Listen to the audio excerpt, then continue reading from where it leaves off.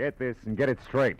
Crime is a sucker's road. And those who travel it wind up in the gut of the prison of the grave. This time a nervous breakdown in a driving rain. A cape with a high collar and a tiny sliver of glass led me from the ballet and a beautiful dancer to the edge of a cliff and death. It happened like this.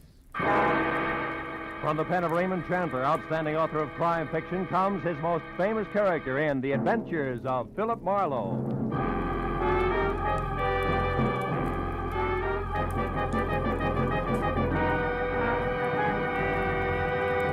Now, with Gerald Moore, starred as Philip Marlowe, we bring you tonight's exciting story, The High-Collared Cape.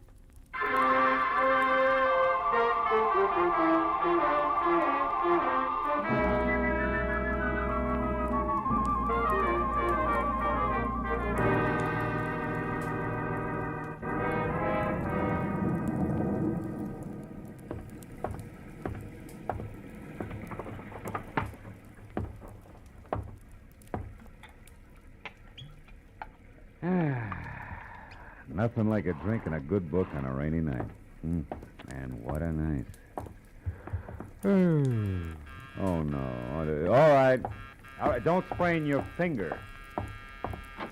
I'm most sorry to intrude on you this time at night, but I may have waited too long already. Yeah, well, look, miss, my office hours are 9 to... poor Andre, I felt something dreadful was going to happen to him, and now I'm sure of it. You must find him for me, the poor man. Lady, wait a minute. Hold it, will you? Who is Andre? And for that matter, who are you? I am Vivian Ordway, prima ballerina, ballet du monde. Prima ballerina? The impresario of the company, my dear old friend, my teacher, the man who's been like a father to me. That is Andre Ledoux. We must help him at once. Yeah, well, listen, Miss Ordway, why don't you... Mr. Marlowe, I feared for some time that Andre was on the brink of losing his mind. Yeah, I can understand you see, it. He's a genius, tormented by 1,000 frustrations. He will never dance. He isn't crippled, but he is consumed with a passion for dancing and drives himself to express his genius to the clumsy feet of others. Yeah, well, that's very interesting. You've no idea, but I don't see why you came to me tonight, Miss Ordway. What can I do? Help me to find him.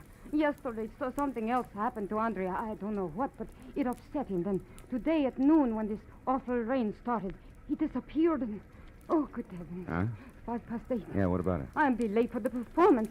Here, take this ticket and please come to the theater, Mr. Marlowe. I beg you. I'll pay you anything you ask. Only promise me you'll come. Well, please. Okay, Miss Ordway. I'll be there as soon as I can.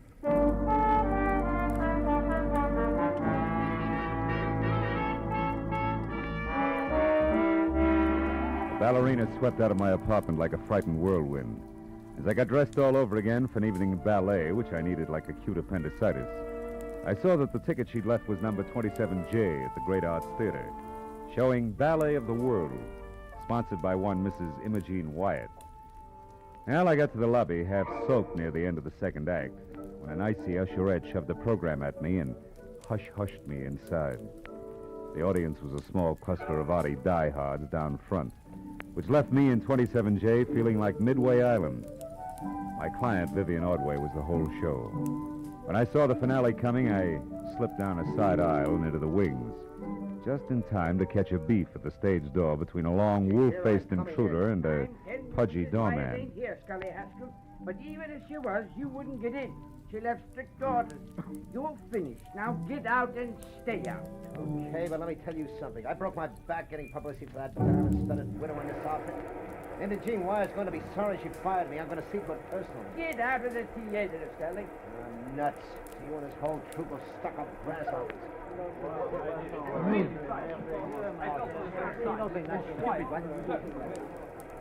Oh, Mr. Marlowe. Yeah. Here.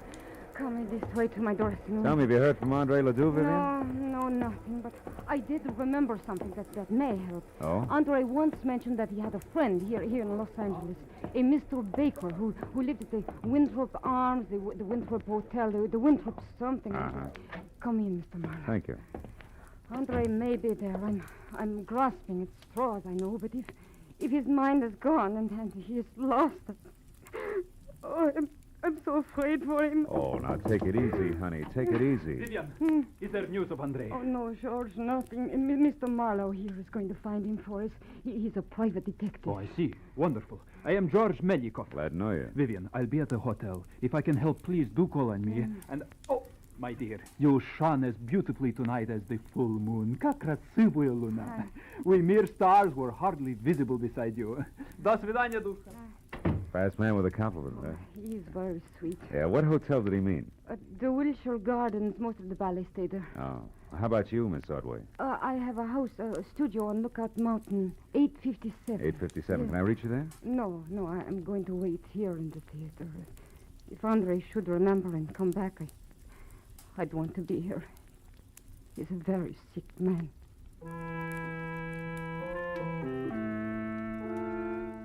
After I left the theater, a quick check in a phone book showed a Winthrop Arms apartment hotel on Havenhurst Drive. It's just below Fountain Avenue. And when I got there, I found the name Baker stuck over the mailbox to apartment 1A. I went inside and up to the door.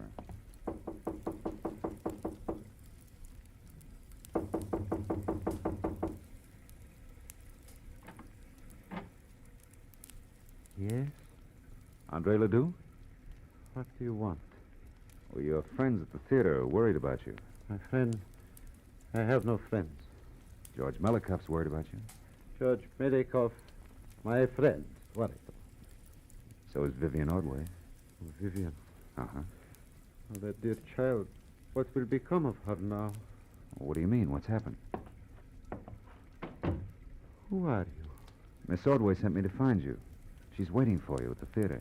Waiting at the theater? Why? Why? The ballet is finished. What's that? Mrs. Imogen Wyatt withdraws her support completely. There is no more Ballet du Monde. I'm penniless. And all our work has been for nothing. I tried to reason with her, but... Oh, it was hateful. Afterward, I drove here on the dark street. The rain splashing, clawing at me. Rain. Andre, where's your friend, Mr. Baker? Hmm? This place is packed in mothballs. Oh, he is in Europe. It is all right that I am here. He sent me the keys long ago. Said I could use his apartment and his car. I came here to be alone, to think. My head aches. Andre, what time was it when you left Mrs. Wyatt's yesterday? Do you remember? I can't remember. Only that it was dark. Very dark. And it was such a difficult drive. Yeah, tomorrow she will notify her lawyer to alter the papers and order that imbecile. I wish she were dead. You hear me? I wish that Imogen Wyatt were dead. What was that? Stay where you are.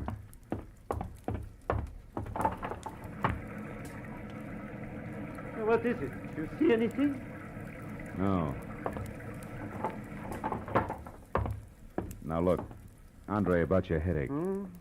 Wouldn't you like to see a doctor? Doctor? No, I'll be all right.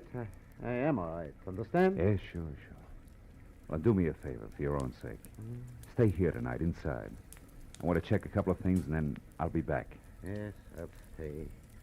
Where else would I go now?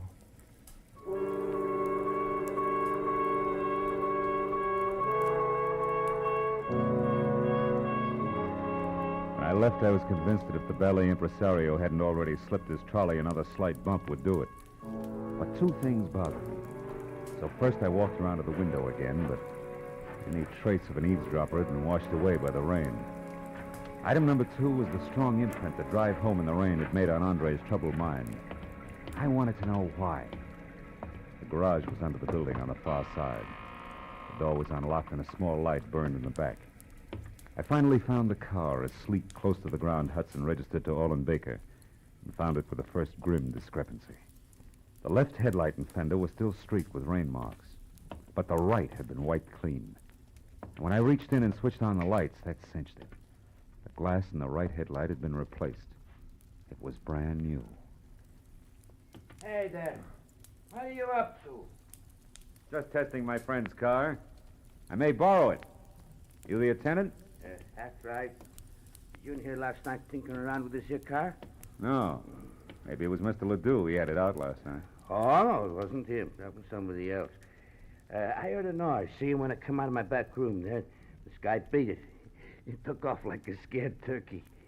He had a big black cape on with a high collar, flapping in the wind. You better watch it, old-timer. That stuff's getting your eyesight. Looks like a cape to me. Yeah? Well, I looked around, but I didn't see no harm done, so I went back to my room. What time was all this? Oh, way past midnight. Maybe 1, 2 o'clock. I didn't pay much attention. By the way, Mr. Careful of the nip. No, thanks. I'd like to use a phone. You got one? Oh, sure. Back in the corner. I'll show you. I'll find it. The call is personal. Do you mind? Me? Should say not. Help yourself, Sonny. I'm too old to even be curious.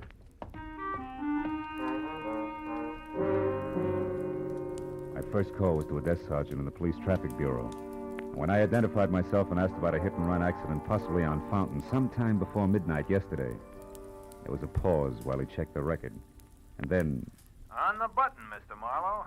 We identified him by his Blue Shield medical card. Oh? One Lyle Kretschauer. Uh-huh. Apparently stepped out from between parked cars on Fountain Avenue between Orange Drive and Roxbury. Was struck by an unidentified vehicle at about 11:10 last night. Condition serious. Now, what do you know about this, Mr. Marlowe? I'll get in touch with you later, Sergeant. Thanks. Stepped out from between parked cars.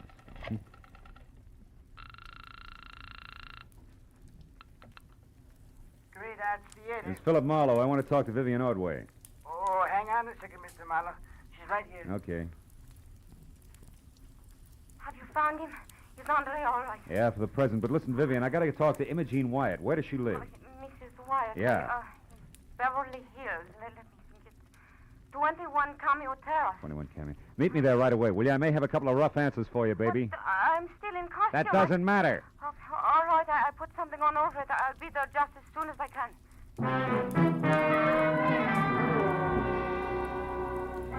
Between slick streets and visibility zeroed was a solid half-hour drive from the Winthrop Arms out to the swank Cameo Terrace. When I pulled up at number 21, I wondered what the wealthy widow had spent her money on. The house was so small it must have been shingled with $20 bills to meet the zoning restrictions. I just started up the soggy gravel path toward the door when it came. As I started to run for the house, a green convertible I hadn't noticed before roared to life suddenly and disappeared down a side street. But I didn't have time to worry about it. Inside, I found Mrs. Wyatt on the dining room floor, fighting a losing battle with the distance to the telephone. Accident last night. I was going to ruin it all. Now, Andre let them put me.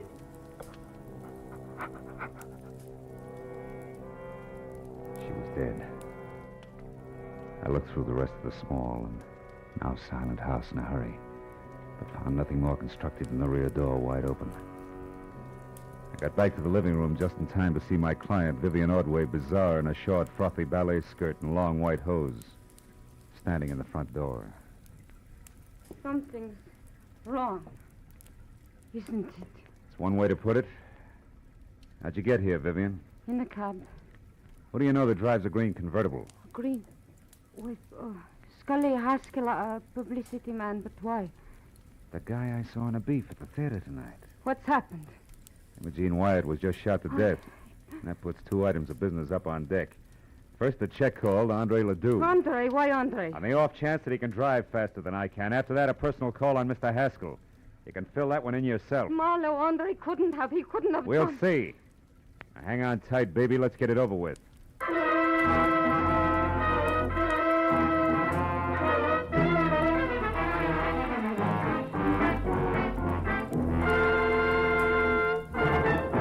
In just a moment, the second act of Philip Marlowe. But first, the great international comedian Beatrice Lilly will be Bing Crosby's guest on CBS this Wednesday night.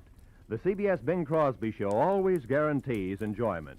So be listening when B. Lilly joins Bing on most of these same CBS stations this Wednesday night. And now with our star, Gerald Moore, the second act of Philip Marlowe. And tonight's story, The High-Collared Cape.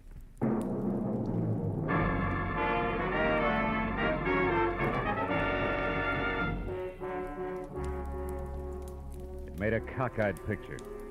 A beautiful ballerina miles away from the stage, yet in full color-drenched costume and gaping through tear-streaked grease paint. Sudden death. It's a good time for me to start checking up. Andre Ledoux, the high-strung impresario, was first. If he was still at the apartment, I could cross him off as having done it personally.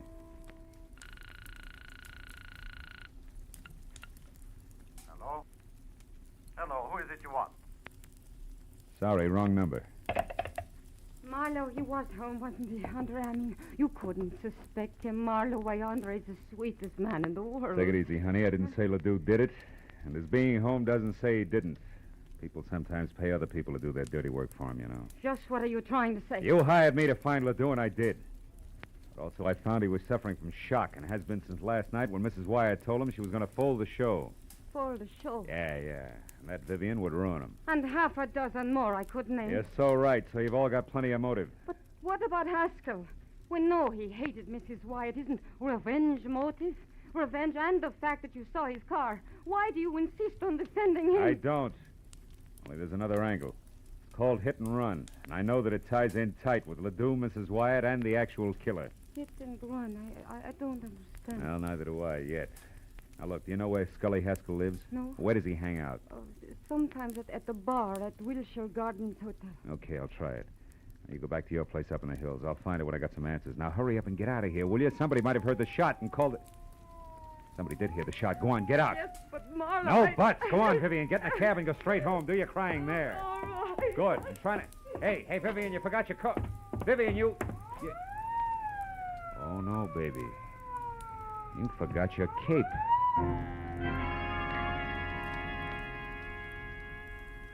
For a long second, I just held it tight and stared. High Elizabethan collar, enough gathered cloth to rig old Ironsides. It could have been what the garage attendant thought he had seen running away from the car Ledoux had used. But the garage attendant could have been mistaken, too. I told myself that leaping high to conclusions was strictly for ballet dancers. I jammed the cape into a small bundle and leapt via the service entrance just as the police sirened up. I took the great circle route back to my car, tossed the cape on the seat next to me, and drove fast to the bar at the Wilshire Gardens Hotel.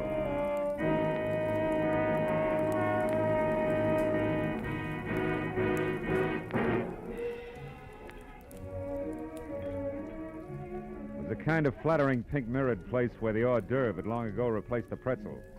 But Haskell wasn't in sight. And the only person around who could possibly be of any help to me was the delicate George Milikoff. Mr. Marlowe, have you seen Vivian? I am beside myself with worry. She's all right, Milikoff. She's not. I know. It is Monsieur Ledoux that she still worries about him. Yeah, him and a little bit more, George. Now, tell me, you know where I can find Scully Haskell? Why, yes, I do. He was just here for a drink. Where'd he go? You're being very brusque, Mr. Marlowe. Being very what? You're brusque. Yeah, well, now look, George. Without grand jetting out of your satin loafers, get this. There's been a murder, and Vivian's in it up to her pretty fluff skirt. A murder? How is Vivian concerned? Come on, Butch, let's get out of here. Where are we going, Mr. Marlowe? Out to my car where we can talk. The rain stopped, come on. Over here. You said somebody was murdered. Who was that? Mrs. Wyatt, she was shot, and it might have been Haskell. Because she discharged him? Maybe. Or maybe something more complicated, like a hit-and-run accident that belongs to Ledoux, but somebody wants to cover. Does that make any sense to you? Here's the car. No. Should it? No. What's more, it shouldn't to Vivian, either. What are you getting at? There isn't time to explain. Call it thinking out loud. Thinking about this cape, for example, that belongs to Vivian. And about the testimony of a whiskeyed garage attendant. All of which makes me hope real hard that Haskell's the boy. More thinking out loud? Yeah, maybe. Now, look, where can I find Haskell?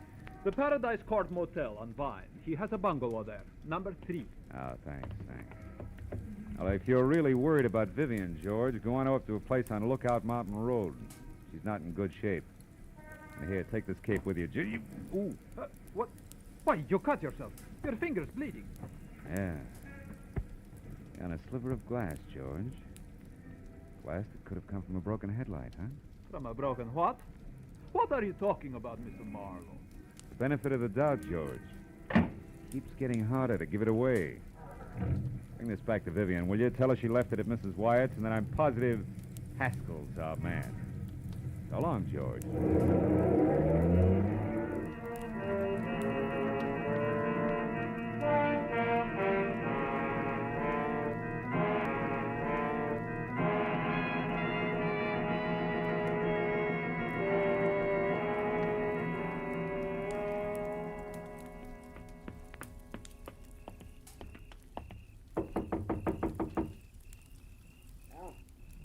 You, Nancy? Not quite. The name's Marlowe. I want to talk to you, Haskell.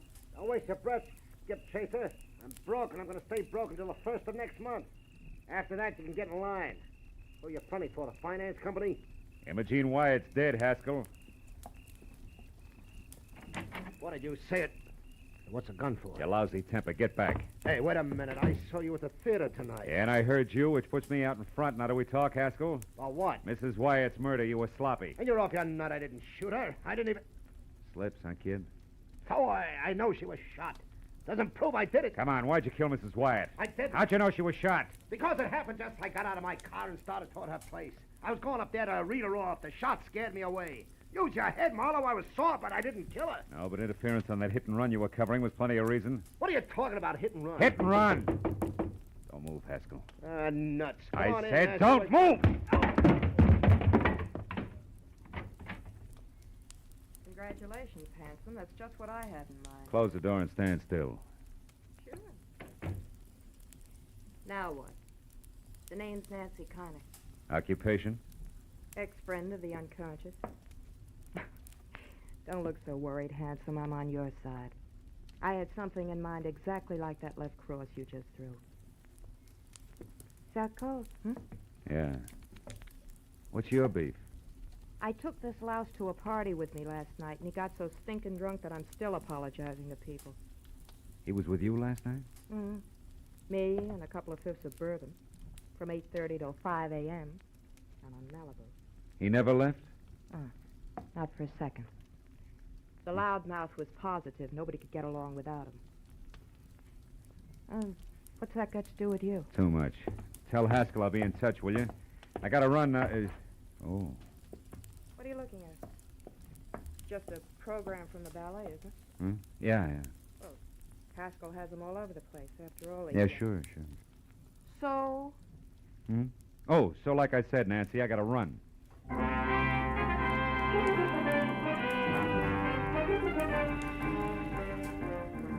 It was 15 stop-and-go minutes from Haskell's place to the Hollywood Hills, and another 5 screeching up the paved snake that was Lookout Mountain Road.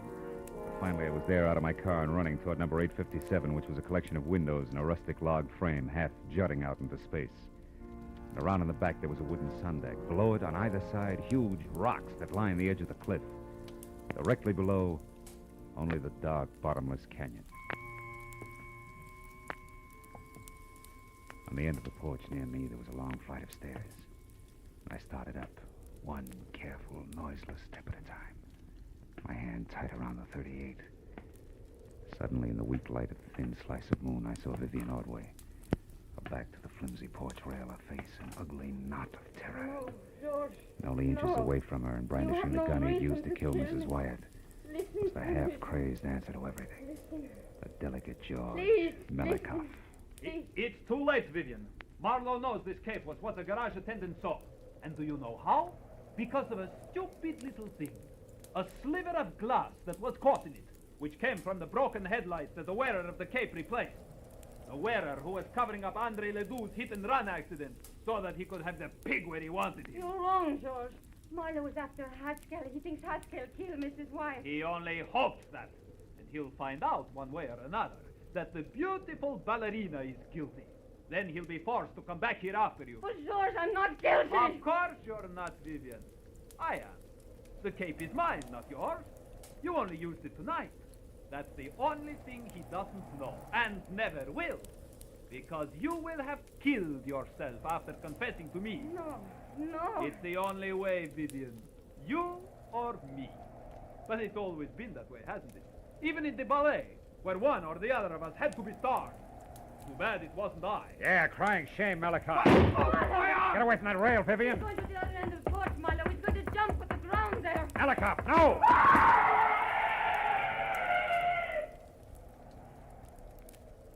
Oh, no. Too great a leap, even for a ballet dancer. Let's get out of here.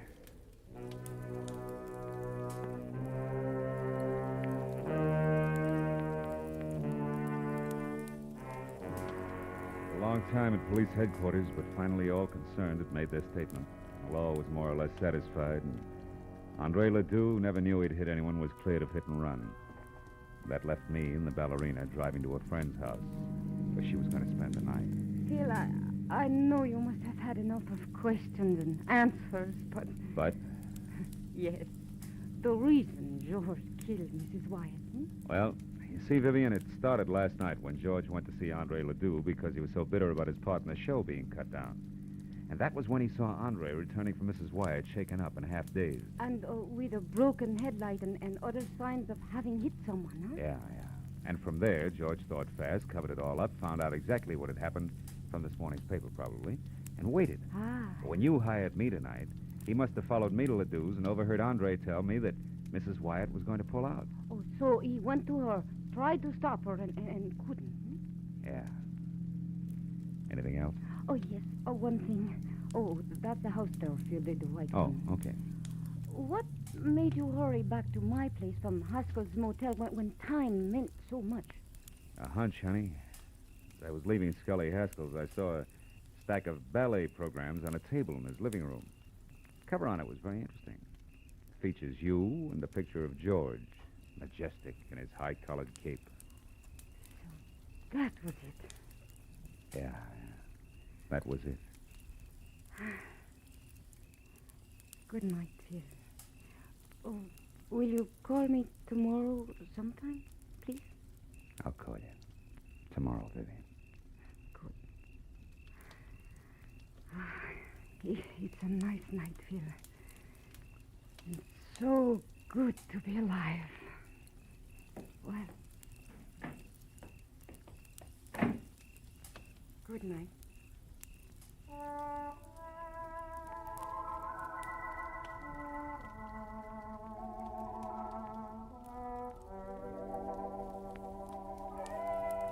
And I drove straight home in the quiet, empty hours through the quiet, empty streets, thinking all the way about ballet, which to me had always been something very delicate. You know, for the long hairs, strictly the arty side. And I thought about the people I'd met who were connected with it. The ballerina with a lot of courage when courage counted. The high-strung Andre Ledoux, Haskell the muscle man, and George. As vicious as anything I'd ever met on Skid Row. And I was still thinking about them when I got out of my car. But then for the first time, I noticed a little white envelope on the seat next to me. It had my name on it. And inside was a ticket for tomorrow's matinee. Same seat I had before. Yeah, well, I figured I'd go. You know, those leaps they do, they're pretty good. What do you call them?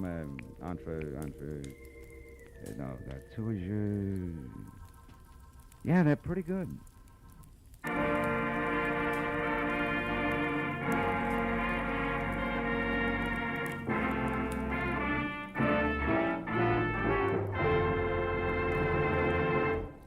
The Adventures of Philip Marlowe, bringing you Raymond Chandler's most famous characters, star Gerald Moore, are produced and directed by Norman MacDonald and are written for radio by Robert Mitchell and Gene Levitt.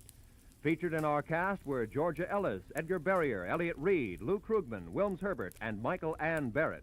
The special music is composed and conducted by Richard Arant. Be sure and be with us again next week when Philip Marlowe says... This time it was a fishy horseplay from a red-headed beauty wild about ponies past a black-bearded sailor who bled to death on a racing form, to a neck-and-neck finish over a wandering seahorse worth $50,000. And you know what? I was the jockey.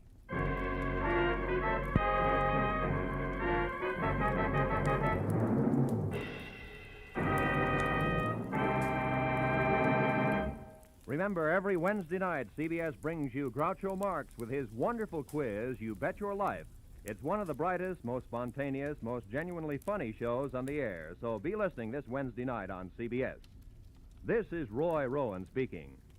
Now, stay tuned for Pursuit, which follows immediately on most of these same CBS stations. This is CBS, where Burns and Allen are heard every Wednesday night, the Columbia Broadcasting System.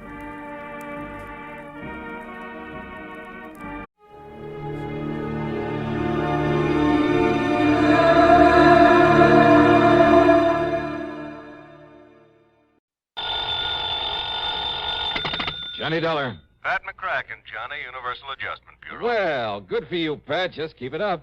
Now, what's that mean? 2 assignments in 1 week? Fine. Oh, 1 week and 1 day. So I still like it. What goes this time?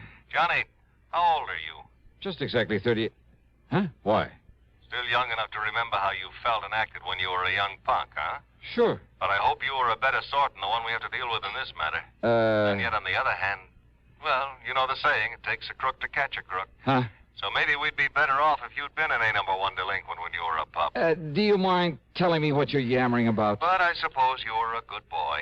Well, I was no mama's boy, if that's what you mean. Oh, I mean no real trouble with the law. No stretch in a reform school, no hoodlum gang, no good contacts, experience, that sort of thing. Pat. Oh, I guess not. It's kind of too bad, though. You mean if I had a nice black record, I'd be just right for this whatever you have in mind. And yet, on the other hand, Oh, Johnny... come on, Pat. Start making sense, will you? Well? Yes. All right. Culpepper Walker, Mono Guarantee Insurance Company. Do you know him? In their office in Little Rock, yeah. Good. Fly on out and see him, will you, Johnny? Because of some trouble with some kid? That's right. Okay.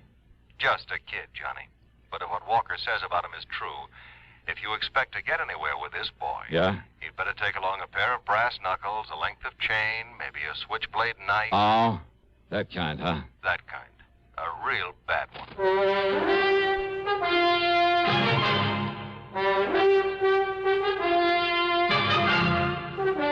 CBS Radio brings you Bob Bailey in the exciting adventures of the man with the action-packed expense account, America's fabulous freelance insurance investigator. Yours truly, Johnny Dollar.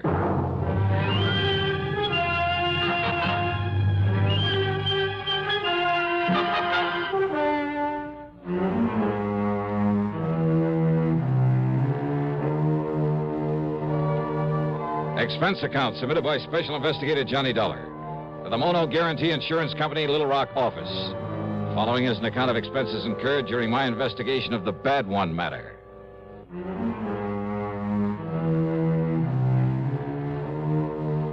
Expense account item 1, $2 for a cab to Bradley Field. Item 2, 8110 airfare to New York to Little Rock, Arkansas.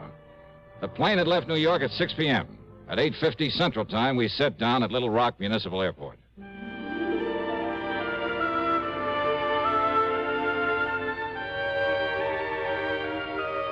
There have been a lot of changes since the year 1772 when a guy named Bernard de la Harpe stopped here and tagged the place after an outcropping of rock on the south bank of the Arkansas River. Yeah, it's an interesting town with its modern air-conditioned buildings of chrome and glass, its busy streets and busy people. And at the same time, its beautiful residential section, fine homes, plenty of trees and gardens and hedges and lawns that stay a lush green throughout the year. Not far away are well-cultivated farms and dense forests. And along the river, lots of rich bottomland, much of it loaded with cotton. Any kind of crime just doesn't seem right in this area. As soon as I got settled, I called Culpepper Walker, made a date with him, and then early the next morning met him at his office where he got down to business. No, Dollar, not right here in town, but in one of the outlying precincts, I guess you call it. Section they call Milltown. Oh, I see. And his name is Pete McGuire. Works in a cotton mill. He's 18, 19 years old. And he's the only one knows who killed Mr. Brierly. Brierly? Ambrose W. Brierly, client of ours. Insured for near $50,000. And his business partners in the mill are also clients. Very important ones. Mm-hmm. Well, what happened? Monday night of last week, Mr. Brierly was driving along with the payroll for the cotton mill, like I said, over in Milltown. That's east of here. Yeah? Somebody ran his car off the road, bashed in his head, and took the payroll, some $17,000 in cash. He was carrying all that money around alone at night? Well, he'd taken it out of the bank here in town just before the bank closed. He started out for the mill. But he'd had some trouble with his car, with one of the front wheels, and he had to stop and have it fixed. By the time he got on the road again, it was nearly dark. Well, tell me, you sure he didn't just swerve off the road by himself? No, he was shoved off by another car. Tire marks, the skid marks, showed just how it happened. Chief Andy Fisher of the Milltown Police Department checked that out. I see. Well, could the police identify the killer's car by those tire marks? No, sir. And that's where the McGuire boy comes in.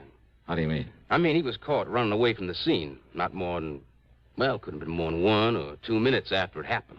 Caught by whom? Well, police car. Chief himself was in it. Just checking the beat out there. He chased the kid down and brought him in for questioning. Well? Nothing. Nothing? What do you mean, nothing? All they could get out of that tough young punk was absolutely nothing. Well, then, what am I supposed to do if the police haven't been able to get anything out of him? Well, you could try, can't you? But it's a matter for the police. If it wasn't for Mr. Bryle, his partners. Now, what do they got to do with it? Their insurance. Insurance on the cotton mill. Thousands of dollars in premiums every year. So? Well, I can't afford to lose $1. Well, so why and should they're the ones, his partners, who insisted that I get you out here to investigate. Oh. Yes, sir. Mr. Dollar? Johnny?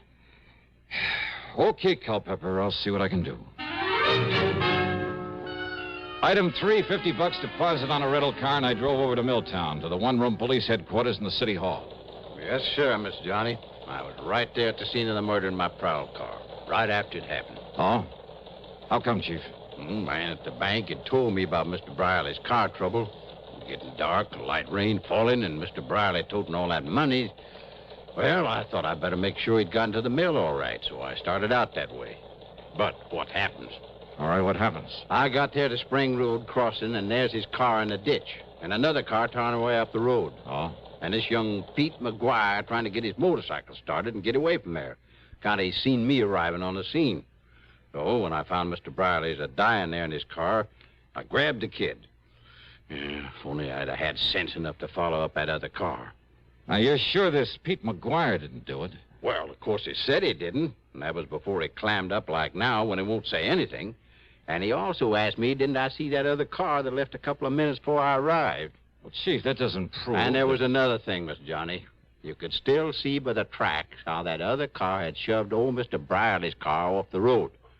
Doc Hamper come along about that time, and Could you read those tire marks? No, sir. But Doc and I could still read the tracks from that Pete McGuire cycle. Uh-huh. So he come along after the other car left. All right, I see. But he must have seen who was in that other car, so he knows who did it. Oh, well, now, wait. Oh, I'm sure of it, Mr. Johnny, because of what Mr. Briley said.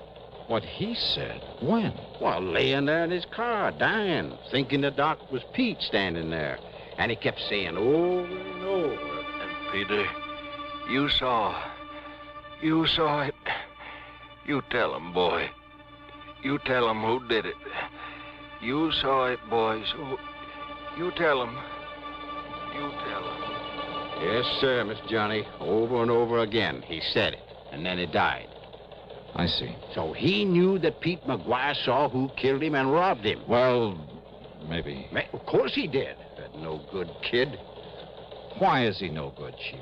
Why? Well, how should I know why, Mr. Johnny, except that he wouldn't go to school, he was a town bum, his ma never knowed where he was at. The most work he ever done was pushing a pool cue. Oh, well, now, most kids... That boy has been a troublemaker all of his life. 10, 15 times I tried to get him to send him to reform school. Hey, you really don't like him, do you? Nothing but trouble out of him. And I take it he doesn't exactly go for you. Huh? Maybe a cop hater even, huh? Yes, sir. That's right. A cop hater. Just like his old man was. Like his old man taught him before I had to kill him one night in a robbery. Pete's old man? They ought to send this cheap punk up to the pen. But first I got to find out who killed Mr. Briley. Of course you're holding him, Chief. On what? Material witness, withholding evidence. There must be some way. Oh, with him claiming he's blacked out and don't remember anything? So that Percy Van Ashworthy Tetweiler upstairs... Percy Van who? What? The public defender.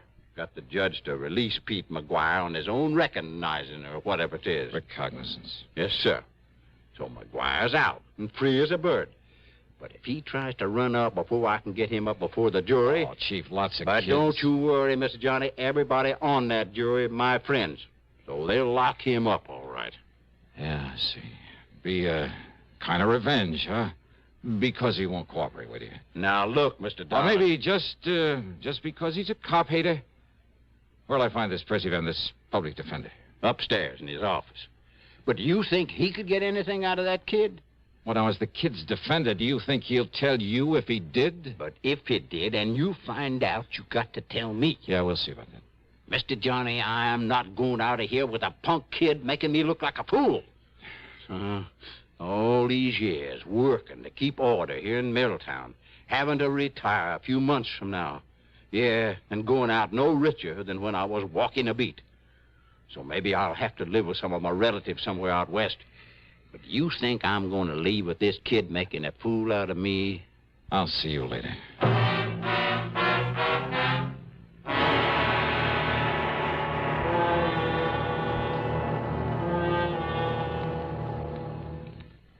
To paraphrase Gilbert and Sullivan, an announcer's lot is not a happy one. Well, not always. Want to know why? Tell you why. Take this safe driving business. Do you have any idea how many times my confreres and I have begged on bended microphone to have begged people not to kill themselves on the highways? Now, once and for all, let's get together on this. Let's understand one another. Unless you want a pack of frustrated announcers on your conscience, slow down and curb highway carnage. If you don't care about yourself, at least have a little consideration for us. And now, Act Two of yours truly, Johnny Dollar, and the Bad One Matter.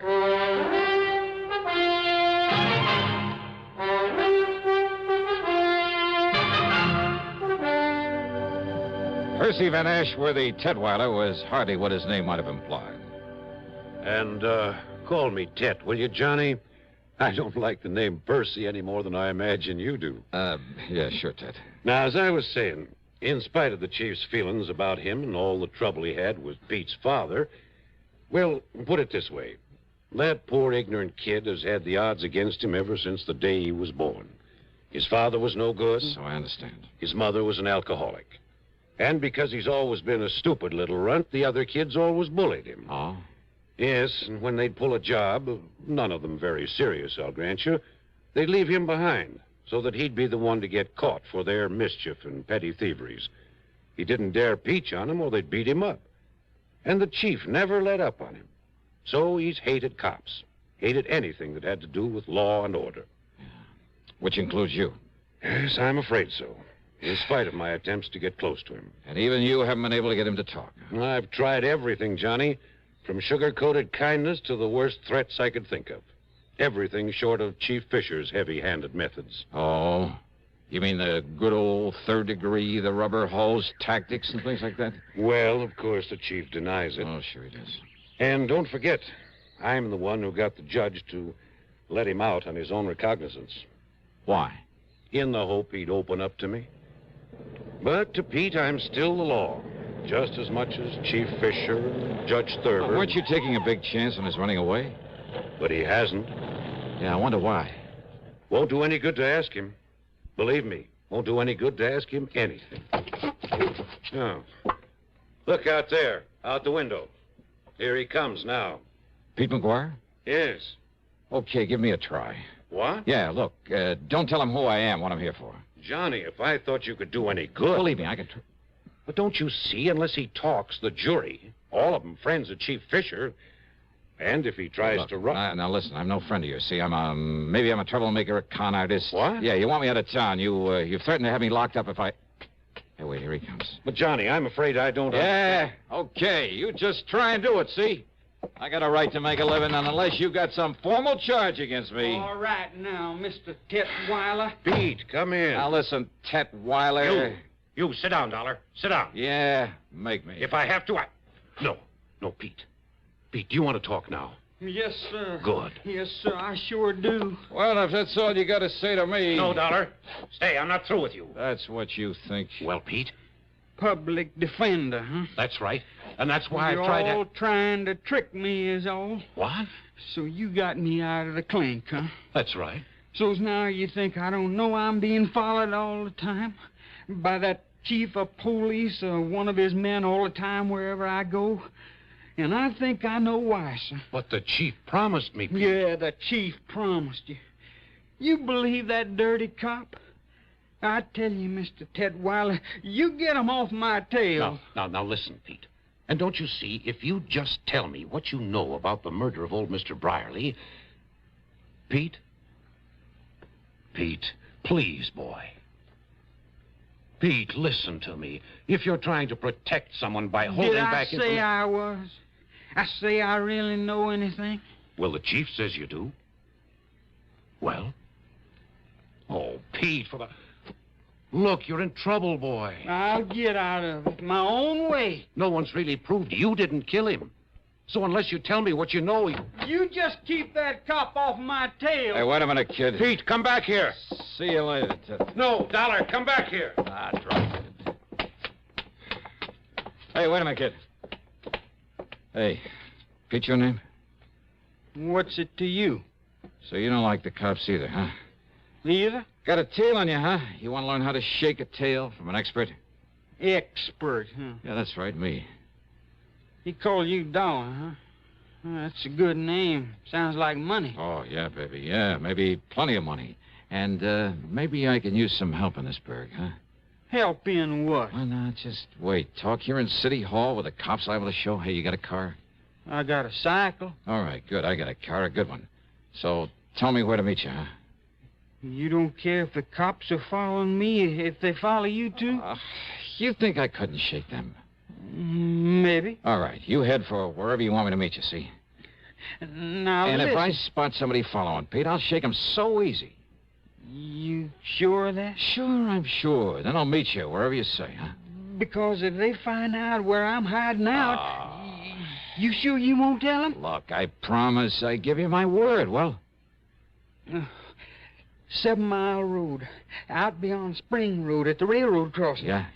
You better hide your car. There are lots of trees. Yeah. Now, you walk in the gully on this side of the tracks. Then you see a little tool shack on the side. I'll be there. Okay. I don't know how soon, Pete. If we're tailed, I may have to lead him away. But I'll see you, huh?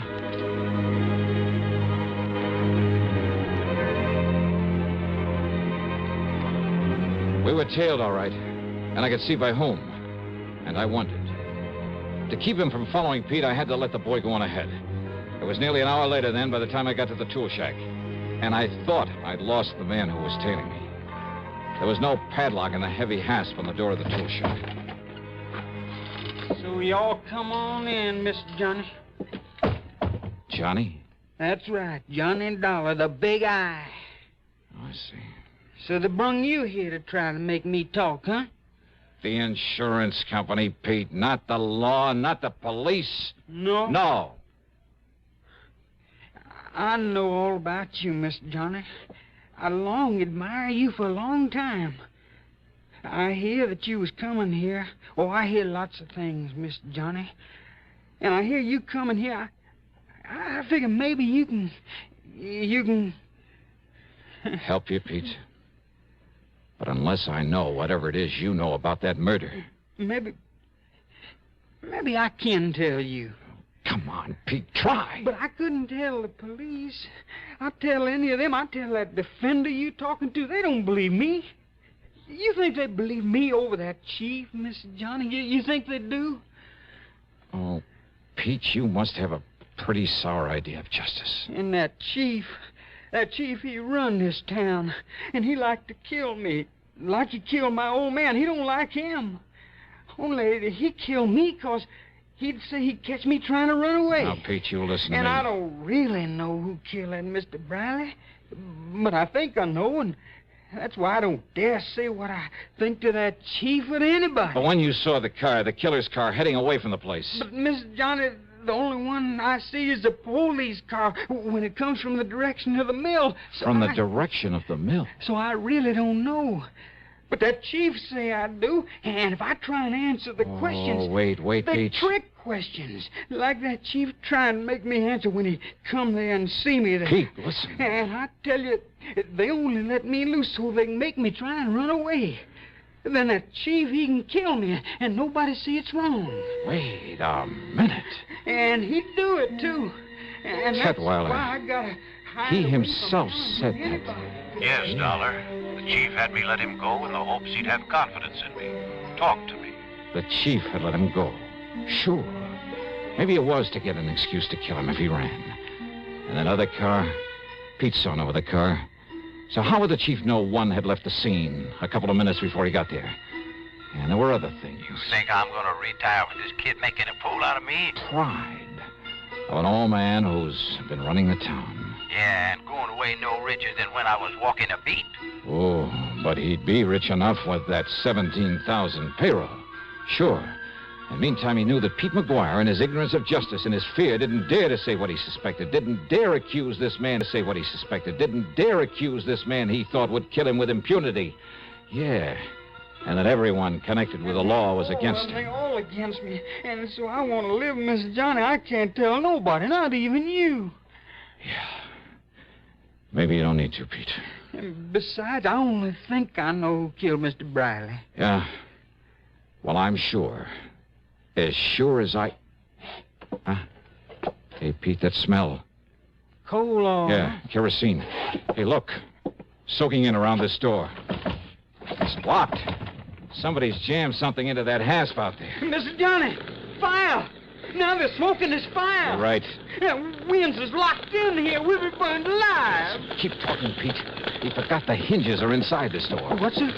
Keep talking while I pull the pins out of those things. We're dying here. We're going to be cooked alive in here, Mr. Johnny. Here's one. We're going to burn up in here, Here's the Mr. other. Johnny. We're going to be cooked alive. Come on, Pete. Come on. Mr. Johnny, we're going to die. All right, Chief. Mr. Dollar? Yeah, that's right. I see this shack on fire. Yeah, well, you set this fire. There's further cover-up for having killed Mr. Brierly. This boy told you that. I'll kill him, too. Oh, no, you won't, Chief. Put away that gun. I'll kill you, too. Oh, no. Chief! You miss you, Pete? I'm all right, sir. Oh. So you killed old man Brierly. Mr. Dollar. And if this boy did know. But until you were sure he did, and you kept him too scared to talk. All right, Chief, you want to write and sign a confession? But if my people found out I Or did... shall I use this gun of yours on you? No, please. Be justice, though, wouldn't it? Well? No. Oh, yes, sir. I'll sign the confession. Okay, then. Up on your feet. Up on your feet.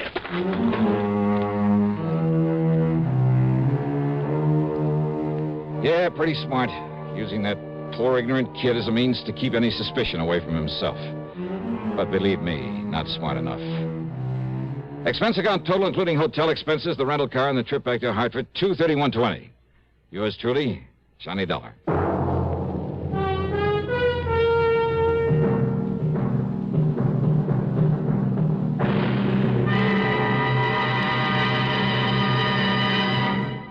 Catching a cold? Well, I guess most everyone knows that the smart thing to do when you feel a cold coming on is to get plenty of rest. But there are some days when no matter how miserable you feel, you just can't stay in bed. And if tomorrow is one of those big days and your cold is complicated by constipation, well, that's when you'll appreciate X-Lax most. You see, X-Lax has the qualities doctors consider most important in a laxative. It's gentle, effective, and close to natural acting. Taken at bedtime, X-Lax won't disturb sleep. It works effectively, overnight, to help you toward your normal regularity. And X-Lax is so close to natural acting, there's no upset or discomfort. So gentle, it's even recommended for children. So, if tomorrow's a big day for you, if you have a cold and need a laxative too, take X-Lax, a laxative with the qualities a doctor would recommend. X-Lax. Now, here is our star to tell you about next week's story. Next week, the double deal matter. And I give you one guess about who comes out at the short end of it. Join us, won't you? Yours truly, Johnny Dollar.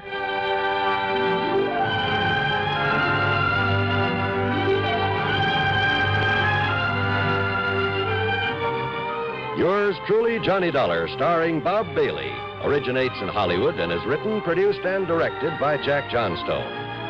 Heard in our cast were Larry Dobkin, James McCallion, Forrest Lewis, Russell Thorson, and Sam Edwards. Be sure to join us next week, same time and station, for another exciting story of yours truly, Johnny Dollar. This is John Wall speaking. This is the CBS Radio Network. You're tuned to Radio 590 WROW in Albany, New York.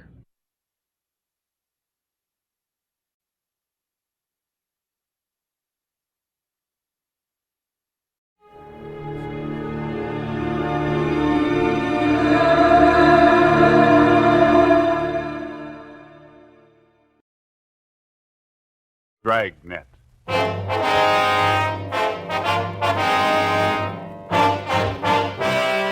Dragnet, the documented drama of an actual crime. For the next 30 minutes, in cooperation with the Los Angeles Police Department, you will travel step by step on the side of the law through an actual case transcribed from official police files. From beginning to end, from crime to punishment, Dragnet is the story of your police force in action. It was Friday, March 16th. It was damp in Los Angeles. We were working the night watch out of homicide. My partner's Ben Romero. The boss is Thad Brown, chief of detectives. My name's Friday. It was 11:45 p.m. when we got to where we'd parked our car. 2nd and Main. Couple of drops on the windshield. Yeah, I hope it holds off. I was thinking of going out to see the Cubs and Pirates play an exhibition game tomorrow. Guess maybe now I won't. You might be lucky. What's the weatherman say? I don't know. Get the radio on. It's a slow night. Yeah. Might not be tomorrow night. What? March 17th, isn't it? Oh, yeah. 62A, call your station.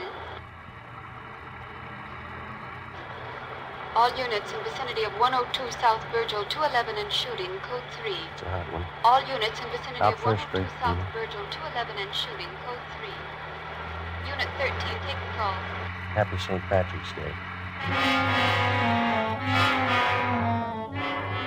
11:58 p.m. We arrived at 102 South Virgil, the Bartlett Hotel, a 4-story building. Sergeant Scheimer met us in the lobby and informed us that the shooting took place at 11:40 p.m. in room 432, occupied by Mr. and Mrs. Theodore V. Benham. Mrs. Benham was the victim. We went up to the 4th floor where Officer McCready was stationed outside the room. Any witnesses? Only Benham says it was a thief. Did you talk to any of the people on this floor? None of them saw anything. They're all in their rooms. Any other way out of here? That stairway in the rear leads to the roof. I took a look. Nothing up there. Where's Benham? Across the hall, lying down. Cox is with him. Okay, let's look at the body. We went into the room, a dreary place with a single light hanging from the center of the ceiling. The carpet was faded and worn in spots. On the north side were a closet and a bathroom. Against the east wall was a dresser. Across the room was a double bed, and at the foot of the bed a window looking out over the roofs of adjoining buildings and the marquee of a movie house down the street. A steamer trunk was in the corner, and a straight-back chair was next to the door. The mirror of the dresser was smashed, and on the dresser a Gideon Bible. On the bed was the body of a woman sprawled face down. There were several splotches of blood on her coat. In the chair was a .32-20 revolver, which McCready said belonged to Benham, the husband of the murdered woman. We asked McCready to put in a call to the crime lab, and we went across the hall to question Benham. This is an awful shock. I'm not feeling well. I'm under doctor's care. Hemophilia. Awful shock. Sit down, please. Yes. I don't know what it'll do to me. I should be in the sanitarium right now. We'll see you taken care of. Lincoln Sanitarium in Eagle Rock. Could you tell us what happened tonight? Why, yes. My wife and I went out to the Sycamore Cafe over in Alvarado. What time was that? Oh, about 9:30. Had a couple of drinks and something to eat. Listened to a piano player, then came home. I unlocked the door, and Elizabeth went in first, went over to the dresser. I just walked over to her when a man stepped out of the closet in back of us. He had a gun. Can you describe him? I don't know. Did you see his face? No. He had a blue bandana over his face, and he had a cap on, a blue and white check. Did you notice his clothes? No, I didn't. Anything else? He seemed very nervous, and he wasn't holding the gun still. My wife was opening her purse, and I said, well, I haven't got very much, but I'll give you what we have. And he fired and hit Elizabeth. I pulled my gun from my overcoat and started shooting. Are you in the habit of carrying a gun? No. I'd noticed suspicious-looking men follow me lately, so I bought one. Is this the gun here? Yes. Then what happened? Well, I fired all the bullets. I don't know how I missed. The room was small. He kept moving around all the time. But I guess I did miss. Then he ran out of the room. About how old would you say this man was? Officer, I haven't the faintest idea. See you a minute, Sergeant? Sure. We'll be back, Mr. Benham. This has been an awful shock to me.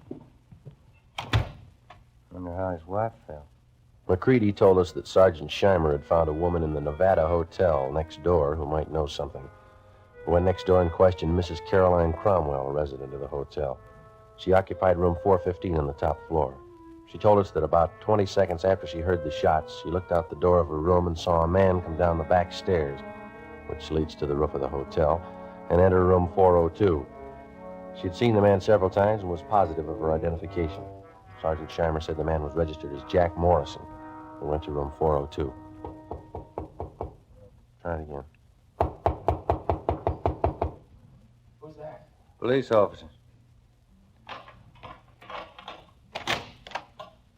What do you want? I'd like to ask you a couple of questions. I was going to bed. We'd like to talk to you. Won't take very long. All right. What do you want to know? How long you been in your room? About 10 minutes. What? Where were you? To the movie? Which one? Right down the street. Why are you asking me all these questions? You been drinking? A little.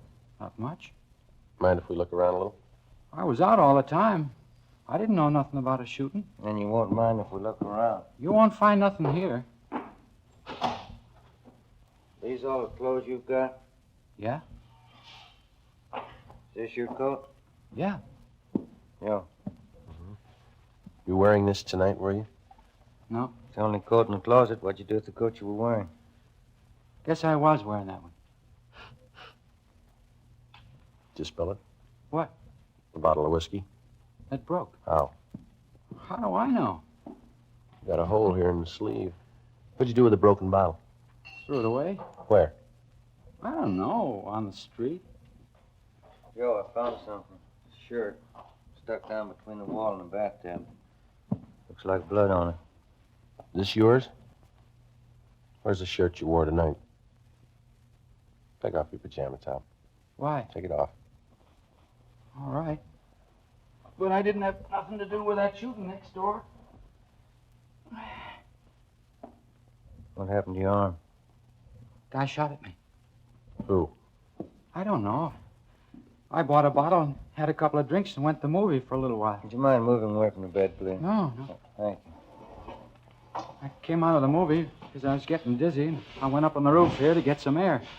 While I was standing there, a guy ran across the roof and shot at me. What'd the man look like? I don't know. He came from the roof of the hotel next door and ran into this place. How big was he? It was dark. I couldn't see.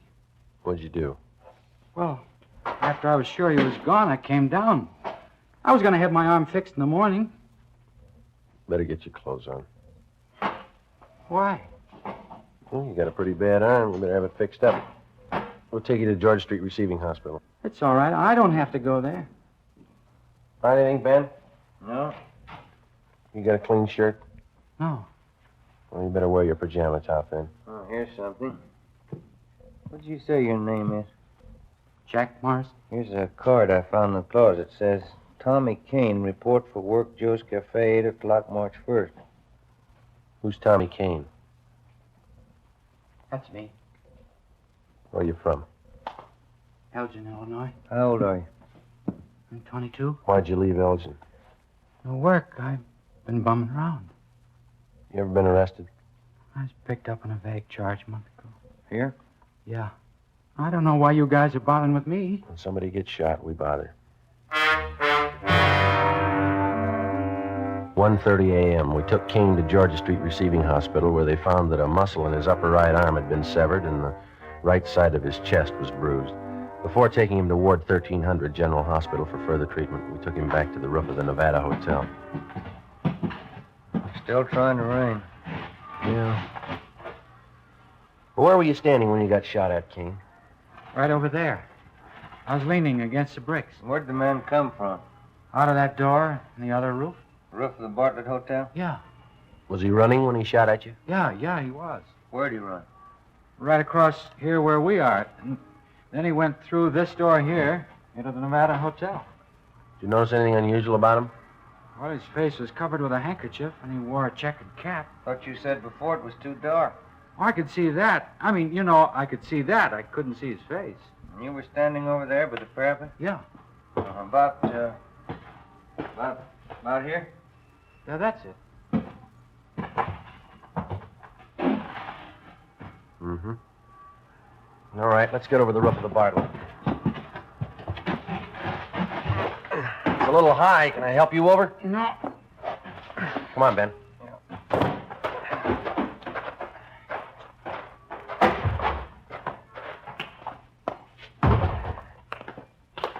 You ever been in this hotel before, Kane? No. Everything all right, McCready? Yeah. Crime lab's here. Checking the murder room. Ben him away. I think so.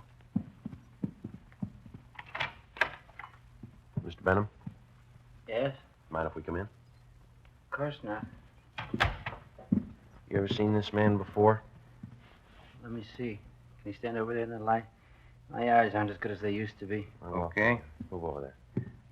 How's that? That's better. This the man who shot your wife? No, that's not the man. We left instructions for another car to take Theodore Benham to the Lincoln Sanitarium in Eagle Rock. We took Kane to Ward 1300 General Hospital. 2:42 a.m. We arrived back at the Bartlett Hotel where police chemist Ray Pinker had finished his examination. 3 slugs, 38 caliber, and 5 slugs, 32-20, were found in the mattress and the walls, all on the same side of the room. On the floor of the room were found a piece of white cloth and some brown threads. Ray Pinker returned to the crime lab while Ben and I made a search of both hotels, the incinerators, the alley, and all likely places for the missing 38. It was not found. 3:48 a.m. Ben went to the record bureau to check on any possible criminal record Kane might have had. I went to the crime lab to see what Ray Pinker had found. Nothing on this one. Must have been a clean mess. And nothing on these 4 32-20s. Mm-hmm. Where'd you find those?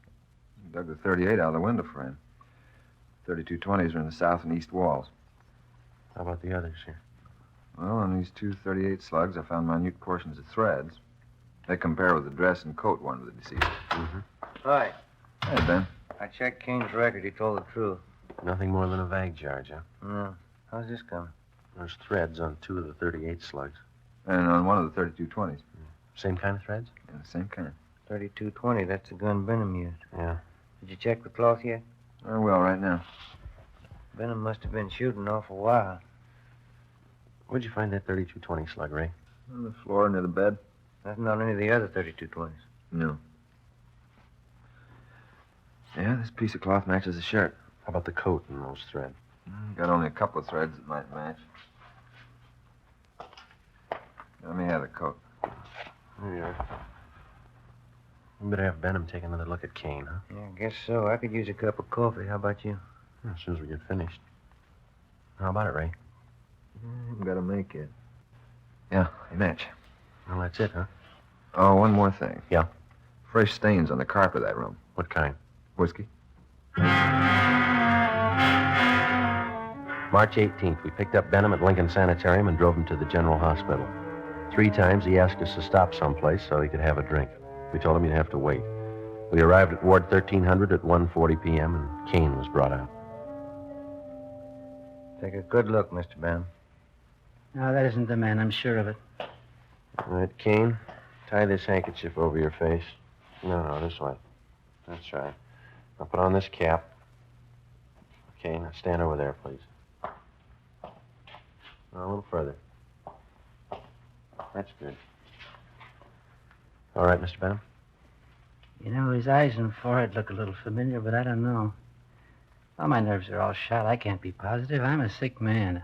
All right, Kane. Wish I could help you, boys. So do we. Come along, please. You don't have to take me back to the sanitarium. Just take me to a streetcar. I'll make it all right. We'll take you. Sergeant, Yeah, can I see you a minute? sure. Yeah? Did you notice anything when you first brought Kane out of the ward? No? You must have been closing the door. Yeah, I was. And that man, Benham, he winked at him. We took Benham back to his sanitarium. On the way, he asked if he could be excused from testifying at the inquest and preliminary hearing. We told him it couldn't be done. 7 p.m. Ben and I returned to the General Hospital and took Kane into a small room adjoining the prison ward. After 3 hours of interrogation, he stuck to his story. Cigarette, Kane? Thanks. How's the arm? All right. Hurts a little now. When you guys going home? When we get a straight story. I've been telling you all I know. Yeah, you've been telling us the same story for 2 days, but it doesn't hold water. What do you mean? How do you account for the fact that parts of your clothing were found in that room? I told you before. You must have made a mistake. No, it's no mistake. Mr. Benham's starting to think he recognizes you. What? Why'd he wink at you? He didn't wink at me. We got somebody here who saw him. And he seems to think whoever did the shooting didn't take the gun with him. When we drove him back to the sanitarium, he asked us if we found it yet. He thinks we will. How long has Benham lived in L.A.? A long time. How long? Why do you want to know how long he's lived here? Is the dead woman really his wife? Well, certainly she's his wife. Why? Where's he been since the shooting? In the sanitarium in Eagle Rock. What's the matter with him? Hemophilia. You know what that is? No. You sure that was his wife? Positive. She wasn't a stool pigeon? Stool pigeon? Where'd you get that idea? You guys never saw her before? Never. You never heard of her? Kane, what's eating you? Did you check on her? We always do. You don't make mistakes on anything like that, do you? Not off. Look, she was a pretty nice woman from all we could find out. Happily married for 30 years. Something's wrong. What, Kane? What's wrong? All set up. Yeah? Yeah. What'd Benham say about me? We told you. He says you look a little bit like the man. Did you say anything else? He winked at you, Kane. Why? She wasn't a bad-looking woman. Wasn't she, Kane? All right, now how about it? You guys swear that was his wife? Yeah. Okay, I'll tell you where the 38 is. Where? The mattress on the roof of the Nevada Hotel. Benham cut a hole in it that day. He told me to hide the gun there after the shooting. All right, let's have a look. I don't want anybody to know I'm telling you this. Why? Benham's a real smart guy. He's got a gang. He's in on it as much as I am. Yeah? He double-crossed me. He tried to kill me. If I'm going to jail, he's going with me. Maybe he will. Kane told us that he had known Benham for about 2 months. During that time, Benham helped him along by giving him a couple of dollars every once in a while. On March 11th, Benham got Kane a room in the Nevada Hotel and gave him $20 to buy a gun, which Kane did. On March 15th, he gave Kane a blue bandana and a checkered cap. On March 16th, he told Kane that he'd been sent by a gang in Chicago to kill a woman who was a stool pigeon. He promised Kane $100 for his help. Early that evening, Benham told Kane how to enter their room and where to hide. When they came home, Benham stood by the door. Kane stepped out of the closet and, after a few words, shot the woman. As he moved toward the bed, Benham started shooting at him. Kane ran from the room and hid the gun in the mattress on the roof, then went to his room and flushed the cap and bandana down the drain. 11:15 p.m., Ben and I found the gun where Kane said it would be. 38 Special Detective Colt revolver, 2-inch barrel, number 381327. 11:52 p.m., we checked and found no evidence that Benham belonged to any kind of a gang. March 19th, 9 a.m., Ben and I reported into homicide and picked up Captain Steed. We went over to Dr. Wagner to learn his autopsy report. It showed that the deceased had been shot 3 times. 2 .38 slugs and 1 .32-20 were recovered from the victim's body. They were initialed for evidence. 8 p.m., Captain Steed, Ben, and I went to the sanitarium and told Benham that there were a few angles we wanted to clear up before the inquest next morning. Benham got dressed, and we drove back to the Bartlett Hotel. It was raining. I'm still trying to remember what happened. I was very shocked that night. Yeah, I suppose you were. Well, sometimes my memory comes back for a little bit. The red light? Yeah, I see. You know, the man who did the shooting knew you lived in room 432, and he knew you'd be gone that night. How do you suppose he figured that out? Well, I'd been noticing that a lot of men had been following me. Suspicious-looking men. I told that to Sergeant Friday, didn't I, Sergeant? Yeah, that's right. Must have been one of them. You ever give money to characters on the street so much they might follow you? Hey, that must be it. Many times I used to do that. I'd be nice to them, and they'd try to make friends. You remember any of them? Yeah, I do. There was old man Dorsey, Jolly Swanson, and a fellow named Kane. Lane. Kane? Yeah, that's it, Kane. There you are. The young man you took me to see in the hospital. I'm thinking, I believe that's Kane. Are you sure? Quite sure. He's the burglar. What makes you think he was a burglar? Well, what else would he be? He didn't rifle any of the drawers or steal anything, did he? Must have got there just before us. Did you have anything important there? Yes, some insurance policies. And your wife? Yeah. How much? Oh, one policy for $4,000 and 2 for $2,500 each. Policy for $4,000 and 2 for $2,500 each. Who's the beneficiary? Well, I am. We took Benham up to room 432, where he got out the insurance policies on his wife and showed them to us. Then Captain Steed asked him to reenact the shooting. Benham acted as the killer, I played Benham, and Ben acted as his wife. Well, the man was over here in the closet. My wife and I came in that door, and then my wife went over to the dresser. Oh, over here? Did you turn on the light? Oh, yeah, and then I closed the door and went over behind her. Like this? No, No, she was closer to the bed. Here? Yeah. Were you standing next to her? Yeah. Did you start to take off your coat? Well, I was just going to when this man stepped out of this closet here. How far? Oh, here. Yeah, right here. And then what? Well, he held the gun in his hand and asked how much money we had. Elizabeth said we didn't have much. From here? Yeah, but she turned around. Like this? Yeah, that's it. What happened then? Well, then I said I haven't got very much, but I'll give you what we have. And he started shooting. Yeah, but you said before that your wife started looking in her purse. Yeah, that's it. She did. I forgot. And that made him think she was going after a gun. How do you know? Well, I suppose that's what he thought. He shot and Elizabeth fell on the bed. I pulled out my gun and started shooting, and the man ran out the door, and that's all. That's exactly what happened, huh? Just as I remember it.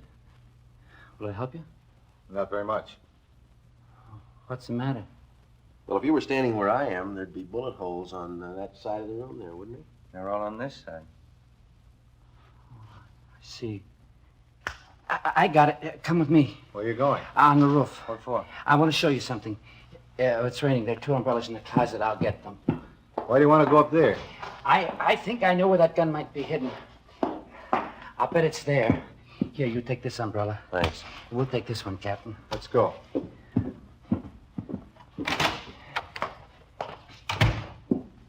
I'll bet it's up there. We'll find it.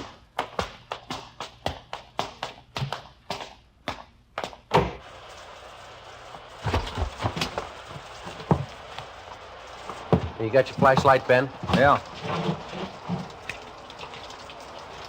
Should be around here somewhere. What? A mattress. My wife used to take sunbaths on it. Where would it be? Well, just about here.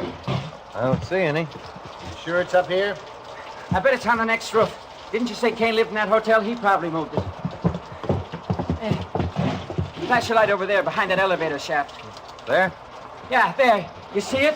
We have to climb over this parapet to get on the other roof. Watch it, Cap. It's pretty slippery. Okay. Yeah, it is slippery.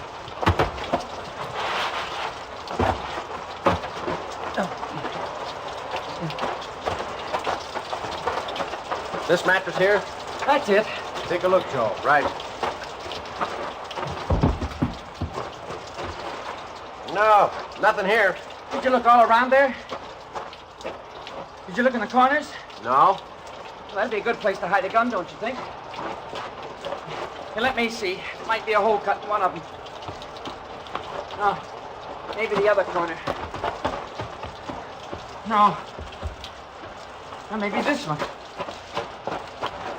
Yeah, you see, the mattress has been cut. No. No, it's got to be here. Where is it? It's here, I tell you. It's here. I know it's here. I'll find it. I'll find it. You wait. You'll see. I'll get it. I know it's here. I'll find it. You wait, I'll get it. I'll get it. It's getting wet, Joe. We got the 38. Kane told us about it. You ready to talk? Yeah. Insurance. That why you did it? Yeah. I'm a sick man. Let's go, Benham. On your feet. This is the United States Armed Forces Radio Service, the voice of information and education.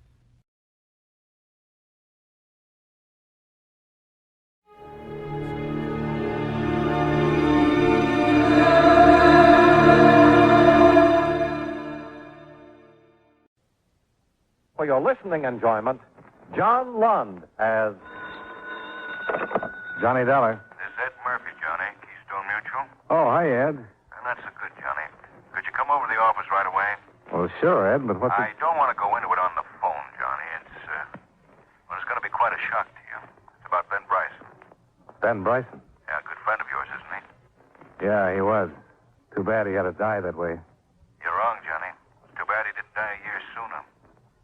Come on over to the office.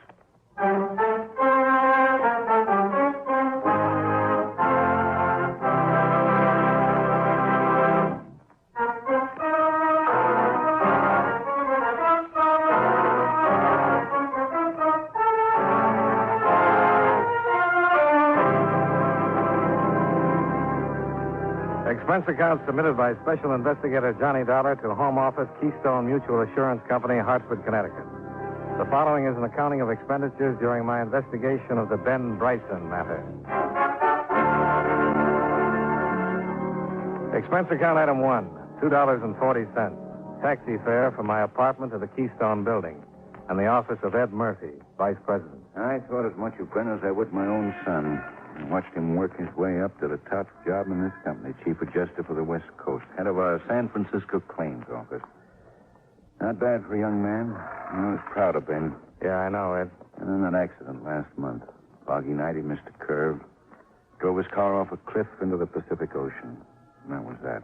The end. Only it wasn't the end, or you wouldn't call me over here. No, it wasn't, Johnny. Within 2 weeks after Ben's death, we started getting complaints from some of our clients out there. Demands for adjustment on claims Ben had reported paid weeks before. Requests for settlement, so on. We couldn't figure it, but we went to work quietly, and we found out. Oh? You found out what? Ben's accounts had been doctored for a long time, Johnny. They were short, way short. In the months before he was killed, he'd embezzled nearly $80,000 from the company. Not Ben Bryson, Ed. Anybody else, yes.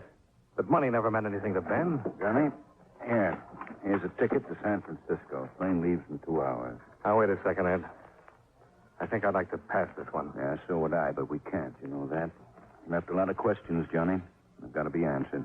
And $80,000 of the company's money is missing. Has to be accounted for. Yeah, I know, but maybe you ought to get somebody else, Ed. I'd be awful grateful if you'd do it, Johnny. You'd have the best chance. You knew him. He was your friend. Yeah, he was my friend. I know how you feel. Johnny. All right, Ed. Somebody's got to do it. And like you said, Ben was my friend. Let's have the ticket.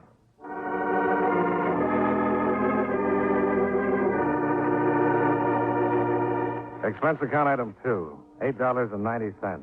Tips, incidentals, and taxi from the San Francisco airport to the Fairmont Hotel, where I taxied to Ben's last address, the Franciscan Arms apartment. Ben had always been the two-room bachelor walk-up type, but the Franciscan Arms was equal parts of glitter, glass, swank, and price, with a uniformed doorman, bar off the lobby, and a manager with a gardenia in his lapel.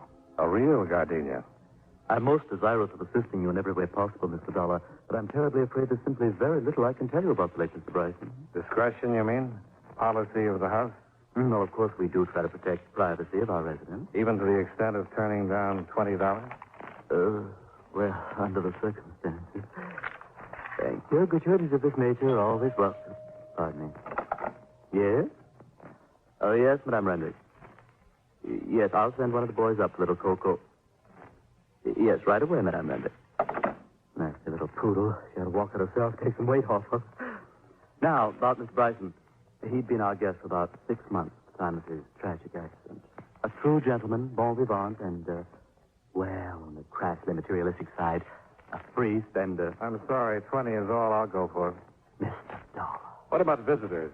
Friends here in the building? None that I can recall. Oh, except Mrs. Kern, of course. Mrs. Kern? One of the loveliest and most charming guests we've ever had the pleasure. Pardon? Yes? Yes, Madame Rendrick. The boy is on his way. Oh, yes. Well, please tell Coco I'm so sorry. Coco, what a ridiculous name for a dog. Yeah, now about Mrs. Kern. Well, she and Mr. Bryson were inseparable. And Mr. Kern? Deceased. Early this year, I believe. Wonder if I could talk to Mrs. Kern. Oh, I'm afraid not, Mr. Dollar. She's been gone for 10 days. Gone? Where? I haven't the faintest idea. She'll be back eventually, though, of course. She still has her apartment here. Oh, that poor dear. Such a tragic coincidence. What do you mean, tragic coincidence? Well, as I understand it, Mrs. Kern's husband also died in some sort of accident.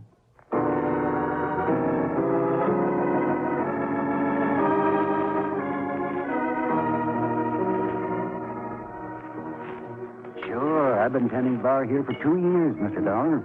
I was here before Mr. Bryson moved in, and I'm still here now that he's gone.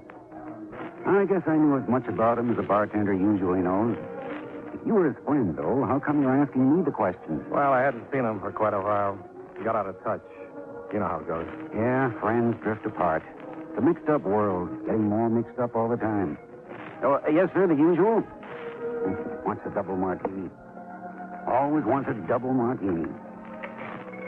Yeah, Mr. Bryson spent a lot of time in here. Always with Alvy, of course. Alvy? Mrs. Kern, young widow that lives here in the building. Everybody calls her Alvy. You know, makes friends easy. And one of her friends was Ben. The main one. With her every night. I guess he was nuts about her. He was nuts about something. Well, can't say as I blame him.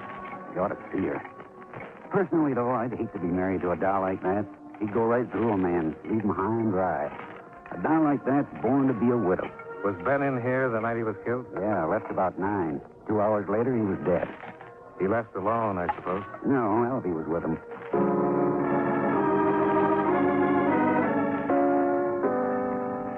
Expense account item 3. $20 tip to the apartment house manager.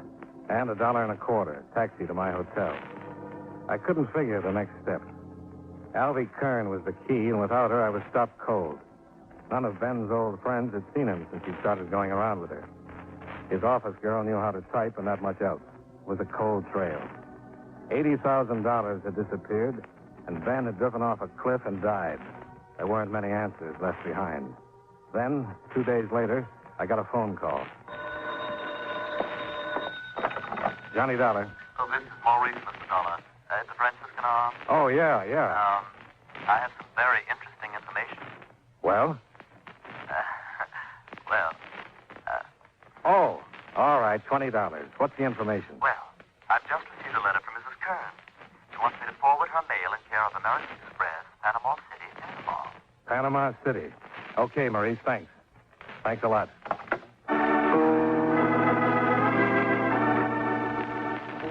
Expense account item 4, $92.47. Hotel, telegrams, and incidentals in San Francisco. Expense account item 5, $267.20. Airfare and incidentals to Panama City, Panama. Atención, por favor. Panaca número 508 para la ciudad de Guatemala y Nuevo Nuevo. Un momentito, señor. You are Senor Dollar, no? Why, yes. El capitán de Vano of the Panama Federal Police, a sus órdenes. We have received your radiogram, senor, and I have been instructed to cooperate with you intentionally. Oh, good. What about Mrs. Kern? Had any luck finding her? But of course. She's registered at the Hotel Primeso. Most unusual. It is small, located on the waterfront. One would think to find her in surroundings more cheap. Is she alone? So I am informed. So, what are your plans, Senor Dollar? Well, I want to talk to her first. After that, we'll see. I'll check with you later, Captain.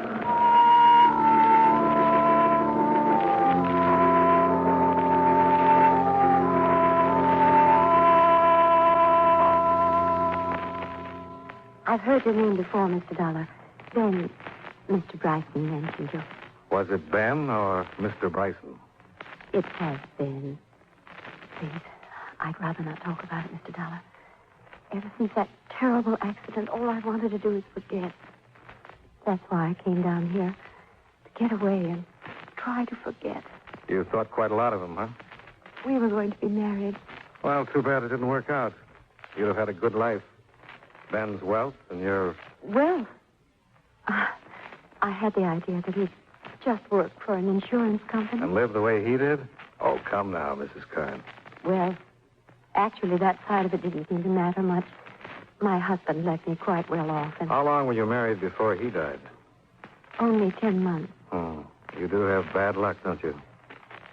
Mr. Dollar, I'm not sure I understand this attitude. Relax. Here. Have a cigarette. No, thanks. My vices don't include smoking. Oh? Mind if I do? Of course not. Thanks. You have a suite here, Mrs. Kern? Or just this room? Just this room? Why? Well, then I imagine this door leads to the bath. What are you doing? It does. But it's empty. Of course it's empty. Then the only other possibility is that closet. Stay away from there. There was cigarette smoke in the air when I came in, stubs in the ashtray. If you don't smoke, where did they come from? There's no one here. Stay back or I'll... Look, Mrs. Kern, turning out the lights may be romantic, but it's not the best... Oh! I shook my head trying to clear it, finally staggered to my feet and found the light switch. Albie Kern was cowering against the wall, staring at me, scared but not saying anything. I stumbled toward the door. The corridor was empty. You're wrong, Johnny. There wasn't anybody here.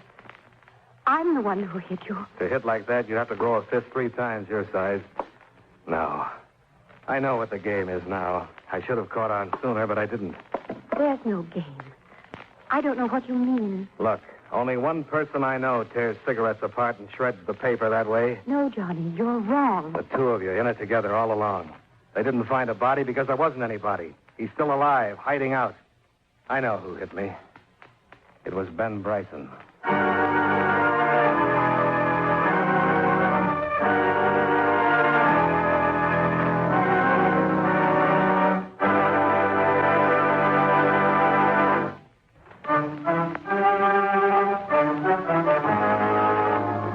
And now, with our star, John Lund, we bring you the second act of Yours Truly, Johnny Dollar.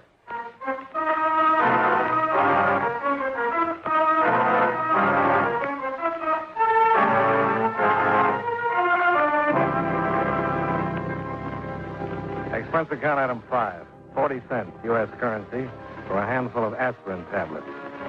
Ben, or whoever it was who slugged me, had got away from the hotel without being caught. I gave Ben's description to Captain Devano, and I went to bed.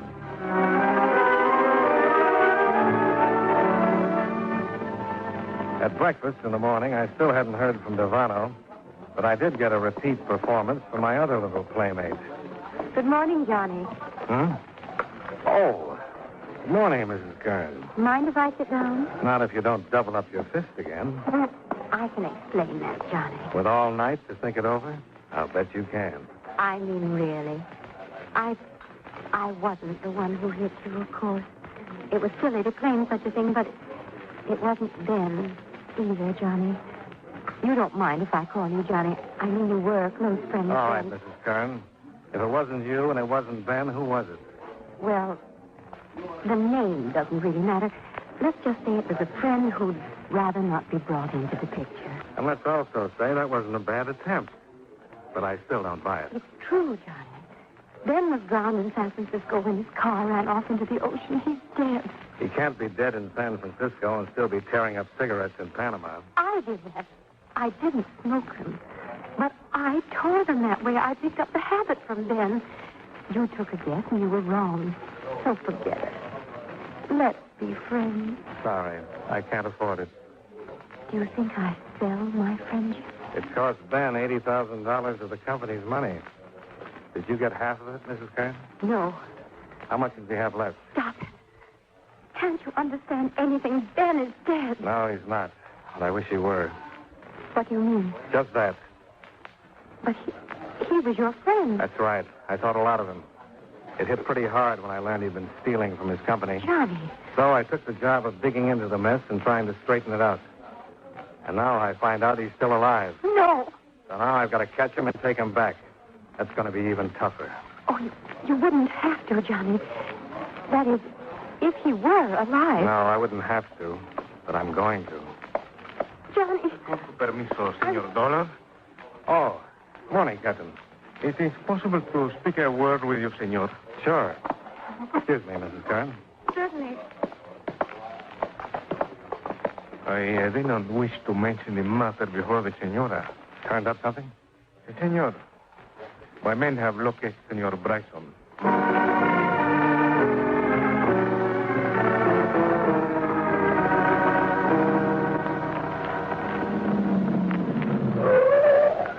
Here? This is the place? Si, senor. This man is living in one of the little fishing boats which are tied to the embarcadero. The number 3 one, which is blue painted, you see? Yeah, I see it. Well, it sort of figures. If he wanted to hide out, this would be safer than living in a hotel. You're pretty sure it's him, huh? Yes, sabe, senor, but I think so. Miguel Pascaro, who is on the boat, said this man from 1 month ago and paid plenty money just to live on the boat tied up at the shore. And he is like you described, senor. I think so. All right. I'll go on board and talk to him. I think it'll work better if I go alone. Si, senor, I wait for you here. Good.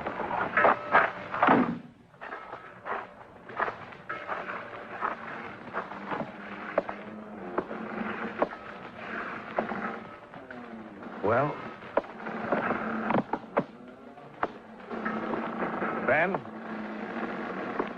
Ben? Where are you? Cabin's unlocked. Come on in.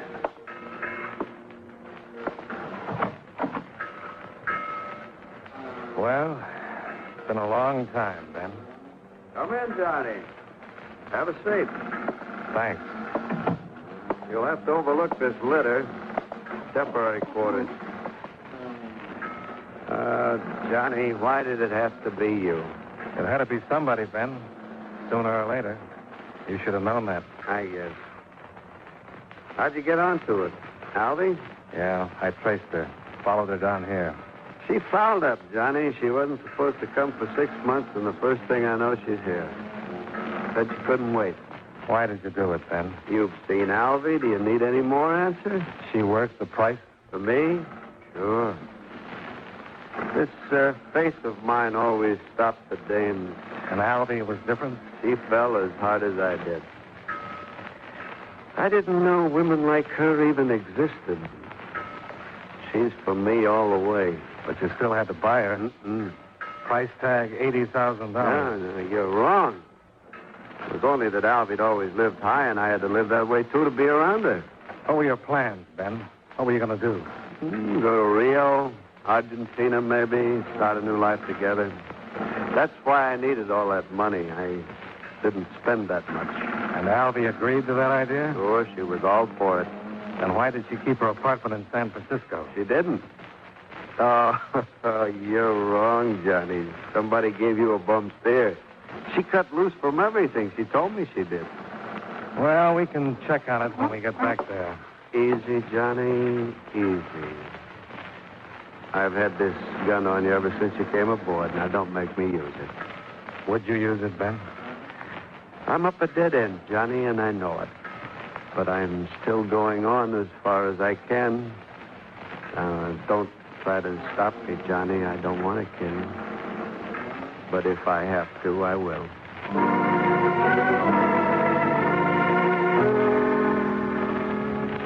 I let him go.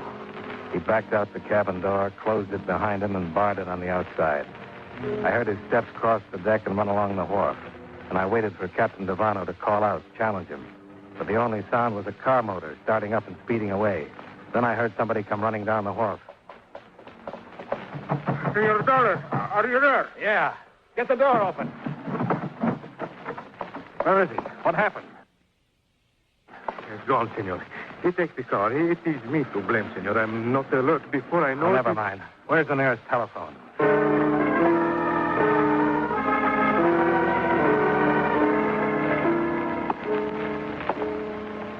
It's been over an hour. I should have found him by now. Oh, they will, senor. In Panama, we do not have so many roads, and they're all, how you say, blockaded. Well, he might have slipped through before we got to a phone. Oh, there was no time at the hotel. They say he... aquí está. Capitán Devano. Sí, yo soy cerquito del mar. Sí. No. What is it? Qué lástima, sí. Cuídelo bien, ¿eh? Vamos ahorita. Adiós. They have been found, Senor Dollar. They have been found, Senor Dollar. Yeah? Where? They have tried to go by the old road on the cliff. It is too dangerous. They have missed the curve and go into the ocean. What? The car is under 10 meters of water. There is no signs of life. Expense account item 6, $92. To charter a power launch and hire the services of a diver. The sea was calm, but the water wasn't clear enough to see more than just the outline of the car lying on the bottom. We waited for the diver to come up, and I looked up at the cliff towering over us. There'd been another cliff like that in San Francisco. Yes, senor. He's coming up. Oh, good. ¿Qué pasó, Piano? Espérate. El cuerpo de la señora sí está abajo. Pero es el único. ¿No hay otro? ¿Seguro? Sí, señora. ¿No hay otro abajo? What's the matter, Captain? We have found only the body of Mrs. Kern. And your Bryson's body is not in the car. The same pattern. A car plunging off a cliff into the ocean and a body missing from it. Only this time I knew it wasn't fake. Ben couldn't have done a thing like that to Albie. Not to Albie. I looked up at the cliff. Steep, but not vertical. A car would have rolled, bounced, coming down. I had Captain Devano run the launch in close, and I jumped onto the rocks and started to climb.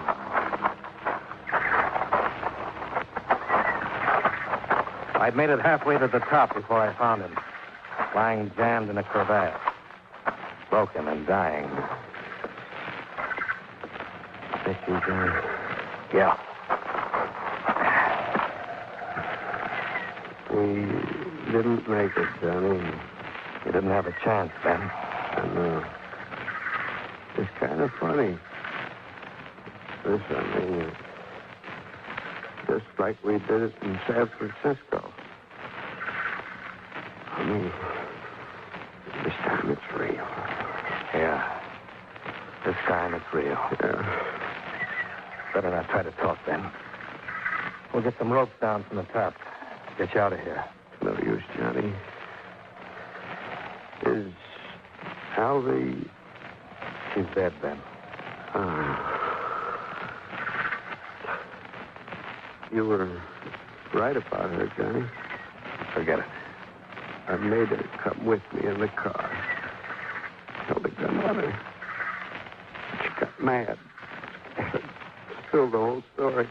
Ben, no. She didn't love me. Not any of the time. She admitted it. And I thought she did.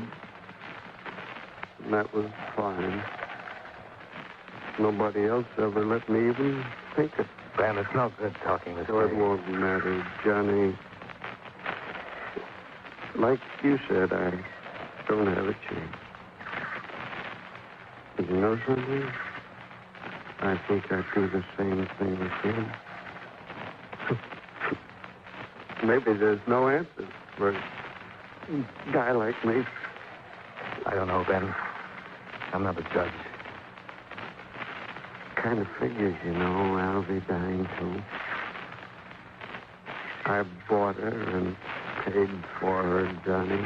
I ought to be able to take her with me. After all, I... Easy, Ben.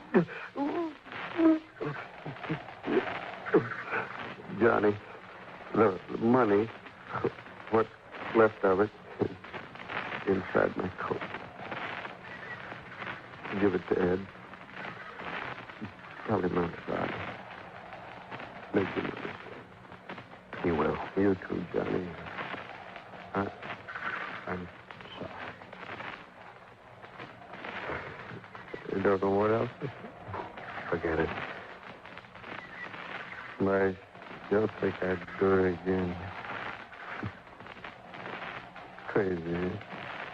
Now the times we all get crazy, Ben. Yeah.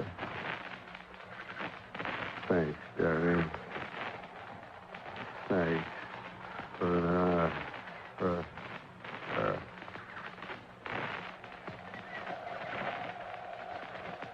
So long, Ben.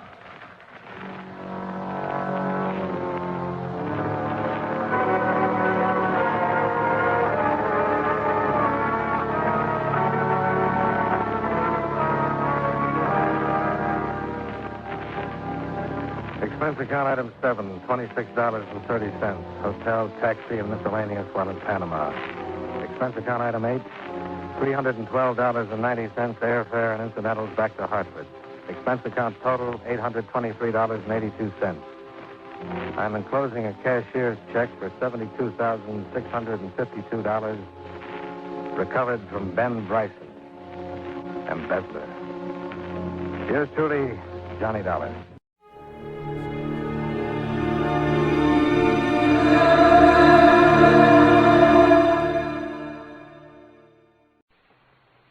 The National Broadcasting Company presents The Adventures of Sam Spade, Detective.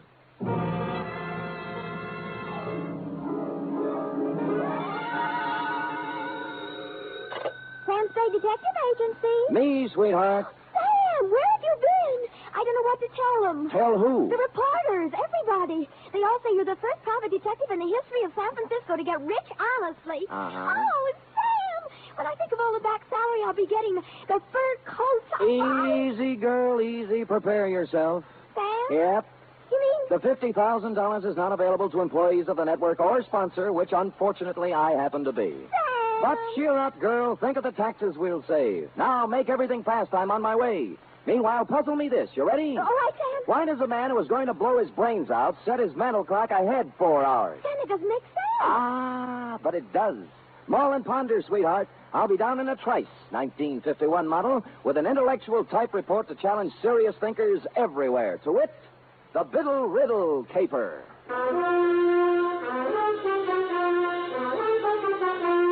For NBC, William Spear, radio's outstanding producer, director of mystery and crime drama, brings you the greatest private detective of them all in The Adventures of Sam Spade. All alone by the microphone. Pizza. Iffy? Sam, I just can't get anywhere with this. Never kick on the third down, Cherub. Give it another No, try. it's no use, Sam. I'm mentally through. Well, you know best. I just give up. Sam, Huh? what are those funny little bumps on your cheek? Go ahead, guess. Smallpox? Hey, You get warm. look like little waffle marks. That's what happens when somebody hits you with a microphone, sweetheart. Now, if you look closer, just above the marks, under my eye, Oh, yeah. clearly and distinctly, in reverse, of course, the 3 letters of a network known far and wide for its hospitality to unemployed private detectives. You mean? Shh, not here, girl. Poise the pencil. Who knows? A sponsor may be listening. Ready? Yes, To Mr. Tracy Abbott, Drake Carlton Hotel, copy to Dundee at homicide. From Samuel Spade, license number 137596. Subject, the Biddle Riddle caper. Dear Tracy, it had a nice conventional start, this one. A nice conventional phone call telling me to drop up to room 402 of the Drake Carlton around 3 in the afternoon. But when I got there, I found that over the nice conventional number on the door was hung a temporary sign reading Olympic Radio Productions. Tracy Abbott, editor, director, and producer. Bidding farewell to the nice conventional part, I made bold to enter the door. Abbott, 5'8" of solid Hollywood, was waltzing with what I took to be a musician, composer, or some such. We open Cold Bunny like this. Now, Killer at Large. Banging with the theme. Theme. Bum, bum, bum, bum, bum, bum, bum, bum, bum. Bum, bum, bum, bum, bum, bum, bum, bum, bum. A great big wonderful chord there, Bunny. Check. Check. And then the teaser. Quote. Don't go away, you out there. Stick right close to that radio set of yours, because the next half hour might put $50,000 in your pocket. Yes, $50,000 will be paid by the sponsors of this program for information leading to the arrest and conviction of a killer at large. Tonight, that's it, sustain the chord. Tonight, the murder, tremolo. Tonight, the murder of Carol Stevens. Then, da-da-dee, bum-bum-bum, bum-bum-bum-bum-bum. Check. What's that? Cymbal crash. Do it again. Don't need it. Check. Check. Big, wonderful, lush. That's the word, lush. With scope and sweep and power. I got it. Well, I'll get as lush as I can with 8 pieces. Scope, sweep, importance. Gotta sound important. Check. Check. Oh, I'm Sam Spade, Mr. Abbott. Ah, yes, Spade. Glad to see you. Please sit down. No, on the other hand, you'd better stand up. No time to lose. You have 24 hours to find a man for me. Well, that's pretty short notice. Mr. Spade, Killer at Large is real. We keep a sensitive finger on the pulse of the people. Well, that's nice. We deal in real facts, real people, real crimes, and real criminals. Check? Just how do you do this? How do you accomplish all this on the radio budget of today? Now, you see before you, Spade, the mechanical marvel which makes this possible, the tape recorder. You're familiar with the tape recorder? Oh, more or less. Check. Tomorrow night at 9 p.m. PST, with the aid of the tape recorder, we shall reconstruct one of San Francisco's more sensational unsolved crimes. The murder of Carol Stevens. You mean the burlesque dame 3 years ago? 2 years, 8 months, and 29 days. You remember much about it? Well, let me see. She turned up dead on the floor of her apartment, didn't she? Check. Victim of the well-known blunt instrument. In this case, a bronze bookend carrying the bas relief of Abraham Lincoln. Much ado. Headlines by the hour. A parade of witnesses, but no arrests, period. Fine. Now, what about me? Our show, Spade, is made up of the simple, honest, spontaneous statements of the witnesses themselves. Mm-hmm. We're set on this one except for one man. The most important one in the case, of course. Oh, who's that? Jimmy Biddle, the doorman at the Broadway Burlesque, at the time the Stevens girl was killed. Oh. Knew her, some say he loved her. Top suspect until he came up with an alibi. Our advance men have combed the city for 2 weeks trying to find him, but no luck. So he's blown town. That's what I thought until this morning. You mean you've heard from him? I heard from someone who said he was Biddle. He also said he knew who killed Carol Stevens. And he wanted the $50,000. Right. I mean, check. Oh, fair enough. Well, that's what you advertised, isn't it? Not to people who hang up when you get curious. If it was Biddle, I've got to record his story. I want him here by 8 tomorrow night. Check? Well, since you keep bringing it up, check. Yes. You can make it out for $100. At Homicide, I cased the files on the Stevens thing. San Francisco's answer to the Black Dag. A cheap killing of a cheap dame in a cheap apartment that used a lot of expensive newsprint.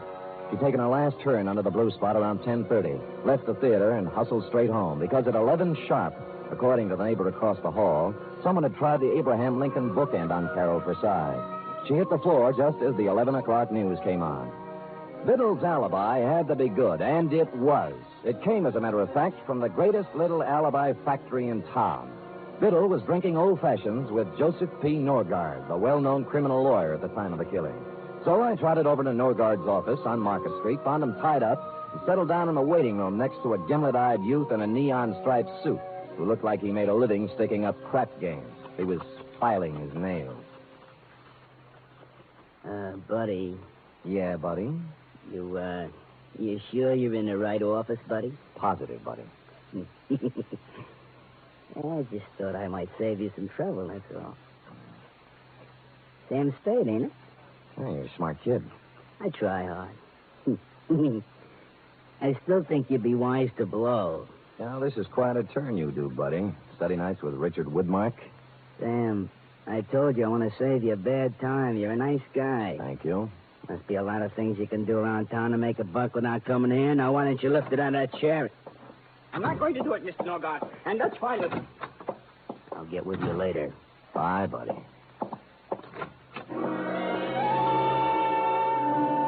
The guy who bustled out of Norgard's office was flabby, florid, and frightened. Pinstripe gave me a last baleful look and sidled out into the hall after him, which was nice because I was running out of punchlines. Luke, I thought I told you to. Oh. Mr. Norgard? I am? I'm sorry to barge in. My name's Spade. I'm a private detective. Of course you are. And a hungry one. Well, we're polite in here, too. Why do you say that? You're the fourth today. Oh? I'm about to prepare a mimeograph statement entitled, What I Know About the Stevens Case, or You Too Can Make $50,000. Like a copy? You know, I can't remember when I've been treated so nice. What do you know about the Stevens case, Mr. Norgard? It's all in the homicide file. On the fateful night, I ran into Jimmy Biddle as I was coming out of a bar in Chinatown. He'd hit the skids. But he used to be a useful friend, so I asked him up to my apartment for a drink. Posing? Sat him in a chair, made him an old-fashioned, loaned him $5, and hustled him out. Uh-huh. Total elapsed time, 45 minutes, from 10:45 to 11:30 p.m. And that is all I have to say at this time. Have you seen Biddle since? Not since the investigation. I don't know where he is now, and I don't know who killed Carol Stevens, period. Paragraph. Do you think Jimmy knows who killed her? Maybe. Well, he says he does. Oh? Where did you see him? He's hungry, too. We work the same breadline. Oh, I'm sorry I said that, Spade.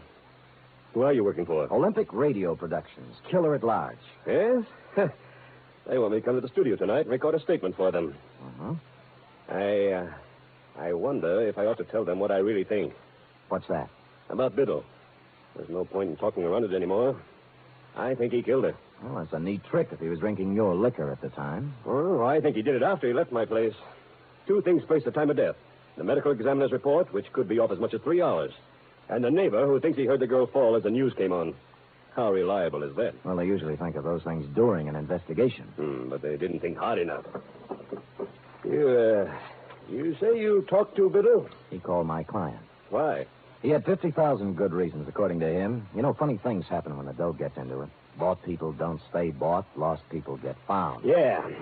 Well, I've told you all I know, Spade. If you have no more questions. Well, just one more. Who's the little weasel in the pinstripe? You mean Luke? Yeah. Oh, I put him out there to scare off the hungry ones. Nothing to do with you. And the fat character he's tailing has nothing to do with me either, huh? You really want to know? Love to. He's a pastry cook. I'm representing his wife in a divorce action. Thinks he's Casanova. Pressure cooker, eh?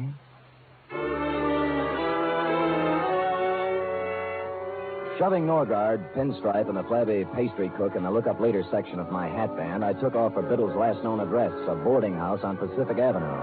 There I held hands with the landlady long enough to learn that A, she hadn't seen Biddle since a few weeks after the murder, but B, when last heard of, Biddle had gone on from the burlesque dame to something even more extremely female. According to the landlady... Name's Rosalie. Understand she's working on the line at the Pacific Ballroom. Red hair, blue eyes, and boom, boom. You get me? I got you.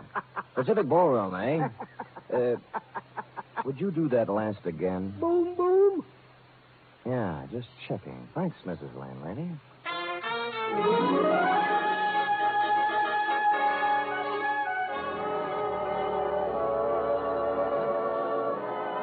Hello? Hi. Am I the lucky girl? Well, you look like your name ought to be Rosalie. Oh, you're psychic. Got your tickets? Here, let me know when they're used up, huh? Don't worry. Hey. You know you're a pretty good dancer? Arthur Murray, class of 1906. Only I didn't come here to dance. Oh. I'm looking for Jimmy Biddle, you know him? Yeah, I know him. You a cop? Not exactly. Oh, what's the difference, cop or no cop? You'll find him one of these days. Where? In the bay, maybe. Or the morgue. He knows it. That's the funny part. He knows it, and he can't do anything about it. It's got him. Rosalie, baby, look, I'm not... That's enough about Jimmy. Let's dance, huh? That's what you're paying for, isn't it? Well, come on. Where is he? You're wasting your time. I won't sell him out. I'm through with him, but I won't sell him out. Ah, here's your ticket.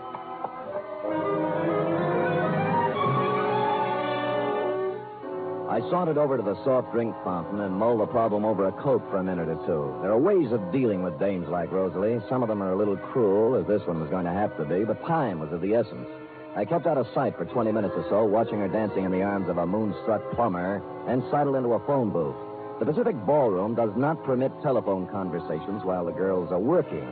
When I said it was the police, the plumber was turned over to a new candidate, and Rosalie came to the phone. Hello? This is Sam Spade, Rosalie. I was dancing with you a little while ago. What is it? I found Jimmy Biddle's apartment. Oh? What's the matter? He's hurt? That's right.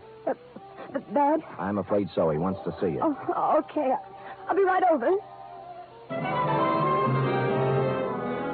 She didn't stop for a rap, just plowed a zigzag furrow through the mob at the main door and climbed into a cab at the curb. The driver must have been an old fan of hers because they were almost out of sight by the time my cab got rolling, and that's the way it was across Market Street and all the way out Van Ness to the marina.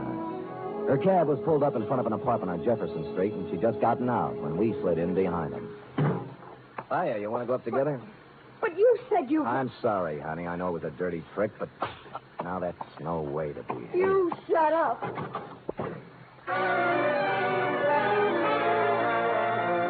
The gold card holder by the doorbell listed the tenant as W.R. Smith. Mr. Smith was evidently not home.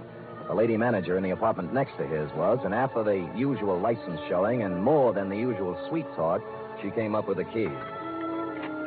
Biddle wasn't wealthy, but he wasn't hungry either. The place had the well-fixed, man-about-town look, right down to the last crystal martini glass in the portable bar in the living room. Next to it was a mahogany desk, in which were sundry checkbooks and deposit slips indicating Biddle had found a prosperous widow or had been doing rather well at canasta. A clock chimed 4 in the next room. Since it was after 10, I wondered why I went in to take a look. Maybe I was psychic, like the girl said. There was a tape recorder against one wall, the same kind I'd seen in your office, Tracy, with a microphone and a roll of tape in it, half used up. Holding the microphone with one hand was Jimmy Biddle. In the other hand, a .38. He wasn't hurt, as I'd told her. He was dead.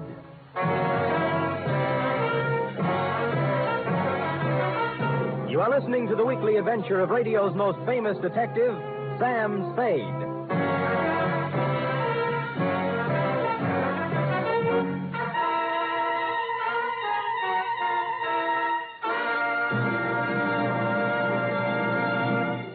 this Sunday, there's another outstanding production by Theater Guild on the Air. It's a 1-hour adaptation of the thrilling tale of intrigue in post-war Vienna, The Third Man.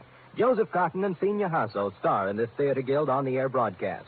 And Sunday over most of these NBC stations also means The Big Show, an hour and a half of the finest in comedy, music, and drama. Tallulah will be your hostess, and just listen to a few of the stars. Fred Allen, Marlene Dietrich, Danny Thomas, and Fran Warren. There'll be many more, too, so tune in this Sunday and every Sunday for The Big Show.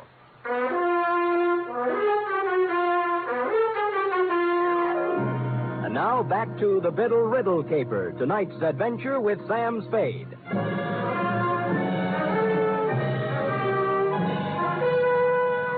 In accordance with Chapter 5 of the Private Detective's Manual entitled How to Keep Your License, I called Homicide and gave him the facts and figures, then went back to the study. Jimmy Biddle was surrounded by props like part 1 of a photo-crime puzzle. I carefully reached over his shoulder and pressed the button on the tape recorder. My name's Jimmy Biddle. The DA will remember me. We saw a lot of each other during the week after Carol Stevens hit the deck in her apartment 3 years ago. At just about this time of night. I fooled him then. I could probably go on fooling him, but I'm tired of it. I'm tired of living this way. So here it is. I knew Carol Stevens well. I was crazy about her, and I was jealous, too. That's why I killed her. Thought I could go on and on, playing hide-and-go-seek for the rest of my life, but sooner or later this kind of thing gets too heavy to pack around. You gotta get rid of it, one way or another. Period. End of report. I rousted the landlady again, and we went over the room together. A helpful type landlady. She contributed 1,000-odd bits of gossip about Jimmy Biddle, only one of which struck me as interesting. She'd come in this morning, she said, to clean his apartment, and among other things, had wound and set the 8-day clock on the mantel. The same clock, which was now exactly 4 hours fast. Looking closer at the tape recorder, I saw a small label pasted above one of the knobs, reading Murgas and Reeve, recording technicians. Next scene, the manufacturing section of Sansom Street. A 5-story building, all dark at this hour, except for a light in the office on the second floor back, which happily turned out to be D1. Burgess? Reed! Anybody? Hello. What do you want? Well, the pastry cook. I'm sorry. We're closed, you see. Office hours 9 to 5. Now, wait a minute. Just a minute, pastry cook. I'm not a pastry cook, sir. My name is Murgas. I am one of the proprietors here. Just a moment, sir. Sorry. It was getting cold out in the hall. Oh, so you're Murgas, huh? I am. And I don't care who you are. I know all about it, sir. I know it wasn't a practical joke. What wasn't a practical joke? That tape. You can march right back to the man you're working for and tell him he can't buy me off. Is that clear? Not very. There's no use denying it. I saw you in his office this afternoon when he threatened me. Get down, Murgas! What is it? Oh! I crawled out on a fire escape in time to see my buddy in the pinstripe suit hit the bottom. The alley, praise be, was blind at one end, so Luke took off toward the street. I caught him in one leg. He stumbled, fell, smacked his head against the brick wall of the alley, and took the count. I was frisking him when a prowl cop who heard the shots moved up. I convinced him I wasn't rolling a drunk and left him to run back upstairs. Murgas? Murgas! Here. I better get you to a hospital. Who are you? Sam Spade. I don't work for Noir. Right now I'm trying to hang a murder rap on him. Told me it was a practical joke. A gag. What? Tape. Jimmy Biddle. Tape. Jimmy rented the machine from you and made the tape himself, right? Yes. He... Norgard. What about Norgard? Tried to beat me into it. Beat me. Wouldn't give it to him. Give what? Tape. No. He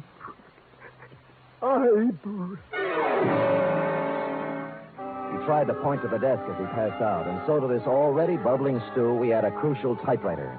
While waiting for the ambulance, I cased it and found nothing, then stuck a piece of paper into it and began to type.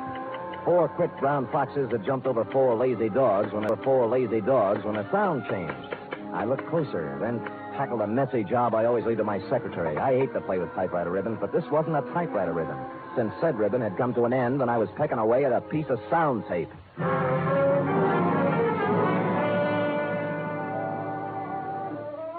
Come on, Rosalie. No, I don't want to talk. Look, come on. My feet are even more tired than they were an hour ago. Okay, you first. All right, now. I'm sorry, Mr. Spade. I thought you were lying when you said Jimmy was hurt. Look, let's not go into that now. He was blackmailing Norgard, right? I don't even know who Norgard is. You knew Jimmy was shaking someone down, didn't you? I never knew where he got his money. I just know it was dirty money. He'd laugh and say he was living high, but not for long. He never mentioned Norgard? No, he just said he was going to make $50,000 on a radio program. Did he say how? Singing. I thought he was kidding, then he showed up with that tape recorder. Well, he wasn't kidding. Then what? He wanted to be alone, he said. He was going to make an audition and send it to a sponsor. That's where he made the mistake. He sent it to the wrong sponsor. Huh? He figured to hit Norgard for the biggest touch of all. Thought hearing it might make him dig deeper. So he recorded his statement, sent it to Norgard for a sample. But there was something he didn't think of. What do you mean? He should have studied up on his tape recorders, baby. With a pair of scissors and a good technician, Jimmy's eyewitness account turned into a first-class confession. The final phase of the Biddle Riddle was, as you will recall, Tracy, enacted on one of the sound stages of the nation's leading network, where, as you will also recall, you were busily transcribing the testimony of various witnesses on the Carol Stevens case. How you got him there, I'll never know. But there he was, as big and legal-looking as ever, perjuring himself once more into one of your microphones. I walked out of the Twin Dragon on Grant Avenue. As I remember it now, Biddle was across the street. He apparently recognized me, though. Excuse me, will you, fellas? What?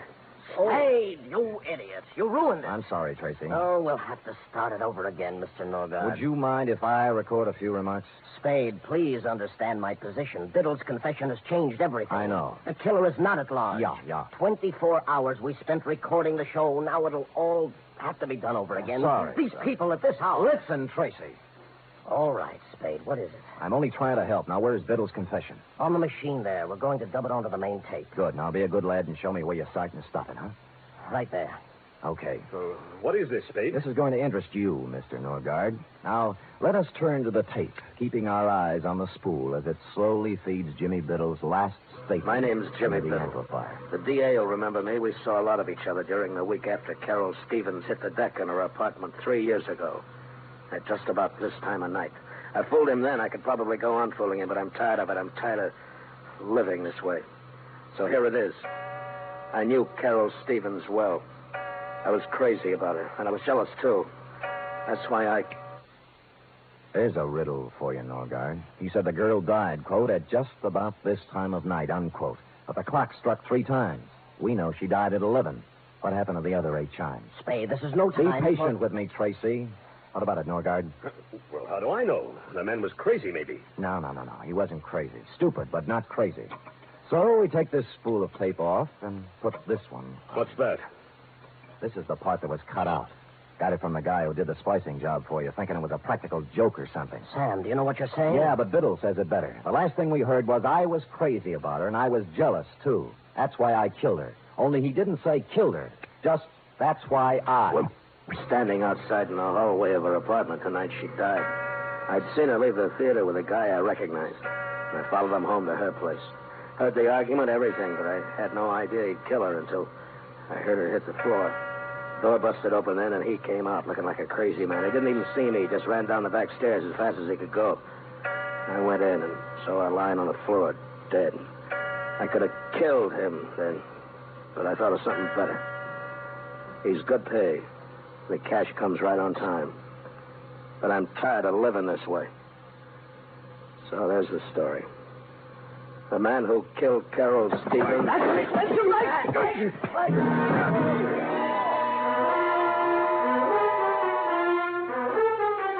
This is as far as Biddle got, since Norgard had grabbed a stand mic and slammed it into the recording machine. In the rhubarb which followed, he also slammed it into my face, which is why I carry the imprint of the nation's #1 network just below my right eye.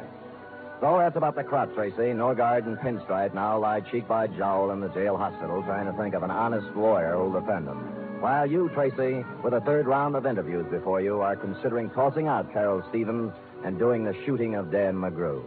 Period. End of report. Sam, how unfortunate. Unfortunate? You never got to explain about the clock. It was 4 hours back. Why, sweetheart, that's self-explanatory. The clock said 4, you see? But it was 12. Biddle have been dead an hour, which makes it 11. Carry 1. Subtracting 4 from that leaves 7. 7. And assuming he'd been there an hour before that makes 6.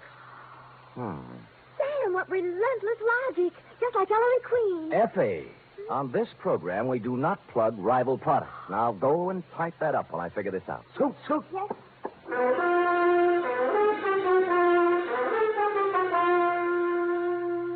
Three chimes mean good times on NBC. There's mystery and music every Saturday on NBC. For Mystery tomorrow, Herbert Marshall stars as the Man Called X. The Man Called X is a man without a name who travels the world over combating the forces of international espionage and intrigue. For music tomorrow, your hit parade brings you the top tunes in the land, played by Raymond Scott's orchestra and with vocals by Snooky Lanson and Eileen Wilson.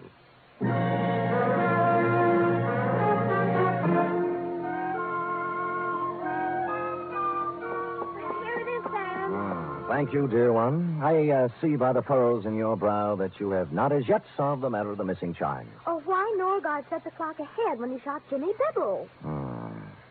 How to approach this? You realize Norgard cut a hunk out of the tape, Yes. removing Biddle's eyewitness account, setting him up as a suicide, right? But Sam... Don't make me change my grip, Ed. Though Biddle, by his own statement, made the recording at the time of the murder of Carol Stevens, to wit, 11 o'clock. Now, in cutting out the crucial words, Norgard also had to cut out 8 chimes. This, he realized, would be noticed. So he set the clock ahead to make the number of chimes jibe. Chimes jibe. Chimes jibe. Nice ring. Sam, will it be all right with you if I just say I understand when I really don't? Sure, sweetheart. I'll just type and answer the phone, and you use your feet and your head. And together we'll end up... I know. With... Good night, Sam. Good night, sweetheart.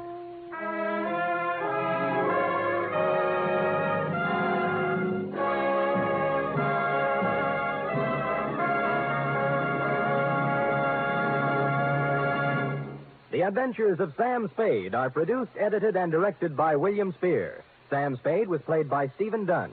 Lorene Tuttle is Effie.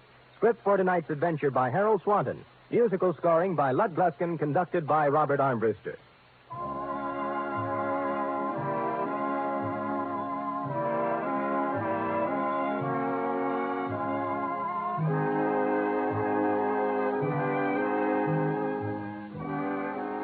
Join us again next week, same time, for another adventure with Sam Spade. Enjoy The Magnificent Montague, then Duffy's Tavern on NBC.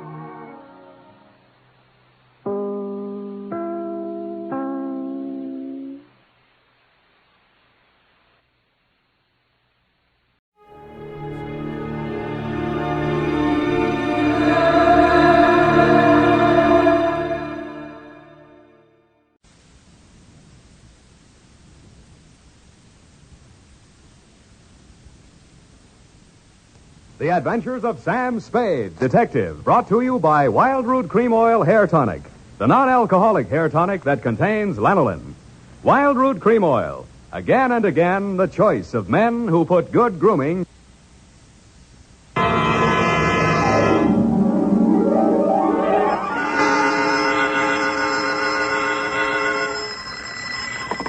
Sam Spade Detective Agency. Me, sweetheart. Oh, Sam, I got it. Got what, my pet? A bank book, Sam. Well, you must advertise in the Lost and Found right away, Effie, and find the owner. There might be sickness in the family. Oh, but it's your bank book, Sam. What? Uh-huh, it has your name on it. Samuel Spade, account number 4. It's a forgery. Somebody's trying to pin something on me. Lock it up and don't touch it until I get there. Oh, all right. Did you make a lot of money on this one, too? Got the check right in my pocket, $500. Oh, Sam, we're making more money than a movie star. Well, almost. And all honestly, too. 600 last week and 500 this week. Yeah, how about that? And life gives a 3-page spread to I Spy Molten. But we mustn't let it turn our heads, Effie. No. We gotta stay in there pitching. I'll be right down to pitch my report on the Adam Figg caper.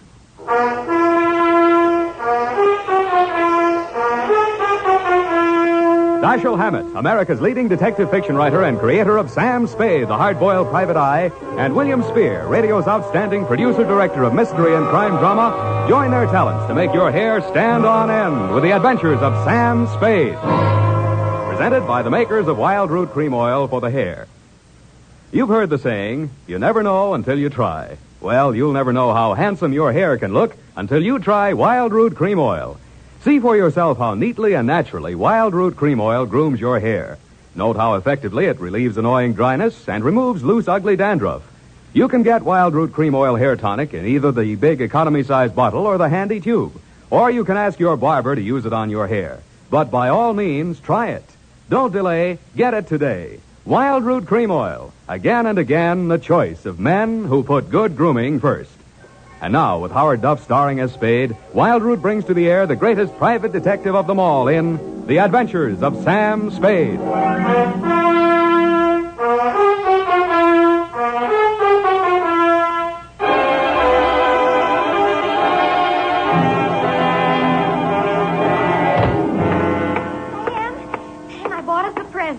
Oh, you're going to love it. Well, we got to watch these expenses, Effie. There's always something. Yes, but this will be saving. It saves confusion. It saves fretting. Mm-hmm. Now, this gadget here, what is it? It's a Minna-robot. A what-a-bot? It's for busy men like yourself, Sam, so you don't have to burden your mind with petty details.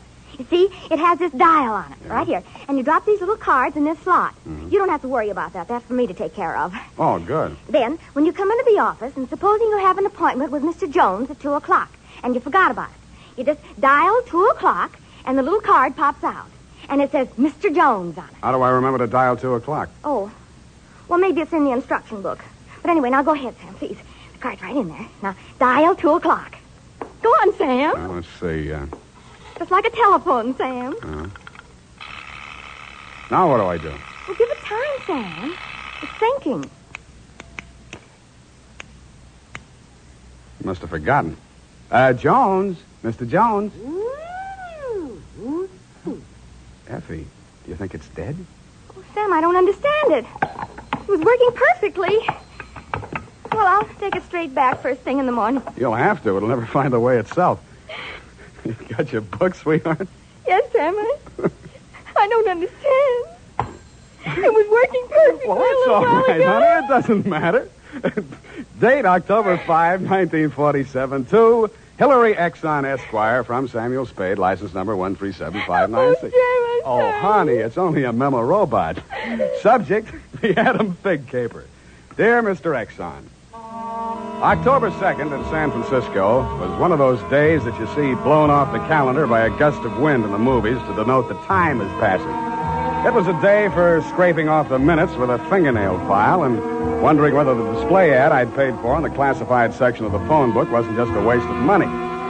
It certainly wasn't the day I'd expect a leprechaun to walk into my office. He said his name was Adam Figg. He said he was the butler at Exxon Manor in Los Nidos. The limousine, Mr. Spade, is waiting to take you away. We mustn't keep them waiting, must we? Of course we mustn't. Who mustn't we? Why, Mr. Hillary, of course, sir. Oh, Mr. Hillary. And old Mr. Exxon. The old gentleman is very ill. Dr. Feige's office is down the hall. Turn to your right, second door. Well, I assure you, sir, that Mr. Exxon is the best of medical care. Your duty will be simple, to prevent his death. Do I donate blood or just frighten away the evil spirits? Oh, it isn't quite that, sir. Someone is trying to kill Mr. Exxon. He's a very sick man, and I'm sure he'd prefer dying from natural causes. Uh-huh. I get $25 a day in expenses. Here is an ample amount in advance. But you should know, sir, that the old man is a nasty, cantankerous, villainous, crooked, intimidating... $500? Please, Figg, you're talking about the man I love. Los Nidos was at least an overnight caper, so on my way out, my lovely and charming secretary, Miss Perrine, handed me a brown paper bag which contained A, one pair of socks, darned, B, one shirt, ironed, and C, the apple which she always polishes for me the night before. We arrived at your large Southern-style mansion 2 hours later. Figg! Oh, Figg, where the devil have you been? To the city, sir. I can't find the keys to the liquor closet. Where are all the maids? What happened to that cook we hired yesterday? Who is this man, and why is he wearing that necktie? This is Mr. Spade, sir, the detective. I'm Hillary Exxon. Come in, please. Go on upstairs, Figg. See what that girl is doing to my father. I don't believe she's in this at all. Very good, sir. In here, Mr. Spade. Pardon the condition of the house. The old man has been firing the servants again. Your father, you mean? Yes. Every time he gets shot at, he fires all the servants. He gets shot at pretty often? About once a year.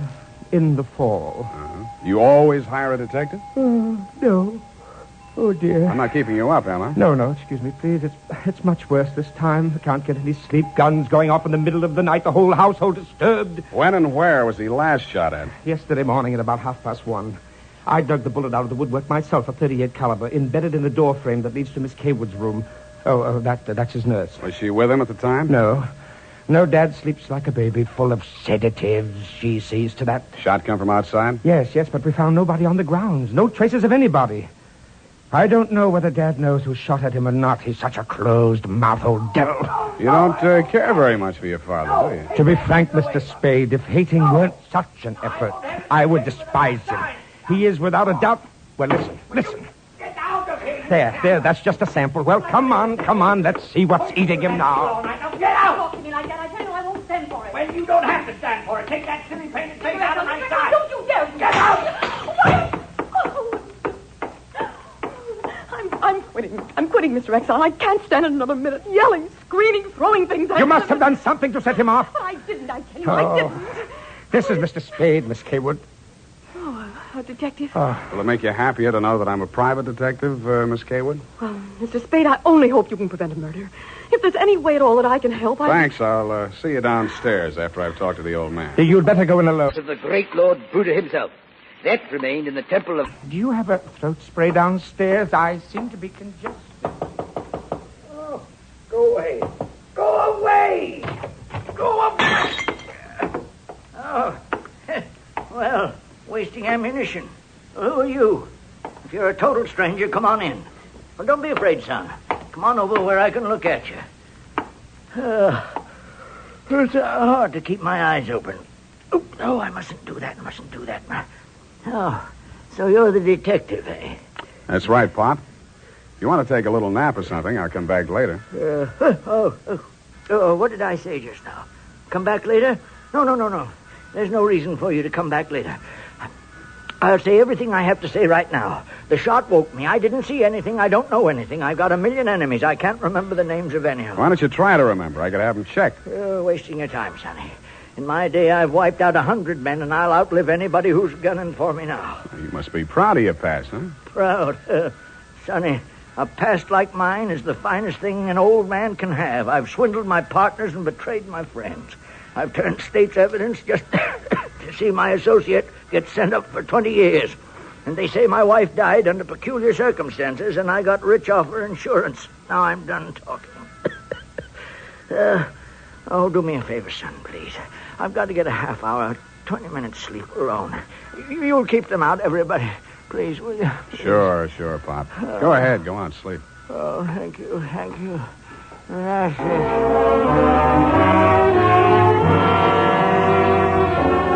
He closed his eyes, rolled over, and fell into a heavy sleep. I stood there a moment, looking down at the frail, wasted old body. Then I cased the room. In digging the bullet out of the door, Hillary had done a good job of ruining any chance there might have been of proving the direction it had come from.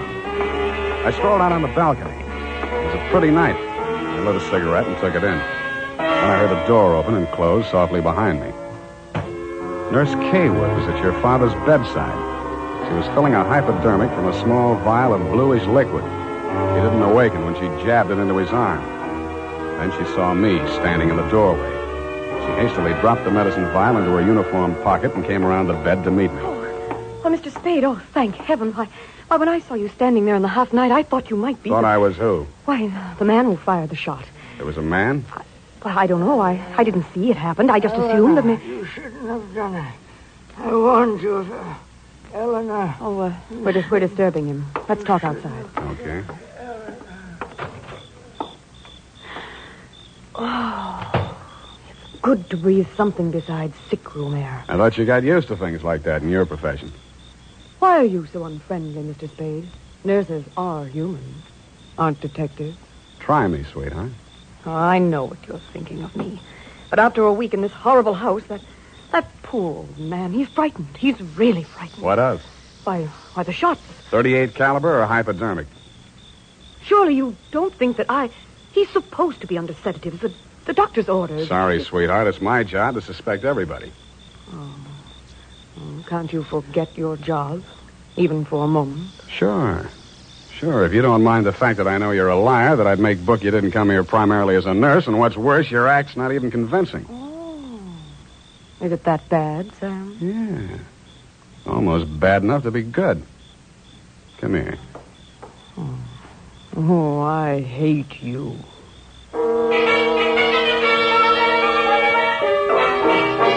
It was a very satisfactory love scene for both of us.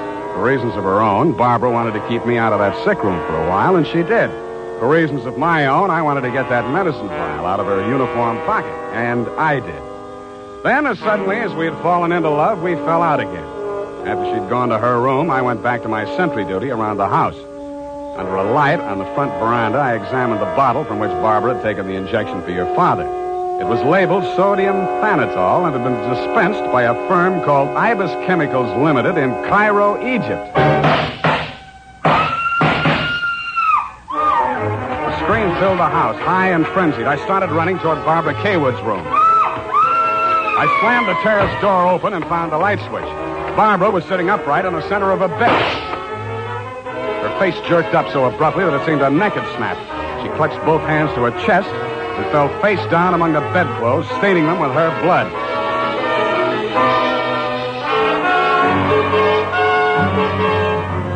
I don't know whether I went through, over, or around the screen that stood between her room and the old man's. I circled Exxon's bed. He lay on the floor on his side facing the window. I went outside. A .38 automatic lay on the ground a few yards away from the building. I put that into my pocket and listened. No shadows moving. Nothing. Then he was on me before I could be sure he wasn't a medium-sized tree. Break your back, be the light. The warm stuff in my cheek might have been the thing's blood or mine. It gathered me up and bent me back and tore at my throat. Then I remembered that hands are stronger than fingers. I started with his thumbs.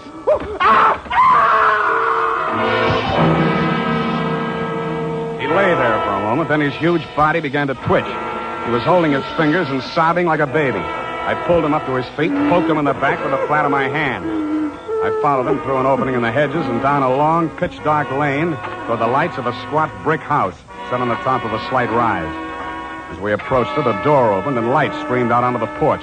The tall man framed in the doorway was the last person in the world I expected to see. Ah, Marcus, you brought it. Oh, master, very delightful service, but how much pain in fingers. Always complaining, Marcus.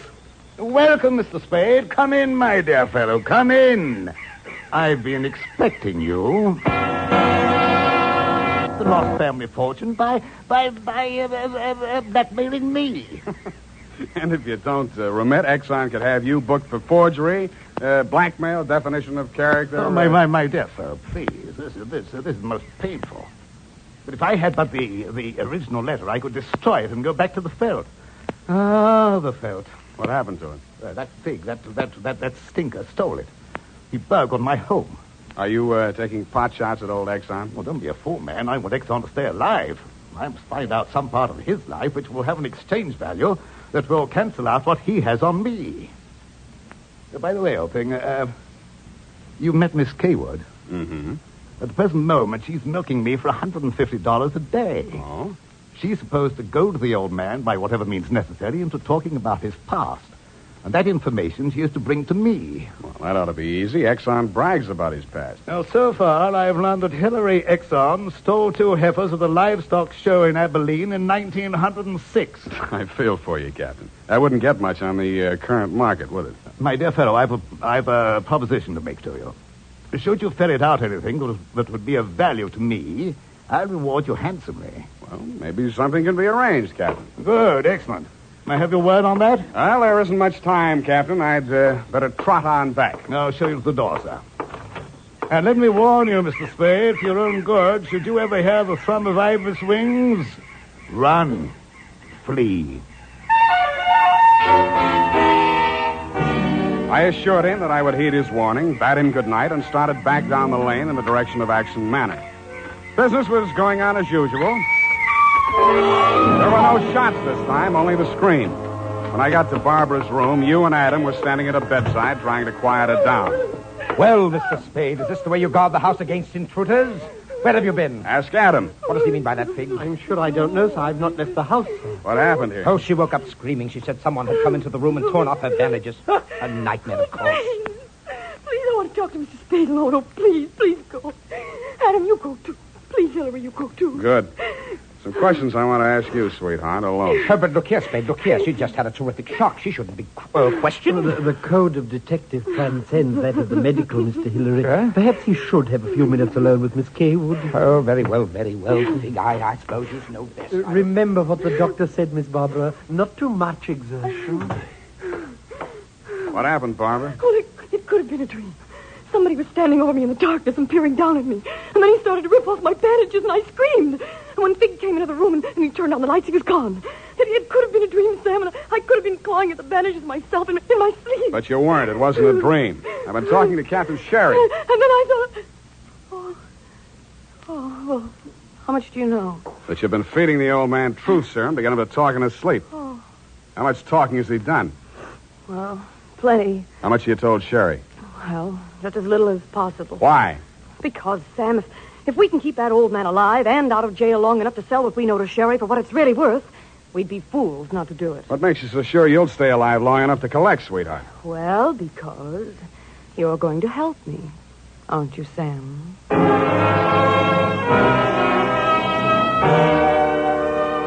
So I helped her, but not for the reason she thought. I made a lot of noise leaving her room and going to mine. Going back, I didn't wear any shoes. I slipped into a clothes press in her room so quietly that even she didn't hear me. I left the door slightly ajar and waited.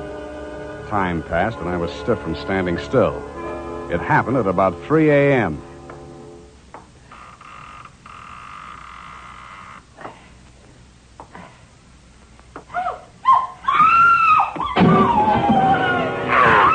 The crazy, feverish glare of his eyes told me that the threat of the gun in my hands meant nothing to him. I jumped to his side, twisted the knife away from him, picked him up in my arms, and carried him, kicking, clawing, and swearing, back to his bed. He lay there, breathing hard. Then he smiled. You're a smart one, Sonny. You had me figured out the first time you came in here, didn't you? Not quite, Mr. Exxon. The gun under your window was the clincher. That gun? Sure. I had it under my pillow all the time. I got tired of shooting into door frames. Look, you're dying, Mr. Exxon. There's no use trying to make up stories now. You're right, Sonny. I knew that nurse would sit up in bed after I fired tonight. And then I let her have it right through the screen. Why? You know why, well or not. She was doping me up and sneaking in here at night, listening to what I was babbling about. Maybe you weren't saying anything important, Mr. Exxon. I might have, Sonny. I might have. 14 years ago, I killed my wife. I wanted to carry the secret to my grave.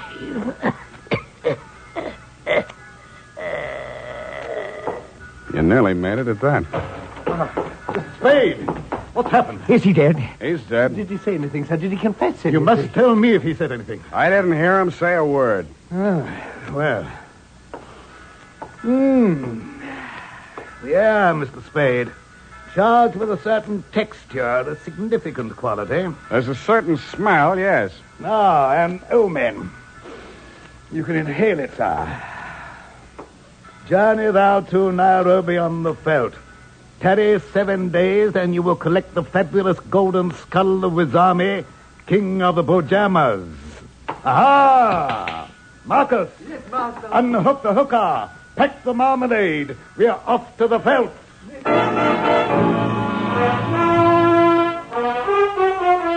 Just then, a flock of birds broke across the horizon, screaming. There must have been thousands of them, but not ibis, Mr. Exxon. Vultures.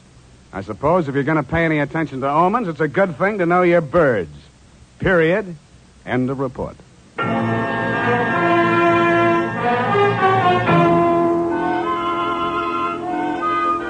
Right now, I have something to say to every man who doesn't use a hair tonic, to every man who says I don't believe in it or I don't need it. That all depends on what you mean when you say hair tonic. If you mean the old-fashioned greasy kind that leaves your hair smelling like a perfume factory, you're absolutely right. But remember, Wild Root Cream Oil Hair Tonic is nothing like that. Wild Root Cream Oil is an entirely new kind of hair grooming preparation. There's not a drop of alcohol in Wild Root Cream Oil, and it contains soothing lanolin that's like the oil of your skin. Most important, Wild Root Cream Oil grooms your hair the right way, neatly and naturally, never leaves your hair sticky or greasy. Get the big economy-size bottle and the handy new tube that's economical, easy to pack when you travel, and grand for the bathroom cabinet. Don't delay. Get it today. Wild Root Cream Oil Hair Tonic. Again and again, the choice of men who put good grooming first.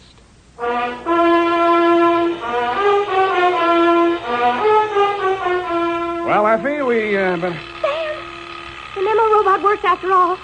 I told you it would.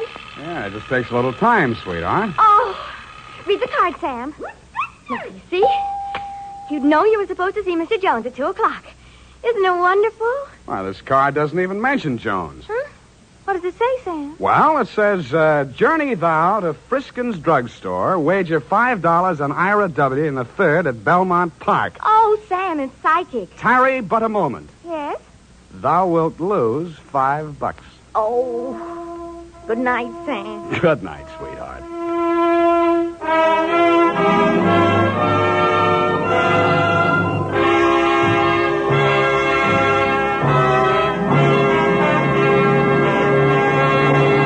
The Adventures of Sam Spade, Dashiell Hammett's famous private detective, are produced and directed by William Spear. Sam Spade is played by Howard Duff. Lorene Tuttle is Effie. The Adventures of Sam Spade are written for radio by Bob Tallman and Gil Dowd, with musical direction by Lud Gluskin. This is Dick Joy, reminding you that next Sunday, author Dashiell Hammett and producer William Spear join forces for another adventure with Sam Spade, brought to you by Wild Root Cream Oil. Again and again, the choice of men who put good grooming first. Smart girls use Wild Root Cream Oil, too, for quick, good grooming and to relieve dryness between permanents. Mothers say it's grand for training children's hair.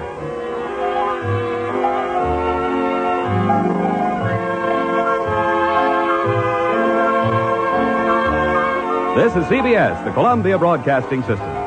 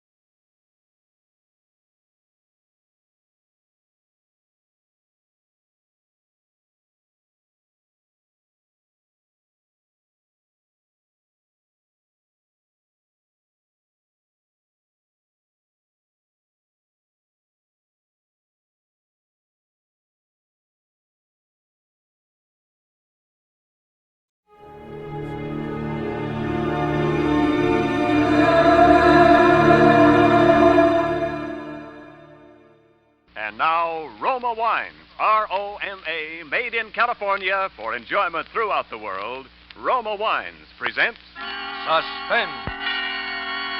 Tonight, Roma Wines bring you Mr. John Lund as star of A Plain Case of Murder, a suspense play produced, edited, and directed for Roma Wines by William Spear. Suspense, radio's outstanding theater of thrills, is presented for your enjoyment by Roma Wines. That's R-O-M-A, Roma Wines. Those excellent California wines that can add so much pleasantness to the way you live, to your happiness in entertaining guests, to your enjoyment of everyday meals. Yes, right now, a glassful would be very pleasant, as Roma Wines bring you the young actor who has just made such an auspicious screen debut in the Paramount picture To Each His Own. John Lund appears as Randy, with Kathy Lewis as Marion, in tonight's tale of Suspense. How are you feeling now, Judson? Lousy. You the doctor? That's right. Who are those other two guys? They're from the district attorney's office. Huh. Suppose I might have known. First thing I opened my eyes, I'd see those vultures hovering around. I suppose right, all right. Gonna tell us about it? Why should I? Just to keep the record straight and save us a lot of trouble. And you've got nothing to lose. How do you figure that? Because they're gonna carry you out of here with a sheet over your face before morning. Is that right, Doc? Afraid that's right. Okay. Take this down, Scotty. Gotcha. You can call it a plain case of murder. Spelled P-L-A-N-E. I make joke. Get it? Yeah. Very, very funny.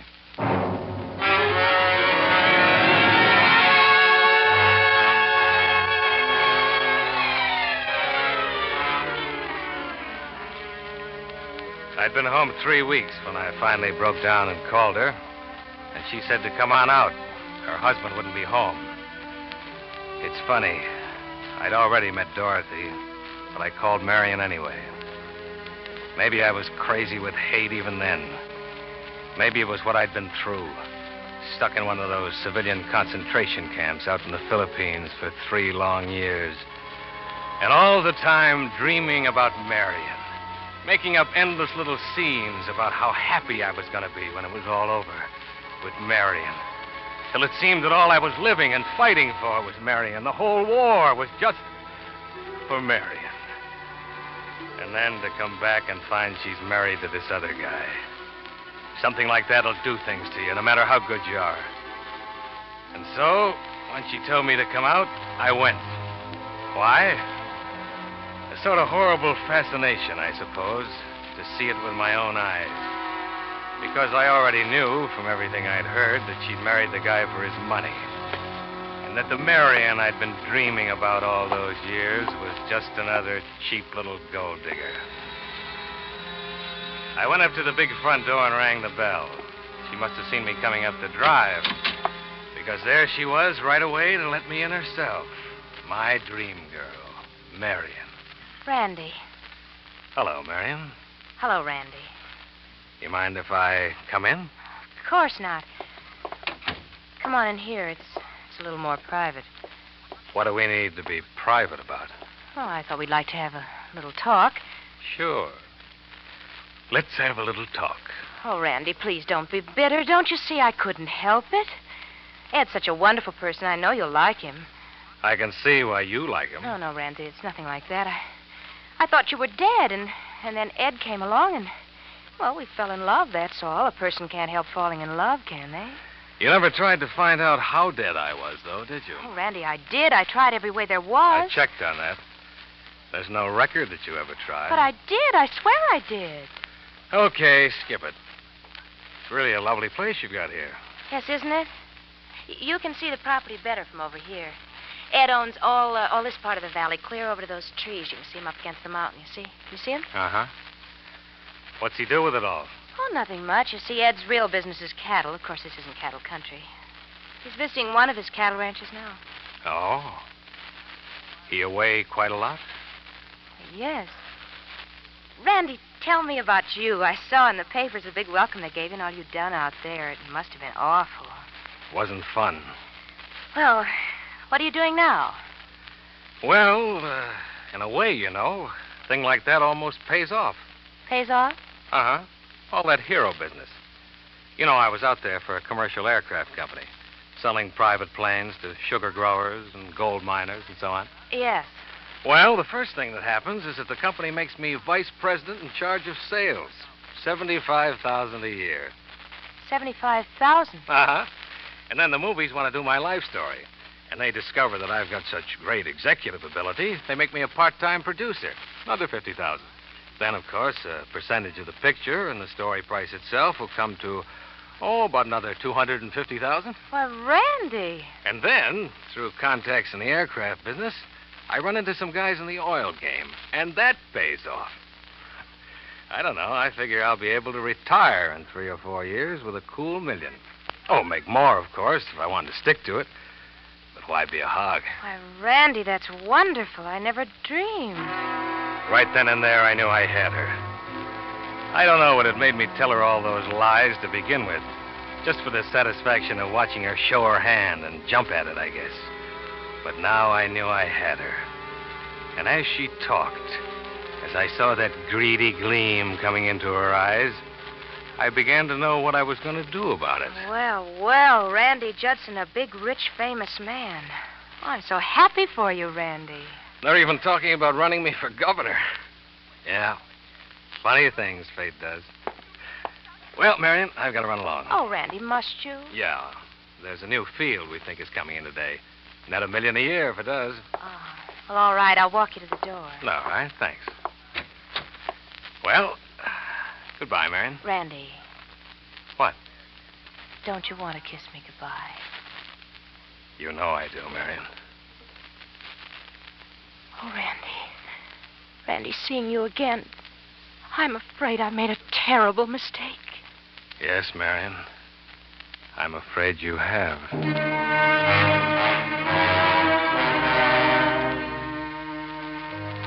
I was pretty sure after that all I had to do was wait. There was some truth in what I told her. About 2%. I had been a salesman for a commercial aircraft company, and I still was. And I had a little money, enough to look the part of the big executive when I was around Marion anyway. And, of course, it had to be secret, not only because of Dorothy and of Marion's husband, but because of what I had figured out for later. But as the weeks went by, I saw her, all right. I saw a lot of her and waited. And I didn't have to wait too long. Oh, Randy, I love you so much. I know you do, baby. Randy, what are we going to do? I don't know, Marion. Well, there must be something we can do. Divorce? Oh, he'd never give me a divorce, you know that. Never. Yeah. It's just one of those things, I guess. Oh, Randy, I can't go on like this. Something's got to happen. Nothing's going to happen, Marion. It could. What could? Something, anything. Just so I could be free and be with you. There's only one thing that would do us any good. Things like that do happen. If somebody makes them happen. You want to kill him. Randy, I know it's terrible. I just know it's wicked to even think of such a thing. But you do. Yes. Well, what's stopping you? Oh, I'm afraid. Alone.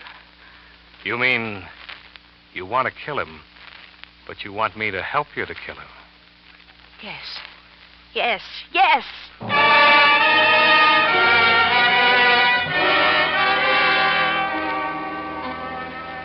Marion, my dream girl. Oh, I agreed to help her, all right. Sure I did. I planned it for her. First, there was the plane. That was going to do several things for us. And, of course, my being an aircraft salesman made it easy. Marion suddenly became interested in aviation. She began reading about it, hanging around the airports. Then she started taking lessons. She learned fast, too, I'll say that for her. Soloed in 6 hours and had her license in 10. All this time, I stayed out of the picture and just waited. And went out with Dorothy once in a while. This was the build-up. It lasted about 6 weeks until I got her call and went out there. My name is Judson, Mr. Dunham. Oh, how do you do? I've certainly been hearing a lot about your product lately. Oh, by the way, this is my wife. Mrs. Dunham? How do you do, Mr. Judson? Oh, my, she really is a beauty. It's a two-place job, you see. Plenty of room in the fuselage for baggage. Uh-huh. 150 horsepower engine, variable prop. She'll cruise at nearly 150, and yet her landing speed isn't much more than 45. And, of course, she has flaps for low-speed landing. Uh-huh. I'm really sincere when I say that you can't match her anywhere near in the price field. Well, I don't know much about it, but if that's what Marion wants... Oh, Ed, you're a darling. Well, that's the way we like to make a sale. How about a little spin? Oh, I don't know. Oh, go on, Ed. You gotta begin sometime. Just Come around on. the field. Oh, by the way, you've got practically a perfect natural landing field here. Yeah. Have to put up a hangar, I suppose. Ah, that won't run you much. Climb in. Well, I'll wait right here for you, dear. There you are. You keep out of the way now, Marion. I will. Oh, by the way, before I take you up, here's a release you have to sign. Just a formality. Oh? There's 3 copies. One for me as the pilot, one for the company, and one for the Bureau of Civilian Aeronautics. Uh-huh. Where do I sign? Oh, anywhere at the bottom there. Uh-huh. Okay. That's fine. Thank you, Mr. Dunham.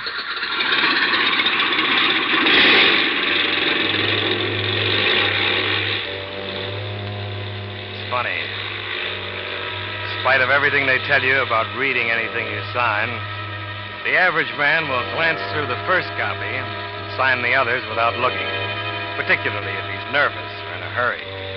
That's what he did. The first 2 copies were just something I dreamed up, because there's no such release anyway. But the last was a blank piece of paper. And when he signed that, he signed his own death warrant.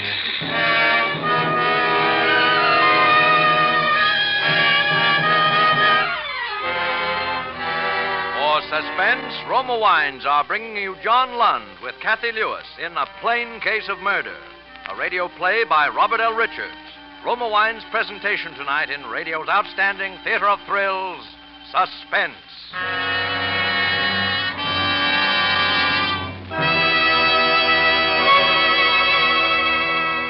Between the acts of Suspense, this is Ken Niles for Roma Wines.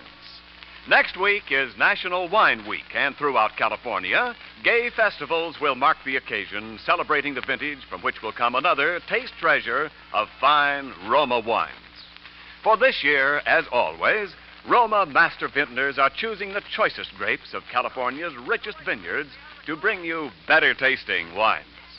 With unmatched skill and the world's finest winemaking resources, Roma vintners patiently, unhurriedly guide this vast grape treasure to tempting taste perfection.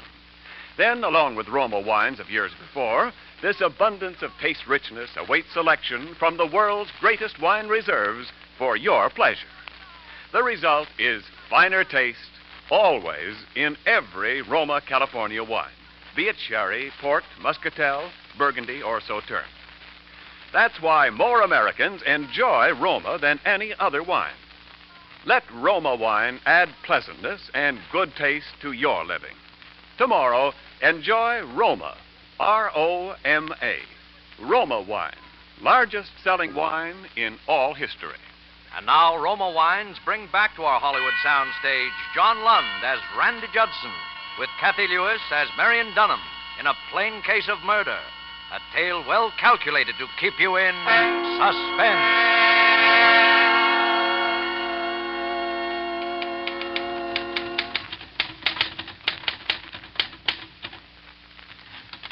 Let's see what you got. Here. To whom it may concern, I can give no reason for what I am about to do, and I pray to heaven the reason will never come to light. But it is the only way. To my loving wife, particularly, I know this will come as a great shock, but at least I can leave her amply provided for. Goodbye, and Edward Dunham. Uh-huh.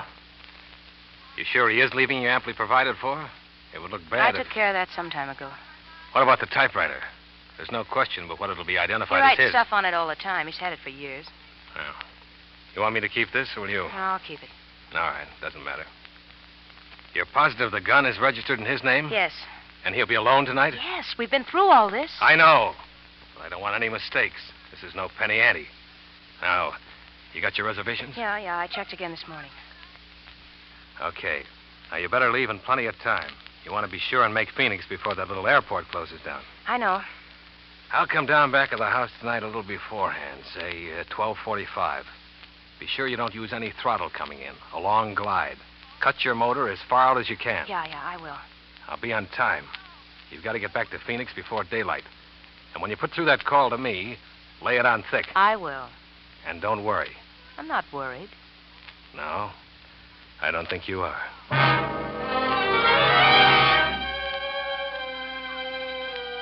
The wheels were moving. Complicated, but good. We'd been over it enough, rehearsed it line by line, so I knew exactly what she'd be doing and saying almost every minute. First, she'd be circling that little airport about a mile from the hotel and sounding as though she was in trouble. A little trick of thinning out the mixture that I'd showed her. And then she'd be coming in for a landing, taxiing over to the hangar. That would be a little before 5. Hey, sounds like she's acting up on you, huh? Yeah, she is. I didn't think I was going to make it. Oh, carburation, maybe. Exhaust valve sticking, I think. Yeah, that could be it, all right. Yeah. Thanks. Hey, you staying in Phoenix? Yeah, for a few days. Can I leave it here? Oh, sure. Tomorrow, first thing, I'll get a man. No, I'm going to get the man down here who sold it to me. I've only flown it about 8 hours. Oh, gee, it shouldn't be doing that. I'll say it shouldn't. Is there anybody here at night? No, I'm sorry, ma'am. I come on again at 8 in the morning. Well, he may be down here before that, because I'm going to get him out of bed if it's the last thing I do. It's a brand new $6,500 airplane. Oh, I don't blame you. Well, in case you're out here before I am, I'll give you the key to the shop, so if there's anything you need... Thanks, but don't bother now. Just send it around the hotel. Okay. Where are you staying? Desert Inn, Mrs. Marion Dunham.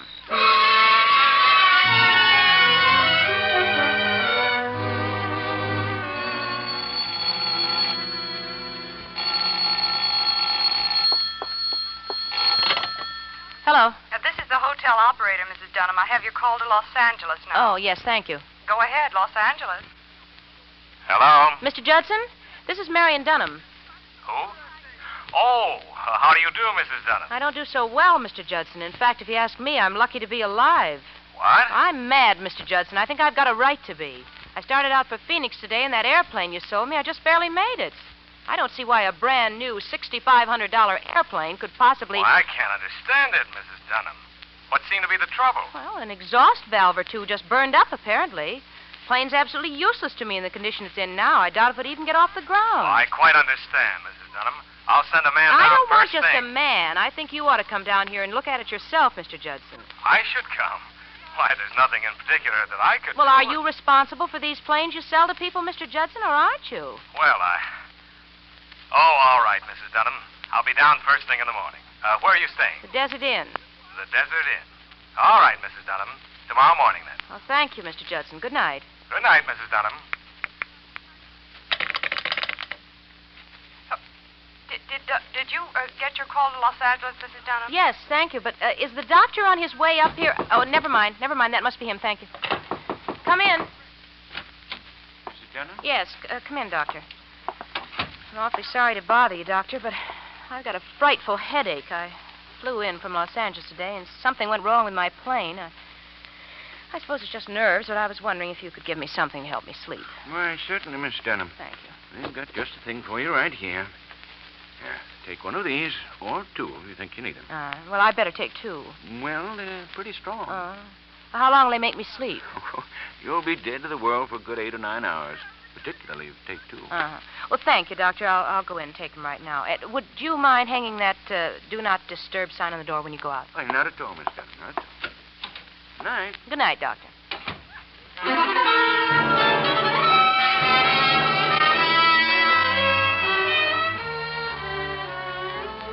I was at the field back of her house a little ahead of time.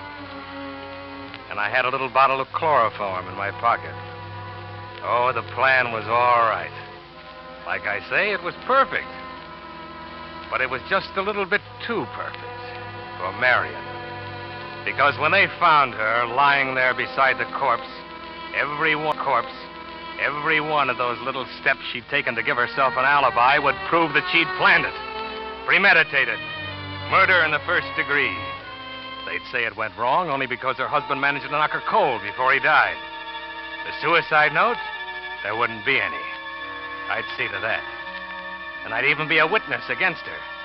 Because instead of flying down to Phoenix with a couple of burned valves in my pocket to support her alibi, I'd fly down there and find there wasn't any plane or any Marion. And when she started that last walk to the gas chamber, maybe she'd begin to realize what I'd been through. My dream girl. I knew she'd sneaked out of the hotel a good 2 hours ago. And sure enough, I heard the motor. Then I heard her cut it. Then she was gliding in. And then we were walking together over towards the darkened house. Yes, everything went all right. What's the matter with you? You haven't spoken a civil word to me yet. Oh, just nervous, I guess. You got your key? Yes, I got it. Be quiet now. It's dark. I got a flashlight. No. Knock something over. Shh. Who's there? Woke him. Who is it? I'll have to go to him and stall him somehow. All right. Get in there. Get into the closet. Quick. Okay. It's me, Ed. Oh, what in the world are you doing, Bob? It seemed like an hour that I was in there, straining to hear and not being able to. She'd done it. I heard her running down the hall. She'd done it. I had my hand on the doorknob and was just about to step out when there was a click, and the knob wouldn't turn. Marion! Marion! Marion! That was the front door. I was locked in and she was gone.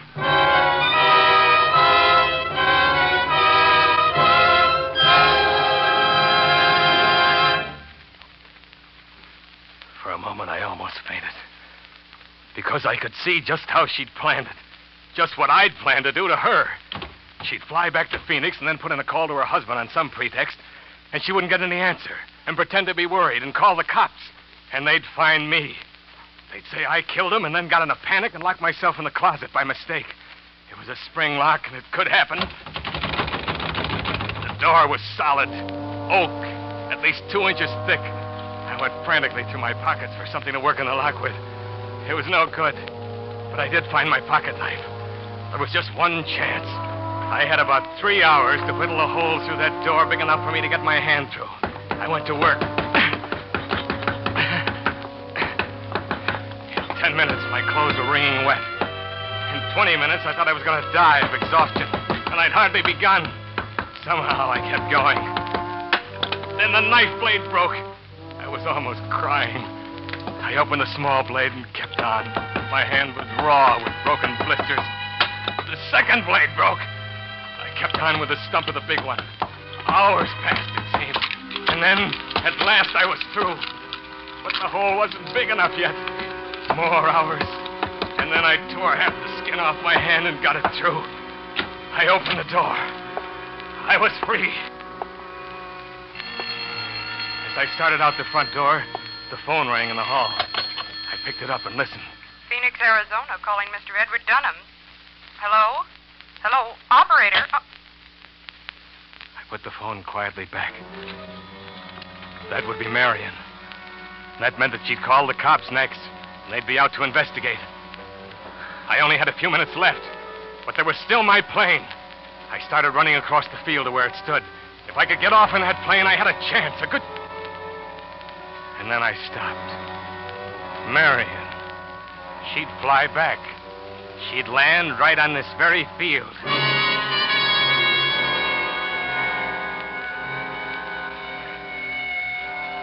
Sure enough, in about 20 minutes, the cops came. Then more cops. From homicide, I suppose. They prowled all over the place, but they didn't find me. I was hidden in that little clump of trees. And pretty soon, they went away. And I waited. 3 hours more. Then I heard it. Marion's plane. And then I saw her coming into land. I was out there and up on the wing before she'd even rolled to a stop. Randy! The double cross, huh? You're a fine one to talk. You and your Dorothy. I suppose you thought I didn't know about her, that you got engaged to her the very day that you were going to frame me, weren't you? Well, I beat you to it and you'll die. Do you hear me? You'll die.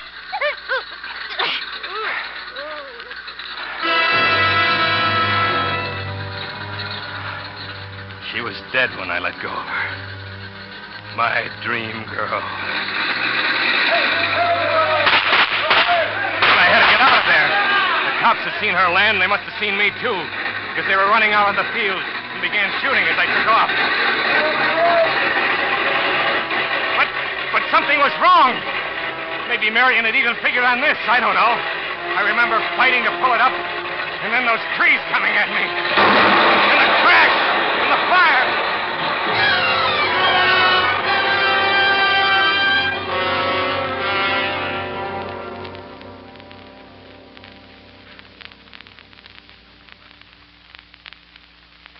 You got all that, Scotty? I got it. How is he, Doc? Not so good. Here, Jefferson. Sign here. Sure. I'll sign. Hurry up. Sign it. Sign. Hey, Doc. He's gone. Dead, huh? Dead. Fine thing. I got a confession and no one to sign it. What's the difference? You got witnesses. Yeah.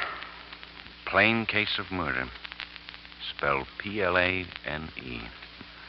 Very, very funny.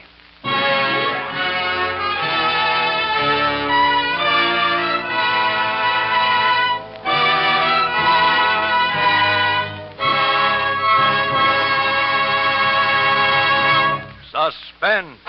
Presented by Roma Wines, R-O-M-A, made in California for enjoyment throughout the world. And now this is Ken Niles bringing back to our suspense microphone our star of the evening, John Lund. John, may we all congratulate you on a swell job of acting. And may I, too, offer you the thanks of the Roma Wine Company with this gift basket of Roma wines. Oh, thanks a lot, Ken. And my thanks to Roma for the basket. You know, at this point, I should be able to ad-lib an immortal line about wine. But all I can think of is a jug of wine, a loaf of bread, and now. And I don't recall whether Omer Khayyam specified Roma wine or not. Well, John, if Omer were living today, I'm sure he would specify Roma. Because for both host and guest, there's real pleasure in the tempting nut-like taste of Roma California sherry. Golden amber Roma sherry assures tasteful, gracious hospitality for the party giver, satisfying enjoyment for guests. No wonder famous hosts from Hollywood to Manhattan praise Roma sherry as the perfect first call for dinner. The all-occasion wine for entertaining anytime. Roma sherry before dinner. Sounds good to me. Well, John, Roma sherry is good because starting with choicest grapes from California's finest vineyards, Roma sherry is patiently, unhurriedly guided to tempting taste perfection by the unmatched skill of Roma vintners, by the unequaled resources of Roma's famed wineries. Then, along with Roma wines of years before, Roma sherry awaits selection from the world's greatest wine reserves for your pleasure. So, for better taste, always insist on Roma wines. Remember, more Americans enjoy Roma than any other wine. Ken, speaking of things that most Americans enjoy, who's for Suspense next Thursday? Well, it's going to be a particularly unusual and original show next Thursday. The play is called The Man Who Wanted to Be Edward G. Robinson. And our star, of course, will be... None other than Edward G. None other, indeed. He'll play two roles. He'll be a sort of a switch family Robinson. Well, I'll be listening. Oh, by the way, I hope nobody was too surprised that Mark Stevens and I switched dates tonight. However, to each his own, to each his own. Well, good night, John. We'll be looking forward to seeing you in Paramount's Technicolor production, Perils of Pauline. Next Thursday, same time, you will hear Mr. Edward G. Robinson as star of Suspense. Produced and directed by William Spear for the Roma Wine Company of Fresno, California. By giving generously to your local community chest, you can be sure that you are supporting most wisely and effectually the friendly, neighborly services which are a genuine help to your community day after day and month after month throughout the year.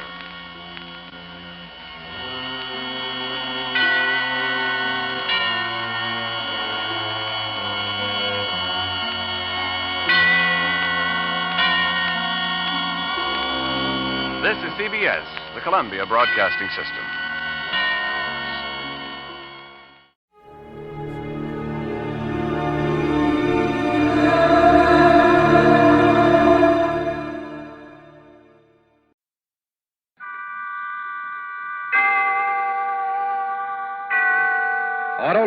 and its 96,000 dealers bring you Miss Linda Darnell in tonight's presentation of Suspense.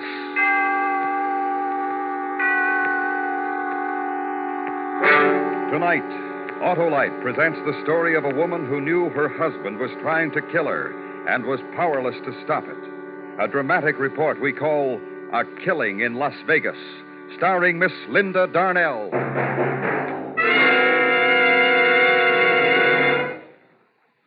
Hi, Hap. Huh? Oh, hello, Harlow. Boy, you really gave me a powerful start.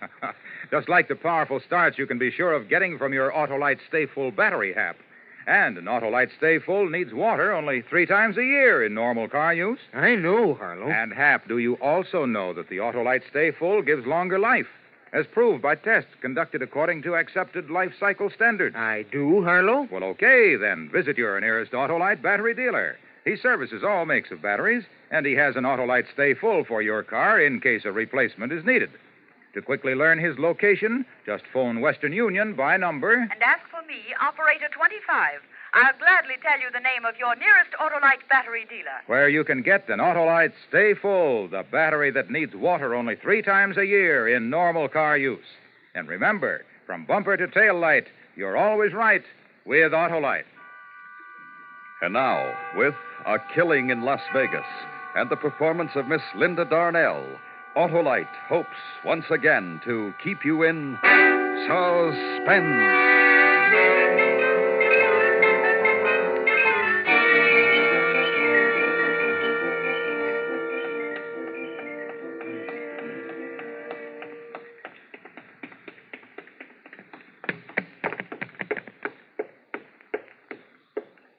Yes, ma'am? I'd like to see the policeman in charge, please. Well, maybe I can help you, ma'am. What is it? My husband is trying to kill me. I see. You better come with me.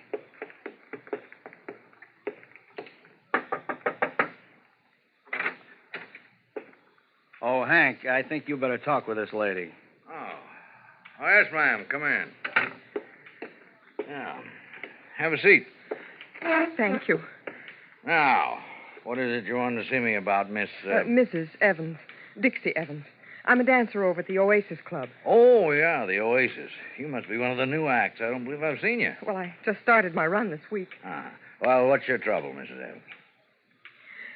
My husband is trying to kill me.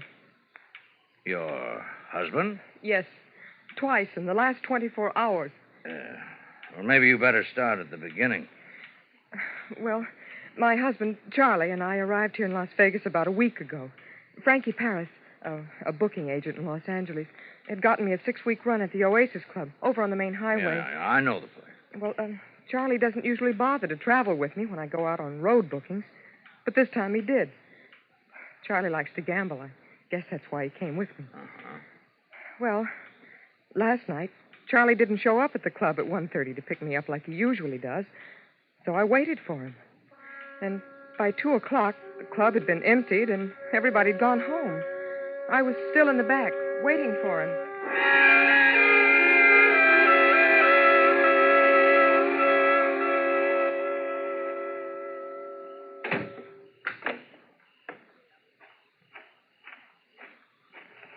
Who is...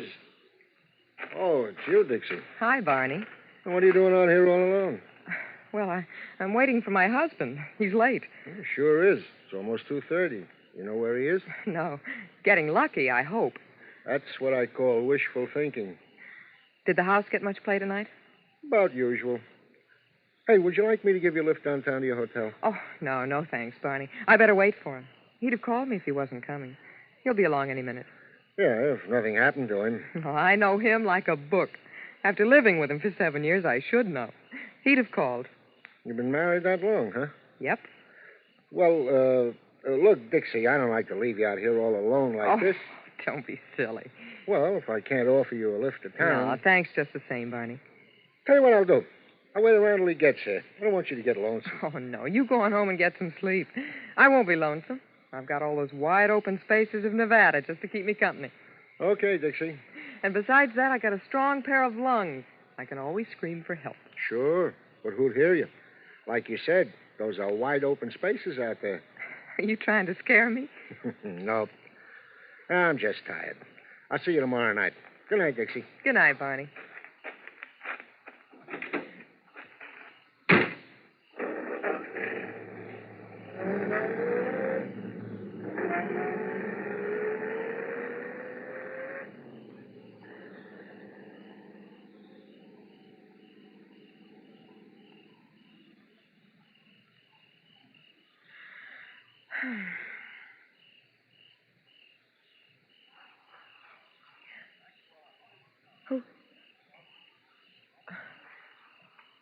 Charlie? Charlie? That you? Who is it? Charlie?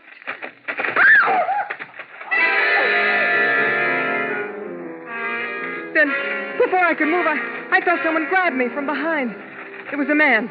He twisted my arms and yanked me back in the shadows. I kicked and spit and tried to fight myself loose, but there was no use. His hands were like steel. I tried to scream, but his hands closed around my throat.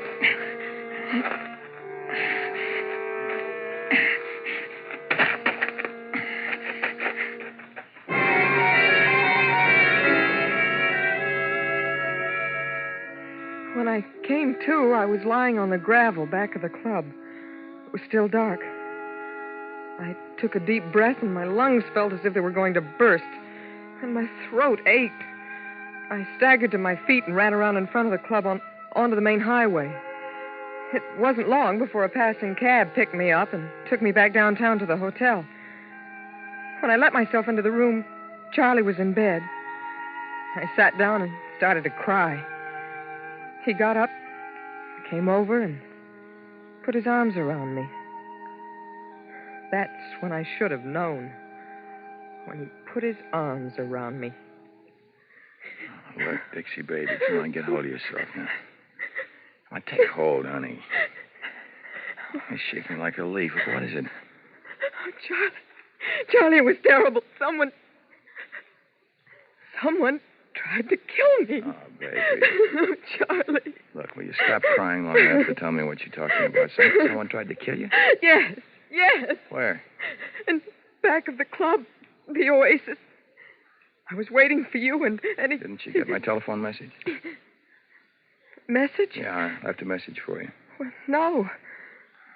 Oh. Well, what happened? Well, I was back there waiting for you. I heard a noise, and first I thought it was you. I called your name, and then this man rushed up behind me, grabbed me around the throat, and Did you see what he looked like? Well, no, I couldn't see his face. It was too dark, but he tried to choke me, Charlie. Look, Dixie. Oh, it was terrible. His hands around my throat. Well, what happened after that? Well, I don't know. I passed out. I guess he thought I was dead. But why did he want to kill me? Just wait a minute, Dixie. How do you know he wanted to kill you?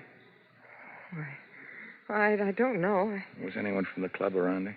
Oh, no. Everybody'd gone home. I see. Oh, it could have been someone trying to rob the club. Huh? Yeah, sure, that might have been it. Some guy's going to break in and rob the club. He thought everybody'd gone home.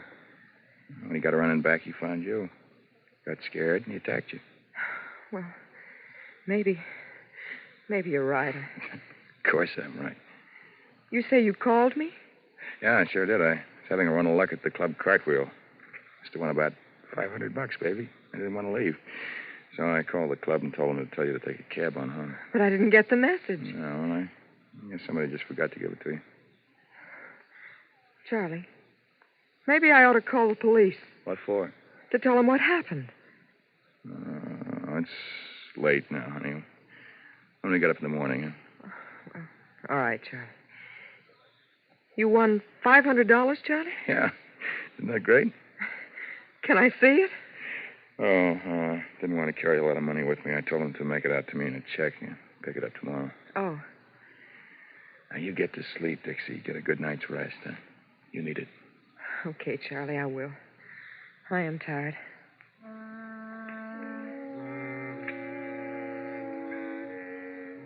had a very restless night. I didn't get much sleep. But the next morning, the more I thought about what Charlie had said, the more I began to believe that maybe he was right. Maybe it had been somebody just wanting to rob the club. We got up late and had lunch at one of the restaurants along 5th Street, then played some bingo at the Palace. Then we walked around town for a while and went back to our hotel about 2:30.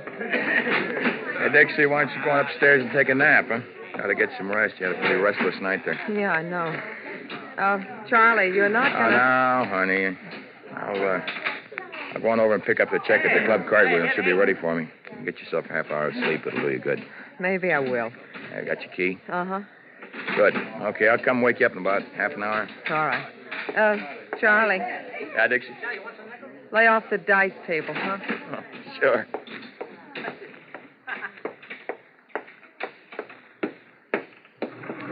Yes, ma'am? 3, please. Yes, ma'am.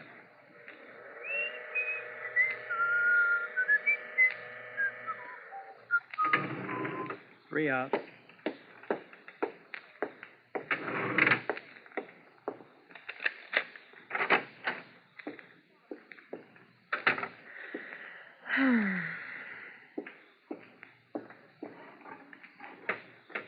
Oh, brother, this feels good.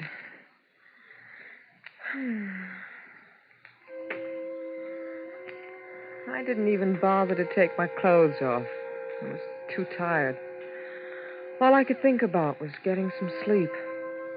And the bed felt soft and good.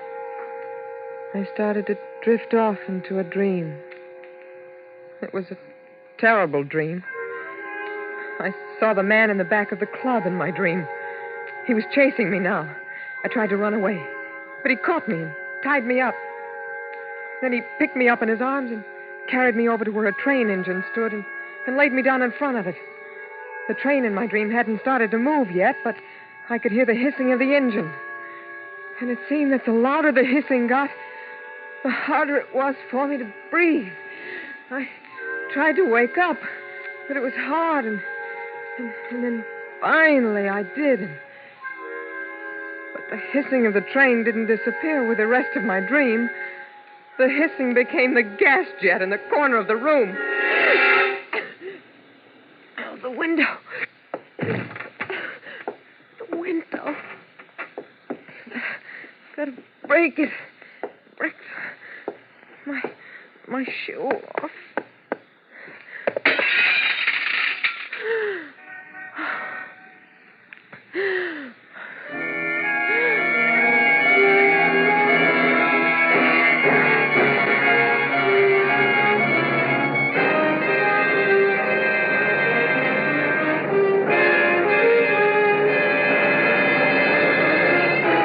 Autolite is bringing you Miss Linda Darnell in A Killing in Las Vegas.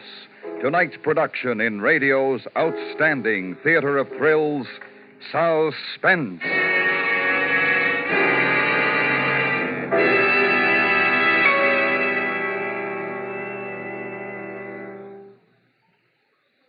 Harlow, I've told you before that I have an Autolite Stay Full battery. What do you think of it, Hap? Oh, it's great. It's grand. It's magnificent. And it's protected, too. Protected? Yep. Every positive plate in the Autolite Stay Full is protected by fiberglass retaining mats to reduce shedding and flaking and give the Autolite Stay Full longer life, as proved by tests conducted according to accepted life cycle standards. And the Autolite Stay Full needs water only 3 times a year in normal car use. So, friends, visit your Autolite battery dealer, the man who services all makes of batteries.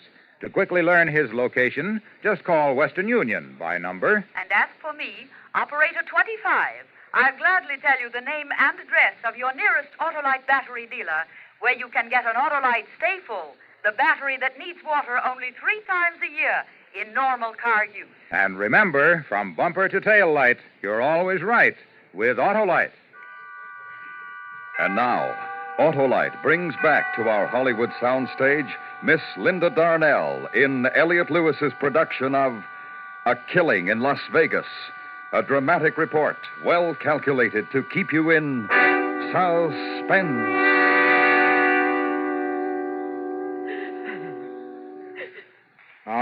right, Mrs. Evans. Just try to finish your story if you can. You say you tried to break the window with your shoe. Yes. It finally broke, and I got some fresh air. And this was how long ago? About an hour. Then what happened after you were able to revive yourself? Well, I was scared. I asked myself, what have I done so bad that someone wants to kill me for it? Because now I believe that someone was trying to kill me. I tried to get hold of Charlie, my husband, to tell him to come back to the hotel right away.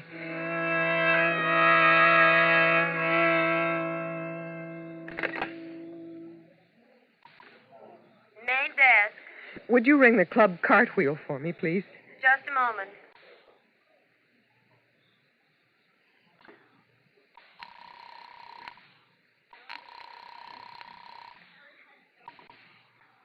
Club cartwheel. Julio Cole speaking. My name is Evans, Mrs. Dixie Evans. My husband was coming in to pick up a check. Can you tell me if he's still there? Pick up a check? What's he do, work here? No, he came in there last night. He had a run of luck, and he said he told you to make out a check for him. What was that name again? Evans? Yes, Charles Evans. Just a second. Hey, does anybody know anything about a check for Evans? No. You mean he hasn't picked it up yet? No record of a check waiting for him. But he told me. Yeah, lady, sure. He told you. I'm sorry I bothered you. No bother at all.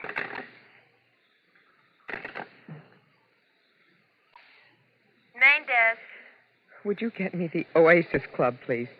The number is 4062. One moment.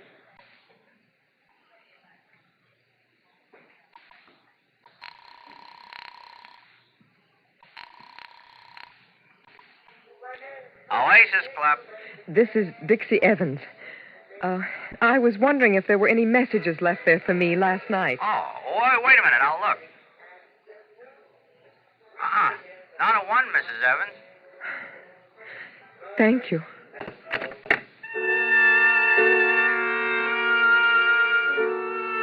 And just like that, I find out that my husband, Charlie, is the person who's been trying to kill me. My own sweet, loving husband. He didn't win a pile at the club cartwheel. And he didn't leave a message for me at the Oasis Club. I guess I must have surprised him when I walked into the hotel room last night. He'd left me for dead. So he'd had to try again. Sleep, Dixie. Get some rest. So he could turn on the gas jet in the room and try again. What does a woman do when she finds out that her husband is trying to murder her? What does she do? What would any other woman do? She'd go to the police. So I came to talk to you. Is that all of it, Mrs. Evans? Yes. Isn't it enough? Oh, Mrs. Evans, tell me something. A man who tried to choke you back at the club, did you see his face? Well, I didn't see his face, but you didn't see his face? Well, no, well, but... then how do you know it was your husband, Mrs. Evans? Because I told you he tried it again. Only a little while ago up in our hotel room. I found the gas jet in the room turned on.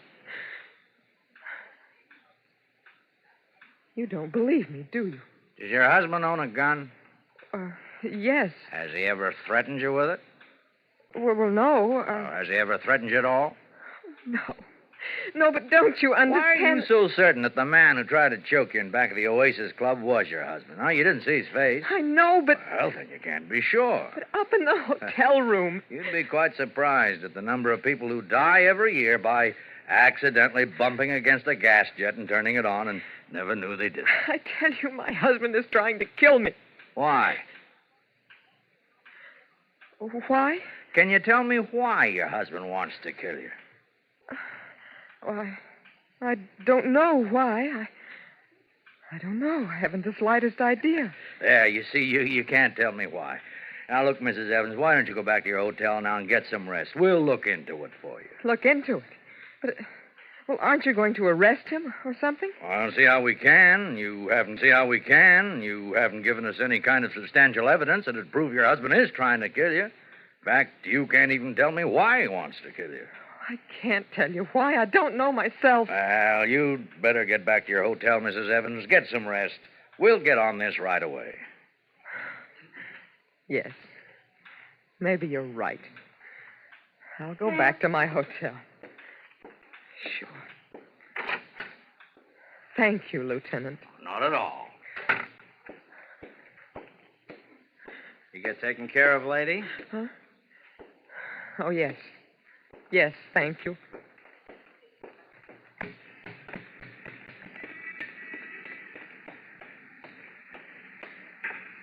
Dixie? Charlie. Hello, Dixie. Now get in the car, my dancing wife. I've come to take you home.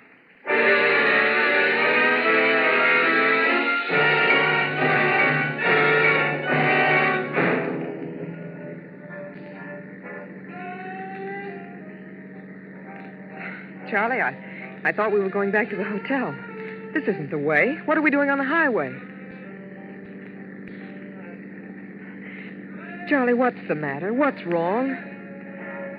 Oh, don't turn the radio louder, Charlie. I want to talk to you.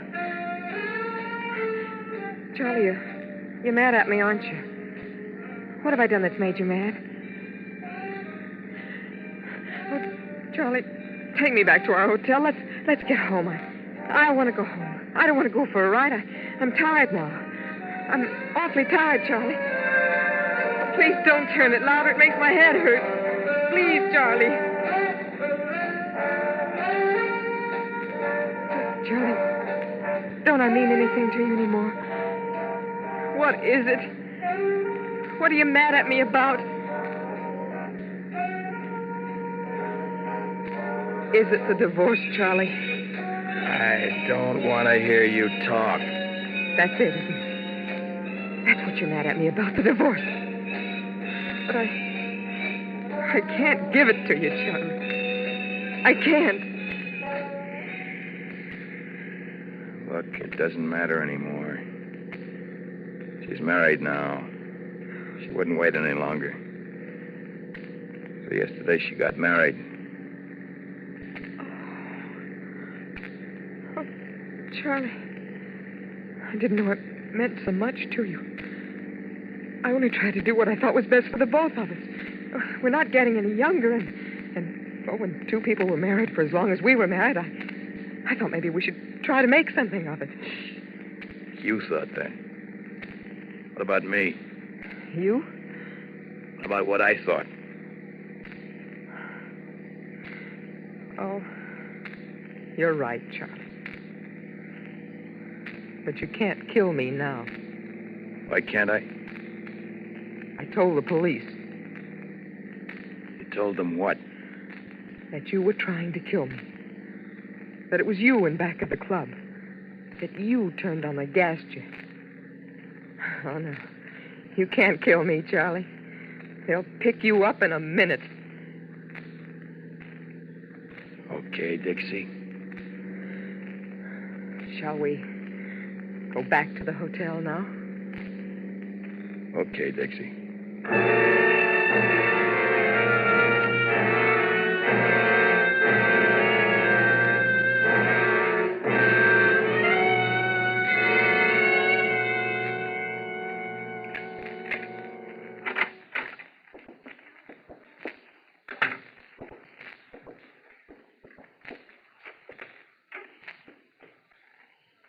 What do we do now? There's nothing to do, Charlie. We just go on, I guess, like we have. You do that? You stay with me, married to me, knowing I want you dead? I have to, Charlie. Because I won't give you a divorce. Well, like chess, Dixie, we're stalemated, aren't we? Looks that way. You know how much I hate you. Now I know. Up to now, it's been a game of cat and mouse. You were the mouse, and I was the cat, ready for the kill.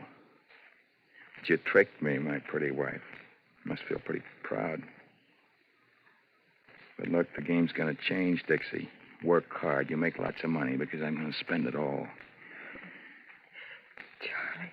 Have I been a good husband to you, Dixie? And think back. Remember all the soft, sweet things that we ever held between us. Think about them, because those soft, sweet things will become just a memory.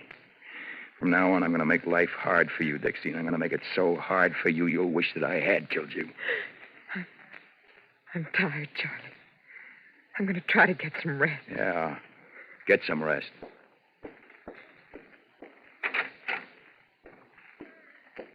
Get a lot of rest, Dixie. You're going to need it. You tell the police why I wanted to kill you, Dixie? Did you tell them how I asked you in a civilized manner for a divorce? You tell them that? Goodbye, Charlie. Dixie! Dixie, what did you do? Dixie! Don't die. The police, Dixie, they'll think I did it. Dixie. Please, Dixie, don't die. Dixie, don't die.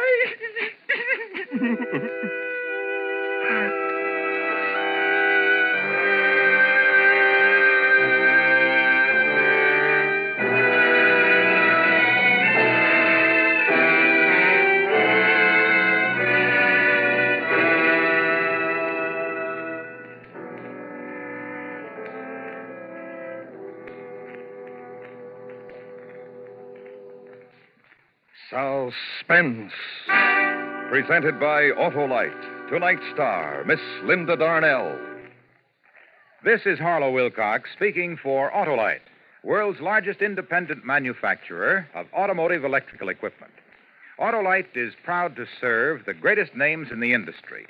And during these early months of 52, the Autolite family joins in saluting the leading car manufacturers who install Autolite products as original equipment.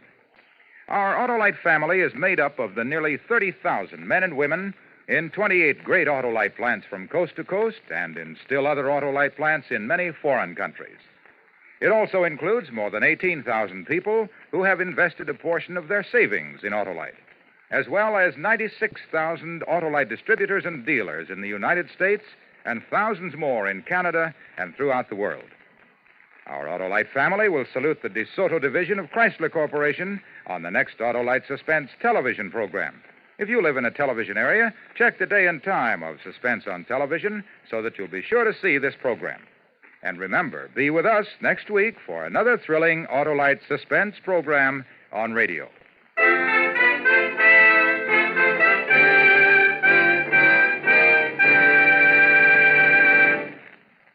Next week on Suspense, our star will be Mr. Herbert Marshall in a radio dramatization of the true story of the 39 Steps.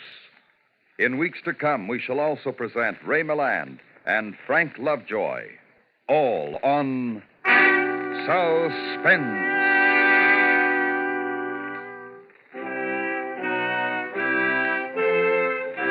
Suspense is produced and directed by Elliott Lewis, with music composed by Lucien Morawick and conducted by Lud Gluskin. A Killing in Las Vegas was written for Suspense by Richard George Pedicini. In tonight's story, Lamont Johnson was heard as Charlie and Joseph Kearns as the lieutenant. Featured in the cast were Jerry Hausner, Charles Calvert, Eve McVeigh, and Jim Nusser. Linda Darnell will soon be seen in David E. Rose's production of Saturday Island.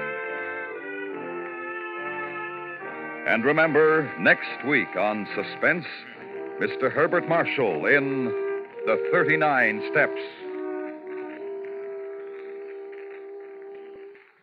Did you know that more than 7 million American men, women, and children are victims of crippling arthritis? Help prevent this waste of human happiness and power.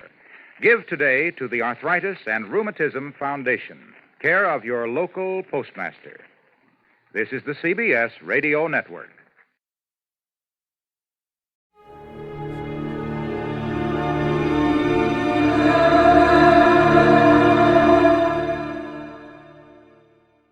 Johnny Dollar. Bob Douglas, Corinthian Light, Johnny. How soon can you leave for California? Right away. My right big toe needs defrosting. What's the matter? A policyholder, young fellow named Jefferson, went west on an oil deal and he's disappeared. It might be murder. Well, I guess I'd better pack 2 shirts. Looking for one man in a big state like California can be murder.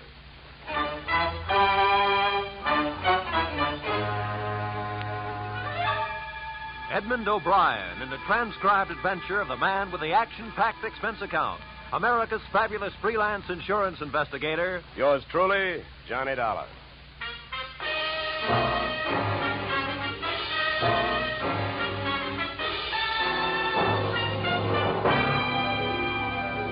Expense account submitted by Special Investigator Johnny Dollar to Great Corinthian Life Insurance Company, Hartford, Connecticut. The following is an accounting of my expenditures during process of search for your missing policyholder, youthful millionaire Alec Jefferson, or how they were drilling for oil, for what they struck was me. Expense account item 1, $186.13. Airfare, Hartford to Los Angeles.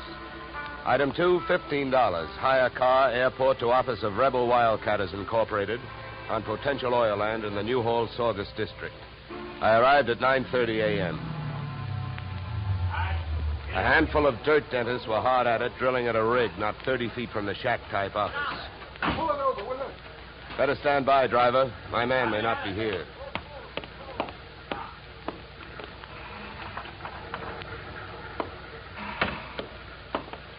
Morning. Can you tell me where I'll find Mr. Flaherty? You're talking to him. I'm Mars Flaherty.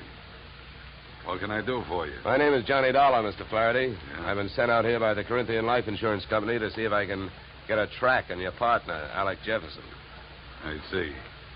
Well, it's their money you're spending, Dollar, so I don't care much if you waste it. But if you don't mind my saying so, I do think you're going to be wasting your time. Well, I get paid by the day. Then I guess you don't mind wasting time. Oh, look, don't get the idea I'm just naturally pessimistic. I'm not. It's just that I've already done a lot of looking for young Jefferson, and when that bird flew the coop, he didn't leave a feather you could trace him by. Well, do you have any objection to giving me a few details? No. Sit down. Not at all. Thank you. To save time, maybe I'd better tell you what I already know. Well, it can't be much. It isn't. I suppose you realize Corinthian Life is the administrator of Jefferson's father's estate. Yeah. I know that. Well, having charge of the money, they naturally know that young Jefferson financed this operation. That's right. His money, my experience. The only thing we needed was a little more luck. Well, there you have it. That's all I've got. What can you tell me? That whatever young Alexander got, he was asking for. For a guy built like a cream puff, he got mighty strong around here. Around an oil field, that isn't healthy even for a big guy. You know. How do you mean he got strong? Too much money, too much opinion. That mixed up with too many other men's women can mean trouble for anybody. Any particular women? Too many. Mind telling me who they are? No. Matter of fact, I got a list right here. Yeah, you can have it. I already tried it. Just one more thing. Yeah? How and when did he drop out of sight? A week ago last night. Yeah, he left here at 5 o'clock for his apartment on the Sunset Strip in Hollywood. He never got there. I checked that, too. Here. Give me that paper back for a minute. I'll write down the address. Thanks. Well, I'll be around. Oh, by the way, the first thing we try to figure out in my racket is who would benefit most. How would you like to have him found? Dead or alive? Either way, Dollar.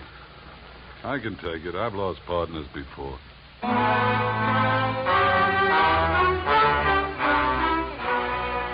spent the next 20 minutes on a long shot, thinking I could pick up some information from the drillers.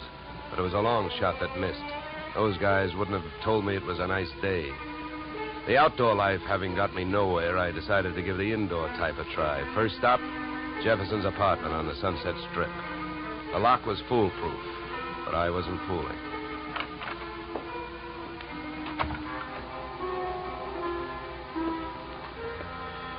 The joint was decorated in a lovely shade of hangover green. A series of alcohol rings from the bottoms of glasses carrying out the motif on all flat surfaces. In the living room, I found several pieces of loosely strewn feminine attire. In the bedroom, I found one piece of loosely strewn female. Hey, who are you? What do you want? Oh, sorry. I understood this was Alec Jefferson's apartment. It is? Oh. You can drop your eyebrows, mister. I'm his wife. I beg your pardon? You heard me. I'm Mrs. Alec Jefferson. Pass me that robe, will you? Now to make coffee? Yeah, why? Well, how about making me some while I go put on a face? I guess so. You'll probably have to wash the percolator. To me, the best grounds for divorce would be coffee grounds and an unwashed percolator. Oh, I washed it. I also made the coffee, wondering the while how she had made the matrimonial grade.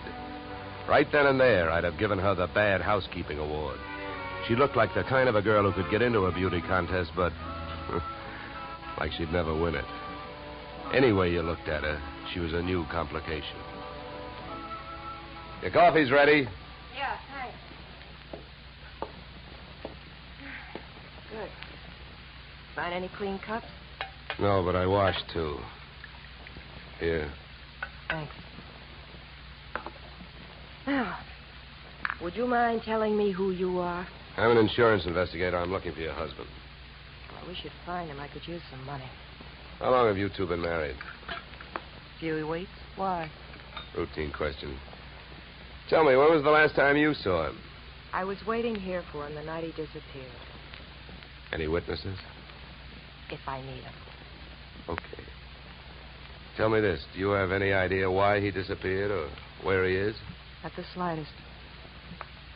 Do you know a man named Morris Flaherty? Yeah. Yeah, I sure do. How well? I was his girl. So? By the way, have the police come to you yet? No, I went to them. You see, I'm the one who reported Alec missing. Do you know whether they've come up with anything? Nothing much. Up until now, he's just a missing person. They put Alec's picture on a television every night. I don't know that they're doing much else. They keep calling him a Caucasian. Look, please don't get so hysterical about this. It makes you so hard to question. Huh? Oh, nothing. Oh, I get it. Excuse me if I seem dense this morning. Morning. It's 3 in the p.m. All right, so everything about me's wrong. That's right. Look, you can think that I married him for his money if you want to. Suppose you're used to suspecting everybody of everything. But have you heard? There are two sides to every marriage. Do I look strong enough to have carried him to the altar? I never weighed him. But answer me this. If he swept you off your feet, why did he pull a fade out in the middle of the honeymoon? What should I know? Maybe he'd never seen a dame without makeup on before and had to go someplace to think it out. I wonder if there's anything to eat. I'm hungry. Look, I think I'd better be going. I'm not much of a cook.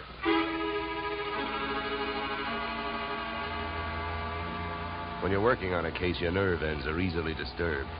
So when I left the house and saw a hardtop blue Plymouth parked opposite the apartment, mine clanged an alarm. In the car sat an equally hard-topped man reading holes in a newspaper. I gave him the slow walk-away and quick turn treatment, and I caught him with his newspaper down. Then I had to go into my act. Why, George, you old son of a gun. Huh? Oh, my gosh, it's good to see you. What are you talking about? My name ain't George. What? Well, I'll be. What you know is I came out of the house, I got half a look at you, and as I started to walk away, the face registered.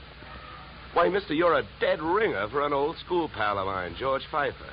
Now, how do you like that? But come here, let me take a closer look. Come here. All right, look out. Sleep tight.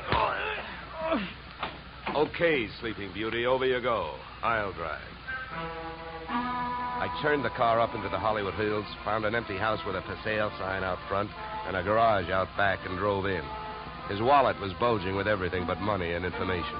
An ID card gave his name as Philip Wilkins, his occupation as private detective.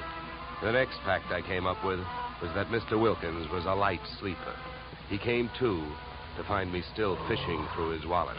Hey, give me that. Okay, hold it, mister. Take it easy. Here, you can have your wallet back. Now, keep calm, and everything's going to be all right. If you don't, I'll have to give your whiskers another dusting. Oh, look, what's a big idea? What'd you slug me for? You know why, Mr. Wilkins. Because you had a plant on me, and I figured if you were that curious about me, I wanted to know more about you. You're nuts. I wasn't watching you. I was watching that house you come out of.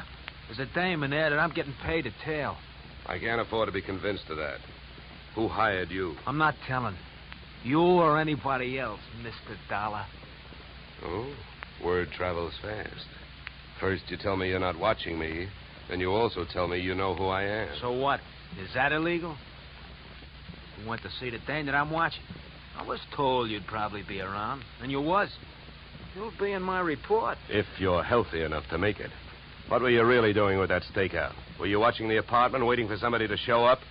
Do you really have a tail on Mrs. Jefferson? Or did you follow me in from the oil fields? Why should I follow you? Maybe you and I got the same approach to this case.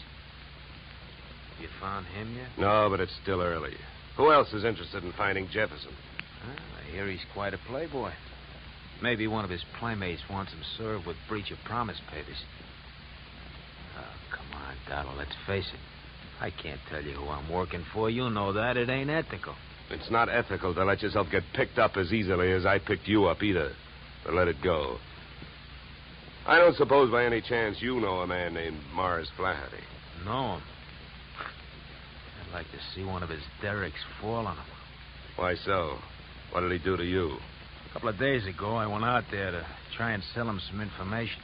He had 3 of his men beat me up and throw me off the oil field. Yeah? What's with that look? Would you believe me? Who knows? You might be telling me you hate Morris Flaherty to keep me from thinking you're working for him. I think you better get out of this car and let me drive away, Dollar. You're in a lot of trouble. I don't think so. Oh, you don't think so? I can have you pulled in for kidnapping. If that's what you have in mind, then first you'd better get a few witnesses for yourself. Now, come on. Suppose you calm down for a minute. If you really hate that guy, well, maybe we can make a deal. If it's against him, I'll deal with him. How much do you know about Flaherty? My bookie's marked lousy from way back. He's promoted about 50 wells, and none of them ever happened. He's wild to hit oil. It's my guess that he's got a hunch that this is the big one. That's why I think his partner disappeared. Yeah, what difference would that make? Even if his partner turned up dead, Flaherty would still have to split any profits with young Jefferson's estate. Maybe not. I know they had a queer deal. Well, who'd know about that deal besides Flaherty and Jefferson? I don't know. But I do know one way of finding out what it is. How's that? Flaherty keeps all his papers in the safe in his office. I've even got the combination. I'll give it to you. You keep it. Wilkins, I still don't know who you're trying to get even with, Flaherty or me. So what I'm going to do is give you half a break. Then I'll only be taking half a chance. Yeah, then why don't you want the combination to the safe? I don't need it. You're going to open that safe. Because you're going out there with me. Tonight.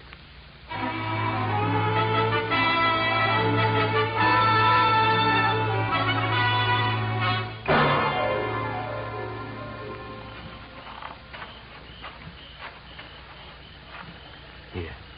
This window. Okay. Now, here. You handle the glass cutter. Right. Now, look. Here's what we do. I'll wet this suction cup. Get a grip on the glass, eh? Now, you cut around the outside edge, and I'll lift the paint out in one piece. Lesson number 1, straight from the burglar's handbook.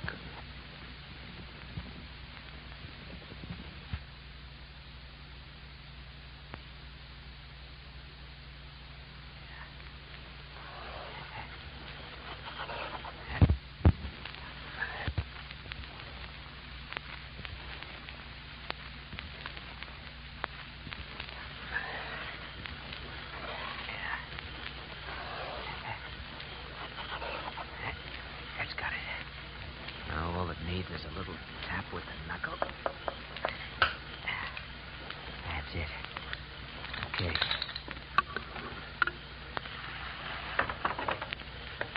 All right, in we go. You first. Okay.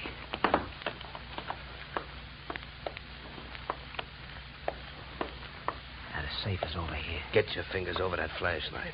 For all I know, you might still turn out to be the local Paul Revere. Yeah, that's right. I might. Here. Your whole life. Thanks, I will. Go on, get to work. All right. I'm as anxious to get this over with as you are. Give me a little more light, will you? Okay.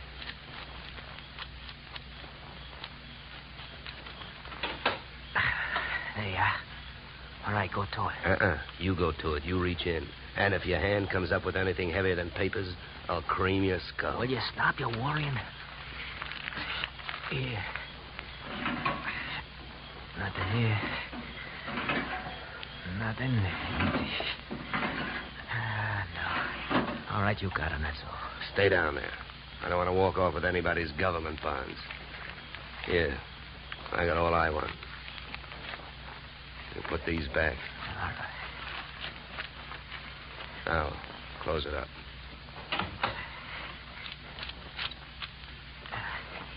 All right, now, come on. Let's get out of here. Just a minute, Wilkins. I gotta have a good look at these papers. You can look at them later. Come on, let's go. Look, this I'll give you for free. And it's the difference between being a $4 a day private detective and a $10 one. What you've got printed in your memory, nobody can take away from you. So hold your horses while I take a look at this partnership agreement. All right. But hurry up, will you? I got a couple of watchmen around here. Yeah, here it is. Okay, let's go. You first.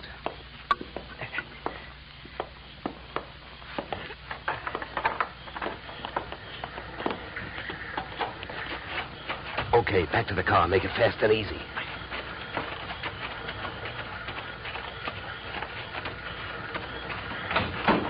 Get in. Over here. You drive. You know, Wilkins, I had a clammy feeling for a while back there that we weren't going to make it. Don't go starting any celebrations. You didn't make it.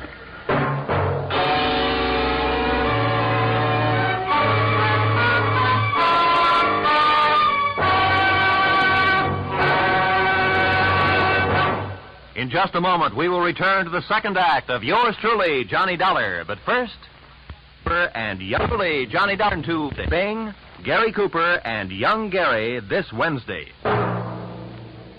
Now we return to Yours Truly, Johnny Dollar, starring Edmund O'Brien.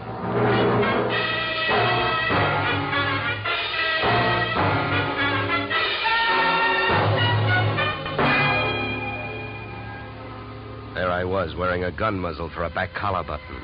My left leg picked up the nervous vibrations of my front seatmate, Philip Wilkins. Mars Flaherty in the back seat was so close I could almost identify the brand of the bourbon he'd been drinking. I suppose you got what you went into the office after, huh? I not only got it, I memorized it, and it makes you look bad. Yeah, then I don't have to explain to you why I don't want you two guys or the paper running around town on the loose. Well, it's a corporate paper. That means it's on file somewhere. So what difference does it make? Start the car. Where are we going? To my house. Go ahead, get going. Okay, Wilkins, you better roll. What's at your house? The reason that paper makes a difference right now. The guy you came here looking for showed up. Alec Jefferson, where is he? He's where we're going. My place. Well, then I guess maybe my employers have got nothing to worry about. Nothing but paying off on his life insurance. Alec Jefferson's dead.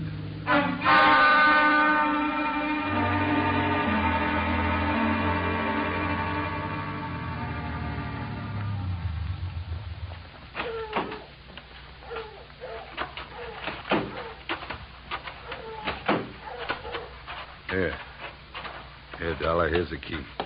To open the door. Stand next to him, Wilkins. Close.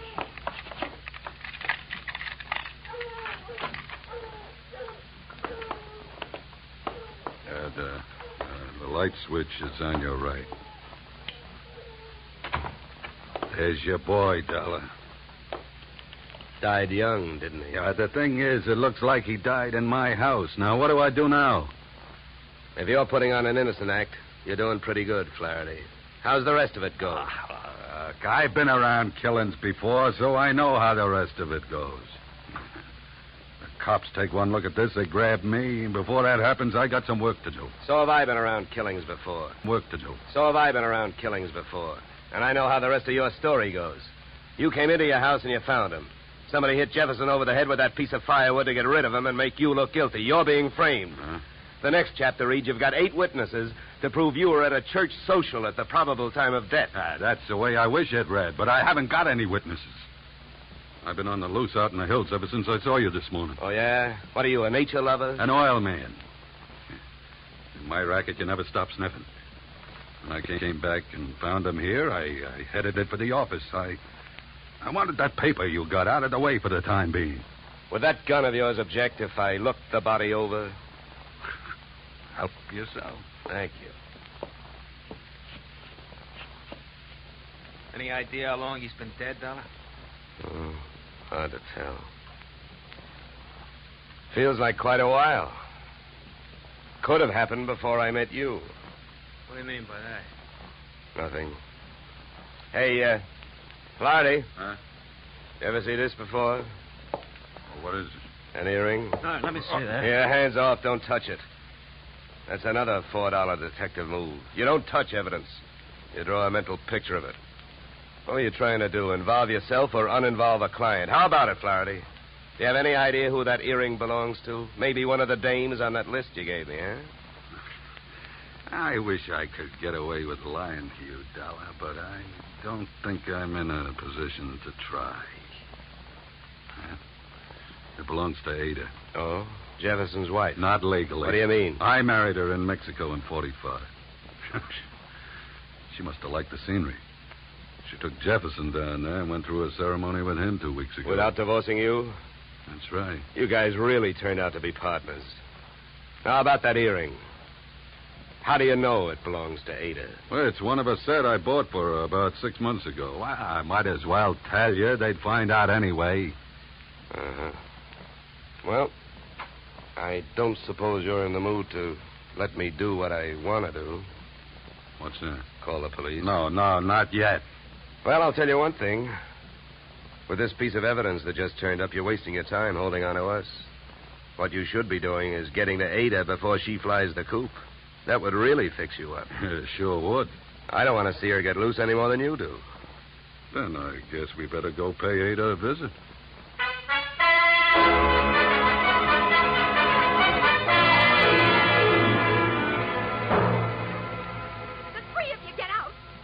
All you got is one lousy earring, and if you think I'm going to stand here and listen to you try to pin a murder on me, you're nuts.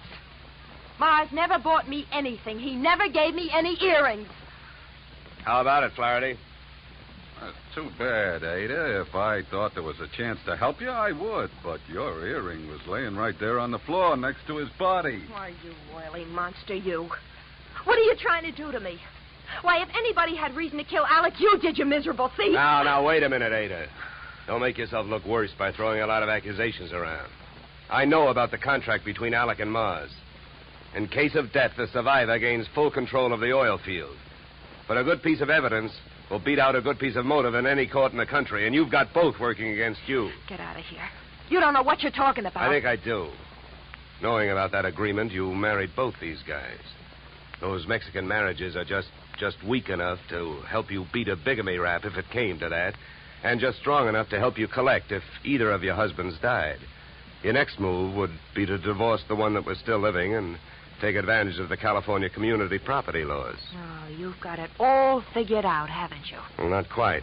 I haven't figured out why young Jefferson went to all the trouble of dropping out of sight and then showed up to get himself murdered. I think I can tell you.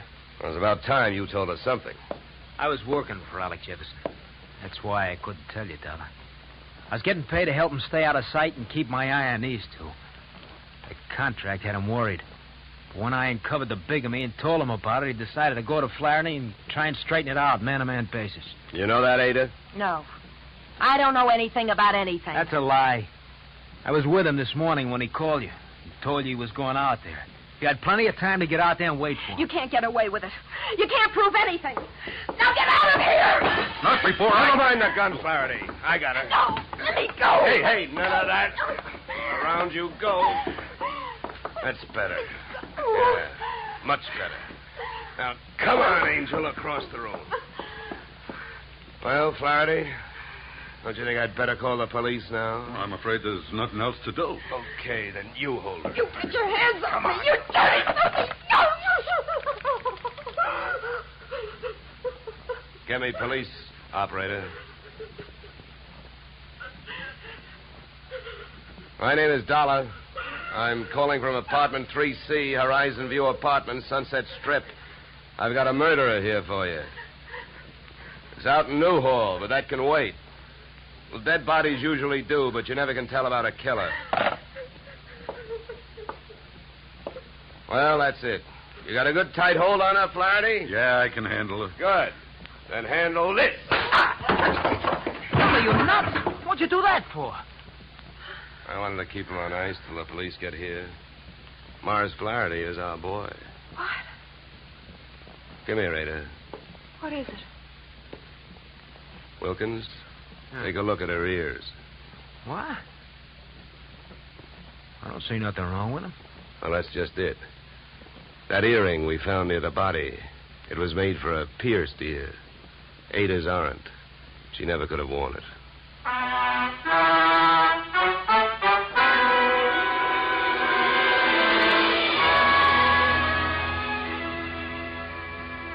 Moral? If Flaherty had been a nice enough guy to buy jewelry for his wife when he had her, he wouldn't have bought the wrong kind of earring when he wanted to set her up as a patsy. The police traced his purchase of same to a Main Street pawn shop. But what really nailed him was the biggest switch of all. Since the murder weapon was a shaft of rough bark firewood, there were no fingerprints on it. But by the same token, there were weapon prints on Flaherty's fingers. A batch of tiny splinters under the skin. Inasmuch as my own girl furnished the practice which made me perfect on this case, I assume you will not be annoyed at my listing expense account item 3, $65, 1 pair gold earrings inscribed to Olga with love. Item 4, $187.13 return transportation Los Angeles to Hartford. Expense account total, $711 signed yours, truly, Johnny Dollar.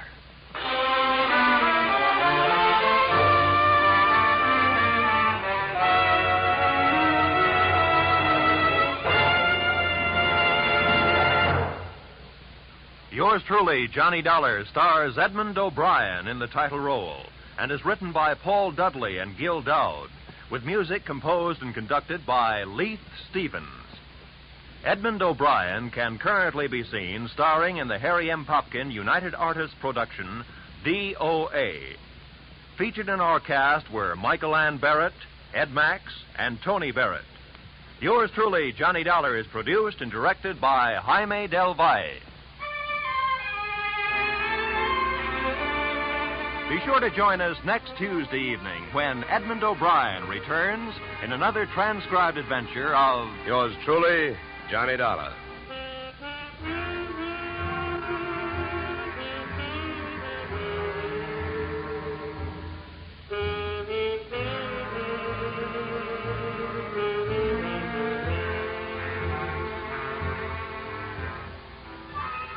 Blizzards in the western states, floods in Texas, hurricanes in Florida, tornadoes in Louisiana. Wherever disaster strikes, the American Red Cross stands ready to lend assistance. The Red Cross helps victims not only at the terrifying moment when disaster strikes, but also in rehabilitation. This is just one of the many nationwide activities of the Red Cross. Give generously to its latest drive. Now stay tuned for the adventures of Philip Marlowe, which follows immediately on most of these stations.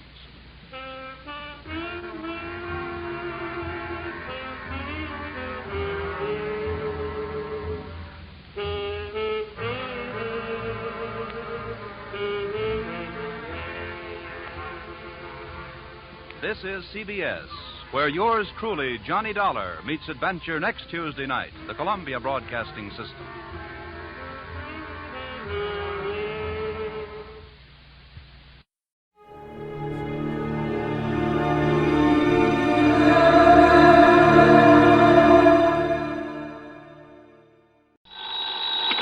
Johnny Dollar. This is Jack Price, Johnny. Corpus Christi, Texas? That's right. Try Western Life Insurance Company. No. No. No, Johnny. I've just taken over the office of Providential Property Insurance down here. Well, that's a good company, Jack. Only I'm beginning to wish I had. Oh, what's the matter? Less than a week heading up this operation, and I get presented with a claim for $465,000. Wowee. But maybe, I hope, you could keep keep us from having to pay it. Well, I don't know about So, that. Johnny, if you'd like to earn yourself a nice big commission in addition to your expense account, of course. Now, let me see. My commission on $465,000. Tell me all, Jackson. You fly on down here, and I'll be glad to. Right, I'll grab the first plane I can.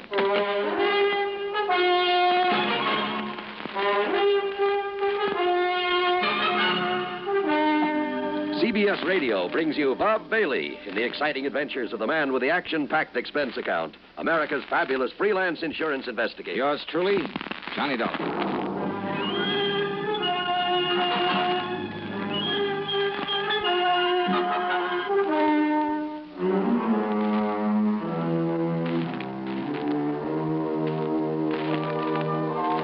Expense account submitted by Special Investigator Johnny Dollar to the Providential Property Insurance Company, Corpus Christi, Texas office. Following is an account of expenses incurred during my investigation of the Canary matter. After hanging up on him, I realized that Jack Price hadn't told me a single thing about the case he wanted me to handle. But who cares when it means a commission on nearly $500,000? So item one on the expense account is $128, plain fare and incidentals, Hartford to Corpus Christi, Texas. Price met me at the Cliff Mouse Airport. We piled into his car and headed for town. Johnny, I've made a reservation for you at the Driscoll Hotel on North Broadway. Oh? You get yourself a good night's sleep, and you can start on this matter first thing in the morning. Well, what's the matter with right now? At least you can tell me what it's all about. Well?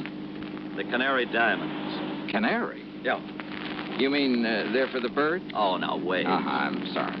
Matter of fact, Johnny, they happen to be the most perfectly matched set of yellow diamonds in the world. A necklace, a brooch, and a solitaire and a ring. Called the Canary diamonds because of their color. No. They were stolen from Mrs. Clara Barnes Smithwick Tyson Brownfield. Oh, brother, that's a mouthful. Now, who is she? The reason she's so loaded with jewels, and about everything else an old lady could want, is that Tyson made a few $1 million in oil, and when he died about 4 years ago, he left her a considerable fortune, mostly in the stock market. Tyson? J.R. Tyson. I thought you said her string of names ended in Brownfield. About a year ago, she married young Augustus Brownfield. Oh, I see. Brownfield loaded, too? He's been up and down over the years. Mostly down, I'm afraid. Until he married the rich widow Tyson. Well, yes. How old is he? 10 or 15 years younger than she is. About 45, I'd say. Uh-huh. So that's it. Now, Johnny, you and that suspicious mind of yours. What, Jackson? You'd make a suspect out of your own mother. Oh, look, where there's nearly $500,000 involved. But you're wrong if you think he had anything to do with the loss of these jewels. I'm sure of it, Johnny. Yeah, we'll see. I've known Gus Brownfield for years. I'm sure he's on the level. That's why, in spite of all his wife's money, he's trying so hard to make a go of his little cannery business. Cannery? It's just a small operation for the luxury trade. What do you mean? Oh, kumquats, guavas, lychee nuts, things like that. For the fancy restaurants. Real expensive stuff. Oh, I see. His customers are mostly places like Antoine's in New Orleans, Romanoff's in Beverly Hills, the Chambord in New York. Even some of the fancy cafes in London, Paris, and Rome. But now, how and when and where did these Canary diamonds disappear? Well, it was several weeks ago. They'd gone out for the evening. No servants? Only the deaf old cook in her little room in the basement. The others were all off duty, out of the house. And? Well, when they got home, she went to the wall safe to put back a pair of earrings she'd worn. When she opened it, she found the Canary diamonds were gone. Anything else taken? No. In spite of the fact there were other valuable things in the safe. They called in the police, I hope. Oh, of course. Well, what did they find? Nothing. Fingerprints? Whatever prints may have been on the dial of the safe have been carefully wiped off. The only thing the police are sure of is that it was a professional job. Hey, Jack, who knows the combination of that wall safe? Only the two of them, Mr. and Mrs. Brownfield. You're sure of that? That's what she told me when she reported the loss. Oh, she reported it? Yes. And he was the only other person who knew that combination? Johnny, they were out together that evening. Where did they live? Let's go over and see him. At this hour? Sure, why not? Well, besides, I told them I'd bring you over in the morning. So what? And if they don't expect us, well, who knows? Maybe we'll learn more than when they do. Johnny, if this is because you suspect Gus Brownfield... Now, did I say that? It's what you mean, isn't it? Come on, Jackson, let's go see him. Well? All right, Johnny. Whatever you say. The Brownfield home was a mansion, a beautiful place, worth plenty of money. Mrs. Clara Barnes Smithwick Tyson Brownfield was about 60, I'd say. She was a lady in every sense of the word, with the sort of quiet dignity that goes with wealth and good breeding. Her husband, Gus, was at least 10 years younger, and, well, he seemed like just an ordinary, hard-working, nice, good-looking guy, sincerely devoted to his wife. Yeah, I must admit I liked him immediately, but then sometimes that's a danger sign. Anyhow, he pretty much repeated what Jack Price had told me, including the fact the police had gotten nowhere. So, if there's any way I can possibly be of help to you, Mr. Dollar? It's not so much the money, Mr. Dollar. Though heaven knows the diamonds do have monetary value. That is the understatement of the week. Well, yes, I suppose it is. But when I think of some thief taking those beautiful stones out of their lovely mountings to dispose of them... Mr. Brownfield, you and your wife were together all the time the night they were stolen? Yes, we were attending a party at the home of... Oh, no, wait. Yeah? Why, yes, dear. You left us for a few minutes to go over to the Canary. Yes. Why? Well, when we'd passed it on the way to the party... Yes? Well, I'd noticed that someone had left the lights on. Probably someone who'd worked late. Who? Well, frankly, I don't know. Well, go on, please. Well, the party'd been rather dull, so I used that as an excuse to leave for a while. Yeah? I drove on over to the Canary, took care of a few odds and ends at my desk, turned out the lights, and then drove back to the party. Then we came home and found that the diamonds... Mr. Dollar. Yes? If you're thinking what I think you are... That your husband had plenty of time to come here during his absence from the party? Well, now, look here... Plus the fact that he knows the combination to the safe? Young man. No. What? No, Mrs. Brownfield. I was thinking of something you said a minute ago. About the thief disposing of those jewels. But, Dollar, if you think for 1 minute... Just hold your horses, please, Mr. Brownfield. Young man, this is outrageous. I refuse to listen to anything more from you. Yeah? Yes. Well, I think you'd better, Mrs. Brownfield. If you want the Canary diamonds back.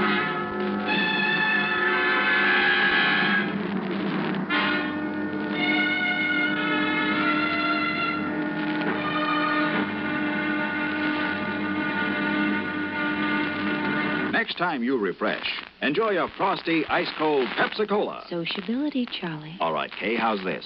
Pepsi is light, refreshes without filling. You like to refresh? Have a Pepsi right now. Well, offer it to everybody, Charlie. I will. Enjoy Pepsi at the fountain. It's delicious at home, too. Have one at lunch or with a snack. Charlie. At the beach or at dinner. Wherever you go, wherever you're thirsty, Pepsi is there. It's here, too, in our Be Sociable song. Be sociable, look smart, keep up to date with Pepsi.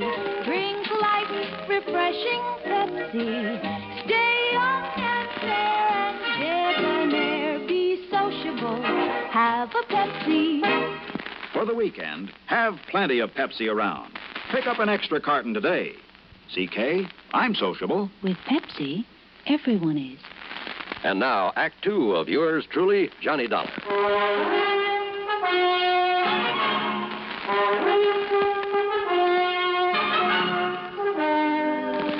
Dollar, this is ridiculous. Is it, Mr. Brownfield? And I suppose the fact that my cannery business is not particularly profitable. Oh, I didn't know about that. I suppose you've decided that that's a motive for the theft of the diamonds. Well, I suppose it could be, couldn't it? Now, listen, Johnny, this is ridiculous. Take it easy, Jack. This is not only ridiculous, it's insulting. I must ask that you gentlemen leave this house immediately. Mr. Price? Of course, Mrs. Brown. Now, just a minute. No. I've had enough of this. Did I say I suspected your husband, Mrs. Brownfield? Did you need to? No, because I didn't mean to. What? That's right. But I did say that your talk about how a thief might dispose of the stones gave me an idea. You mean about how someone else might have taken them and will try to get rid of them? Something like that, Jackson. But who, Johnny? Yes, Dollar. Young man, I still resent your implication, deliberate or otherwise. On the other hand, Mrs. Brownfield, since your husband might seem to be the one logical suspect... Young man. Perhaps I'd better play a little hunch I have before talking any further with you folks. Young man. Come on, Jack. Take me over to my hotel. My snide suggestion that Gus Brownfield at least could have taken the stones had got a reaction, all right. But it only convinced me that he was in the clear. The police had decided the whole thing was a professional job, and it would have taken a pro to crack that wall safe. And a pro would have sense enough not to try disposing of such distinctive stones in this country, in or out of the original settings. A pro would have some way of getting them out of the United States. But to where? And heavens knows he'd had plenty of time to get them almost anywhere. So there in my hotel room, still acting on a hunch, I was about to make a transatlantic phone call, but I didn't. Not then. Yeah? Johnny? Who's that? Doc. Doug Johnstone? That's right. Well, Johnny. come in, Doug. Come on in. Well, so you couldn't stay away from our fair city, huh? Yeah, oh, how'd you know I was here? Hey, sit down. Oh, thanks. Oh, I just happened to run into Jack. Jack Price. He told me he just dropped you off and told me why you'd come. Oh? I knew that if I didn't step in and give you a hand, why, that other Jack would never forgive me. The, other Jack? Yeah, Jack Johnstone, that wayward brother of mine out in L.A. Oh. Dramatizes all these wild cases of yours, puts them on the air. Hey, you know something, Doug? I've often wished I could drag that brother of yours into some of these cases to see what it's really like. You know, all he does is write them up and put them on tape. If he'd help me figure some of them out for a change. Won't I do? Huh? Matter of fact, I have figured this one out. Oh, so now I have competition. Hey, you're serious? That's right, Johnny. The man who stole the Canary diamonds is now resting comfortably in a local Who Scout. You're kidding. Then I'll keep this clean. Oh, sure. Look, Johnny, Gus Brownfield's an old friend of mine. So when the stones were stolen and looked as though Brownie might be suspect, well, I decided to play detective. Yeah, well, keep talking, Doug. And I hope you haven't put me out of business. I've tried. Who knows? Maybe I have. Anyhow, I'm pretty familiar with Gus's cannery and the people who work in it. Yeah? And there was one man in his shipping department. Well, when I heard about the robbery, I started digging through old newspaper files down at the library.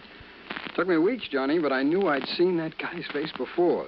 And sure enough, I found his picture alongside the story of a jewel heist that took place 15 years ago. Who is he? Les Murdoch. That means something to you, huh? Fingers Murdoch. Sure. Safe man for that international gems gang back in 45. That's the guy. Yeah, but I thought he got 20 years. Well, good behavior got him off nearly 2 years ago. And he was working in Brownfield's cannery? In the shipping department. Oh. Well, I told the police about it. We descended on him a couple of hours ago, gave him a cock and bull story about having found some of his fingerprints around, and he confessed. Well, good. Good work.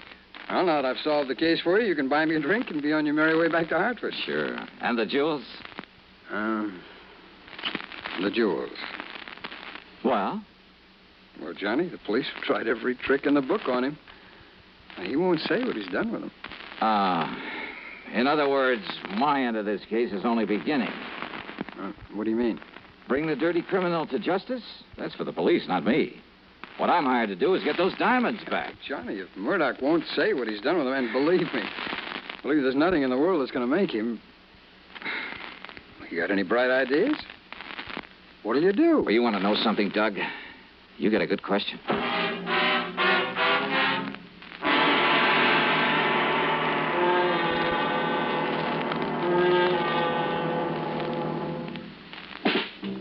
Smoking more now, but enjoying it less.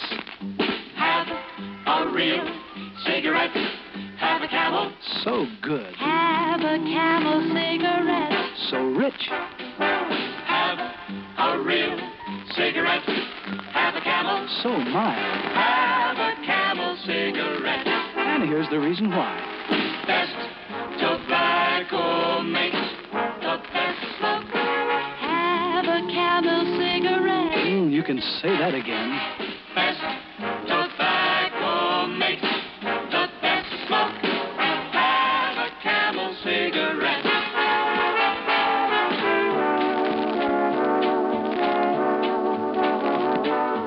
If you're smoking more these days, but enjoying it less, then change to Camels, the best tasting cigarette of all. Start to really enjoy smoking again.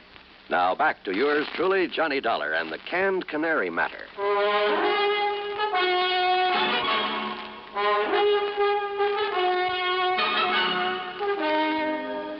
I went down to the Corpus Christi Central Jail and wasted an hour trying to get something out of Fingers Murdoch.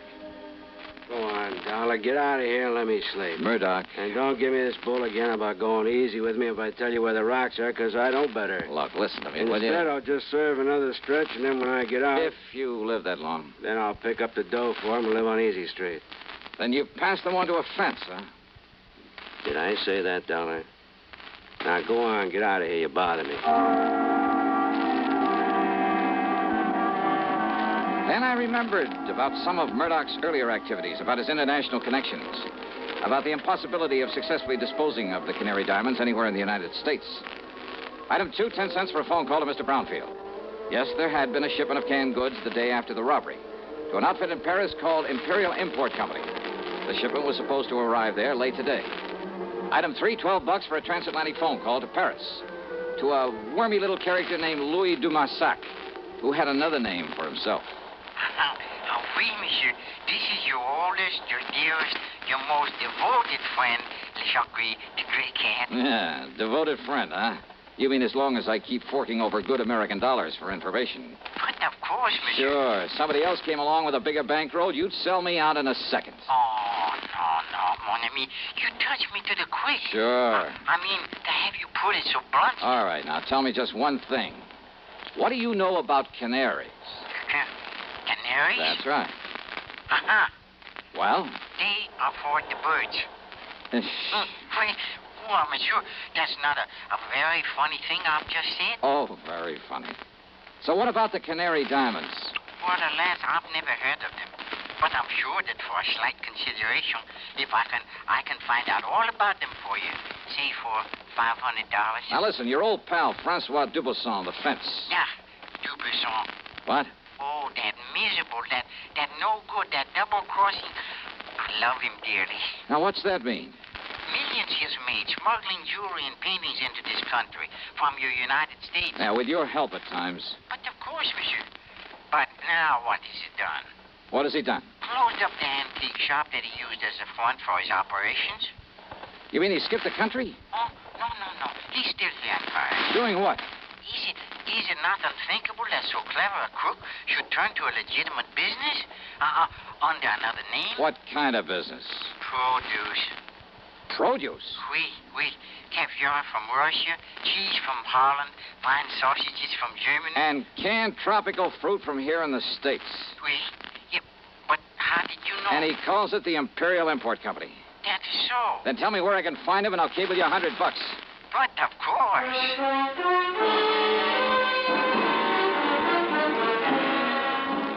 Item 4, a real wild one. $488, transportation to the airport, to Chicago, to Paris, France. Then a cab to the little warehouse called the Imperial Import Company. And somewhere along the way, I picked up a 39-cent kitchen item that just might help solve this case for me. Francois Dubuisson was more than a little surprised to see me.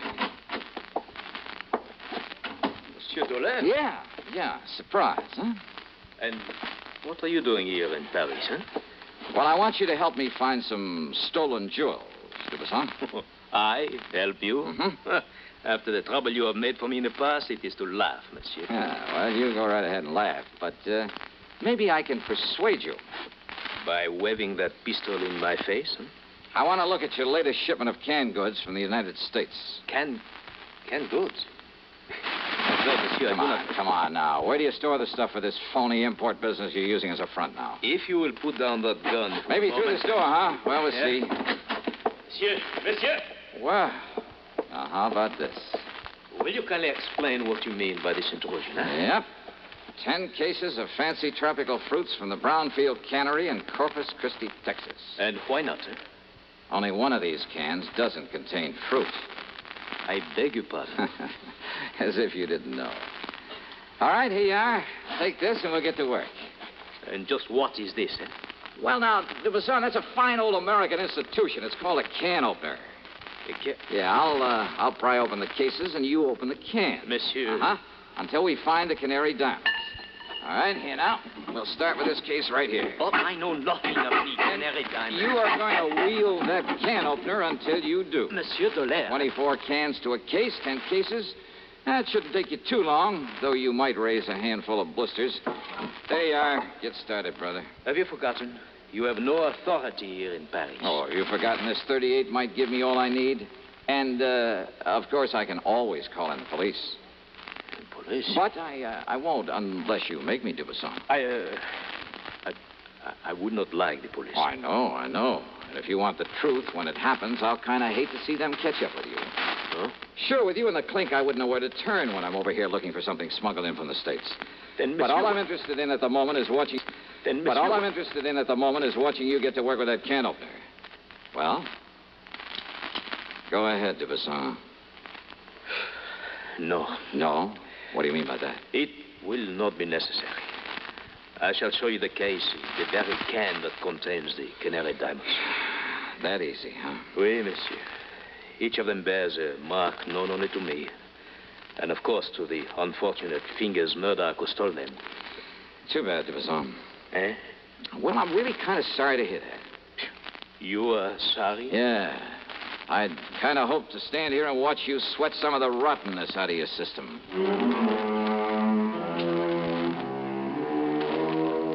Thanks to its Paris representative, the company was able to arrange for getting the stones back to the U.S. As for Dubuisson, well, I suspect he was long gone when the police arrived at his place. Expense account total, including the trip home, $1,121 even.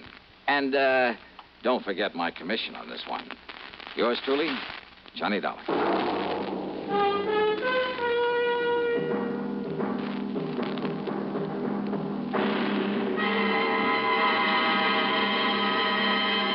Hi.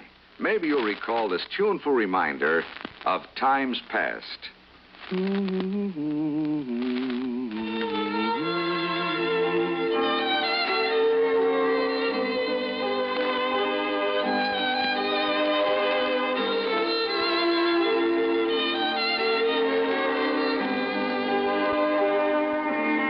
This is Dennis James with something else worth remembering. It's this. You're so right to stay regular with Kellogg's All Brand. See, it's the normal, natural way to youthful regularity. The whole brand content of Kellogg's All Brand supplies your system with all the bulk-forming food that you need every day. There's only one All Brand. It's Kellogg's All Brand. So relieve irregularity from lack of bulk, as millions do, with a bowl full of Kellogg's All Brand each morning. ALL-BRAN. It's Kellogg's All Brand. Now, here's our star to tell us about next week's story. Next week, a wild flight across the country after a beautiful girl, and possibly a murder. Join us, won't you? Yours truly, Johnny Dollar.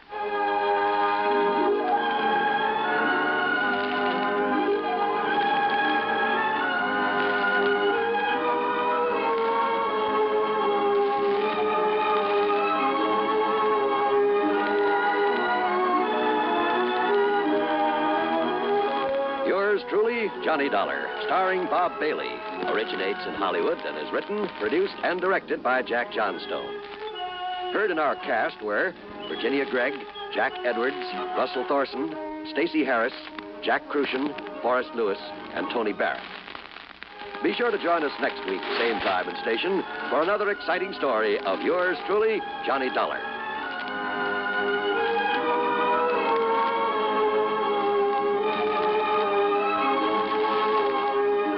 This is John Wall speaking. Greed for gold promises doom from Suspense on the CBS radio network. You know, Dooley, I've been reading up on hypnosis. Come here and let me try it on you. I'm an officer of the law and don't approve of making a man divulge his secrets. However, I'll stand by in case there's criminology involved. I just want to clear up some of his problems, Officer Suggs. But I haven't got any problems. I'm the soul of contentment. Maybe that's your trouble. You're too contented. Lie down, Dooley. You're going to sleep. I feel so good. He's under my influence. Now, little tyke, get up. Go straight to the beer of your choice. Astounding. He's heading for Utica Club.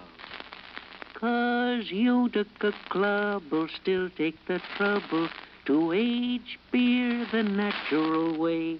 Utica Club, you see. He's got no problem. He's a happy, well-adjusted beer mug. Brewed by the West End Brewing Company of Utica, New York. You're tuned to 590 WROW in Albany. 5:30.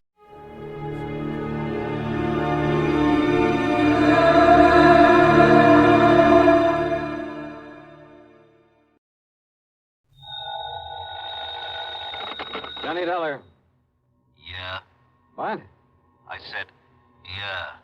Oh, what's that supposed to mean, and who are you? Oh, Johnny, this is Pat McCracken at Universal Adjustment Bureau. Well, hi, Pat, but what's with the crazy dialogue? Oh, that word, that yeah, was most of the conversation I got from some crazy character who just called in. I'm afraid I don't dig you. Oh, he called about 5 minutes ago. Said he'd been trying to reach you, but he got no answer. I was out picking up a morning paper. Who was he, Pat? He wouldn't say. He just gave his phone number. Wait a minute. There's only one man in the world talks like that. Yeah? Yeah. Was the call from San Francisco? No. Oh. Los Angeles. Well, then maybe I was, Oh, because the man I was thinking of... Now, wait a minute. Yes, I'm waiting, Johnny. Tell me just one thing, Pat. Well? Have any of your insurance companies been having to pay off on any big fires lately? I mean, out in Los Angeles? On any fires? You'd better start checking with those companies out there. No, wait a minute. Do it, Pat. And I'll lay odds that you get a handful of arson reports. Arson? Yes. Johnny, just because some silly guy calls up and all he says is, yeah. Hey, let me have that phone number he gave you. Oh, Johnny. Come on, Pat. What is it? Hollywood 8, 3142. Okay, now you go ahead and check with your West Coast insurance company. And get ready to pay my expense account to Los Angeles. Are you kidding? Are you trying to tell me that the way some jerk says yeah means arson on the West Coast? Now, don't be silly. You, want to bet? Oh, Johnny. Pat, I'll call you back.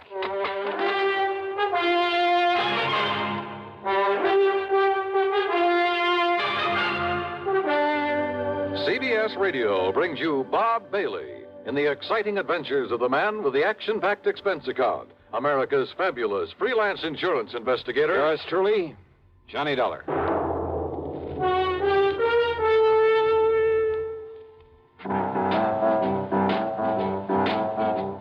Talk about best-selling records. Here's a familiar tune about America's best-selling filter cigarette, Winston.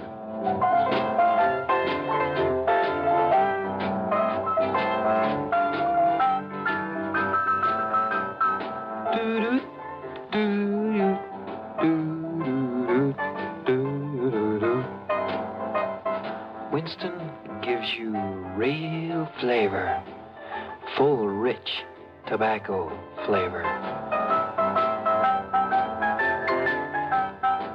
And you know, that's because only Winston has filter blend up front. Choice, flavorful tobaccos, specially selected and specially processed for filter smoking.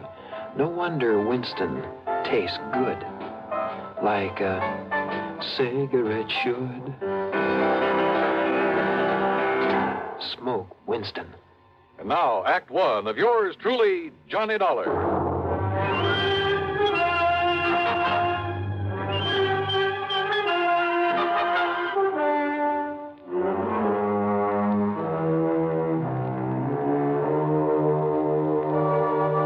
Expense account submitted by Special Investigator Johnny Dollar to the Universal Adjustment Bureau, Home Office, Hartford, Connecticut.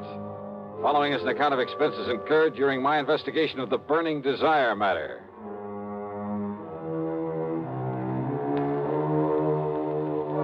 Yeah, as I told Pat McCracken, there was only one person I knew whose conversation might consist mostly of that one word. So, expense account item 1, $250 for a phone call to Hollywood 8, 3142.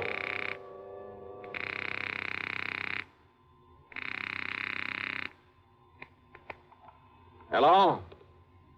Hello? Yeah? Yeah, I thought so. Yeah? Smokey Sullivan. Well? Smokey, this is Johnny Dollar.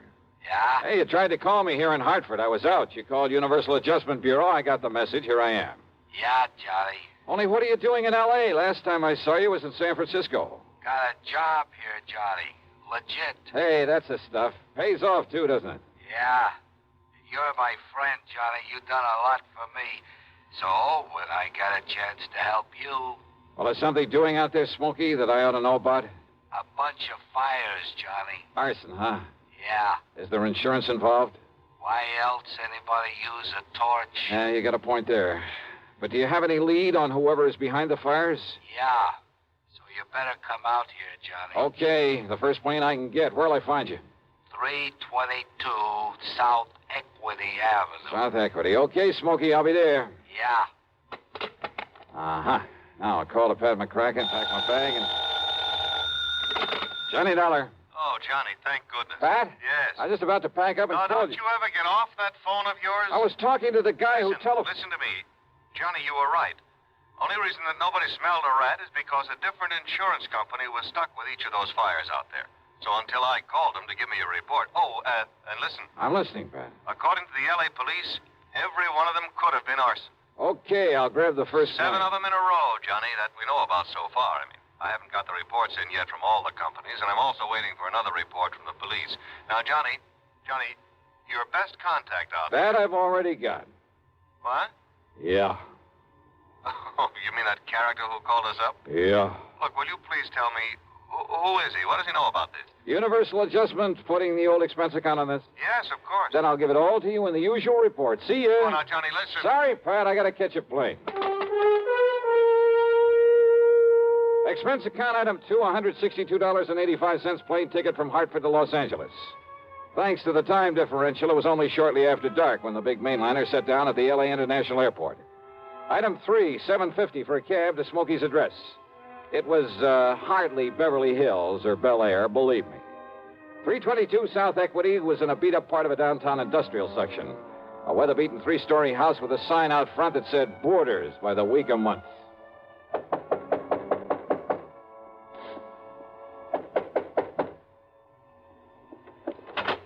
Yeah, who are you? Well, my name is... Just what's a fancy dresser like you want around a place like this, huh? Well... I'm looking for a man by the name of Smokey Sullivan. I understand he lives here. That's right. Are you the man he said he was expecting? That's right. My name is Johnny Dollar. Well, he didn't tell me what the name was, but if you're sure he was expecting... I'm sure. Now, where is his room? Now, I don't know. Where is his room, please? Well, it's up on the second floor. It's just to the right after you get up the stairs. Okay, now, thank look, you very much. Well, now, maybe you'd better... It's all right. I'll find it. Thanks a lot. No, what I mean is, I thought you'd already come. I mean, what I mean is...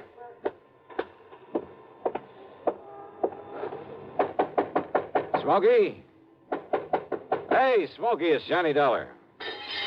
Oh, what was that? Smokey! Now, what's all the... Oh, no. Hey, Smokey, can you hear me? Who did this? Are you... Good Lord.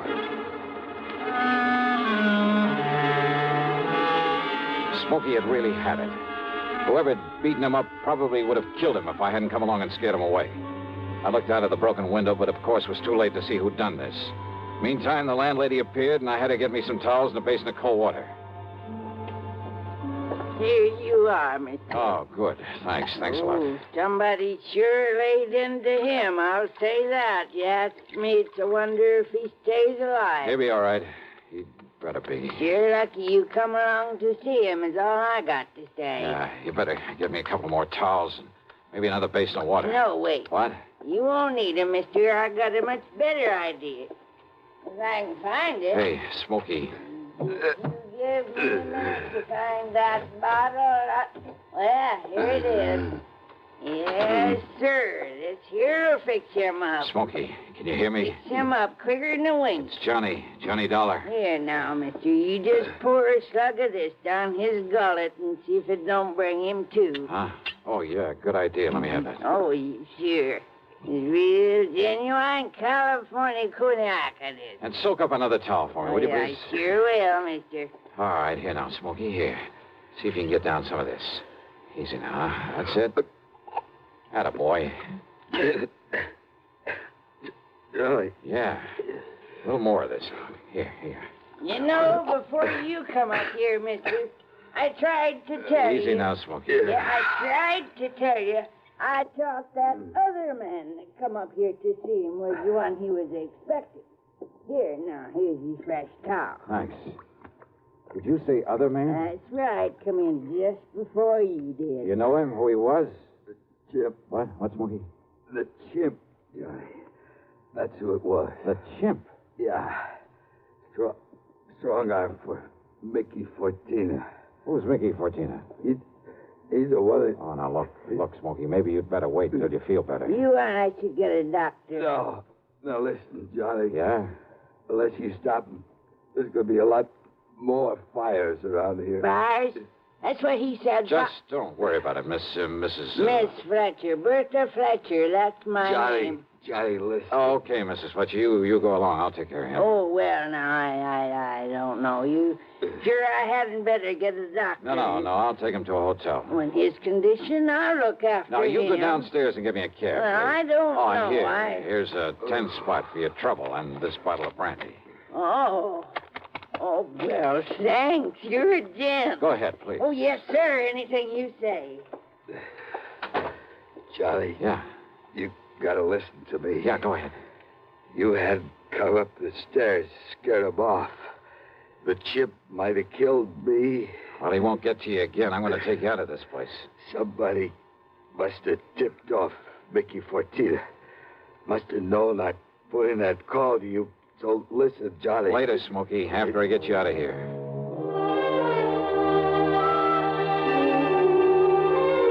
Item 4, the $10 to Miss Fletcher. Item 5, $1.50 for a cab to the Statler Hotel, where I had to show my credentials to the room clerk to get a bed for the somewhat mangled Smokey Sullivan. Item 6, $15 to the doctor who came up to the room, and I must admit got him back in a pretty good shape. Then, when the doctor had left us... Yeah, Johnny, all those fires, big insurance, all of them set. 7 of them in a row. So that means by one firebug, No. this Mickey Fortina you mentioned, huh? No, Johnny, Mickey's too smart for that. What? All set by different guys. I don't know who they are, but I see no remains. And the police ain't sure, but I know there was arson. Who's Mickey Fortina? He's a go-between. I seen this happen before. Yeah? Frisco, Seattle, and Denver, a lot of places. He brings in a lot of boys of his own.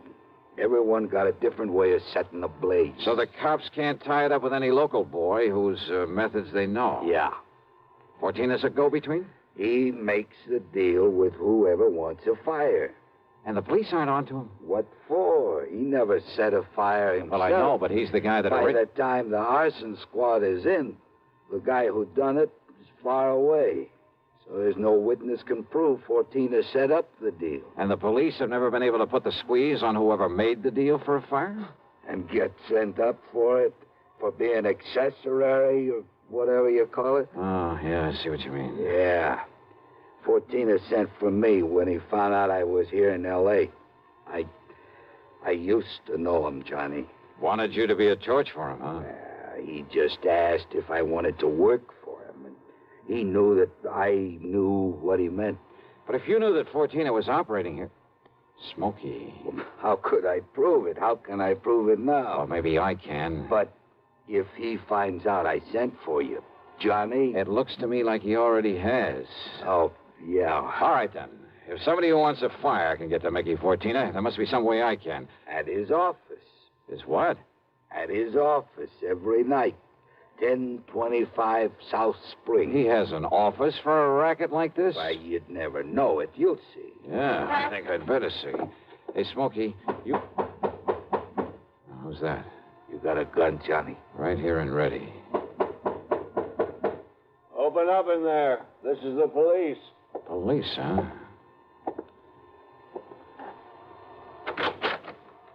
Well, surprise. It is the police. The room clerk reported a man was brought in here who... Johnny! Yeah, Pat Nichols. Sergeant Nichols now, Johnny. Good. How are you, boy? Now, wait a minute. Is this the man you brought in here? Smokey Sullivan? Listen, officer, Johnny, you think maybe Smokey is tied in with this string of fires out here? No, tell him, Johnny. No. You tell him, Smokey, anything you want. Well, now, look, you know I'm no good at talking to a cop, Yeah, well, Johnny. give it a try. And, Pat, be sure you stick around to keep an eye on him. What? Smokey may need a bodyguard. You. Huh? Yeah. Until after I've made a little business call. Johnny. Now, look, if you're out here because of those fires... Did I say I was? I didn't tell him anything like that, did I, Smokey? No, Johnny. And I see what you mean. Now listen, Just you two. stick around, Pat. I'll see you later. If I had told Pat where I was going, he might have wanted to come along. And a man in the uniform would hardly have helped in the plan I had for trapping Mickey Fortina. But you know something? Going over to see him alone was a big mistake. One I almost didn't live to regret.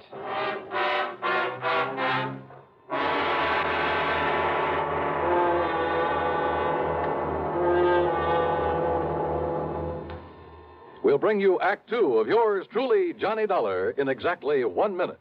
Here's Hollywood star Mona Freeman. Who feels like acting with a miserable cold? I relieve cold distress the fast way with 4-way cold tablets. Yes, tests of all the leading cold tablets proved 4-way fastest acting. Amazing 4-way starts in minutes to relieve muscular pains and headache, reduce fever, calm upset stomach, also overcomes irregularity. When a cold strikes, do what I do. Take 4-way cold tablets. It's the fast way to relieve nasty cold distress and feel better quickly. 4-way, only 29 cents. Now, here's a word about another fine product of Grove Laboratories. Had dandruff for years? Now get rid of it in 3 minutes with Fitch Dandruff Remover Shampoo. 3 minutes with Fitch regularly is guaranteed to keep unsightly dandruff away forever. Apply Fitch before wetting hair, rub in 1 minute. Add water, lather 1 minute, then rinse 1 minute. Every trace of dandruff goes down the drain. 3 minutes with Fitch, embarrassing dandruff's gone. Fitch can also leave hair up to 35% brighter. Get Fitch Dandruff Remover Shampoo today. And now, Act 2 of yours truly, Johnny Dollar and the Burning Desire Matter.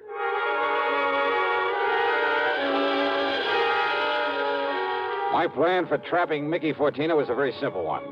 I'd make like a property owner who was anxious to collect some fire insurance, who was willing to pay in advance to make sure my property went up in flames.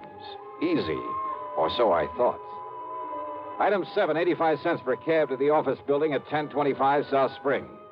The only lights on were in Suite B on the second floor. According to the directory in the lobby, that was the office of the Fortina Friendly Loan Company.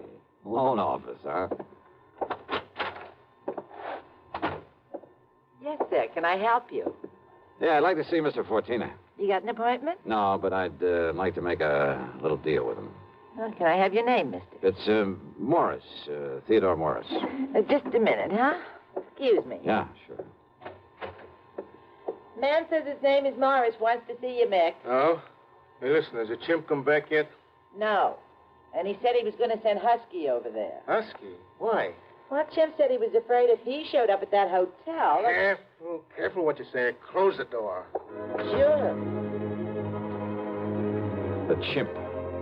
And somebody was going over to the hotel. That can mean only for one thing, to get Smokey Sullivan. I carefully edged over closer to the door of Mickey's office, hoping I could hear more. It was too thick. And it suddenly dawned on me. If they knew I was the one who put Smokey in that hotel, they probably also knew why I'd come here. There was only one way to make sure. I'd have to go through, or at least try to go through, with a bluff I'd planned. Oh, sorry to keep you waiting, Mr. Morris, is it? Yeah, that's right, Mr. Fortina. Ted Morris. Oh, Mary, when he gets here, send him in. Sure, Mick. Come in, please. Sit down. Yeah, surely. Thanks a lot. All right, I'll get right to the point, Mr. Fortina. Oh, by all means do, Mr. Morris. Well, I own a big shoe store over on North La Brea. Yes? Well, business has been pretty bad lately. I've been losing a lot of money. Too much stock on hand, big inventory, and how it is. Well, if it's good merchandise, I see no reason why we can't arrange a loan for you. Yeah, a loan? Of course. What else? Well, listen, I carry a lot of insurance on not only the stock, but the building, too. Oh? How much, Mr. Morris? Well, it adds up to over $185,000. I see. It's very commendable. But why do you tell me about this insurance? Well, I said I'd get to the point. Now, listen. If that place was to burn up some night, the whole works, I'd collect a lot of money on it, all the insurance. And, of course, be in a position to repay whatever loan I advance to you. All right. Stop beating around the bush, 14. I want that place burned out. Can you fix it? Mr. Morris, if you want a loan, possibly even a sizable... Well, you know what I want. Come on. How about it? As I said, possibly we can advance it to you. Now, look, I didn't come up here to... However, as evidence of your good faith, your, shall we say, good intentions, are you prepared to make a down payment on such a loan, say, $10,000 cash in advance? What are you talking about? Set the fire, burn the place up so I can collect the insurance, and I'll give you $15,000. Now, just a minute. Who said anything about just a minute? Who said anything about setting a fire? I did. Well? Who sent you here? If you said it was a former client, I won't believe Oh, it. look, does it make any difference? Do you by any chance know a man by the name of Smokey Sullivan? Sullivan? He knows him all right, Mick. Wow. The chimp? Shut up. Sure, Mick, this is the guy I told you about. I come to see Smokey at his rooming house. What I left of him. Very interesting. After I ducked out, I hung around there. I seen him take Smokey in a cab. I followed him to that hotel. Did you send Husky over to take care of him? Sure. And listen. Yeah? I don't know what name this guy gives you, but when he knocks on Smokey's door, he says it's Johnny Dollar. Dollar? Insurance ticket? Yeah, that's right, Mickey. All right. So maybe I do arrange another fire with you in it, Dollar. Go ahead, Jim. Yeah, I'll kill this dirty... All right, now, 14er, your turn. Don't move, Dollar. Reach for a gun and I pull this trigger. I see. Yeah. How are your eyes, Mickey? Can you see in the dark? What? Without this lamp in here? All right, you...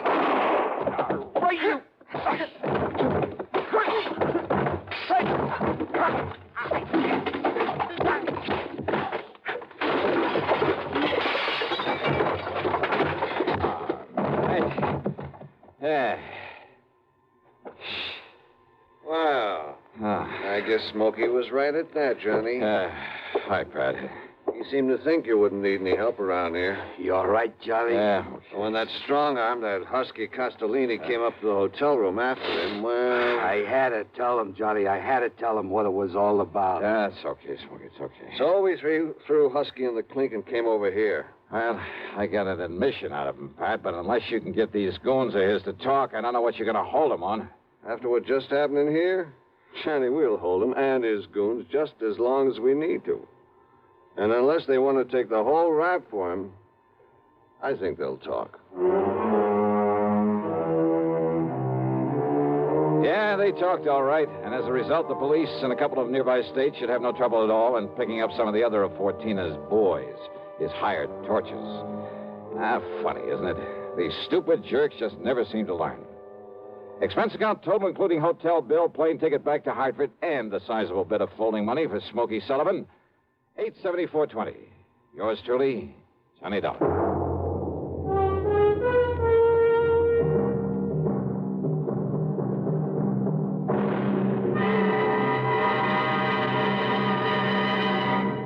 Now, here's a word from our star about the case he handles on next week's program. Thank you, Daniel. It's called the hapless ham matter. And yeah, you guessed it, the ham turns out to be an actor. A really bad one with one of the cleverest methods of committing murder I've ever known. There's a lot of action, suspense in the story, and I think you'll like it. Who knows? Maybe if you listen closely, you'll be able to figure out his method even before I do. So join us, won't you? Yours truly, Johnny Dollar.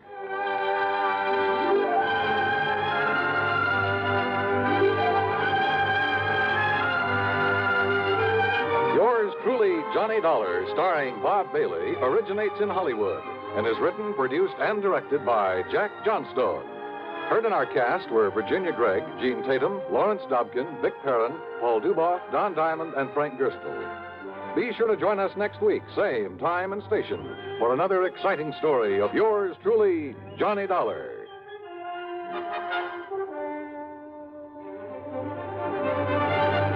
This is Dan Cubberly speaking. Intrigue breeds terror as Suspense brings a shady moonlight sail next on the CBS radio network. If I should ever become totally disabled, it would be a mighty comfortable feeling to have a check coming in every month regularly. Yes, it's a good feeling to know you have a financial cushion against trouble like that. Well, if you're a veteran with World War II or Korean GI insurance, you can protect yourself. You do it by adding a disability income rider to your present policy. The cost of the extra premium is just a few cents a day. For example, a 40-year-old veteran with a $10,000 term policy would pay only $1.60 a month for the added protection. If you sign up for the disability income provision, it works this way. After you have been totally disabled for 6 consecutive months, VA will pay you every month as long as this condition persists. $10 for each $1,000 of your GI insurance policy. That adds up to $100 a month if you hold a $10,000 policy. Full details about total disability income at any VA office. Radio 59 WROW, first on the dial in Albany, Schenectady, and Troy.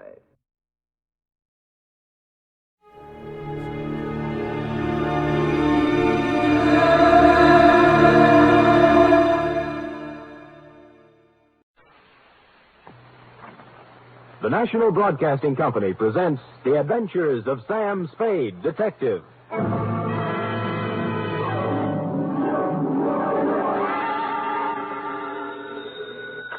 Sam Spade, Detective Agency. Me, sweetheart.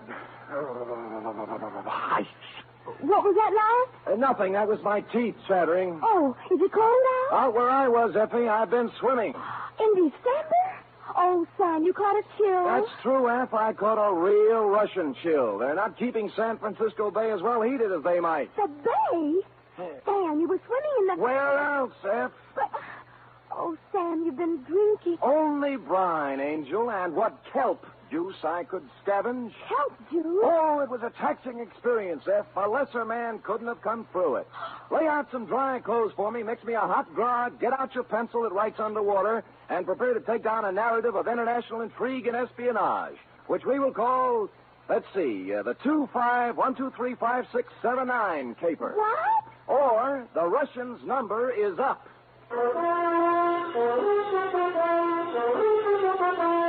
NBC invites you to listen to the greatest private detective of them all, as William Spear, radio's outstanding producer-director of mystery and crime drama, brings you The Adventures of Sam Spade. Effie! Here I am, Sam. I was just calling the janitor to see if he could turn on some more heat so you could... Oh, you're not so very well. Well, I had a dry martini on the way over. Dr. Ames called you a few hours ago. Dr. Oscar Ames. Did he? That was nice. He was worried about you. Wanted to know if you'd been found yet. He said you two were on a ferry boat and that he just stepped in to have a cup of coffee, and when he came back... Yes, Effie, yes. Well, can't keep the FBI waiting. The FBI? Well, who else? You don't think I was playing around with kids on this caper? Oh, no, Sam. I knew they were grown-ups. Now, take it down, then. No, In this one, your Uncle Sam was working for his Uncle Sam. They fill it in. To Federal Bureau of Investigation, Washington, D.C. Care of J. Edgar... Oh, no, that'd be too much. Well, why not? From Samuel Spade, license number 137596. Subject, Boris Kargamensky. How do you spell that, Sam? Kargamensky, K-A-R-G... No, I don't mean that. I mean Boris. Oh, I should have known. B-O-R-I-S.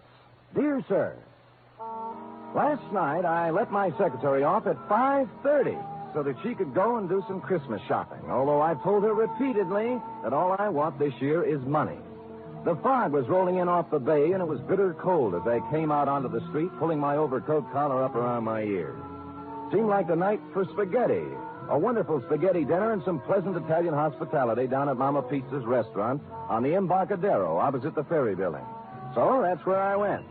But Mama Pizza had more than hospitality on her mind when she met me at the door. Sam, oh, I'm so glad to find you. I'm just calling your office. Well, what's the trouble, Mama? Someone been stealing ravioli? Please. It's my cousin, Tony. They tried to kill him. Oh, what happened, Mama? Come on, Sam. You eat with us, our table. I'll make Tony tell you. He's gonna feel so good, but he can talk all right. You're gonna see. She led me to the back of the restaurant to the table where the family generally sits. Her daughters, Angelina and Patty, were there with plates of food in front of them, but they weren't eating any of it. They were staring in awe at the man who sat next to him. He was small to start with, but he was even smaller, hunched down in his chair miserably, staring, unseeing, into a glass of wine. On the table in front of him was a battered old concertina. The top of his head was swathed in a clean, new bandage. Sit down, Sam. Yeah. Sit down. This is my cousin, Tony Calucci. Tony, my good friend, Mr. Spade. Hello, Tony. Hello. Go on, Tony. You tell Sam what's happened on you. Sam, you have your dinner at the same time. Yeah. Don't forget. Tonight you're going to be my guest. What do you like to eat? Well. Calatini, cacciatore? Well, I don't care, Mama. What's that on your plate, Angelina? You gonna eat that? Well, pass it over. And waste not, want not. That's what I always say. Now, what happened on you, Tony? Well, I'm on the boat, see. Yeah, what boat? The ferry boat, Oakland ferry boat. Don't you never hear my music on the boat? Ah, you play the concertina on the ferry ride. Sure, but no more. Huh? Tonight on the 6 o'clock boat, oh, boy. Tonight on the 6 o'clock boat, what? I'm a play inside the first by the sandwich place, and everybody say, oh, boy, Tony, you good, you play good, play some more. 10 cents a year, 5 cents, 2 quarters even. Then I go up the stairs. Oh, boy. Oh, boy. And? Then I go out on the deck. It's a very misty, foggy back. I can't see nothing. Now, I'm very happy. I feel like I play some more. So I'm a walk away back and up and down at the deck and I make a music, see. Then all of a sudden, I hear somebody say something to me. I can't see nobody. Now, I hear him. What do you think he said to me? What? What? Cospedor. Cospedor? As in bar? Cospedor. Well. So I'm said back to him, Cospedor. I still can't see nobody. Then I hear him say, is that you play Boris? So I get mad. I say, no, I don't play Boris. I play Pagliacci, Tosca, Trovatore. Ma I don't play Boris. That's a foreign stuff. I see. Then I'm sorry I say that because this fellow, he sounds like he's a foreign. So I'm just going to say, look, Mr. Oh, boy. What, Tony? What? Patun! I get a hit on the head, smash a patun. I fall down. I'm bleeding. I drop on my concertina. My head's got a big hole on the top. I let out a big yell. Then I'm a blackout. Oh, boy. People come running around, and good luck, there's a doctor on the board. They carry me down the stairs, and he fixes me up. Otherwise, I'm a die for sure. Well, what did it feel like? What did he hit you with? Well, it feel like a baseball bat. My the doctor, look, here's the doctor now, just to come in. Hey, Doc. The doctor looked in our direction when Tony called and strode over to the table. A big 6'3" blonde guy in the Joel McRae, Gary Cooper tradition. You had to like him right away. No bedside manner to this doctor, although he could have had as much of it as he liked. He was all business and no kidding. I thought I told you to go to bed and stay there. Well, Doc, I just want to have a concussion, Tony. I'll be back here in an hour, and then we'll take some x-rays. My name is Sam Spade, Doctor. I'm a friend of the family. Oh, Ames. Dr. Oscar Ames. How are you? Yeah. Dr. Ames, mister, can I get you something to eat? No, thanks, Mama. Smells wonderful, but I haven't time. Oh, I'll have a cup of coffee, maybe. Sure. You want some make a Tony go to bed? Yeah. Go on now, Tony. Go lie down. I'll be back, and we'll check you over. Get some rest in the meantime. All right, Dr. Ames, I don't know. X-ray, the whole thing. I don't know how I'm going to pay you. Never mind that. That's why we charge our Nob Hill patients a little extra, so we're able to do something like this once in a while. This will be on me, Tony. You're good kind of man, Doctor. I don't know what to say. You go on and lie down, Tony. You're embarrassing the doctor. All right. Screwy thing, this one, isn't it, Doctor? Sure is. Here's for your coffee. Oh, thanks, Mother. Yeah, sure is. Homicidal maniac, looks like, Mr. Spade. Oh. Spade? Sam? Are you the detective? Yeah, that's right. Well, I know about you. You did something for a colleague of mine. Murphy? Dr. Raoul Murphy? Murphy? Yeah, I did a job for him last summer. Yeah, he gave you a great send-off. He said, what is all this tonight down here? Detectives? Police? Police? How do you mean? Well, I think they were police. 5 or 6 plainclothes guys. They were waiting here on this side when the ferry pulled in to slip. They're still there holding the boat. I just left them. Well, what were they doing? Talked to all the passengers as they came off. Asked us for identification. Mm-hmm.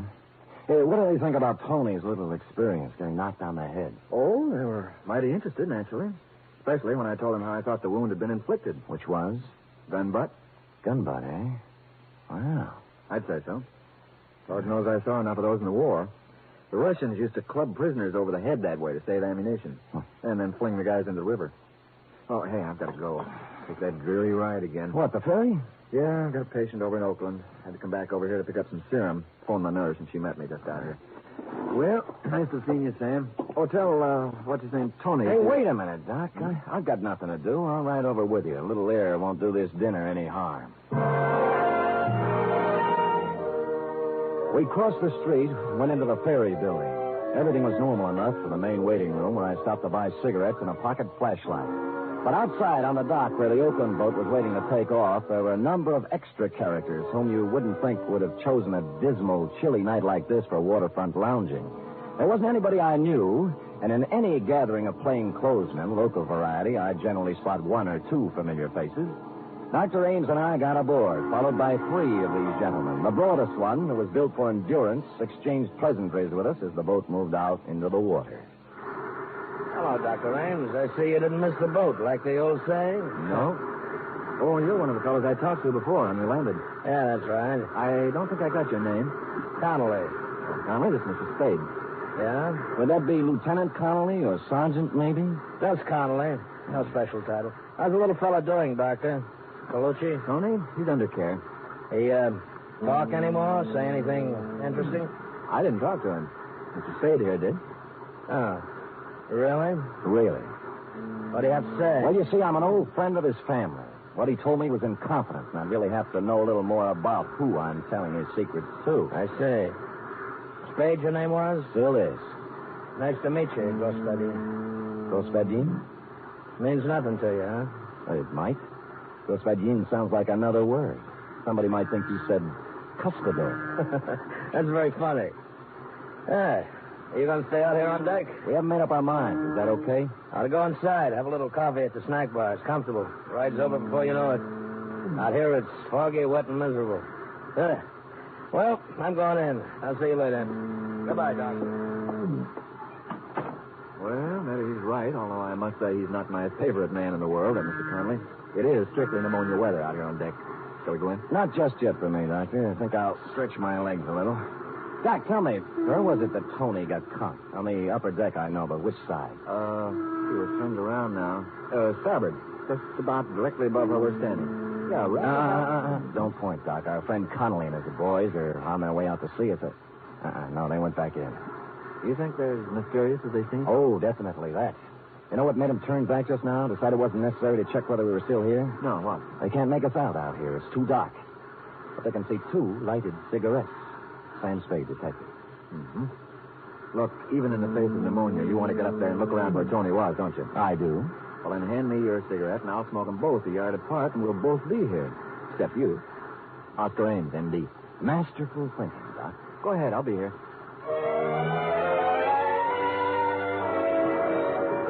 So I trod the slippery stairs to the upper deck. The fog was as wet as rain. I couldn't see any more than inches ahead of me with my flashlight. Finally, I stopped about amidship and looked down over the rail. Ames and his 2 cigarettes, tiny red dots of light that grew brighter every now and then as he puffed at them, were almost directly beneath me, so I knew I was just about right. A sudden noise over my head made me shoot my light up toward it. It came from a piece of canvas that had suddenly ripped loose, the canvas that covered the top of a lifeboat. I got up there somehow and perched precariously, holding onto 2 steel supports with one arm.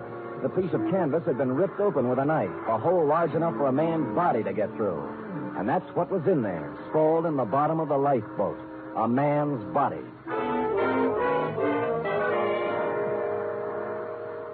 He'd been stabbed in the neck. This was the man who had slugged Tony. Or so it seemed, because the gun was still clenched in his right hand, barrel reversed. There was nothing in his pockets, just a handkerchief and $2 in change. But my flash caught a speck of something white in one of his shoes. It was a bit of paper with 2 typewritten lines on it. I let myself down to the deck, rubbed the circulation back into my arm where I'd been holding on, and prepared to read the note. And that's when my flashlight went dead. I groped about, cursing them for not checking their batteries, until I found a faint, ghostly glimmer of light overhead, out over the edge of the ship on the outside of the rail. I climbed over, steadied myself against lurching, and lit a couple of matches. It said, International Postcard Shop, Geary Street, SF, greeting card for Boris. I put the bit of paper in my pocket and turned to climb back over the rail. And then something came at me from the flash. It caught me full in the center of the forehead. And as I staggered, came again like a block of wood right on the top of my head. It made it burn with sudden fire. Tiny points of light glittered in the blackness, came rushing toward me and grew larger, and I fell crashing over the side.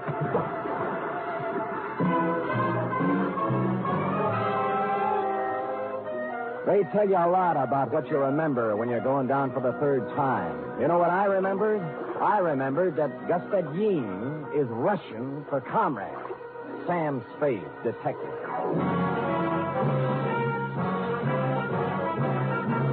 You are listening to the weekly adventure of radio's most famous detective, Sam Spade.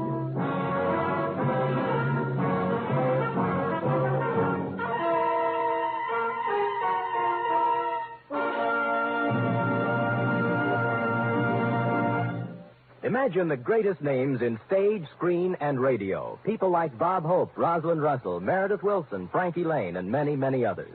Imagine an hour and a half of the very finest in comedy, music, and drama. Imagine all this rolled into one wonderful program, presided over by the distaff dynamo, Tallulah Bankhead. Well, NBC has the program. It's The Big Show, heard every Sunday night over most of these stations. All this and Tallulah, too. No wonder it's The Big Show. And Sunday evening also means Theater Guild on the air. This Sunday, Theater Guild presents Boomerang, starring Kirk Douglas.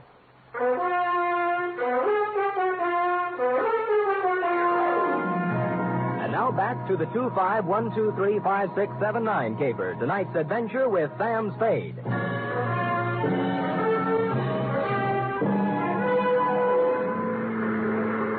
I found myself mechanically keeping afloat somehow and trying to get out of my overcoat. My eyes burned. I felt heavy and large, as if I'd swallowed gallons of water.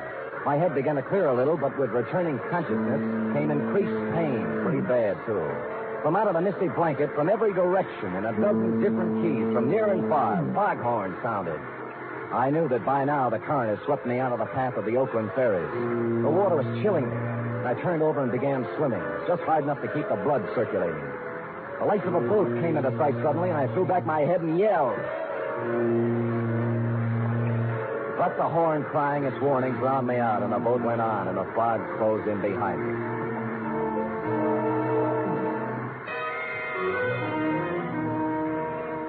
And then I found myself full of a strange and wonderful weariness. The water wasn't cold anymore. I was warm with a comfortable, soothing numbness, and I knew what to do. I'd swim until I didn't hear the noise of the horns anymore, and then in the quiet of the friendly fog, go to sleep. So I began to doze.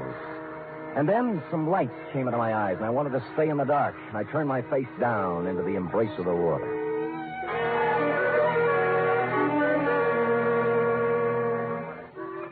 And then I wasn't where you'd expect at all. I was lying on a baggage truck that was moving. People were crowding around, walking beside the truck, staring at me.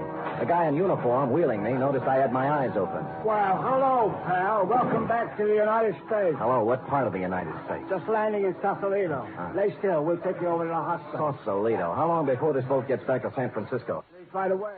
Well, okay, I'm going with... Hey, wait, sir. You ain't in no condition. Thanks, I'll be okay.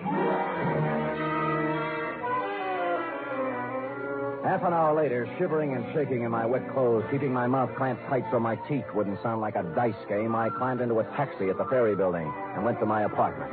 There I swallowed half a pint of whiskey and rubbed myself with a coarse towel until my skin was sore. Then I looked in the pocket of the soggy suit I'd hung up to dry. It was still there. A piece of paper from the dead man's shoe. Damp, but legible. International Postcard Shop, Geary Street, SF. Greeting card for Boris.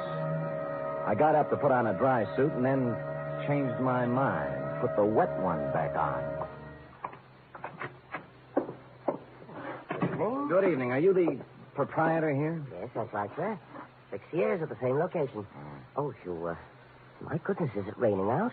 You really got... Dowsing? Yes, I did. Nice collection of postcards from all over, eh? Yes. South America, every place. Yes, yes. I pride myself on having the most complete possible selection.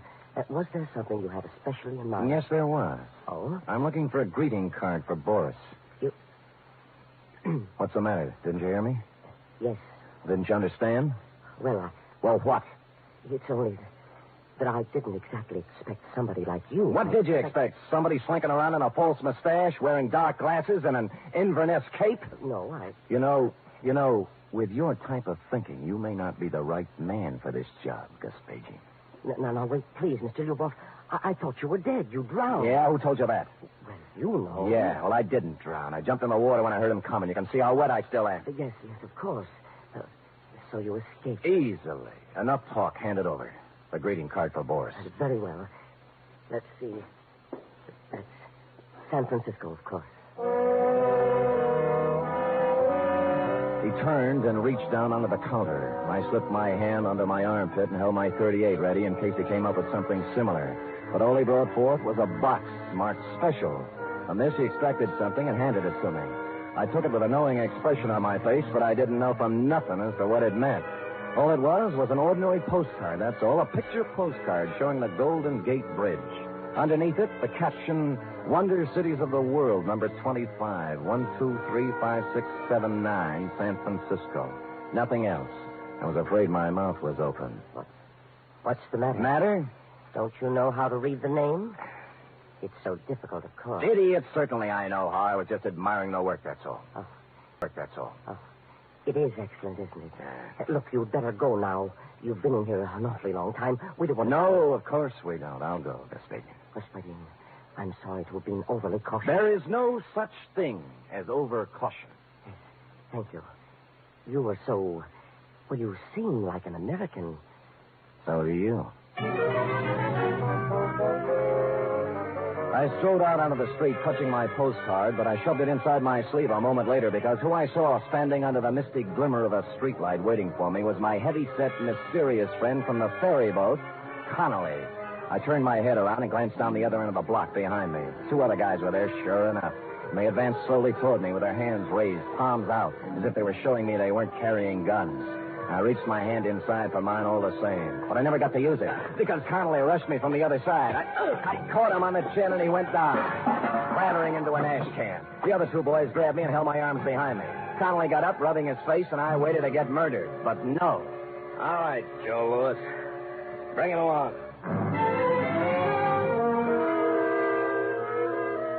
And so they did. We didn't go far, though, just around the corner to a little hamburger place that had a sign on the door saying closed, although there were lights inside. Connolly knocked on the door, and a fellow with an apron came and opened it and locked it after us. Connolly gave him a nod, and we sat down at a table while he brought us coffee. Spade, we've checked on you. You seem to be okay. You stand in good with the department, friend. What department would that be, friend? This department.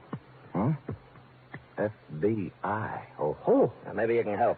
Anyhow, we don't want you going around making a noise and messing it up for us, so here it is. I'm all ears. Did you ever hear of a man called Boris Kagaminsky? No. Well, not many people have, even in Russia. Boris Kagaminsky is the top Soviet agent in America. He's the head man. He organizes and runs everything for them here. I see. Now, he came to this country 7 years ago and vanished. We've been trying to find him ever since. False passport, of course. That didn't help. There's nothing anywhere on Kagaminsky. No pictures, not even in Russia. No fingerprints, nothing. Every lead we had, dead end. And then we got word last week. Go ahead, drink your coffee. Oh, I'm too interested.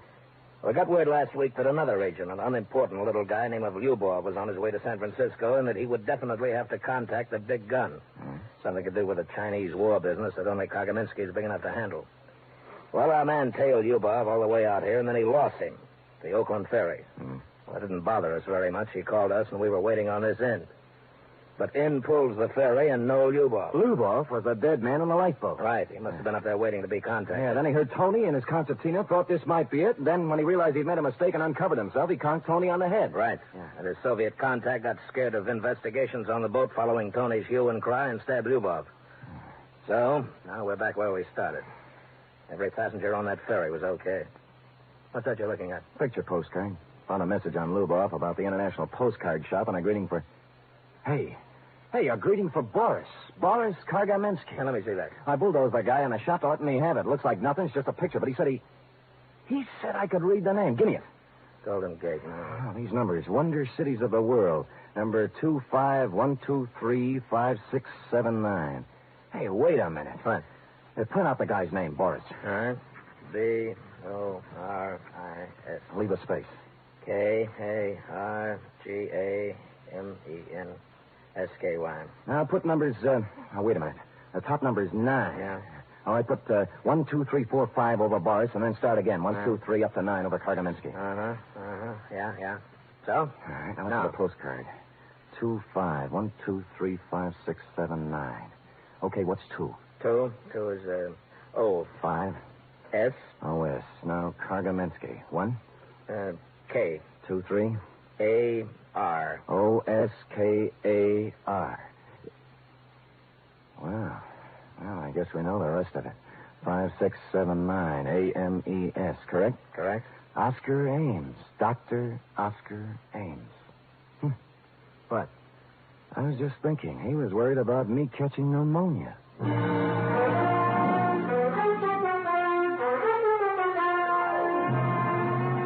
I called Mama Pizza, and from what she said, we knew where to go. We picked him up at the emergency hospital. He was just finishing the operation on Tony's head. We watched him through the glass, and the other young doctor standing alongside us said he was one of the greatest surgeons they'd ever seen. When he unrolled his gloves and took off his operating mask, he looked up and saw me, alive, and the other boys with me. His scalp tightened for just a second, and then he smiled. It was when he reached into his bag that we rushed him, before he could get the little red bottle to his lips. Period. End of report. Oh, Sam. A spy story. Yes, it was, F.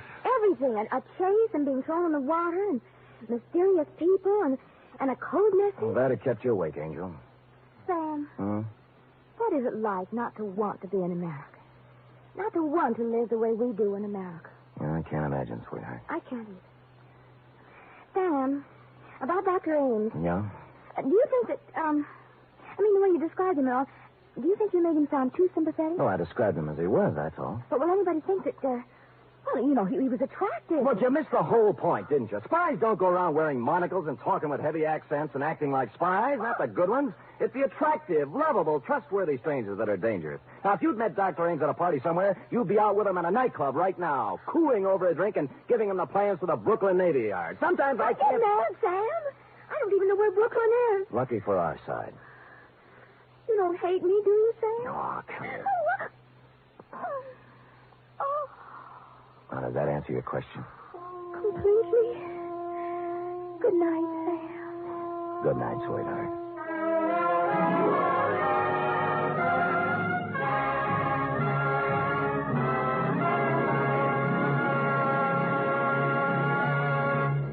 The Adventures of Sam Spade are produced, edited, and directed by William Spear. Sam Spade was played by Stephen Dunn.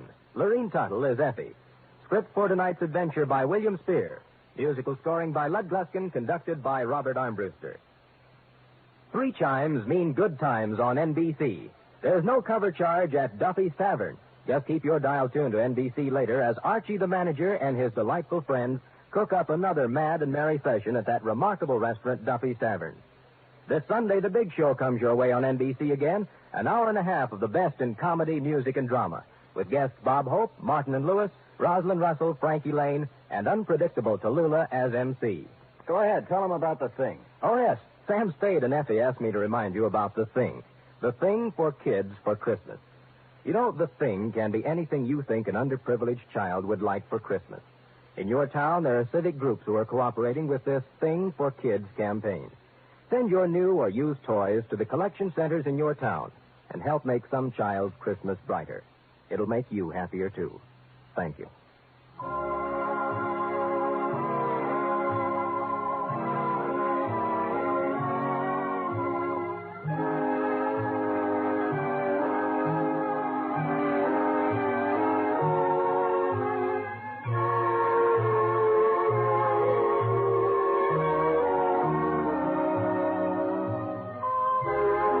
Join us again next week, same time, for another adventure with Sam Spade.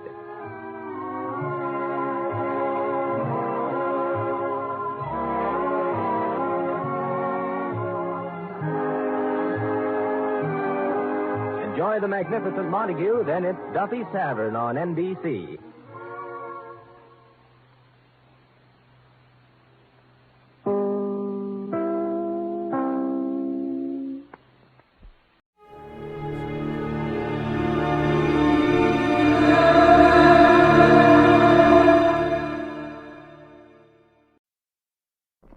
The encyclopedia says that the island of Haiti can be called San Domingo, Santa Domingo, or Hispaniola.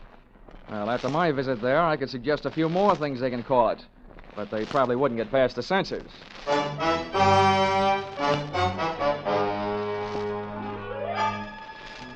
This is another in the adventures of America's fabulous freelance insurance investigator, Johnny Dollar. At insurance investigation, Johnny Dollar is only an expert. At making out his expense account, he's an absolute genius.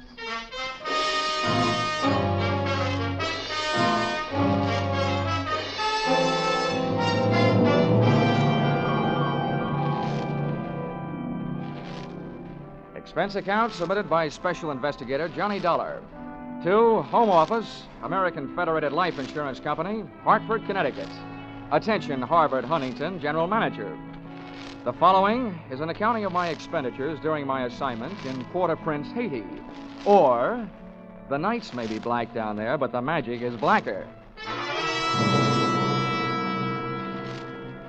Expense account, item 1, $15 for a pair of tickets to see the show Detective Story at the Hudson Theater, New York, which I never got a chance to use since I was sitting in the living room of your Hartford home promptly at curtain time. I want to thank you for coming out here. Why, that's all right, sir. Sorry to break into your evening like this, but since I have, I'll get right to the point. Fine. Perhaps you've heard of the Gordon family here in Hartford. Well, what I see of the society page is while I'm flipping back to the sports section. But I've noticed the name. Diamond-studded, aren't they? Yeah, immensely wealthy. Pillars of society and, surprisingly, quite a proper family. Oh. It is all but one of the sons, Ralph. He's a heavy drinker, complete waster, ne'er-do-well. A blot on the old escutcheon, eh? Yes. Continually getting into one scrape or another. Now he's done it again. I take it that you're not worried about Ralph the man, but about Ralph the policyholder. Well, to put it bluntly, yes. I don't think it's unethical for a company to protect its interests. In this case, the policy is in the amount of $150,000, payable to his death to charity or to his wife if he's married. Oh, that's quite a piece of paper.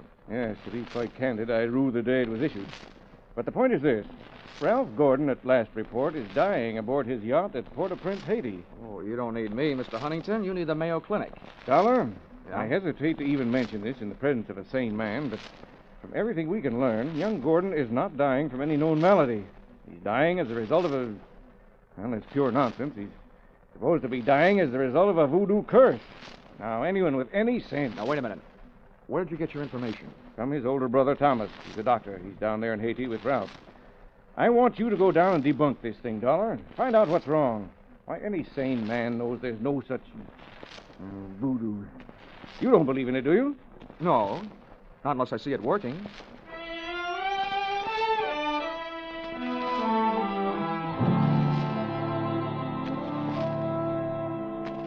Expense account, item 2.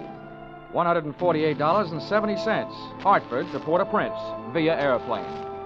Expense account item 3, $32.50. Tropical clothes. They didn't fit me, but they fit the weather. And item 4, $25. Spent while I browsed the waterfront bars in Port-au-Prince, looking for somebody who knew where the Gordon yacht was moored. When I found him, he not only knew that, he knew everything. Ask me first. My name's Cap Reagan, and I've been here since before repeal. Give up my citizenship, I did. With the help of a couple of prohibition agents. Oh, you don't say. Uh-huh. And I figure on sailing out my final days right here. What do you want with the Gordon craft? I want to see the owner, Ralph Gordon. How do I get to it? Oh, I reckon you pay me to row you out to her. My dinghy's down at the foot of the pier, just a short hail from where we're at. Oh, well, good. Come on, let's shove off then. Just wait till it down my ration here.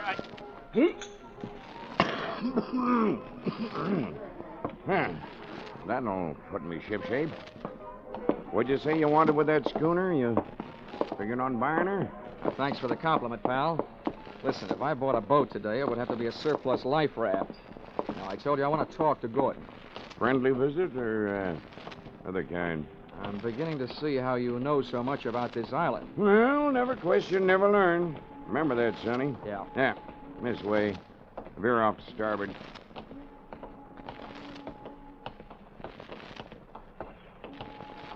No, sir. Never question, never learn. Yep. Well, I'm an insurance investigator, and a company sent me down here to look things over, including Gordon. Something wrong? I don't know yet. What do you know about him? A jug full, Sonny, a jug full. Stood into the harbor about 2 months back. No sooner dropped his hook than his crew started taking the pierhead leap. Everybody jumped but the bosun, for reasons of his own. Why did they leave him? 'Cause he was half seas over all the time. You navigate with sextant, a compass, and parallel rulers, Sonny. Not with a double shot and a water chaser. You get the drift? Yeah, they were afraid to sail with him, huh? Aye, that's the line of it. And if you had ever piled into a reef, you'd feel the same. Yeah, here we are. Oh.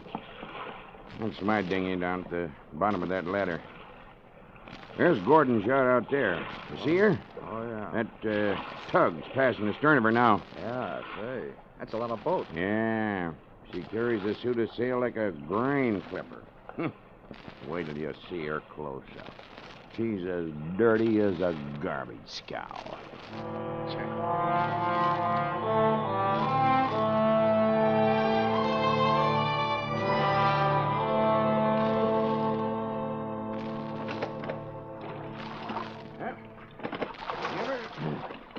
Give her a hail now, Sonny. They're close enough. Hey! Anybody aboard? Hey, aboard the yacht! Anybody home? Yes? What do you want?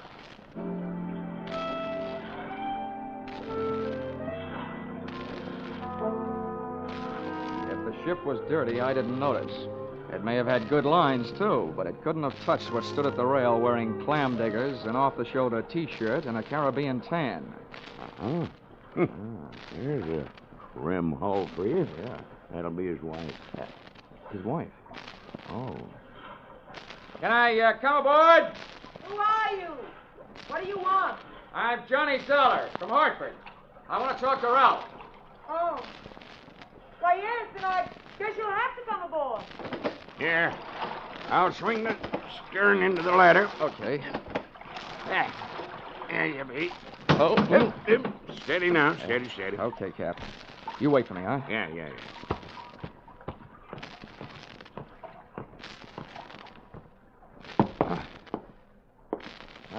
Well, how are things in Ralphie's old hometown? Cold. But not as cold as this reception. Don't let it throw you. What is this, a friendly drop-in? Business? Or just plain snooping? If it's the last, I'm Edwina. The wife they haven't heard about at home. Oh, congratulations. Now I know why you like to wear your shoulders bare. The better to keep a chip on them. If you're through being sharp, I'll let you hear what's left of my husband. Come on, through here. Okay.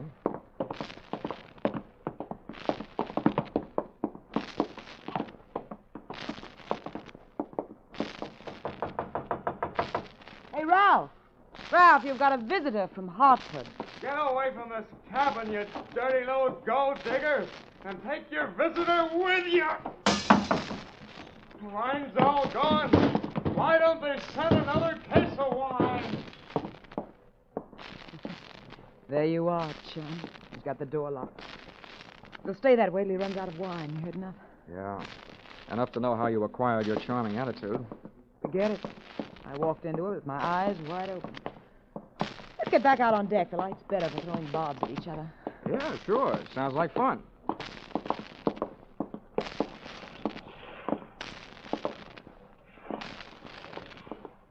Well, do I have to help you off the boat? Not until you help me by answering some questions. I'm an insurance investigator, and I was sent down here by the company that holds a policy on your husband's life. Oh, what should I do, Figg? The story they got was that Ralph was dying from some kind of a voodoo curse. They don't believe it, and neither do I. Why not?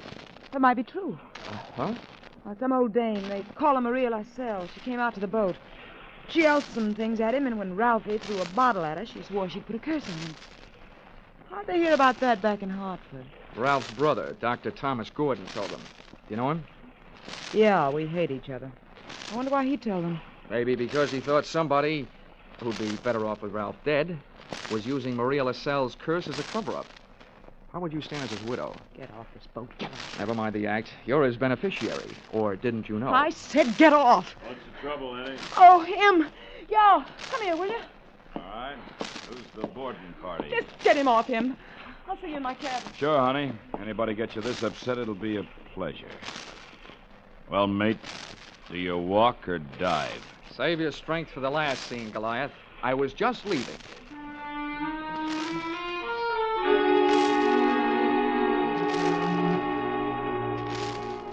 Expense account, item 5, $3. Paid to Cap Reagan as water taxi fare. Item 6, 80 cents. Land taxi fare to Hotel Francois. An up-at-the-heels hangout for not only the best in tourists, but also Brother Thomas Gordon, M.D.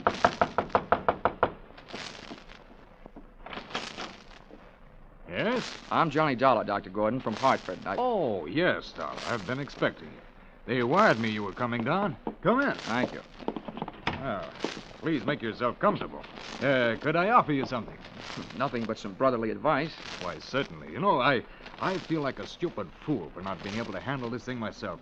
So now that you're here, you call on me for anything. Have you seen Ralph? I tried to, but he locked himself in his cabin. Tell me, as a medical man, how do you digest this voodoo curse story? Why, it's ridiculous. Good heavens, this is the 20th century. I do think that science doesn't know everything it would like to know about voodoo and black magic. There are stories supposedly true, but any victim would have to have a highly susceptible mind. Now, I know my brother, Mr. Dollar. His mind is susceptible only to his own whims and fancies. Well, then what's the matter with him? Well, that's it. I don't know. He's drawn within himself. He seems to be searching almost insanely for escape through alcohol. Hasn't anybody thought of putting him on the wagon? It's a horrible idea, but I've heard it works. I don't think this is the time for it. He's suffering mentally and needs release. Well, that leaves us with only one thing to think about. No matter how thin you cut it, it's still voodoo. Well, I'm a man of science, Mr. Dollar. I'd make hypocrisy out of all my knowledge and training if I attacked the problem from that direction. But please, you let me know what you learned.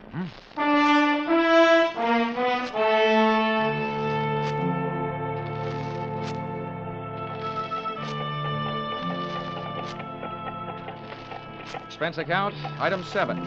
$4. Rental of horse and cart in which my walking tourist guide, Cap Riggin, and I jolted out of town in search of Maria LaSalle. Something made me feel like I was riding my last mile in a tumbril en route to the guillotine. The moonlight was fighting a losing battle against an army of storm clouds that were sweeping in. And then to make it worse, I heard a drum. You there, Sonny? Yeah, sort of a tired Gene Krupa. Means we're getting close to Maria's headquarters. Is she the only one around here? Yep. None of the good Hugans performs in her territory. She's too mean. Oh, great. What's the matter? We're here. And that's the path. Over there by that gnarled old tree. From here on, you plot your own course. This is close enough for me. Oh, me too. Well, how do I know I can't put a curse on her? I've never tried. Smooth sailing, Sonny. The path ran along the edge of a field of sugarcane. On the other side was a solid wall of jungle. First, I smelled some feathers burning. Then I heard the chant. There was an opening in the wall of jungle that led to a small clearing, and just before the moon was smothered by another cloud, I saw a shack. Little clouds of smoke curled out through an open door, and I could see the glow of a fire on the floor inside. Maria, I want to talk to you. Who is it? Comes to the house of Maria. My name wouldn't mean a thing to you, but what I have to say will. Can I come in? Andre. What is this word of so great importance to stop Maria? All I know about voodoo is I don't believe it. Papa Legba. I've come to you because I haven't gotten any answers from anybody else. I want to know what's behind this so-called curse you put on Ralph Good. You don't believe? You let me make you believe it. Ralph Gordon, he died tonight in the wind and rain. And for you, I have magic now. Look, regard my fire. You will see, you will believe this work. Voila! Billy!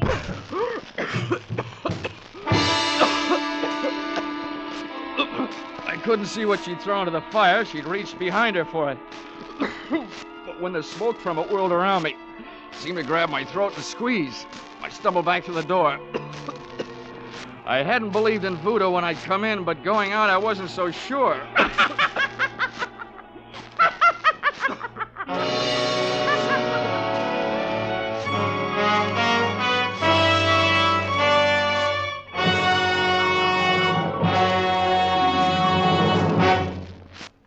In just a moment, we'll return to the second act of Johnny Dollar. But first, the two Orange Bowl teams, Santa Clara and Kentucky, will be honored by Vaughn Monroe and his CBS Caravan tonight. Vaughn and his great band will play favorite songs of the two Orange Bowl teams. Be sure to hear Vaughn Monroe's Caravan, followed by the Gene Autry Show on most of the same CBS stations tonight and every Saturday night. Now, with our star, Charles Russell, we return to the second act of Yours Truly, Johnny Dollar.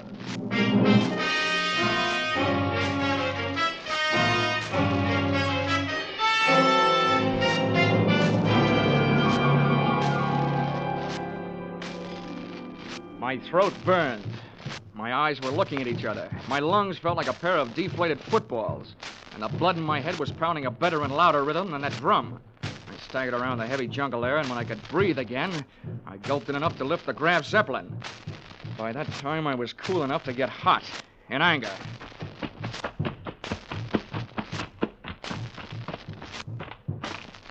I got back to the shack.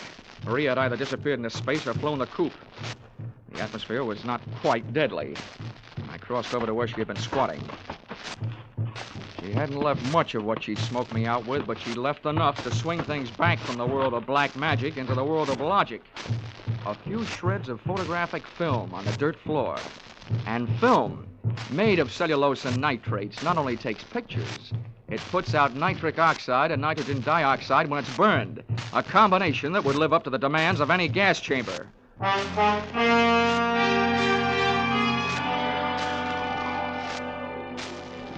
captain rowed me out to the Gordon yacht.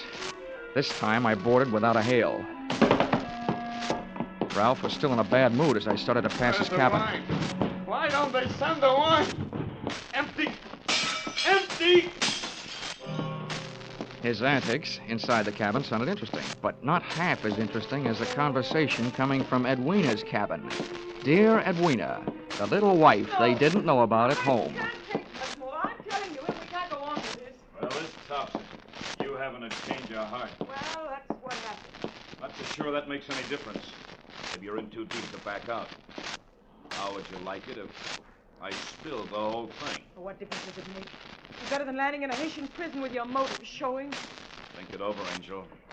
I'll be in my sack when you make up your mind. How wrong can you be? See you later, hon. Since I've been on the receiving end of so many surprise sluggings, this was almost a pleasure. What are you doing on this ship? Get off. Oh, no. None of that intriguing conversation I just heard. How much did you hear? If I added it to that gas assault Maria LaSalle threw at me, it'd be enough to nail you and Loverboy here for conspiracy to commit murder. Well, I don't know what you're talking about. Well, the point is, I know what you two were talking about. Oh, listen to me. You've got to believe me. I don't have to. Well, try me anyway. Well, I admit that him and I... Well, it was because Ralph turned into a wino after we were married. Well, this probably marks the first time in history that an icicle melted in Port-au-Prince. Please let me finish. When my marriage went to pieces, I had to do something or go crazy. See, Ralph drinking up all the champagne on the island was just more than I could take. I was going to divorce him and leave with him, but we weren't going to murder him. Chapter 1 has so many holes in it, it would have been printed by a punch press. You don't worry about landing in prison with your motive showing when all you're planning is divorce. Oh, yes, you do when people are waiting for your husband to die under mysterious circumstances. That's why I was trying to make him go away. If Ralph died, who'd look any farther than the erring wife? Can you lock this cabin from the outside? Yeah. What are you going to do? You're not going to lock me in? No, just your playmate. You're coming with me. Where? To Maria LaSalle's. I want to catch your reaction when she sees you. You don't believe me. No. With $150,000 at stake, I don't even believe myself.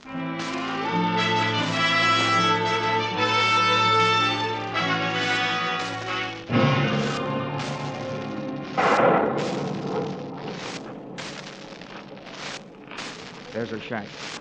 Go ahead. Go on in. Oisy, come to the door of Maria. Come to the door of Maria. Who are you, woman? Well, Mr. Dollar, are you satisfied? Not quite. And you who don't believe, why are you here? You wish again to see the power of my smoke? Let's drop the act, Maria. I know what you threw into the fire. It was my Booker smoke. Yeah, well, a good man from the police laboratory can sift enough out of those ashes to know it was film. What is this you say? I say that I've got enough on you, you old fake, to put you in the local pokey. Who dares to speak this to Maria? And that's where you're going to go if you don't cooperate. That's a promise. What is it you want? Did somebody put you up to this cursed business that Ralph Gordon is supposed to be under? Well, a man of your age. Who was it? I do not know. Now go. That is all. It's not enough. What was his name? I don't know the name. What did he look like then? My eyes are closed. Nuts. Come on. No, Taking you into town if I could drag you by the hair. No, don't touch me. I will tell you how it is. It is true. I do not know the name or the face. He come to me. He asked me when comes the next rain and wind. I tell him last night. But it is tonight. The storm comes with the sea. He tell me he needs storm to close portholes in the ship. Huh? He say, if I bring this curse, I will be the best Hugan on Haiti because it kill white man. That is difficult. That is all. Now you go. How about the film for the fire? Did he give it to you? This is true. Not long before you come. Well, get rid of it, Granny, before you lose your license to operate. Now, you go. Maria will be alone.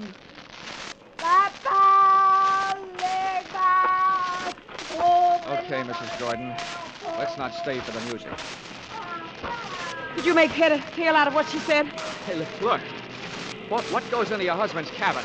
Nothing but food and wine. Mostly wine. Well, who fixes his meals? I do. Our cook left us. Well, what about the wine? Huh? Where does it come from? You said it was champagne, didn't you? Yeah, it always comes from the same place. Liquor shop in town, a case at a time. Oh, nothing makes any sense. What are you going to do? All I can do. Try every angle. But that's not all I'm going to try in that liquor shop.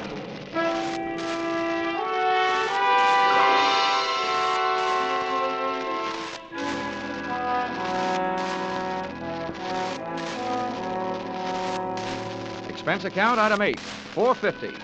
2 quarts of rum, the purchase of which helped loosen the tongue of the proprietor who had been supplying Ralph Gordon's champagne. Which wine? A case at a time, packed in dry ice. There is And no the doubt. words that poured out weren't exactly intoxicating, but they sent me staggering to the nearest phone.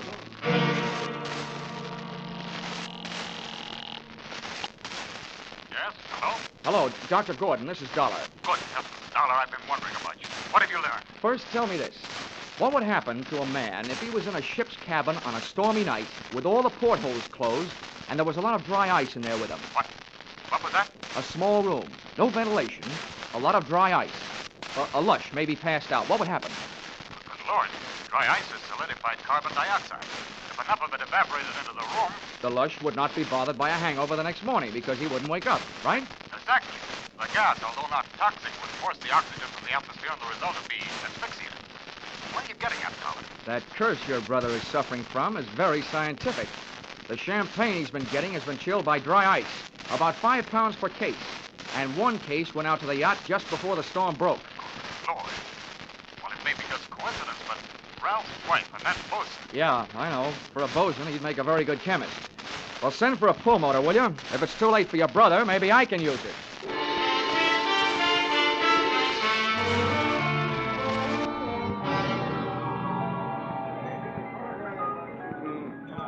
I'm a flying fish sailor. I hail from Hong Kong. Hey, Cap. Blow, Cap. blow. Come on, Cap. Ahoy, Sonny. Send him around, George, from a shipmate and me. This is rum Never weather, mind the round, Sonny. Cap. You gotta row me out to that yacht again. Huh? What do you take me for, a blasted galley sleeve? Come on, My Cap. back is I'm about in a broke hurry. now from all the rowing in this... $20. In this... What'd you say?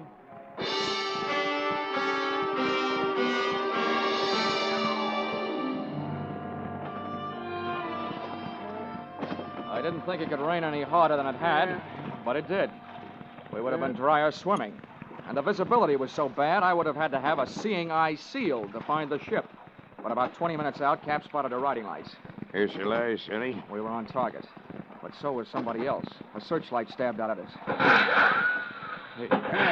Hey. This sounds like Prohibition days. Who's giving us a broadside? Can't tell yet. I'll lay a pelican hood over his head if I get my hands on him. Hey, Cap, what's the matter? Got my left leg. Cap, get down to the bottom. I'm going over the side. To me, swimming is a pastime to be practiced only under ideal circumstances, in a pool, and preferably in the company of a well-filled bikini suit. But there was nothing to do but swim, so I swam. I tried to remember how many shots had been fired, and that's where I made my mistake. There was a lull in the shooting, which I took to mean the gun was empty. I put my head down in the best Weissmuller style and thrashed my way to the ladder. But when I got there, the first thing I saw after I'd shaken the water out of my eyes was the muzzle of a rifle. The face looking down the barrel at me belonged to Brother Thomas Gordon, M.D. Sorry, Dollar. Killing you wasn't in my plan. But now it'll have to be done. I wasn't surprised at that, but I was surprised at what happened. I was waiting for a bullet to come my way, but instead the doctor did. Are you all right, Dollar? Yeah, here I am. Nothing wrong that a Turkish towel won't cure. I'll thank you later for spoiling his aim. Get a hook on the doctor. He's our prize fish. Don't let him get away. I grabbed a fire axe out of its case on my way to Ralph Gordon's cabin. If it needed ventilating, I knew one quick way to do it.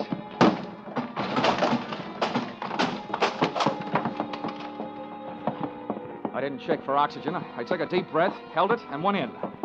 The cabin was littered with wine bottles, and in one corner, in an open case, was the dry ice that was in the process of cooling Gordon off for good. He was stretched out in his bunk.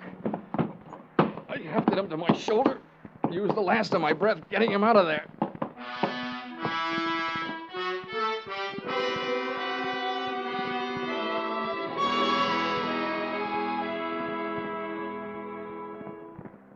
Expense account, item 9, $30.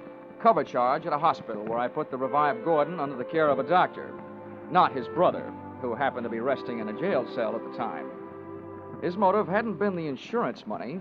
He figured to gain quite a chunk as the only heir to the Gordon fortune, if he could have taken care of Brother Ralph. Item 10, same as item 9. Same hospital where they patched up Cap Regan. Item 11, $148.70. Return trip to Hartford. And expense account item 12, $40. An ounce of voodoo perfume for the lovely but sometimes chilly Edwina. Maybe if she tries that kind of magic on her husband, he'll spend less time with a bottle joy and more with her kind. Expense account total, $424.70. Signed, yours, truly, Johnny Dollar.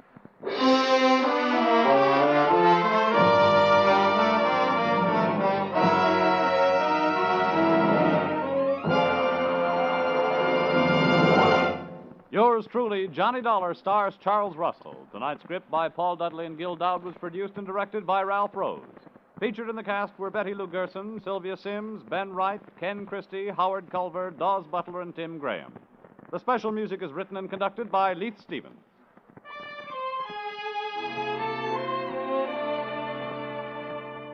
Be sure to be with us at the same time next week when another unusual expense account is handed in by Johnny Dollar.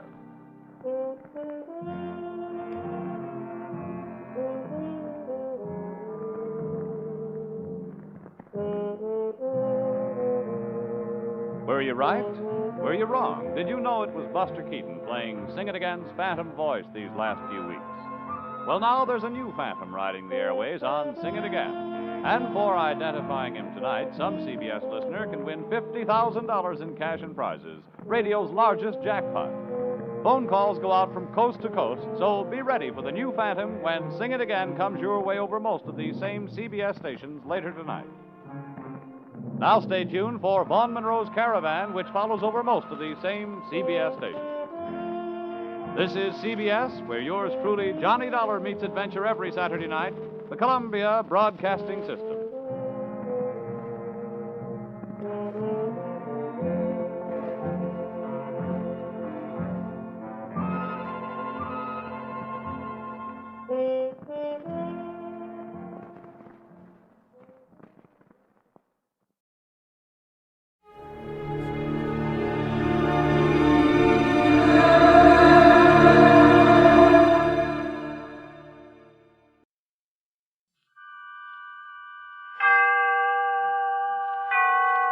Autolite and its 96,000 dealers bring you Mr. Robert Young in tonight's presentation of Suspense.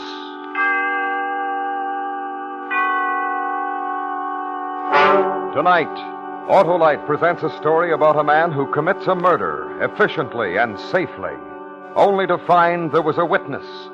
The story is called A Murder of Necessity, starring Mr. Robert Young.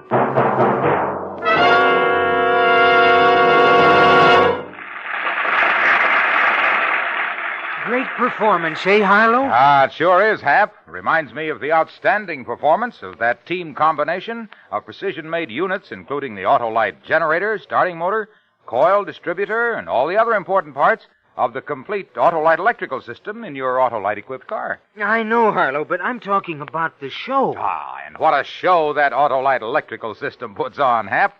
It works every time you start and run your car, blow your horn, light your lights, or use your electric windshield wiper, cigarette lighter, radio, or heater. And every unit is related by Autolite engineering design and manufacturing skill to give you the smoothest performance money can buy. Yes. Well, here's the next act, Harlow. The next act, friends, is to specify Autolite original factory parts when replacements are needed for your Autolite-equipped car. Because from bumper to tail light, you're always right with Autolite. And now, with A Murder of Necessity and the performance of Mr. Robert Young, Autolite hopes once again to keep you in suspense.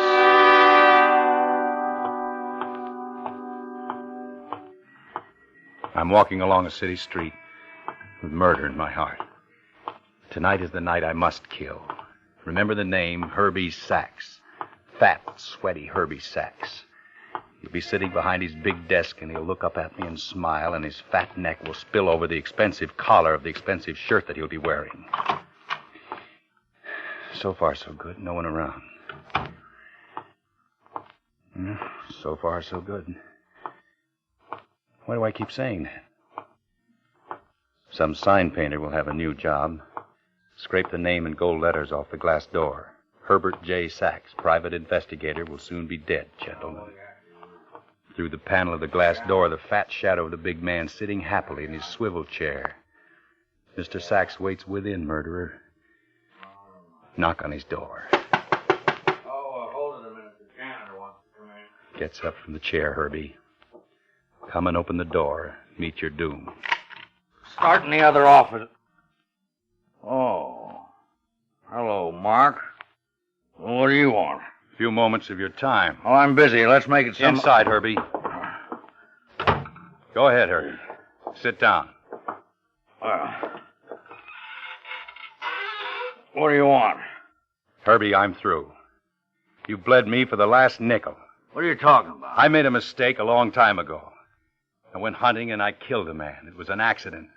But instead of turning myself in and getting off on a charge of manslaughter, I listened to the advice of a man named Herbie Sachs. Go home, Mark. Nobody saw you shoot him, you said. Nobody did, except you, Herbie. I'll be silent, said Herbie. Now, look, Mark. And I've had to pay for your silence. Haven't I, Herbie? Through the nose. Who do you think you are? Coming here like this? Why, for 2 cents? For 2 cents, you'd sell your mother, your grandmother, and your wife, Gretchen. A nice girl who doesn't deserve you. I'm warning you, Mark. You're through warning people, Herbie. I wonder how many others will breathe easier when once they learn you're no longer exercising the big stick. What are you going to do? This.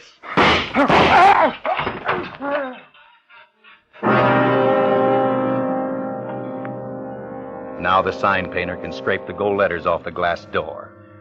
Herbert J. Sachs sits dead in his swivel chair, the blood running a crazy pattern down the front of his expensive shirt, his mouth silent. No words, no accusations. No talk of any kind. No talk. Wait, Herbie was talking to somebody when I knocked on the door. Nobody here. Who was he talking to? Must have been talking to somebody on the telephone. He didn't hang it up.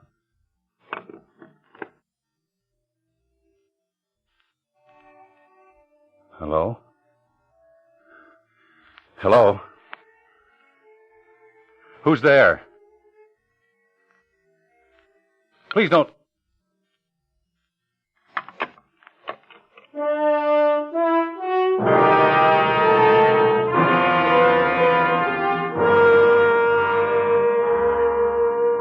The phone in Herbie's desk drawer had been off the hook. Herbie'd been talking to someone on the phone. Who would it have been? Somebody I knew? Somebody I didn't know? Somebody like Herbie who'd make me suffer some more? I had to find out. But how? How? I got an idea. The phone pad. Today, March 24th, and under the date, 3 names. L. Collins, the name Janice, and a phone number, and an Art LaFoon. Could it have been one of them? On the phone, you heard... What? Was it a radio? Was it a record? That's all you have to go on, but it'll have to be enough. Even now, whoever it was may be calling the police.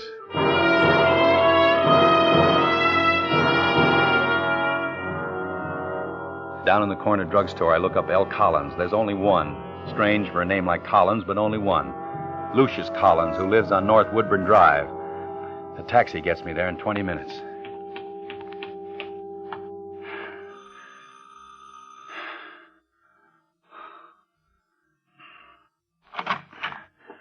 Yes? Mrs. Lucius Collins? Yes. Is your husband at home? Yes. You want to see him? If it's possible. Come in. Just follow me. What did you say your name was? I didn't say, but it's Paul Drake. Oh. Lucius, there's a Mr. Drake who wants to see you. Drake? Yes, Mr. Collins. A mutual friend asked me to call. I'd like to speak to you alone, if I may. I'll close the door. Mr. Collins. Sit down, Mr. Drake. Thank you. You said a mutual friend sent you? Who? Herbie Sachs sent me, Mr. Collins. What does he want? He's not satisfied with the present setup. Mr. Drake, I'm paying him all I can now. I can't pay any more. If I did, my wife might find out. Then how would I explain it? Doesn't Mr. Sachs understand that? He's not satisfied, Mr. Collins. That's all I can tell you. But what am I going to do? Well, Herbie just gave me a general picture of your situation. Perhaps if you filled me in on the details... There are no details, Mr. Drake. I made a mistake once. I met a girl. We grew fond of each other. Naturally, my wife suspected something was wrong. She went to Mr. Sachs and had him trail me. He found out about us, the girl and me, but he didn't tell my wife. He said he wouldn't tell her if I paid him. And so I did. The girl went away, but I still pay Mr. Sachs. I understand, Mr. Collins. You do? You really do? Have you been home all evening, Mr. Collins? Well, yes. I guess I'll just tell Herbie what you told me. If you can't increase it, you can't do it. That radio over there looks like an old one. Huh? Oh, it is. We've had that for years. It's broken. Haven't bothered to have it fixed. Mm-hmm. You got a phonograph? Yes, an old one. The kind you wind's not much good. It's up in the attic, stored away. Well, thanks, Mr. Collins. Thanks? I mean, for seeing me, for letting me talk to you. Well, I don't understand it. A man like you working for Herbie Sachs? I know, Mr. Collins. I don't seem like the kind that would. That poor little man. If only I could have told him, whispered to him, yelled to him, Mr. Collins, your unhappiness is over. The man who held you in the arms of terror is no more. He's dead. He's up in his office, spilling blood all over his nice, clean carpet. You're a free man, free to pick up the pieces of your life and start again. But tomorrow you'll know. It'll be in all the papers. That'll be soon enough.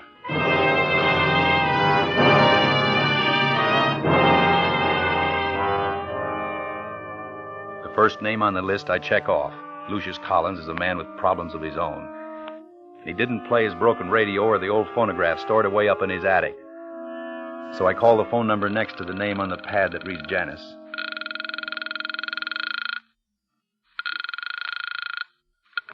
Just picked it up and walked away with it.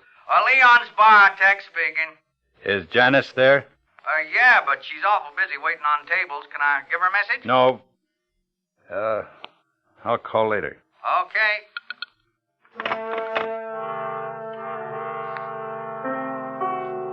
I found Leon's bar downtown on Main. It was a cheap place, but it was full of people. Then I saw the girl waiting on the tables. She was pretty, but a prettiness that was cheap like the bar. I walked over to an empty booth in the corner and sat down. I waited. Then she saw me and came over and stood beside me. What'll you have? Whiskey and water. Whiskey and water, right. Janice, come here a minute. Yeah? What is it? I want to talk to you. Look, I'm awful busy right now. Herbie sent me. I didn't get your name. Drake. Paul Drake. Herbie sent you? Yes, Herbie sent me. For what? What does Herbie usually want? What kind of a holdup is this? Twice in 1 week. Herbie's an ugly man, isn't he, Janice? You're a funny guy. I'd almost get the impression you didn't like him. Well, it isn't necessary for an employee to like his employer, is it? No. What are you?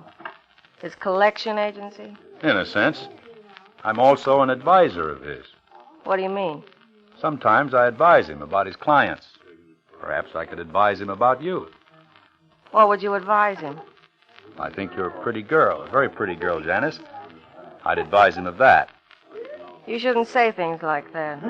Why not? Because they're not true. Yes, they are. What do you want from me, mister? I'd like to take you home tonight, to where you live. That's all I want. That's a lot. I think you're pretty, Janice. I told you. I get off in an hour. You can take me home. In an hour. She got up from the table and walked across the room. There was something strange about this girl, something I didn't understand, but something I had to find out. She stopped at the jukebox in the corner of the bar next to the phone booth and dropped a dime into the machine. That's when I heard the song again.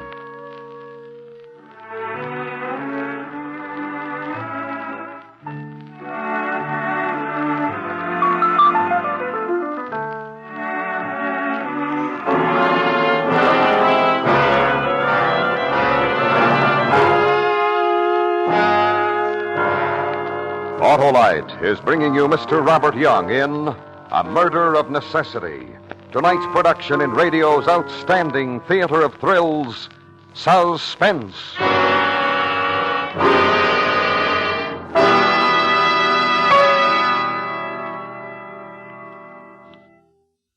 Well, Harlow, I'll admit it's the best system going. And it's always going when your car is, Hap.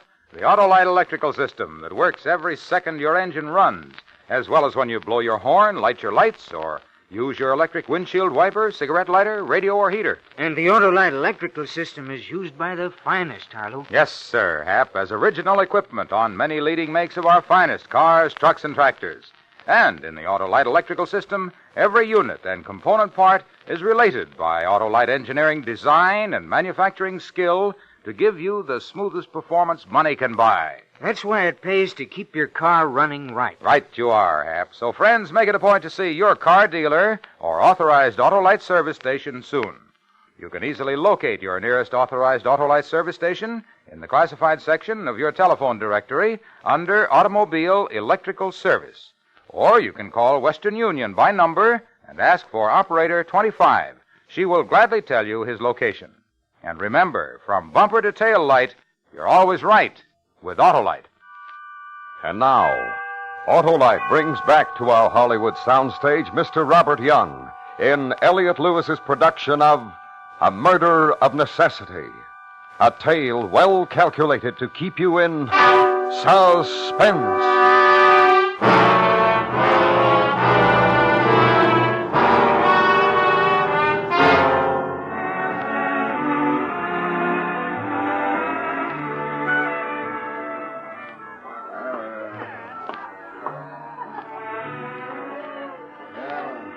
Well, Oh.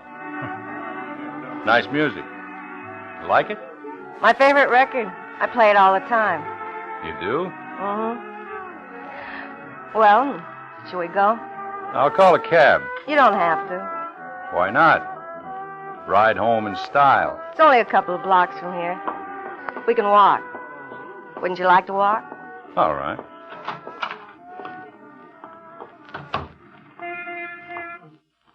Beautiful night. Not a cloud in the sky. I love fresh air. What's your last name, Janice? I've got a lot of them. Call me Janice Gibson. All right, Janice Gibson. What kind of a girl are you, Janice? If you work for Herbie Sachs, you know all about me. Not the details, pretty girl. Why do you keep saying pretty girl? Because it's a statement of fact. You are pretty, Janice. I'm the kind of a girl that you read about in the confession magazines.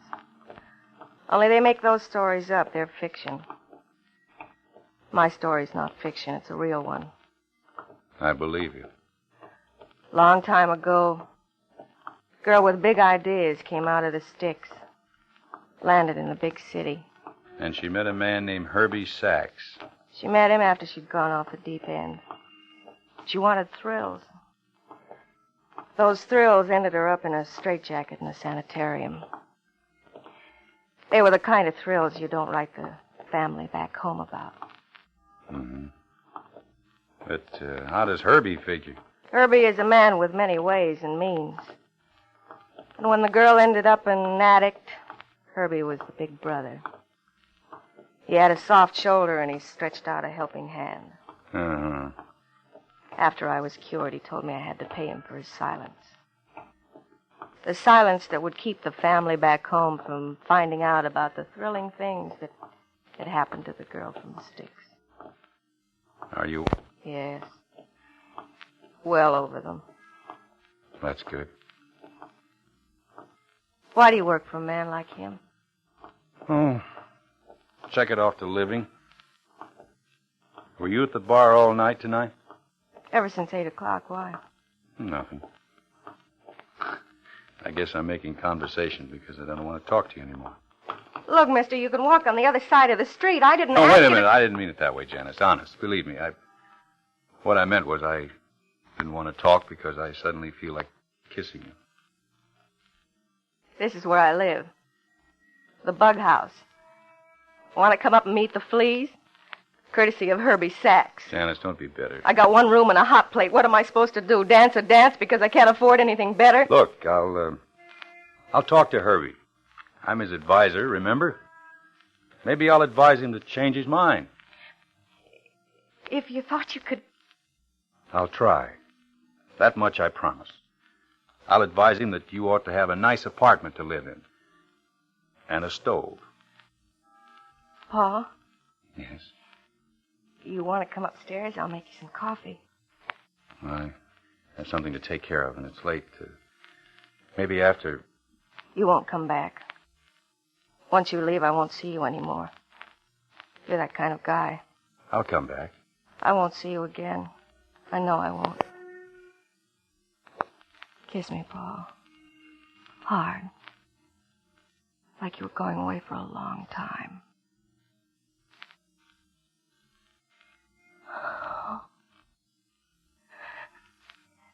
Come upstairs.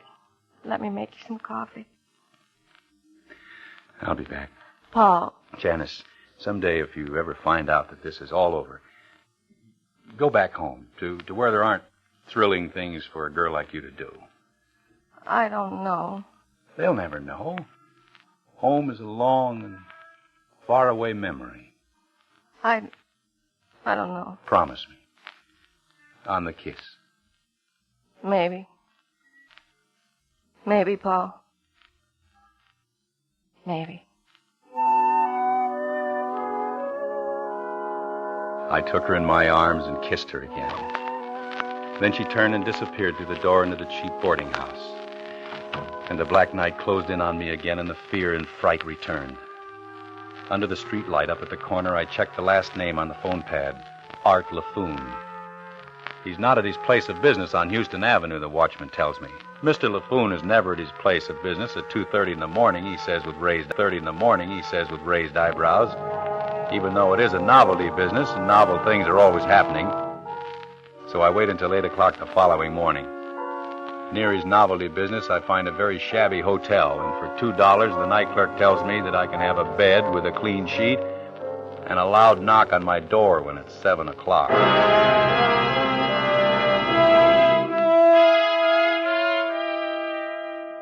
By 5 minutes after 8, I'm standing in front of Mr. LaFoon's novelty business on the 3rd floor. My hand closed tightly around a piece of blue steel that means death for Mr. LaFoon. Yeah, all right, Midge. The shipment will get out to you on Friday. Okay. I promise you, Midge, and when LaFoon makes a promise, he keeps his word. Okay, kid, I'll see you. Ah, hello, brother. Mr. LaFoon? That's it, brother, LaFoon. Anything that's novel or new, see LaFoon. Here, let me show you these small telescopes we just got in. I made some a couple of years ago, but those were tame. Here, take a look at this one. Look, Go ahead. Just squint your eye. You gotta focus it. Herbie sent me. Yeah, What was that, brother? Herbie Sachs. Yeah? You mentioned the name, Herbie Sachs. What am I supposed to do? You know Herbie. Who are you, anyway? I work for Herbie Sachs. You made another statement. Tell me how to react, brother. Hey, look, Mr. Novelty Man, I don't know how to convince you, but I'll get rough if I have to. Okay, take it easy, brother, take it easy. That's an expensive shirt. That's why I'm here. Herbie doesn't like you buying such expensive shirts. Who are you? I'm recently hired to make collections. I've come to collect. You know what? I think you're lying. You don't work for Herbie Sachs. You don't work for him at all. I told you I was just recently hired. And why didn't he tell me you'd be around, brother? I talked to him on the phone last night. Why didn't he tell me, huh? You Talked to Herbie on the phone last night? Yeah, brother, I talked to him. What happened when you talked to Herbie? What do you mean, what happened? Who are you, brother? Nobody you'd be interested in. Yeah? Well, maybe the cops would be interested. Put it down. Get your hands off of me. Later, Mr. LaFoon. Later, we'll take care of some unfinished business. When it's dark and no one will see me.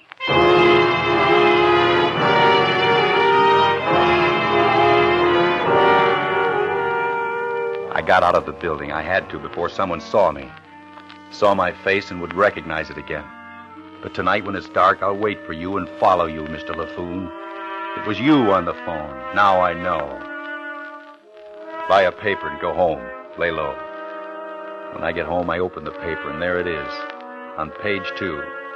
An account of the death of Herbert J. Sachs, the private investigator. Shot through the chest twice by an unknown assailant.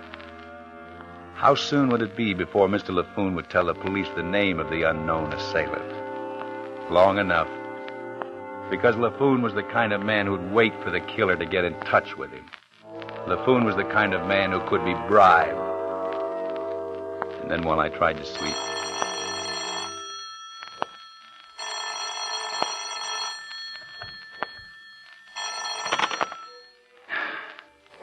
Hello. Mark? This is Gretchen Sachs, Herbie's wife. Yeah.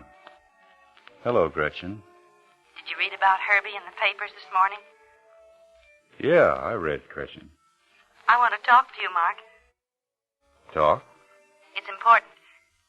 Can you come out to the house? Have the police been out to the house yet? No. I was down for a few minutes at the morgue to identify the body. That's all? That's all. It's important that I talk to you. I was on the other end of the phone, Mark. Why didn't you answer me when I picked up the receiver? I had to take time to think things through. Have you thought them through? Yes. Will you come out to the house and talk to me? Yes. Gretchen, I'll be out. In a little while. I'll wait for you.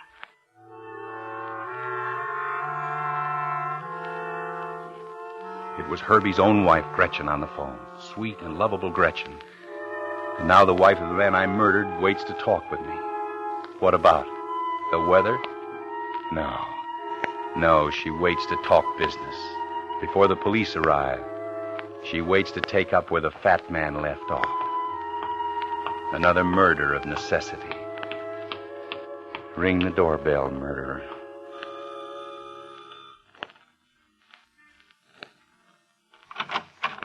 Hello, Mark. Come in. Mark! Oh, Mark. You fool. You fool. I'm sorry, Gretchen. I hated him. I hated him. What are you saying? I couldn't stand him. Everything he was, I hated. He wouldn't let me go. No. I don't believe you. Last night, I called him on the telephone. Called him to tell him to come home. Because... No. When he got home, Mark, I was going to kill him.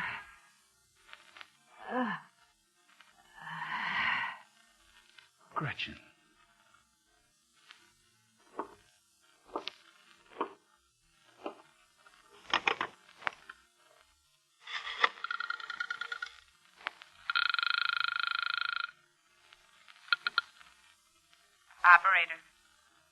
Operator. Get me police headquarters.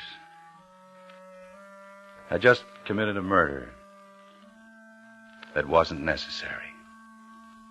At all.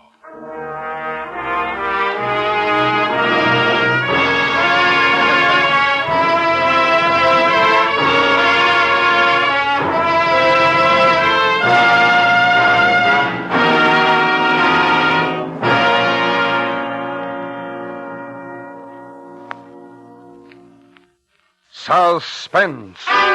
Presented by Autolite. Tonight's star, Mr. Robert Young. This is Harlow Wilcox speaking for Autolite, world's largest independent manufacturer of automotive electrical equipment. Our Autolite family is made up of the nearly 30,000 men and women in 28 great Autolite plants from coast to coast and in still other Autolite plants in many foreign countries. It also includes more than 18,000 people who have invested a portion of their savings in Autolite, as well as 96,000 Autolite distributors and dealers in the United States and thousands more in Canada and throughout the world.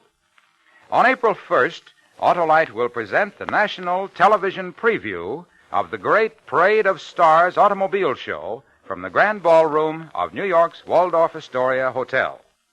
This program may be seen at the regular Autolite Suspense television time on April 1st, or a few days later in some television areas. Don't miss this great program. And remember to be with us next week for another thrilling Autolite Suspense show on radio.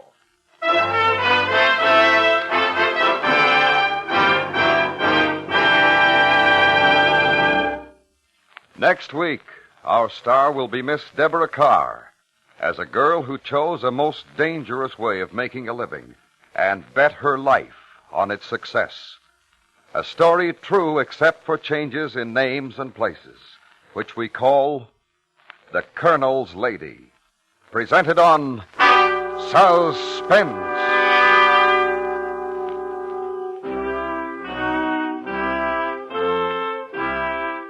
Suspense is produced and directed by Elliott Lewis, with music composed by Lucian Morowick and conducted by Lud Gluskin. A Murder of Necessity was written for Suspense by Richard George Pedicini. Featured in tonight's cast were Paula Winslow, Charlotte Lawrence, Joe Gilbert, Howard McNear, Lou Merrill, and Joseph Kearns. Robert Young, star of Father Knows Best, appeared through the courtesy of the Crosley Corporation. And remember, next week on Suspense, Miss Deborah Carr in The Colonel's Lady. This is the CBS Radio Network.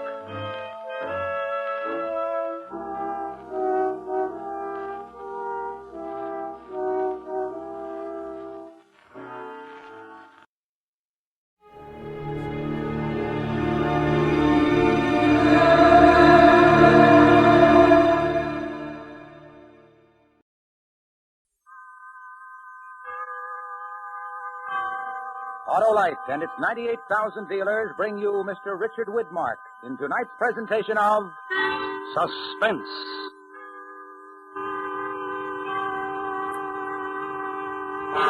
Tonight, as Suspense begins its 11th year on the air, Autolite presents the dramatic recreation of an exciting historical event, A Message to Garcia. Our star, Mr. Richard Widmark.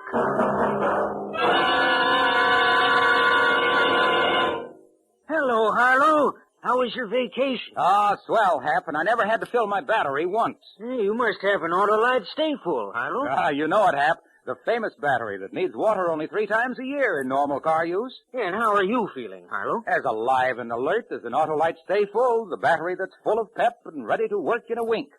Fiberglass retaining mats protect every positive plate to reduce shedding and flaking and give the Autolite Stay Full longer life, as proved by tests conducted according to accepted life cycle standards. And where did you vacation, Harlow? Why, at my Autolite battery dealers, of course. He's an expert on servicing all makes of batteries. To quickly locate him, call Western Union by number and ask for Operator 25. I'll gladly tell you the name of your nearest Autolite battery dealer, where you can get an Autolite Stay Full, the battery that needs water only 3 times a year in normal car use. And remember, from bumper to tail light, you're always right with Autolite. And now, Autolite presents transcribed A Message to Garcia, starring Mr. Richard Widmark, hoping once again to keep you in suspense.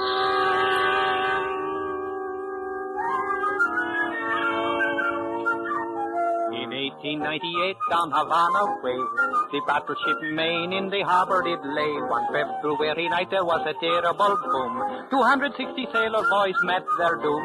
The Spaniards said, we are not to blame. The Americans cried, remember the Maine. The insults flew very thick and fast, till obviously the peace couldn't last. On the island of Jamaica were some brave Cuban men, so Lieutenant Andrew Rowan was sent to see them. Once upon a time, long ago, Lieutenant Andrew Rowan went to see them.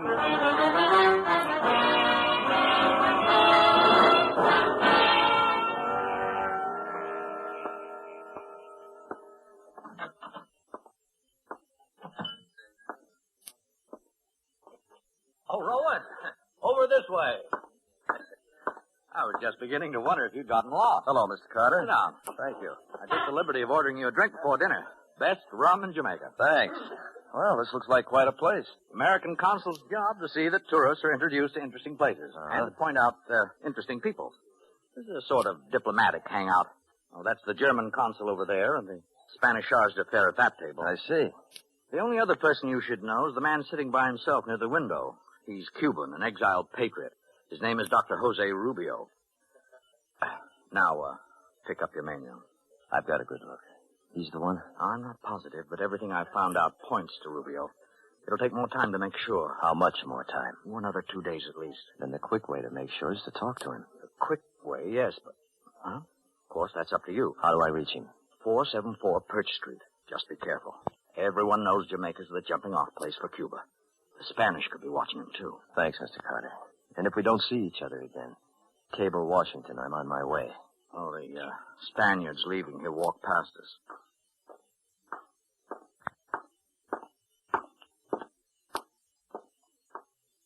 I guess he liked his dinner. He looked quite satisfied. Maybe he's had good news. He's usually a poker face. Anyway, I hope he gets heartburn.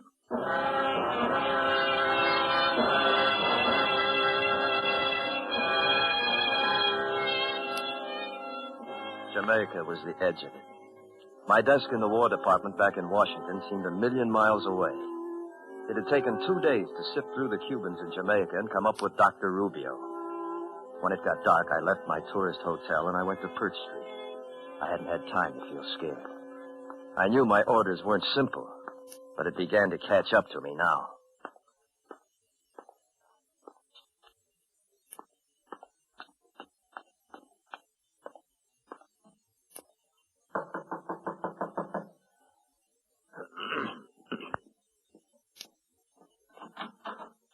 Yes? Dr. Jose Rubio? Yes? My name is Rowan, sir. American? Yes, sir. May I, speak to you? Privately? Won't you come in? I hope you will pardon this clutter of papers about the room. My work habits are not the tidiest. You're alone? Can we be overheard? Overheard? No. Good. These are my credentials. Andrew Rowan, Lieutenant, United States Infantry. I've been sent here to contact you. I have information that you work for the freedom of Cuba, that you maintain certain relations with the Cuban guerrilla forces fighting the Spanish. General Garcia's forces. Lieutenant Rowan, I am a doctor of philosophy. Jamaica is a British possession. The British frown on such activities. Yes, I understand, sir, but this is urgent. Is there a way a man could be sent to Cuba? To General Garcia? If such a thing were possible, why would it be so urgent? Well, I'll say it plainly, Doctor. We've got to know the strength of the Spanish, what supplies General Garcia needs, and if he'll cooperate with an American army of invasion. Invasion? Yes, sir. A declaration of war between the United States and Spain is very close. When? A week, 10 days. The information General Garcia has will govern the whole strategy of our Army and Navy.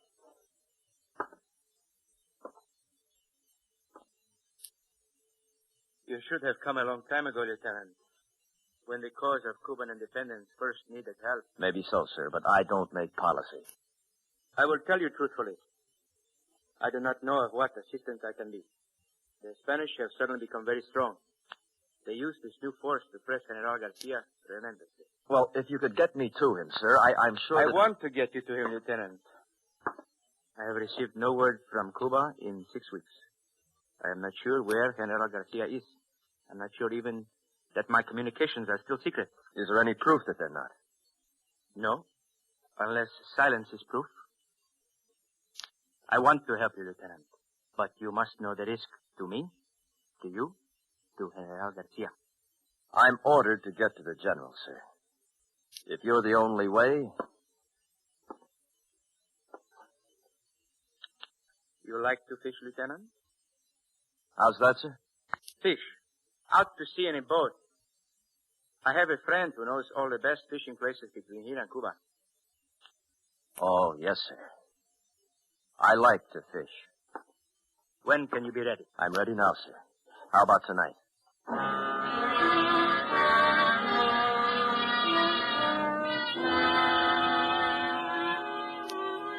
It takes 36 hours for a fishing boat to cross to Cuba. I burned my identification papers and we left the house. The night was warm. There was a moon and the streets were empty. We walked toward the waterfront and Dr. Rubio told me all he could. The place you will land is called Gran Rincon. Just into the jungle is a house. Perhaps I make difficulties in my own mind, but since I have no word... The Spanish know this place? That is the reasonable assumption, I'm afraid. Well, back in Washington, they told me it wouldn't be easy. 6 weeks ago, it would have been a simple matter. The insurrectors held this part of the coast. Garcia would have been easy to reach. Where are the lines now? The hills, the jungle, to the east is all I can tell you. At Gran Rincon. The people there will know... If there is word from the General.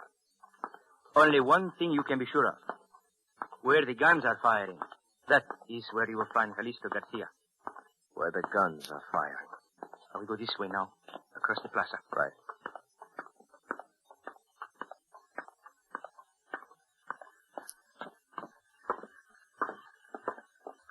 The third fishing boat. That is my friend. Even if you couldn't see it, you could smell it. Servacio! Servacio! I'm here. Wait. Dr. Rubio, Servacio. The dogs are busy tonight. Can you stay? As long as there is wind. Dragnet. To Gran Rincon. Rincon? I will take him then. But, sure. It is urgent. It must be done. He is American. His country sends him to Garcia for Cuba Libre. Americano, come aboard.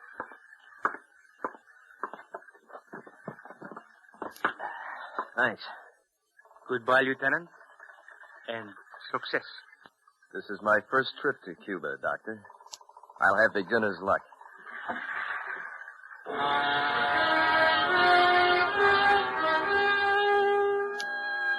Servacio hoisted the big shingle sail. It caught the wind easily, an ordinary fisherman on an ordinary sea. But I remembered what Carter had said. Everyone knows Jamaica's the jumping off place.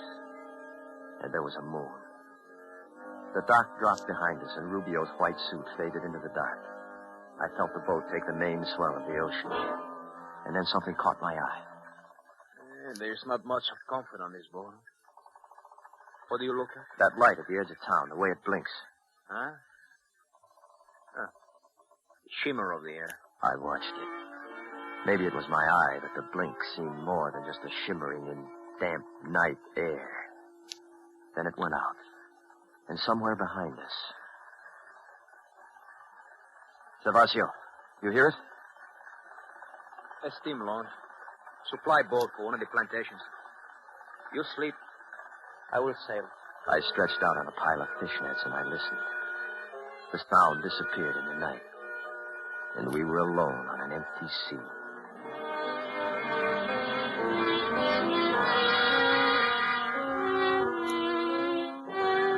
The morning of the second day, Cuba began to grow on the horizon.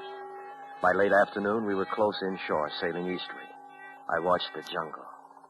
It looked cool and comfortable. There was no sign of war. Americano. What is it, Servacio? Watch this sail. I come about now.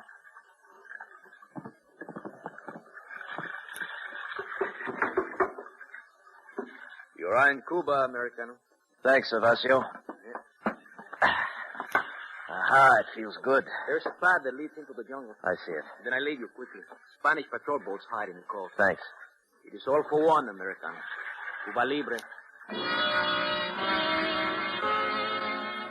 Our eyes held for a moment, then I pushed the boat away from the dock. She caught the wind and curved outward. And then I felt the nakedness of standing there, and I started toward the jungle. My imagination was very good, and I was sure that 1,000 eyes were watching me. I looked for some movement, something, somewhere ahead, and then I reached the cool, vaulted overhang of the first trees. There was a house. I walked toward it.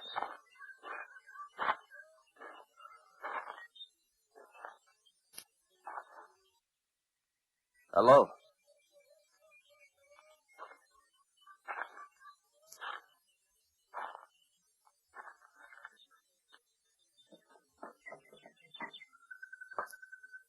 Anybody here? Hello? Is anybody... Put up your hands. Huh? Put up your hands. Look, I'm not armed. You don't need that gun. For 3 years I carry a gun. I will decide if I need it. I was told the people at this house would help me. Help you how? Who told you this? Dr. Jose Rubio. Come in, Jean. Teresa. Who is it, Teresa? He says Rubio sent him. Rubio? I watched you come from the boat. You wear plain clothes, but you walk like a soldier. How do I know you come from Rubio? If you'll let me put my hands down, maybe I could prove it. Teresa. Do it slowly, soldier. Now, here, look. These coins. This one's British, Jamaica. And this one's American. You see, United States of America. And on this side, Liberty. Oh. You are American, no? Yes. Why does Rubio send you? To see your general, Calixto Garcia. Garcia? Garcia was driven from this part of the country 6 weeks ago. Can you take me to him? Take you? Yes. There are many Spanish between here and Garcia. Now, look, believe this or not, the United States will land an army to help Garcia if you can get me to him. You know nothing of this kind of war. Well, I'm here to learn, to help you. But I can't help unless I get to Garcia as quickly as possible. We would need horses. Oh, don't me, Jean. This man needs the help. Cuba needs the help. Good, good. Where do we get horses? The Spanish have them all. We take from the Spanish. I go with you. You? I do not stay here alone. Well, yes, but I can't. Well, what I mean is that Because I am a woman? You know nothing of this kind of war.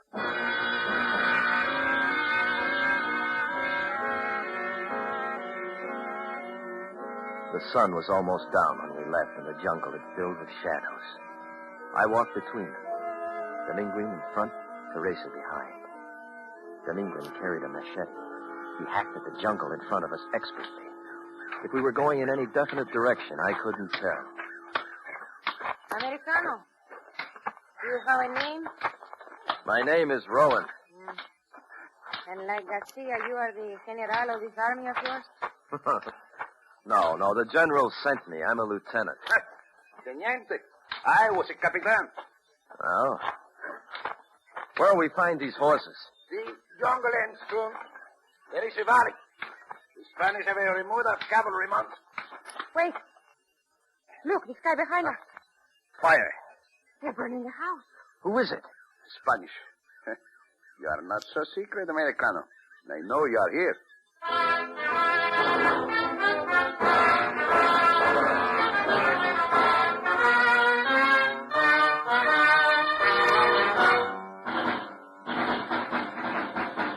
Autolite is bringing you Mr. Richard Widmark in A Message to Garcia. Tonight's presentation in radio's outstanding theater of thrills, Suspense.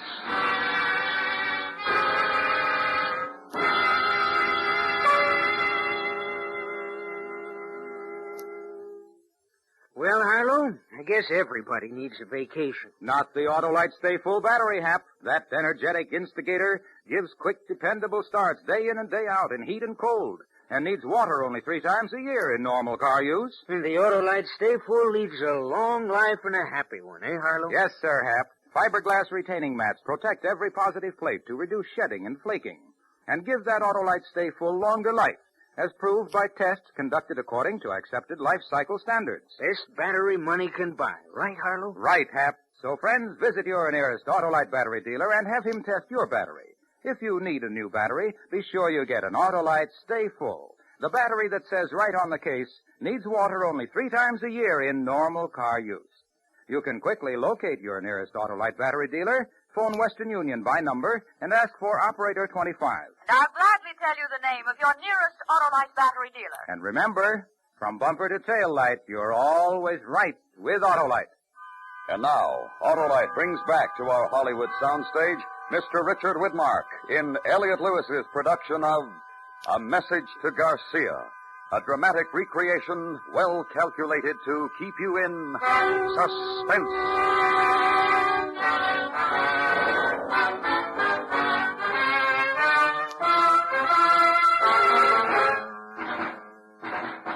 Who is it?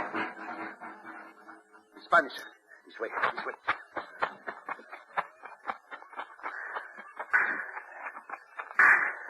Here. Stop the arrest. Teresa? I'm all right. We hide here before. They won't find us.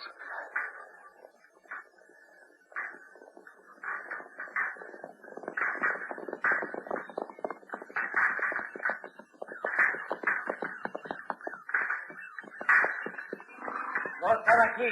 Mejor regresar a la casita. They think they're shooting at us off there. Rowan? Yeah? You sure you're not the general of your army? You seem to be very important to them. I don't understand. How could they have found out about About this whole... you? The Spanish are more clever than you think. Yes. I'm very sorry about the house. In this war, a burning house is nothing.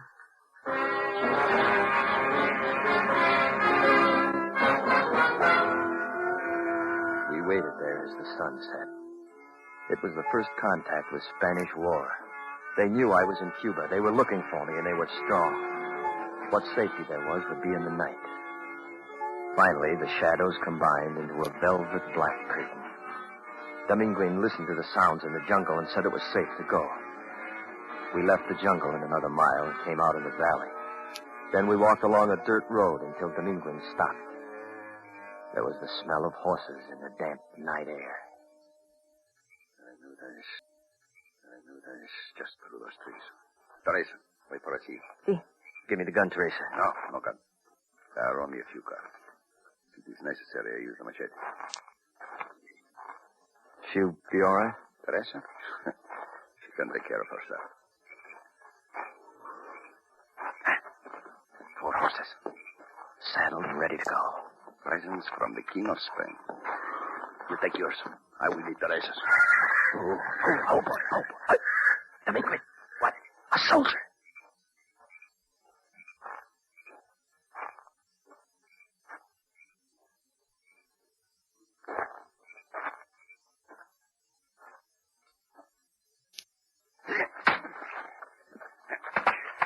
Here. Have me drag him out of the way. Right.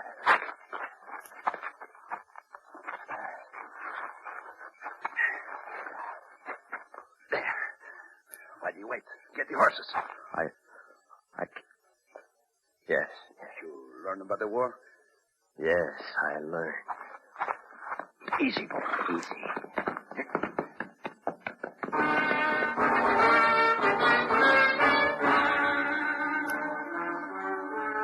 We rode for 3 nights through burned cane fields, jungle, and the tall Cuban grass. Garcia had done a lot of retreating in 6 weeks. Then on the 4th morning, just before daybreak, Dr. Rubio's words came back to me. Where the guns are firing, that's where you'll find Calixto Garcia. I cannot see where they are shooting. Just so long as it isn't in this direction. To enter where I am, we must cross the field. No more jungle to hide us. Is Garcia there in the town? I think so, yes. Then we've got to go.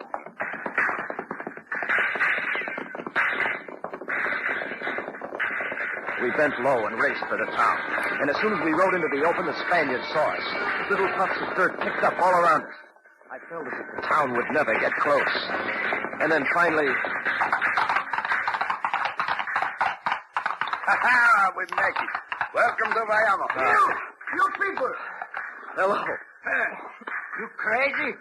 You never should have made it across that field. Well, we didn't have much choice. I want to see General Garcia. You want to fight, I will give you guns. This man is Americano. He is sent by his generals to see ours. Americano. All right, Americano. Now come with me.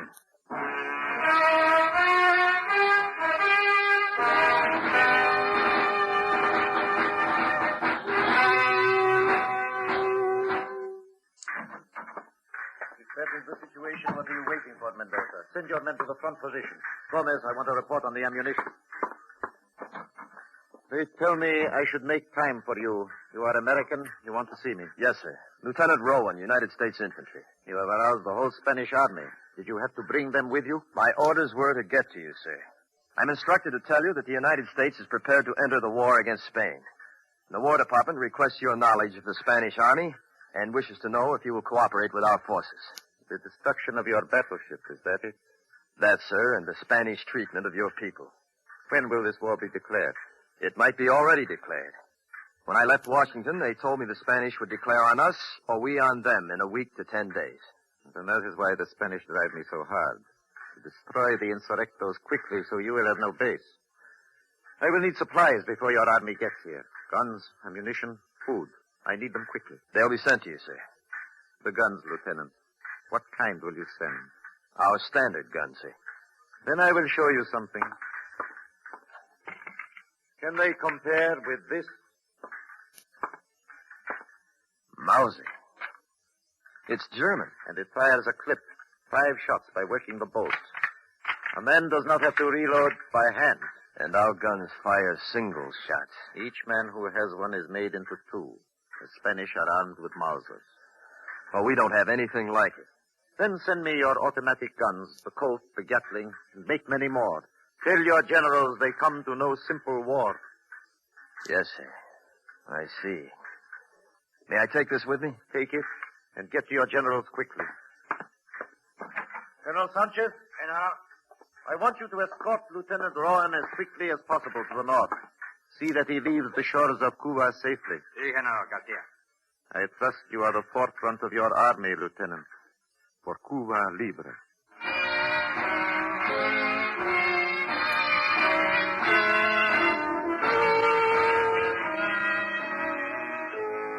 Colonel Sanchez took me to food. And again there was the waiting for the night. I watched the Mauser in action, and the Spanish knew how to use them. It was no simple war. As the shadows began to lengthen, the fighting died down. Sanchez picked 3 men, and we started north. There was luck, and we reached the ocean in 2 days. The boat is not much, but at least it does not leak. Thanks, Sanchez. With the good wind, you should make the British island of Inagua tomorrow. We will be waiting for your army. It'll be here. Cuba Libre.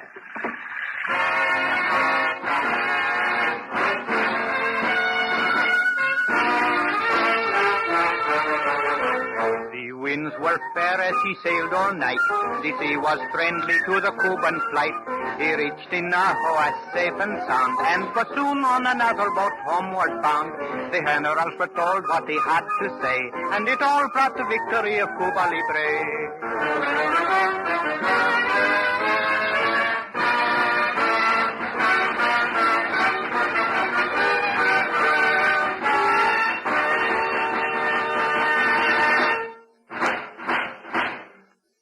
Suspense. Presented by Autolite. Tonight's star, Richard Widmark, will return in just a moment. This is Harlow Wilcox speaking for Autolite, the world's largest independent manufacturer of automotive electrical equipment. In 28 plants from coast to coast, Autolite makes over 400 products for cars, trucks, tractors, planes, boats, and industry. These products include batteries, such as the famous Autolite Stay Full, ignition-engineered Autolite spark plugs, both standard and resistor types, Autolite starting motors, generators, coils, distributors, voltage regulators, wire and battery cable, and Autolite original service parts for all Autolite electrical systems. Autolite is proud to serve the greatest names in the industry. So, from bumper to tail light, you're always right with Autolite.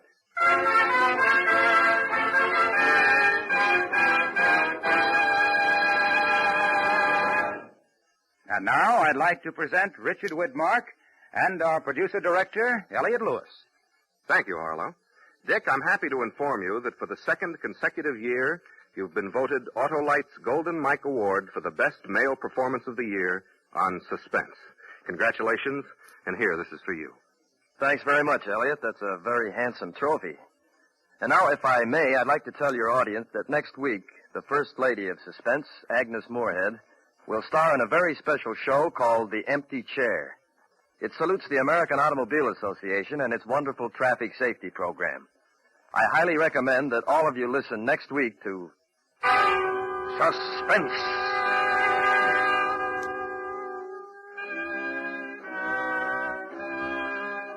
Suspense is produced and directed by Elliot Lewis, with music composed by Rennie Garrigank and conducted by Lud Gluskin. Portions of this program were transcribed. A Message to Garcia was adapted for Suspense by Richard Chandley. Featured in tonight's cast were Anthony Barrett, Joseph Kearns, Lillian Baeff, Jack Crucian, Ted DeCosia, and Edgar Barrier. Our singer was Ernest Newton. Richard Widmark appeared through the courtesy of 20th Century Fox, producers of the Technicolor production The Robe in CinemaScope. No special glasses needed. World premiere in New York, September 16th, in Los Angeles on the 24th. And remember, next week, Miss Agnes Moorehead in The Empty Chair. This is the CBS Radio Network.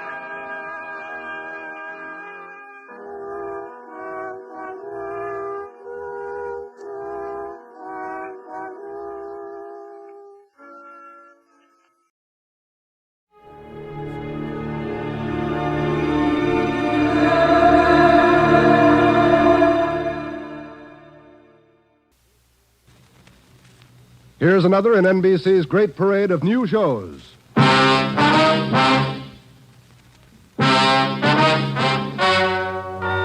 Ladies and gentlemen, the story you are about to hear is true. Only the names have been changed to protect the innocent. NBC brings you Dragnet.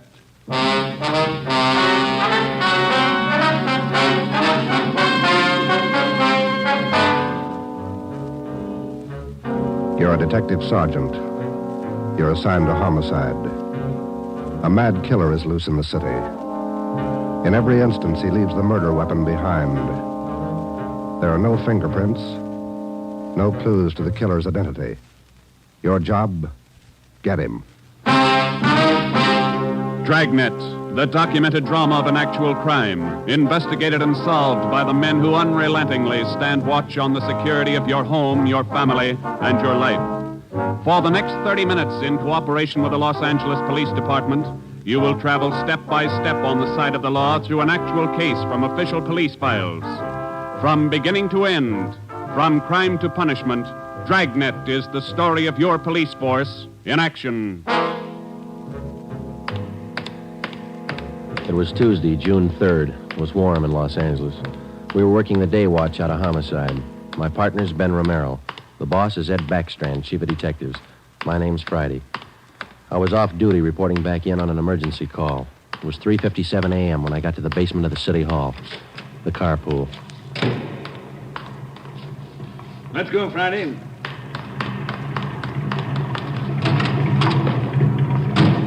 Sorry to call you back in. Couldn't be helped. All right, Ben. Okay, Skipper.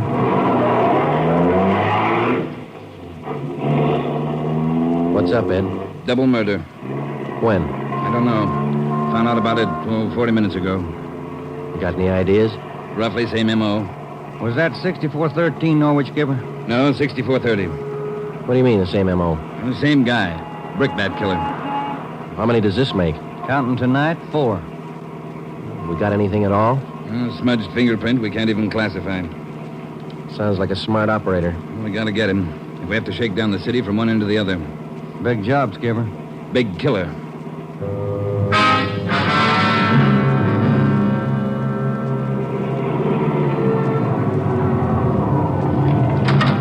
4:26 a.m., we pulled up in front of 6430 Norwich Drive, a small group of bungalow apartments facing on an oval-shaped garden court.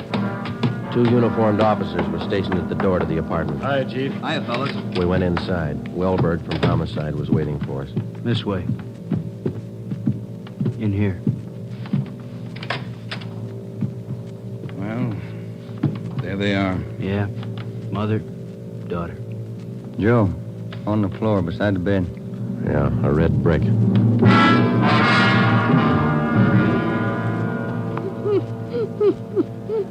Miss Hafters, we know how you must feel about all this, but would you please try to answer a few more questions for us? Yes. All right. Poor Margaret. Miss Hafters, how long had you known Mrs. Diaz and her daughter? 9 years. This November they moved next door. I remember it so well. We got along right from the start. And as far as you know, the only close friends the mother and daughter had live right here in the apartment court? Yes. Margaret was a pretty girl, but she was no chaser, no boyfriends. Very close to her mother. The 2 of them very close. Did they keep any amount of valuables in the apartment? Money, jewelry, things like that? Oh, no. Mrs. Diaz and Margaret didn't have much, you know. Very modest income. They both worked. And you can think of no good reason. Oh, no. Oh, poor Margaret, poor Mrs. Diaz, lying in there. Shock. It's a terrible shock. Wellberg. Yes, Sergeant. Would you show Ms. Hafters back to her apartment? Sure, Sergeant. Thank you, Miss Hafters. We appreciate it. Yes, thank you. Poor Margaret. Poor Mrs. Diaz. Well, Joe? Let's check with Ed. He's back in the bedroom. Dust that over there, will you? You get anything from the neighbors? The usual, Ed. No jealous boyfriends, ex-husbands, nothing like that. Boys find any evidence yet, Skipper? Well, still working on it. You got any theories? Well, we know the killings were all done by the same guy. Mm-hmm. Cuts the same pattern out of the window screen. Cuts the same pattern with a glass cutter out of the window. Reaches in and flips the locks. All right, where's that leave us? And before he gets inside, he makes sure there are only women in the house. That means he probably watches the house for a few days. Yeah. Once he gets inside, he wants only one thing, to kill. He's never taken any valuables. As far as we can tell, he's never searched for any. What kind of a man works like that? I think the guy's kill crazy. Hey, fellas. Yes, Donner? Here's a break. 2 fair prints. 1 thumb, 1 forefinger. What'd you get, Pete? Only got 9 points. Not enough to go into court, but enough to make him. We'll know him when we get him. Yeah. Found the prints on the lens of the old lady's eyeglasses. Probably knocked him off the night table when he went after her. And when he was done, he put him back on the table. Yeah. Had blood on his hands, see? Yeah. That's funny, isn't it? Why would he go to the trouble of picking up the woman's glasses after he killed her? We'll ask him when we find him. All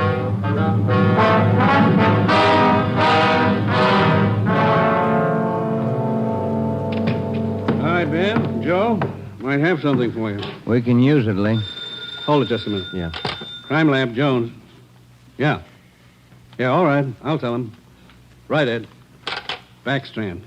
If you're through checking the victim's clothes by 8 o'clock, you can knock off for sleep until noon. What if we're not through? Take it up with the chaplain. Here's what I wanted to show you. Over here. A couple of casts. Bare footprint. That's right. Those from the Diaz place? Found them outside the dining room window in the flower bed. Take a look. Mm-hmm. Good cast. Size 9. 10. Missing toe there, huh? Left foot, first toe. That's lucky. Well, then the guy took his shoes off before he went in that house. That's the way it looks. You leave any other prints, Lee? 3 with his shoes on. Here they are. Here. Yeah. How would you say the guy is built, Lee? Oh, from the impression, pretty heavy man.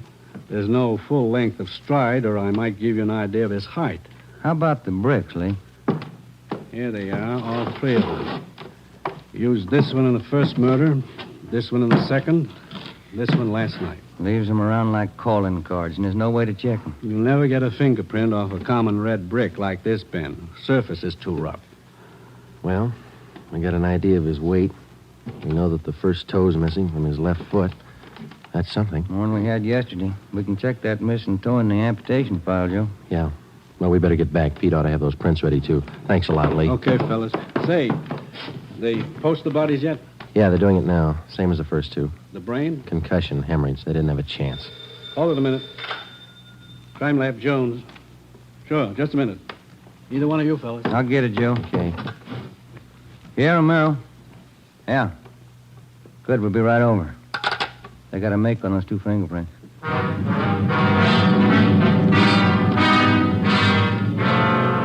Okay, Joe. Single print file. Made him on the index finger. Let me see, Pete.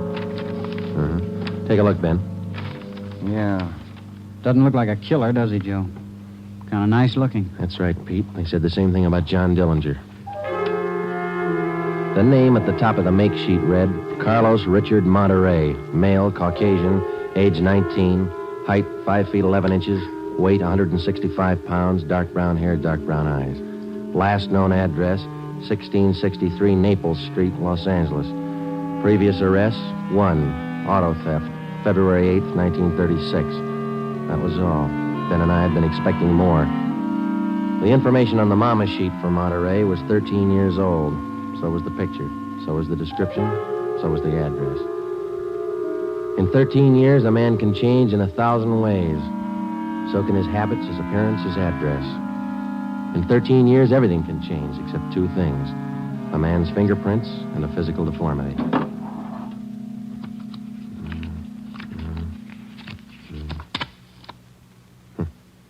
Missing toe on left foot. Carlos Richard Monterey.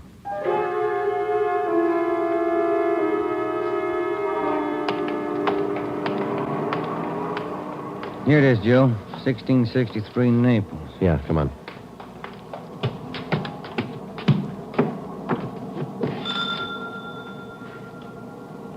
Somebody's coming. Yes? What is it? We're police officers. We'd like to ask you a few questions. Oh, yes. Would you like to come in? Thank you, ma'am. Yes? Would you mind telling us your name? Monterey.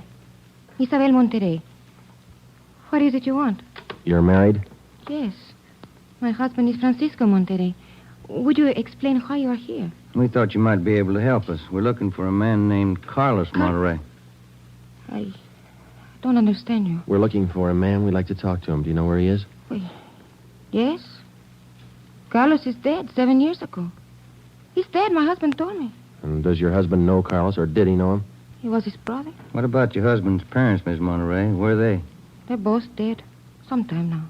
Have you ever met Carlos? No, never. I have only heard of him. What have you heard of him, Miss Monterey? Do not ask me. This is important, very important. Francisco would not like it if I told you. It's important, Miss Monterey, believe us. Carlos, he's sick. His mind.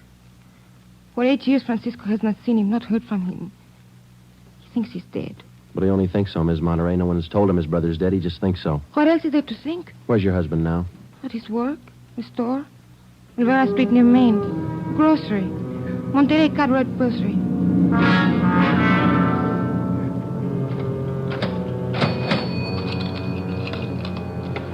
Here's your change. Thank you, Mrs. Myers. Now, look, officers, you know how it is. You don't like to let these things get out. That's why I trust you. You can trust us, Mr. Monterey. We just want to check on a few things. Oh, fine. Always glad to help out if I can. Well, can you tell us if your brother was ever in a mental institution in his life? Oh, I know there was nothing wrong. 1923. Got a little bad, so Mom and Dad had to put him away for a while, just till he calmed down. I remember the day. Sometimes, dumb, stupid kid, what do he know? Standing there by himself in the train, crying. The public nurse, stupid way he cried. What do you do? I cried, too. I was only 10, Sergeant. I saw him go. He was alone. Later on, Mr. Monterey, your brother was released from the state institution. Yeah, he was 16. And then he started running around, playing tough, carried a gun, lived by himself. He never came around. He dropped from sight about 1938. You haven't heard from him since then? Nothing. Never seen him. Do you know of anybody who might have seen him? Oh, there was a girl he had. Anita something. On Soteo Street. Anita Martin, yeah, that's it. Soteo Street. Maybe she's seen him. Ask her. Maybe she's seen him. Carlos Monterey? Not in a year. Last March he was in. When I was working at the Peacock. down on South Main. He came in, we talked for a while. That was all. And you haven't seen Carlos for the past 2 months or so? I tell you, no. Has he written to you? Has he phoned you? Once, 3 weeks ago, he phoned. Here. He left a message with my girlfriend. But he didn't call back again. Now, that's it. That's all I know. Thank you, Miss Martin. Here's our card. If he does call, well, you'll let us know. Yeah, I'll let you know. You like Carlos, is that it, Anita? Like him? No, I didn't like him. He was funny. But he was nice. You know, I pitied him. Why did you pity him, Miss Martin? Well, he was a good fellow who was strange. He could smile, you know. He had a nice smile, but you could tell he was never laughing. There was something in his mind. Something... Oh, I don't know.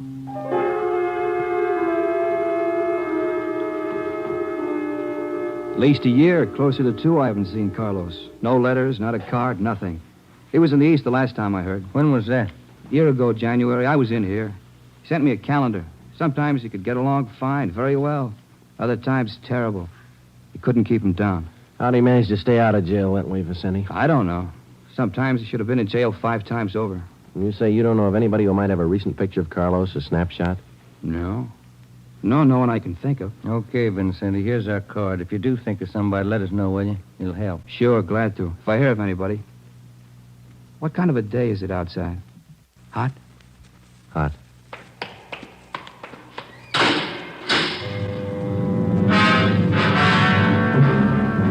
By 5 o'clock that afternoon, Ben and I were certain of one thing. Carlos Monterey was in the city of Los Angeles, somewhere. We drove back to the office and told Ed Backstrand about our interviews with Monterey's relatives and his friends. Inquiries and requests for further identification and information on him were immediately relayed to the state mental institutions. The 13-year-old picture of Monterey taken from the files was copied and distributed with a note of caution as to the age of the photograph. An APB was sent out. Stakeouts were placed at the home of Monterey's brother, at the brother's store, and at the apartment of Anita Martin. A special detail of 300 men was ordered to join the Dragnet already in operation. The details at the airport and the bus terminals were alerted, as well as the details at the Union Depot and the main post office. By 6 o'clock that night, almost 1,000 men were actively working at the job of tracking down Carlos Monterey. At 6:30 p.m., Ben and I drew a 4-hour relief period. We drove out to Ben's place, and his wife fixed us some dinner. At 10:30 that night, we reported into the office, picked up Ed Backstrand, and we drove out to join the manhunt. Unit 32R on the corner of South Flower and Loomis, the 390W, KMA 367. Unit 12A, code 1. 66A at 864 Wall Street. See the man about a 507, KMA 367. Unit 42, 5430 East Grand, apartment 10, 311, KMA 367. We cruised with the Dragnet operation until 5 o'clock that morning. Ben and I took turns driving. Actually, the tremendous job of scouring 500 square miles of city for one man was only beginning. Unless there was an unexpected break, the search for Carlos Monterey could wear on for weeks. It did. Night after night, the manhunt went on, and day after day. There was no break. 16 days later, on a Sunday night, I went to bed early. I read a while, and then I turned off the lamp and went to sleep.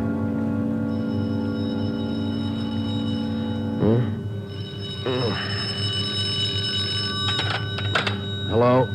Friday talking. Sorry, Joe. Get in here as fast as you can. What's the matter? That girl Monterey knew, the one you talked to? Yeah? She left her apartment, went to her girlfriend's. Yeah? She's dead.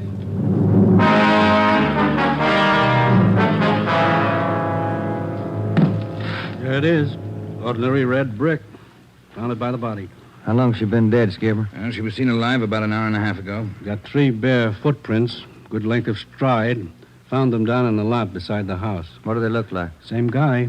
First toe missing from the left foot. The same weight impression. Should be about 5'11". That checks out with what you got, doesn't it? All right, so it's the same guy. What about those shoes we found, Lee? Yeah, they correspond. They were impregnated with foreign matter. What'd you find? Particles of lettuce leaf, dry onion skin, traces of red cabbage. Maybe a vegetable counter. Maybe. What about the city wholesale market down on Front Street? What about any market in Los Angeles? No, Lee, that wholesale market is big enough to hide anybody. Hundreds of transients work in there. Some of them even sleep there.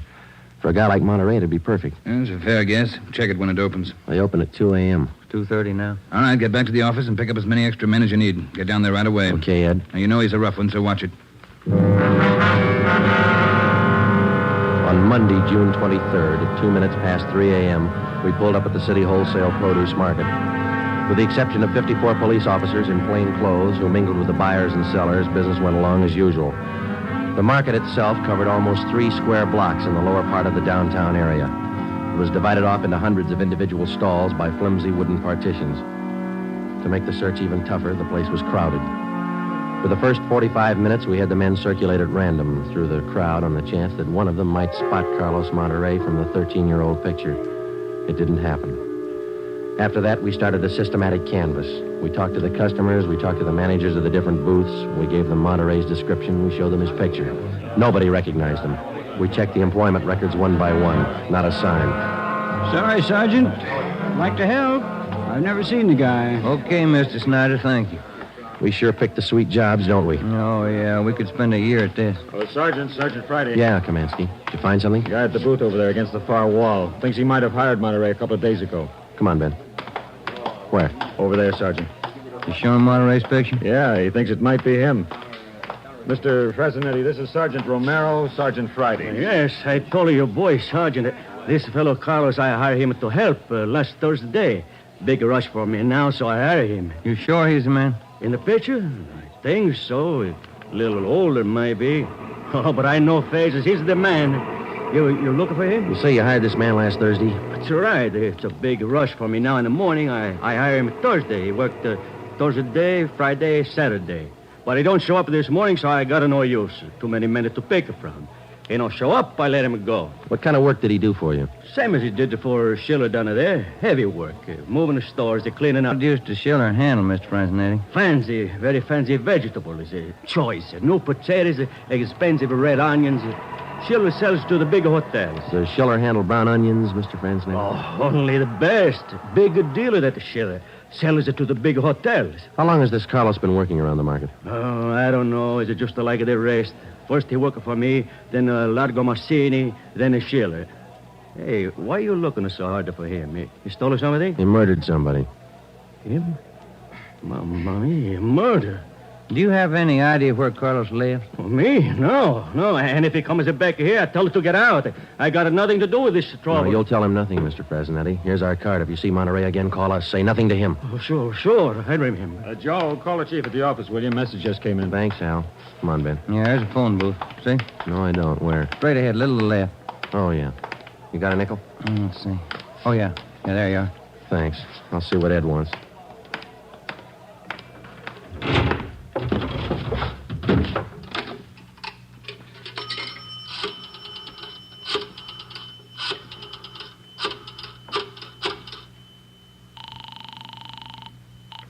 City Hall. 2511. 2511.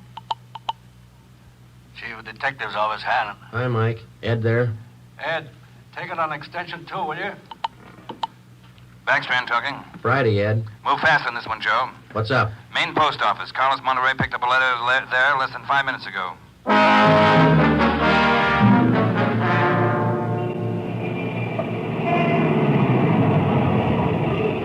Come on, Ben. There's Ed over there with Wellberg. Yeah. Traffic short jammed up around here. Hi, Ed. Friday, Romero. You all set, Wellberg? All set, Chief. Spring Street to San Pedro. Sunset the first. Got it covered. Good. What's the story? Post office detail tipped us off. 5 minutes after 8, a man answering Carlos Monterey's description picked up a letter at the general delivery window. That was 16 minutes ago. Who spotted him? Sam Lane. Got a look at him just as he was leaving the window. Called to him to stop, but Monterey ran. Lane called me, and we threw a net over the area for 6 blocks around. And Monterey's still somewhere inside this area? I don't know how he could have gotten out. What's next? Well, I'll give him an hour to break for it. After that, we start a house-to-house search of the whole area. Stop all pedestrian and vehicular traffic for identification. Sure gonna jam up the depot traffic. That's cheaper than murder, Romero. Get going. The first hour we counted off in 5-minute segments. Like Backstrand, we felt close enough to Monterey to touch him. But he still wasn't there. The north and south ends of the blockade started to move in, slowly. searching every store, every house, every conceivable place where a man might hide out. In the meantime, Ben and I worked the Spring Street side of the blockade, watching the faces of the pedestrians as they came through one by one, examining all vehicles and their drivers. The morning wore on, the sun came out, and it started to get warm. By 11 o'clock that morning, Monterey still had not been found. The temperature was 93 in Los Angeles. It was still climbing. The search went on. At 10 minutes past 2 p.m., Backstrand made the rounds. How's it look, Skipper? Not good. Going slow. How much longer you figure? I don't know. It'll go to after dark, that's sure. District down here is like a rat's nest. Yeah. Nothing? Nothing. But he's someplace inside this blockade. He's got to be. Any chance of getting relief for the men in our squad? Some of them been working straight through since yesterday. I'll see. Check with me around 5 this afternoon. Thank you, Skipper. Keep a sharp lookout. One slip. That's all it takes. The search went on. At 3 o'clock that afternoon, the temperature was 95. We sweltered and we waited. At 3:45, Backstrand sent a squad of men into the Union Depot to search it from top to bottom. There was one false alarm when one of the men thought he saw Monterey slipping out a side door into a taxi. He turned out to be a train conductor. At 25 minutes past 4, Backstrand passed along the order to our detail to start moving in, house by house. It was a tedious job, and it went slow. The men were tired. At 5:30, the relief squad showed up. Ben and I stayed on. After another 2 hours of house-to-house searching, the trap was narrowed down to a 3-square-block area, a single block wide and 3 blocks long. It started to get dark. Backstrand ordered out batteries of floodlights.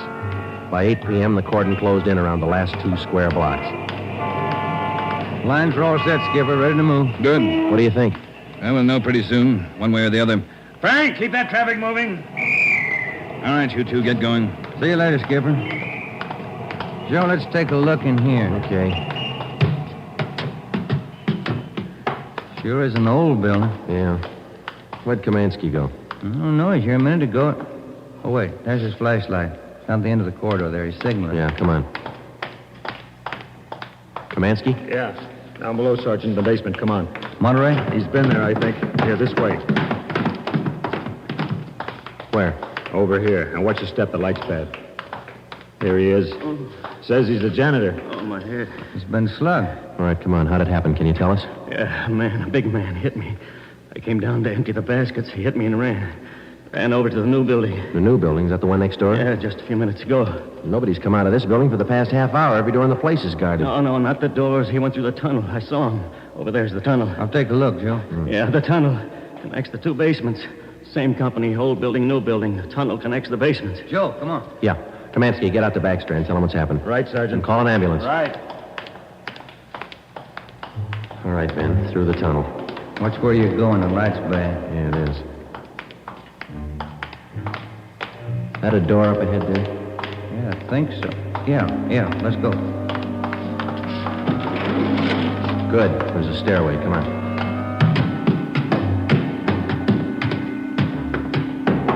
Watch the doors. Joe, the elevators. They're both on the 3rd floor. Let's head for the stairs. Ben, come on.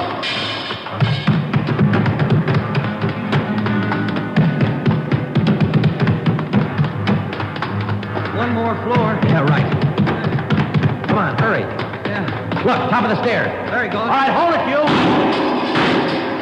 Stuck in the elevator. Joe, he's going down. Well, we'll never make it on the stairs. Joe, look. This other elevator. The control lever's bent. Let's try it anyway. Yeah. All right, kick the control lever. Kick it, Ben. That's good. All right, Ben, knock the lever back. Come on, quick. Yep. What's the matter? Joe, it's jammed. We're going past. All right, let's kick it. Here. There, that does it. Can you reach the door control? Wait just a minute. I'll see. Yeah. Okay. Well, he's still in the building. Both elevators are here now. Yeah. Down the hall, Ben. The office on the left, I think. Yeah. Okay, here we are. All right, keep clear of the door. All right, Monterey, put on that gun and come on out. I'll kill you! I'll kill all of you! All of you! Okay, Joe, let's take it. Watch it, Ben. He's throwing everything he can get his hands on. I'll kill you! Come on! Come on! I'll kill you! Get away! Come on, you! All right, Monterey. Come on, you. Hurry up! Everywhere you! Kill you! Okay, Ben, take him. Yep.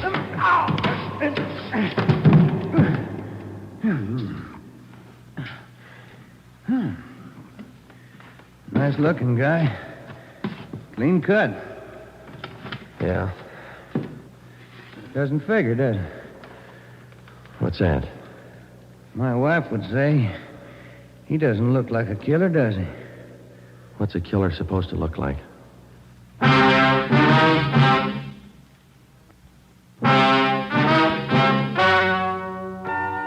story you have just heard is true.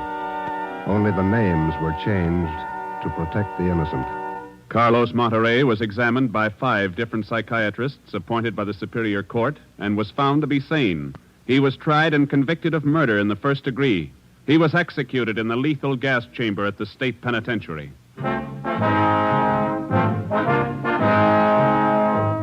You have just heard the 17th in a new series of authentic cases from official files. Technical advice for Dragnet comes from the office of W.A. Wharton, Acting Chief of Police, Los Angeles Police Department. Tonight's program is dedicated to motorcycle patrolman John Kramer of the El Paso, Texas Sheriff's Department, who on the afternoon of April 26, 1940, gave his life so that yours might be more secure.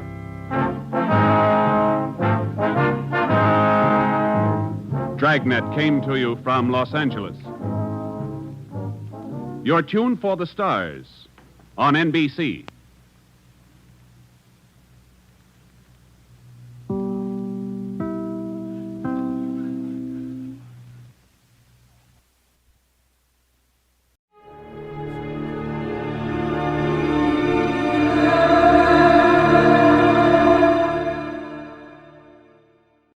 Mrs. Perkins won the prize, but I got in the biggest pickle at the county fair.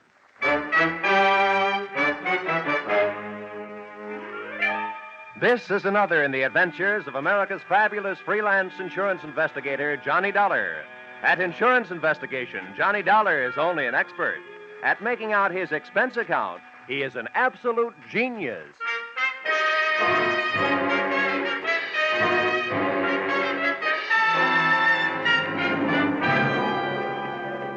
Expense account submitted by Special Investigator Johnny Dollar. To Home Office, Corinthian Liability and Bonding Company, Terminal Building, Hartford, Connecticut. The following is an accounting of my expenditures during my assignment as bodyguard to Grand Blue Ribbon Champion, Spotted Poland China Hog, Rosie Barron of Iowa. Or How You Cast My Pearls of Wisdom Before Swine. Or Out of the Fire into the Frying Pan. Expense account, item 1. $76.80. Train and bus fare, Hartford to the town of Carver, county seat of Carver County, Iowa. Expense account, item 2. $2.50. 1 Coke, 3 handkerchiefs, a bottle of salt tablets, and sunglasses, with which to combat the Corn Belt heat. Item 3, 6 bits, jitney ride to the Carver County Fairgrounds. Undoubtedly named that because the band I found in the midst of playing its afternoon concert was only fair. Hey, friend. How's that? I'm looking for a pig named Rosie Barron of Iowa. Tell me where I'll find his cage. Cage? They don't keep Rollo in no cage. Rollo? Who's he? Well, that's short for Rosie Barron of Iowa. Oh, yeah. Any fool would know that. Uh-huh. Can you tell me where he is? See that building over there, the livestock building? Yeah. You'll find Rollo in the swine wing. Swine wing? Well, that conjures up a dainty picture. A flying pig. Afraid Rollo won't ever do much flying. Weighs 980. Oh, well, thanks a lot. Neighbor. Yeah? Why don't you try slipping out of that there coat? You won't find it near as sweaty. Oh, yeah. Thanks, Hiram. Oh, he didn't even wait to be my best friend. Hey! Wait, I'll come with you, neighbor. It was 96 in the shade, but things were getting hotter. Shots and screams from the livestock building were the only things that could bring me on the run, with Hiram on my heels. Hey, what do you suppose that was? First, I ran into a stranger just outside the entrance. Get out of the way. Let me out of here. There's loose in there. Then I ran in through the door. Somebody do something. Don't just stand there. Where's the sheriff? Hey, Hiram, what happened? Well, didn't you see? Didn't you hear? That there woman's Mrs. Tiller. Somebody must have stole her diamond brooch. Oh, good. I was afraid somebody might have put the snatch on Rollo. Her husband owns Rollo. They must have been taking her pictures of Mrs. Tiller in the middle of a crowd.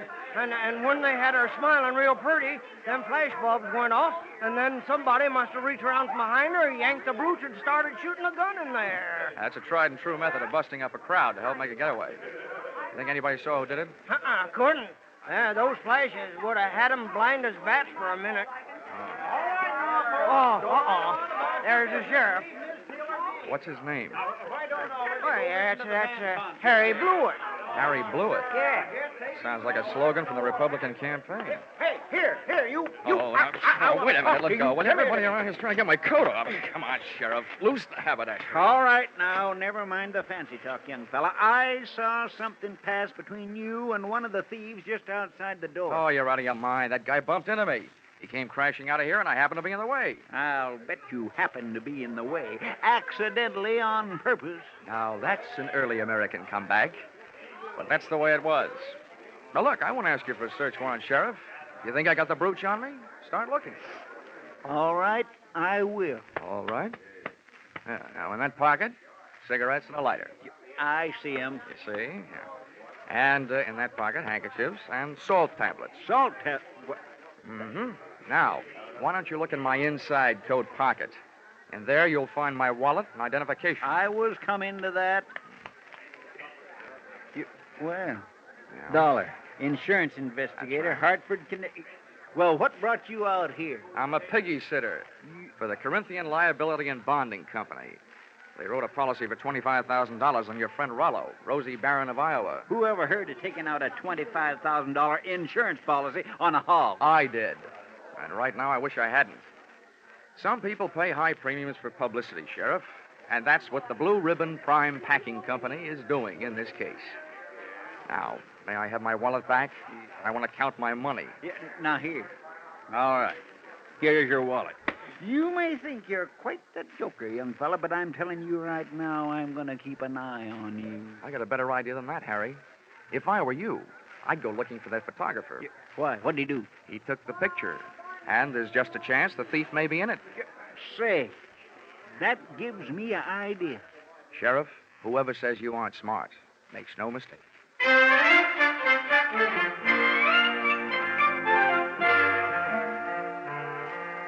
Rollo, the prize porker, wasn't hard to find. First, I followed a few signs. Then it was a matter of closing in on a contented series of juicy, slurping grunts that came blurping up out of a succulent mound of Louisiana yams. Rollo was all fat and a yard wide. His table manners weren't much. He didn't look very smart, but he sure looked healthy. 980 pounds on the hoof. A fine figure of a pig. Pardon me, miss. Could you tell me who's in charge around here? Well, just for the moment, I am. Well, I'm trying to find a Mr. Worthington Tiller, who I take it owns this monster. Monster? What? What's the matter? Have I said something wrong? You certainly have. And you've also said it to the wrong person. In case you don't know it, my name is Alva Anderson. Oh, my name is Johnny Dollar. How do you do? What's all this got to do with Rollo? Nothing. I just raised Rosie Barron of Iowa from a suckling, that's all. Kind of got away from you, didn't it? I'm sorry, Miss Anderson. I apologize. To you, too, Rollo. I'm sorry about the interruption, Miss Anderson. Some fool made off with my wife's diamond brooch. How's this excitement affecting Rollo? I hope he hasn't lost any weight. Well, he took it very well, Mr. Tiller. Oh, good. This gentleman wants to see you, Mr. Dollar. Oh, yes. Oh, from the insurance company. That's good, right. Good. Well, I'm glad you're here. We'll have your picture taken right away with my wife and Rollo. Oh, it'll make grand publicity for Blue Ribbon Prime Packers. Oh, I don't mind having my picture taken. Just so long as your wife doesn't mind having people pinch her diamond brooches. Oh, well, then don't worry about that. It was fully insured. Oh, that kind, The thing I want you to worry about is Rollo here. As president of Blue Ribbon, I paid Miss Anderson $10,000 for this magnificent swine, and I don't want anything to happen to it. You bought him for $10,000, insured him for $25,000, and you don't want anything to happen to him? Well, I don't mind paying those exorbitant premiums when I get back the kind of publicity this will bring in. I can see it in the papers now. America's fabulous insurance investigator, Johnny Dollar, sent from Hartford, Connecticut, to guard the life of that fabulous prize swine, Rosie Barron of Iowa. Well, Mr. Tiller, I don't mind getting my name in the paper for Figg, just so long as it is not in the obituary column.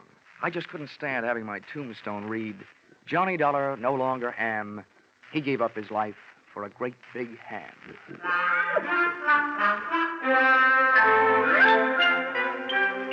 My tombstone tagline was over the head of Mr. Tiller, but it went over right nicely with Alva Anderson, who paid off with a smile. I parlayed that into a conversation, helped me pass the time while guarding Rollo, the poor man's blue boy. By the time it was over, Alva knew a lot about me, and I knew a lot about pigs.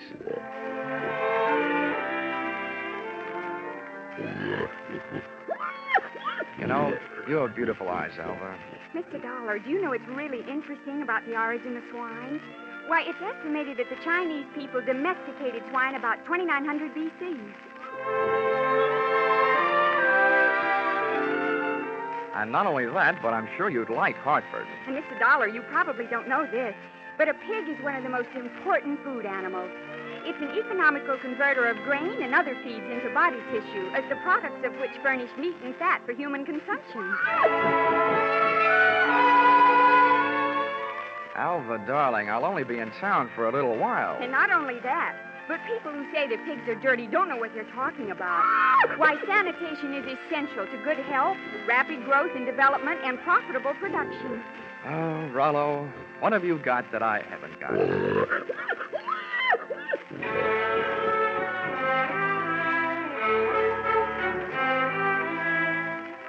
I still don't know whether Alva stuck around because of my charms or Rollo's. But she was still there at the changing of the guard when Mr. Tiller, in person, came to relieve me long enough for a trip to the dining hall. And what do you think they had for dinner? What else? Baked ham. Oh, dinner was wonderful, Johnny. Coming from you after eating baked ham, that sounds practically cannibalistic. Oh, Johnny, stop. More coffee? No, I've had it. Alva, you know, there's something I've been trying to say to you for the past 5 hours. Yes, Johnny? Well, it's just that, well, I want... What? Oh, he's the sheriff. Oh, why doesn't he blow his siren? Well, I have to be going. It's time to get Rollo ready for the winner's parade past the grandstand. I'll just run along. I'll just go with you. Hey, Dollar, I want to talk to you. Well, I'll see you later, Johnny. Yeah. Well, Sheriff. Hey, you being a sort of investigator, Dollar, I knew you'd be interested in my methods. Well, you're sure interfering with mine. Huh? Yeah. Oh. Well, do you know what I did? What? I found that photographer, had that picture developed, and rushed it up to the state capitol. Mm-hmm. And they just called me. Dollar, there's a known criminal in that photo. He's got that brooch, and he's on the loose. Do you know what that means? Yeah. It means that you shouldn't be sitting here talking to me. Who is this villain? They say he's the... Ooch over here. Yeah. What? They say he's known as Little Rocky. Originally hailed from Arkansas. You'd know him if you saw him. He's the fella that bumped into you. Oh. I want you to help me look for him. I take only one job at a time, Sheriff. Right now, I got a pig to mind. I think it was the Grand March. Boy, in case I'm interested later, how much do you pay your special deputies a day? $7 and expenses. Sheriff Blewett, I'm afraid that blows it.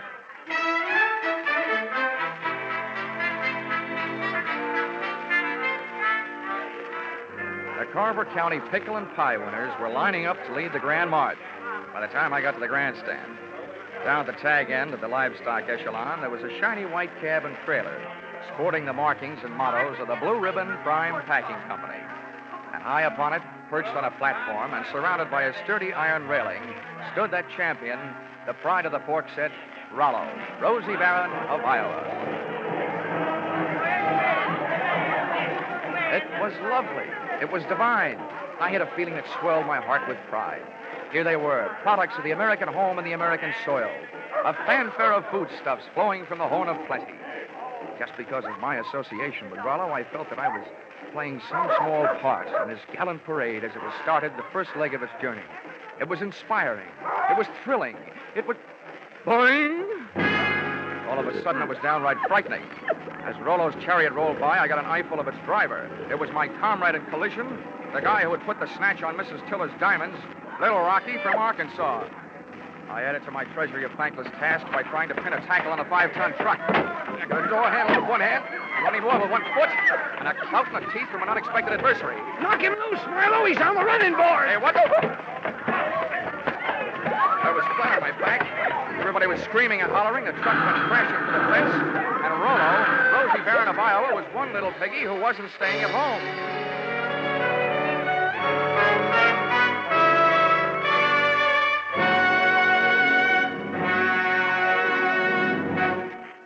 In just a moment, the second act of Johnny Dollar. But first, taking in the action from Johnny Dollar, are you? All right, that's good, because staying with CBS is the way you'll head straight for the big return from vacation 8 days from now, Monday the 29th, of Lux Radio Theater and all the other big Monday night CBS favorites. And by staying with CBS, you'll find more action later tonight with Bill Grant of Call the Police and with Sam Spade, who will be heard from on most of these same CBS stations. Now, with our star, Charles Russell, we return to the second act of yours truly, Johnny Dollar.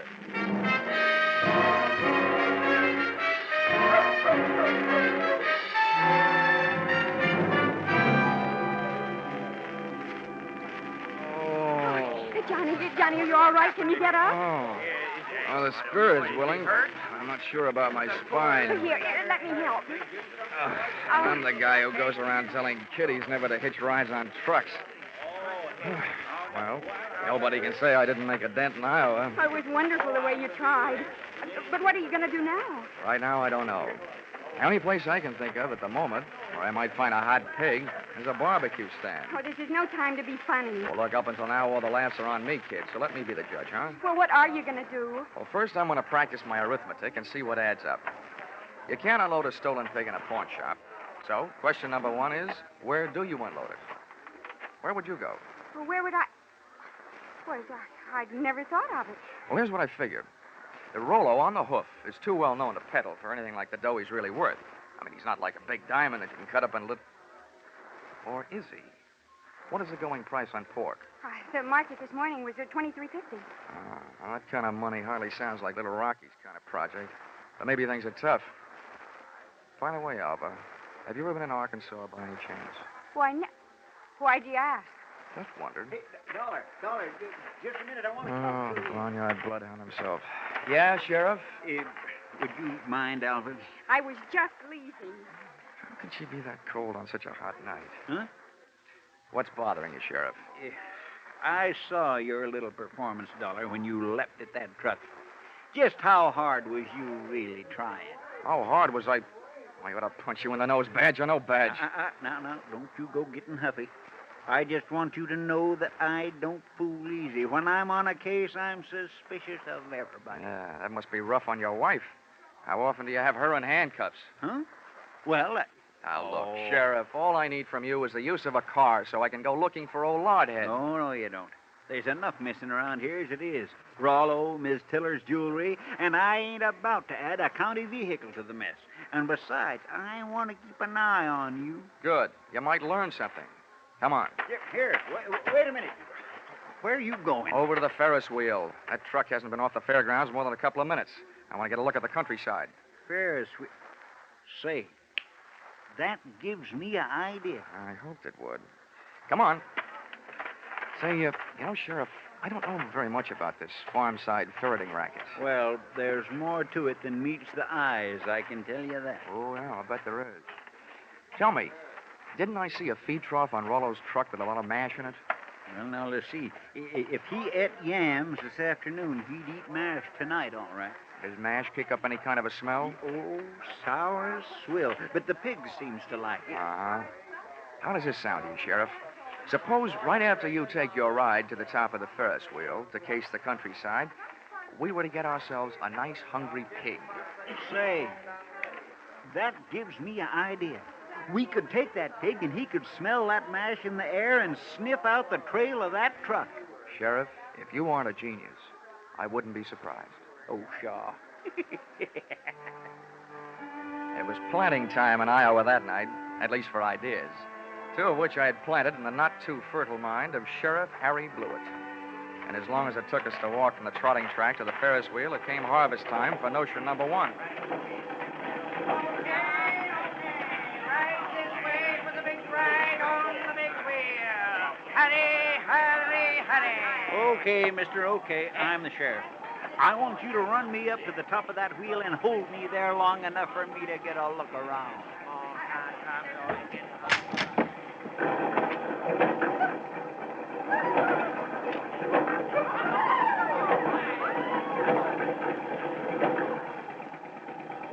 When the wheel came to a stop with Harry Blewett sitting in his little cage at the top, I pulled a low trick on a high sheriff.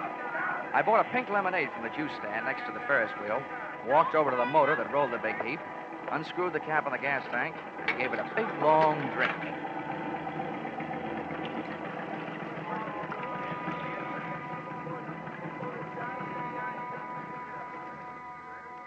I hope it wasn't doing to people's stomachs what it did to that motor.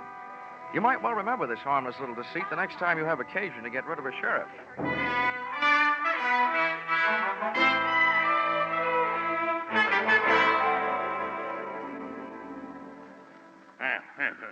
This kind of publicity is a little too expensive, Dollar.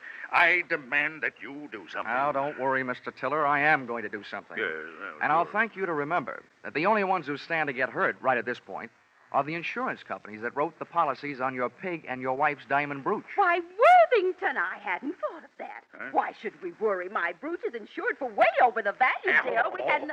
Hortense, you keep flapping that loud tongue of yours, the first thing you know, they'll be accusing us. Why, they wouldn't dare. Oh, yes, we would, Mrs. Tiller. But we're just not the type A $15,000 profit on a pig, and whatever else you could make profit on a pig, and whatever else you could make on your jewelry, might make anybody the type, Mrs. Tiller. Now, see here, Dollar. I've had just about enough of your slanderous implications. I have a few thoughts you might profit by. Go ahead, Worthington. I'm always interested in profit, Tiller. My father had the same thing happen to him back in 1902. That's right. Remember, dear? Yes. In Nebraska. He bought a prize pig at a fancy price. And then the scoundrel that sold it to him turned around and stole it back. Here, see? What do you think of that? Would this be a suggestion that we throw the young lady who sold your pig to you in the pokey on the strength of something that happened 37 years ago? Well, That's for you to decide, Dollar. Right. Just don't say I didn't warn you. I see. Yeah. If you don't have an orchid to pin on a young lady, try suspicion.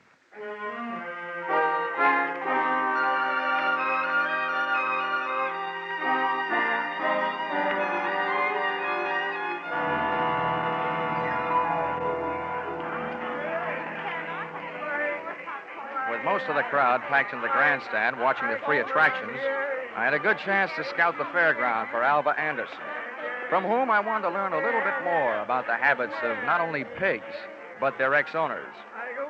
Her trail led me past the home-baked cakes, hybrid corn, the watermelon pickle, tractor and harrow exhibits, and all the way back to where I'd first met her, Rollo's pen in the swine wing of the livestock building. But when I got there, Rollo's cupboard was bare. Alva was leaving for the rear door in the company of a small, tough-looking gent carrying a sack over his shoulder. Name of Little Rocky from Arkansas. I could hardly believe it, but they piled into a car and hauled off up the road. At the risk of adding one last insult to the most recent injury I'd inflicted upon Sheriff Blewett, I stole his car and went dusting up the highway in hot pursuit. There's nothing easier to follow than a red taillight on a clear night. And the bright Mazda Ruby tacked onto the rear of Little Rocky's car led me around the village of Carver and 11 miles out to the pastures to a shack hidden in a grove of elm trees 100 yards off the road. I parked the car and legged it in. From 25 feet away from the house, I could call the roll through an open window. They were all there. Little Rocky, the strong-arm man who would knock me off the running board, Alva Anderson, and last but not least, there was Rollo, all 980 pounds of him, and most important to me, still alive. Here you are, Marlowe, you stupid clown. Oh, stop. This is all the sweet potatoes that was left. First we go through them, and then we'll be ready for you, Alva. Oh, but I told you I don't have it. We'll see about that later. Hey, Marlowe, don't get the porker excited. I didn't do Here, put the sack on the table. Then when we look at him, we throw him out the window and away from him. Now, hurry up. All right. Well, it ain't this one. Ain't this one either. Nope. Ain't this one. Shut up, just look. Well, I just... And from now on, from you, no thinking. Anybody dumb enough to stash a $30,000 hunk of jewelry and pig food ought to go see a head doctor. Oh. Through the open window, I was being bombarded by sweet potatoes and facts.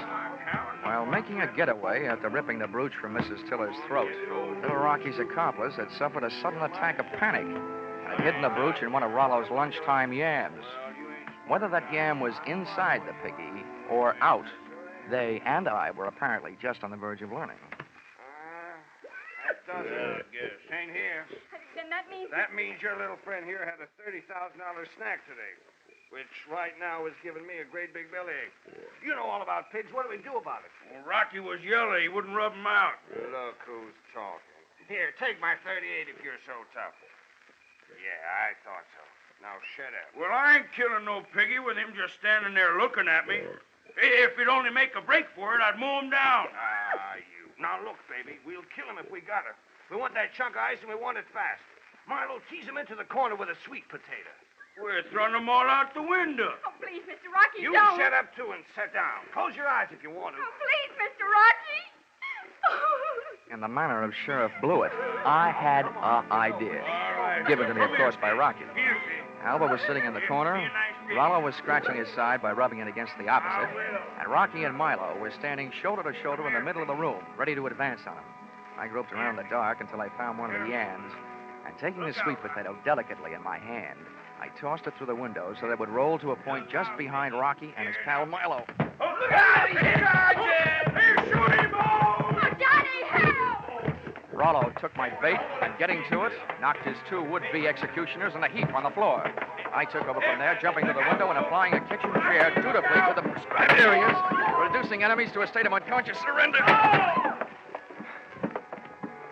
They gave out. Alva gave up. And Rollo gave me a dirty look.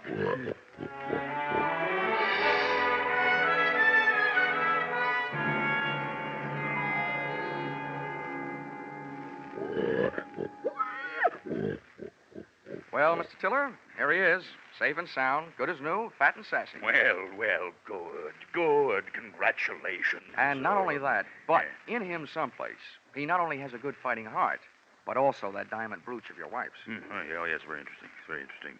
Well, I'd better go charter a plane. Rollo is due in Kansas City at noon tomorrow. Oh, but it might upset him, Mr. Tiller. Rosie Barron of Iowa's never flown before. He might lose weight. Yeah, what's the big hurry to get him to Kansas City? Is he booked for a personal appearance? Oh, no.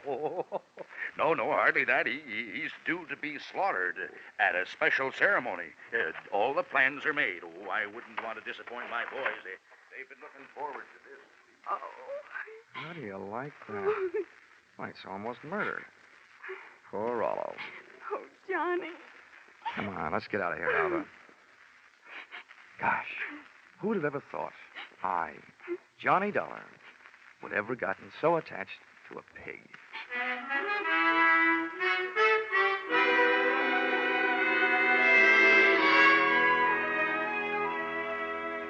Expense account, item 4, $350. Dinner for Alva and me. A vegetable dinner, by the way. And speaking of that, reminds me, if you find a $30,000 brooch in a pork chop, it'll only mean that the Blue Ribbon Prime Packing Company didn't have much luck when they went looking for it. Expense account item 5, $20. One new gold-plated badge, which I sent to Sheriff Harry Blewett, appeasement, for having stranded him atop that Ferris wheel, for stealing his car, and for suggesting that he use a hungry pig for a bloodhound.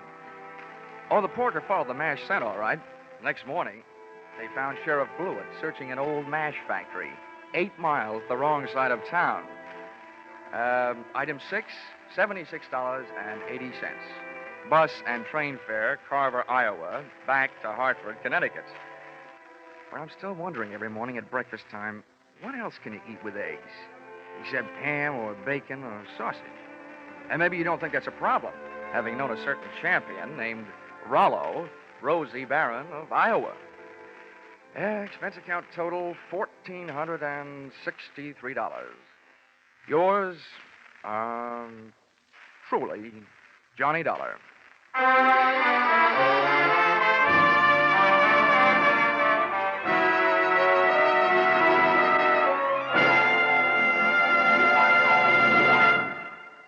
Yours truly, Johnny Dollar, is produced and directed by Norman MacDonald and stars Charles Russell with script by Paul Dudley and Gil Dowd. Featured in the cast were Parley Bear, Sammy Hill, and John Daner, with Junius Matthews, Ann Morrison, Jack Crucian, and Paul Dubov. Pinto Colvig was Rollo. The special music is written and conducted by Leith Stevens.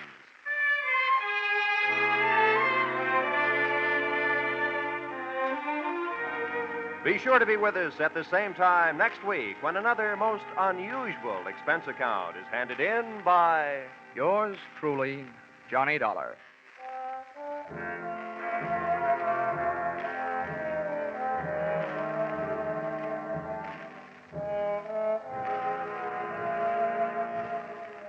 Your Hit Parade on Parade will be back tonight in the familiar CBS Jack Benny time with the great tunes of August 12 years ago.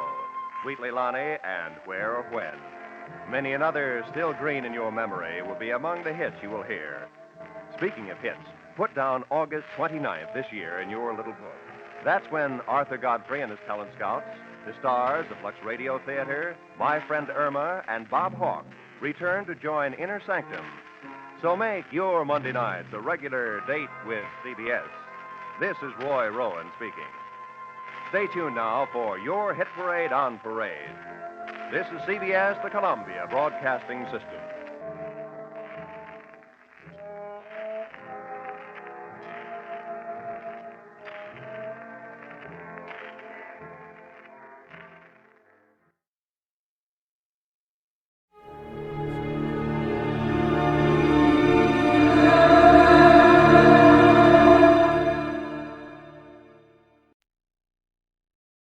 From Hollywood, it's time now for Edmund O'Brien as... Johnny Dollar. Philip Martin, Johnny. I've got a job for you. Fine. What is it? Mr. Carl Baskerville is insured with us. I've heard the name. Retired, wealthy. That's the best way. Well, his brother is the beneficiary. Baskerville called us a little while ago and said he wanted the money to go to a charity in case of his death. What made him change his mind? He thinks his brother's out to kill him. Oh, that's charming. What do you want me to do? He's insured for $500,000, Johnny. You just made me a bodyguard. At least until we found out how true Baskerville's story is. We did some checking. 6 years ago, he sent his brother William to prison for absconding with company funds.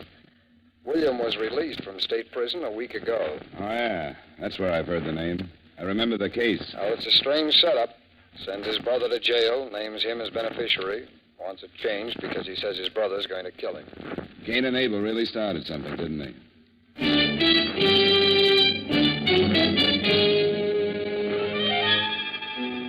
Edmund O'Brien in a transcribed adventure of the man with the action-packed expense account. America's fabulous freelance insurance investigator. Yours truly, Johnny Dollar.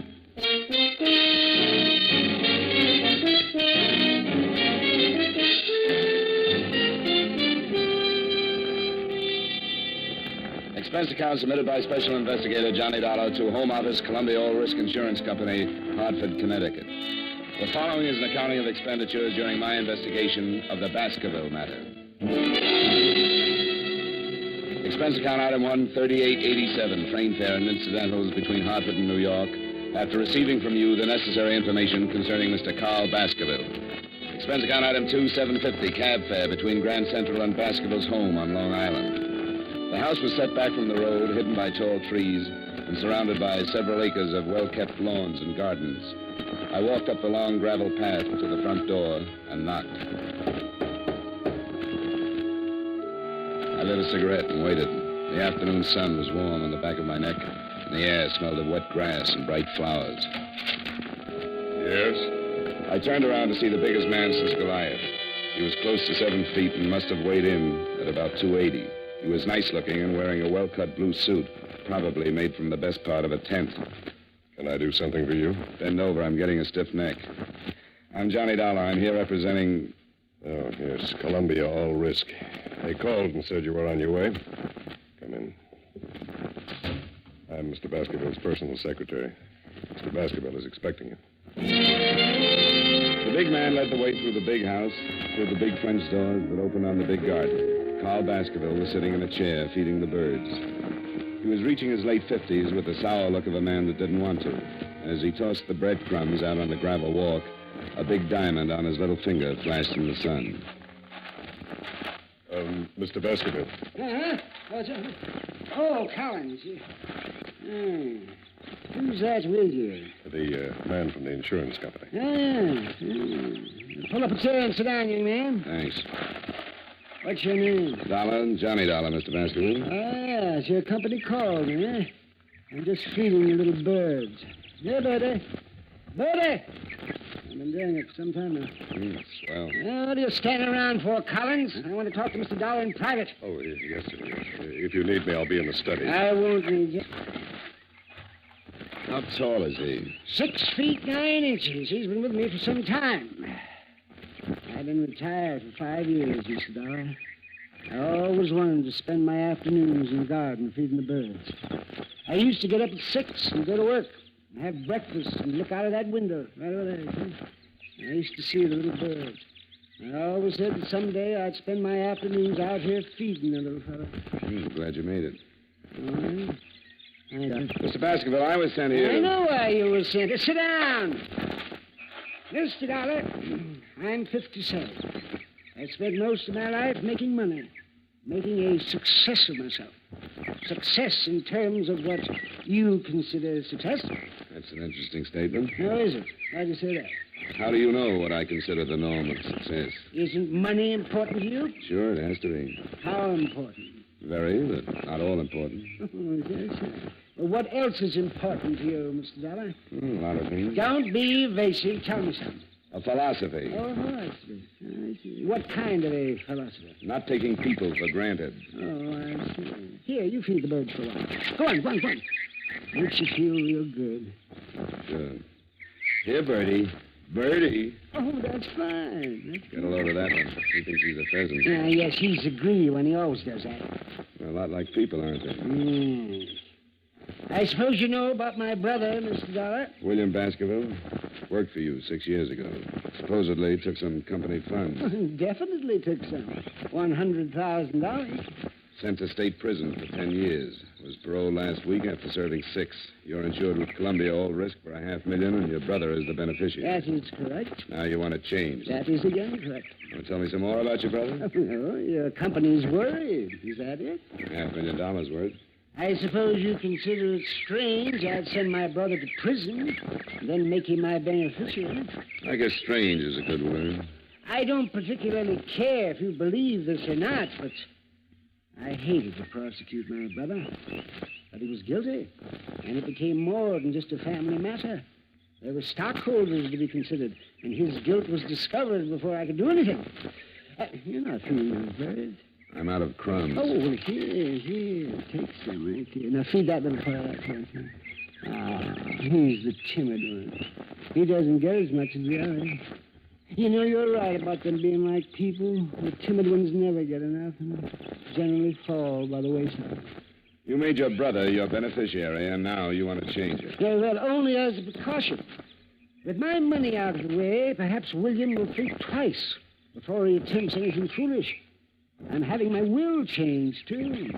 You see, I originally left my entire estate to him. What makes you think he might try? This letter. This way down. Okay.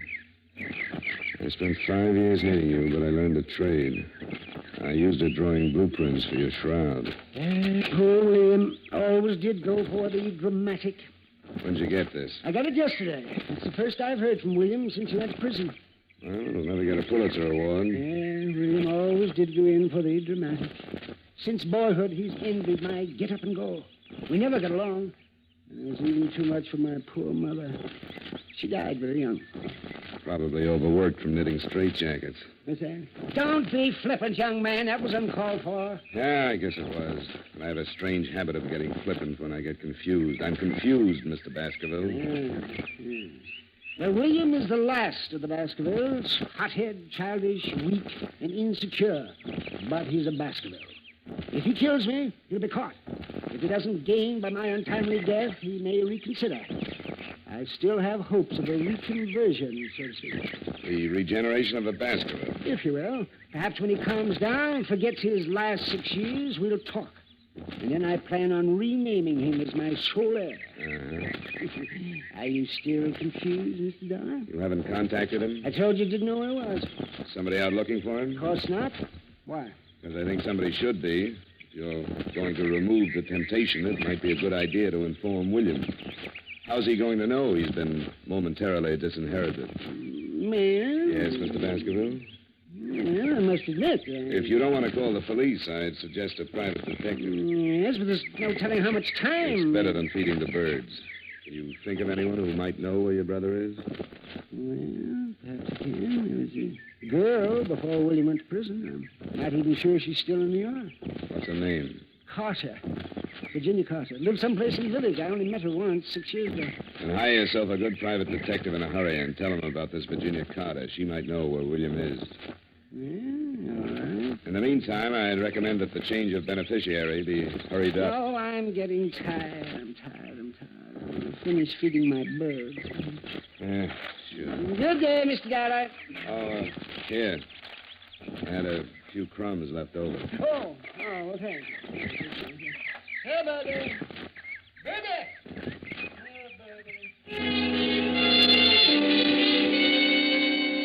I left him sitting with his friends. He'd have one good deed to take along with him. I went back through the French doors and started back through the house. I got as far as the hallway.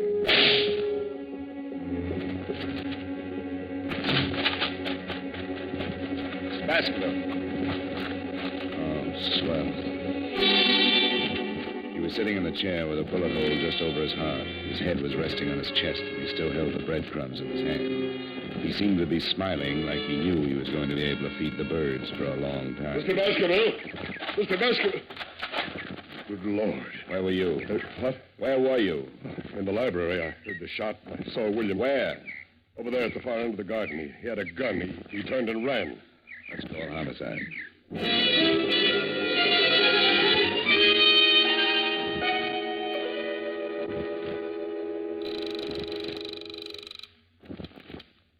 Menaced homicide. Lieutenant, this is Johnny Dollar. Well, hello. Haven't heard from you in a month. I've got a killing for you. Who? I'm out at the Baskerville estate. The Baskerville? He used to be Carl Baskerville. He was shot a few minutes ago in his garden. Oh, William did it. I saw William with a gun. What? Baskerville's secretary says he saw William Baskerville with a gun. The brother? The one who just got out of state? That's right. I'm here because Carl thought William was going to kill him. He showed me a letter. Holy... A letter? Get out here. I think I just made the mistake of my career. I shoved Collins aside and ran back out in the garden. Baskerville was still smiling, and things looked about the same. I went through his coat pockets and found what I was looking for. Nothing. The threatening letter from William was gone. I went back in the library faster than I'd come out. I remembered what Baskerville had said about a girl named Carter. I grabbed a phone book on a wild hunch and started looking up the Carters in Greenwich. Only one Virginia in that part of town, so I said a quiet prayer to the gods that be, visioned my employer's reaction when they found out their investigator had been on hand when they lost a cool $500,000, and called a cab in the hopes that I might at least save half a face. I told Collins not to touch anything and to wait for Lieutenant Brenner's. Expense account item 3, $8.75 cab fare to Greenwich Village. It was a long shot, but it could be the same girl that had known Martin. I went up the stairs of an old brownstone and knocked on the door. When it finally opened, I got the quickest scalding in history. She was wearing something thin enough to make a silkworm hang himself. Yes? I bet you had a hard time finding something to wear in July. I'm not cold-blooded. What's on your mind? I'd like to know about William Baskerville. Oh, that one. I haven't seen him in years. Maybe you've got a picture of him? I've got lots of pictures. There might be one of William somewhere. Well, let's look through the whole flock. I've got lots of time. Before I let you in, you'd better tell me your name. I don't want you to steal anything from me. Honey, if anybody stole anything from you, they'd get their fingers burned off at the elbows. Come in. She opened the door and led me into the living room, sat down. The shades were drawn, and I had a hard time finding the couch. Oh. Pardon me, I'm flying blind here. You must have studied Braille. Well, how do we look at the pictures with a magic lantern? I thought maybe you wanted to relax a minute. Put something in a glass. I'll cool down. I don't drink. Never keep the stuff around. Doesn't leave you much of a field. What do you major in? Cigarettes. Have one? Yeah. I haven't got a match. Just hold on to it. It'll light up. I think I'd better get the pictures. I'll be right back. I get lonesome in the dark. I'll just be a second. Turn on the radio. Where is it? By your elbow. Oh. That's nice. Picked it out myself. We can start with these. If William isn't in this pile, I've got lots more. You're not in a hurry, are you? Not a bit. Good. This might run into overtime.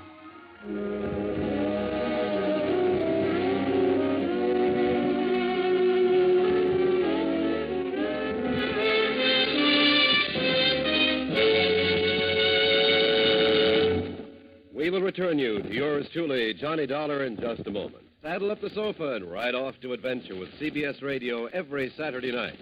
That's when most of these same stations bring you the Gene Autry Show and Bill Boyd as Hopalong Cassidy.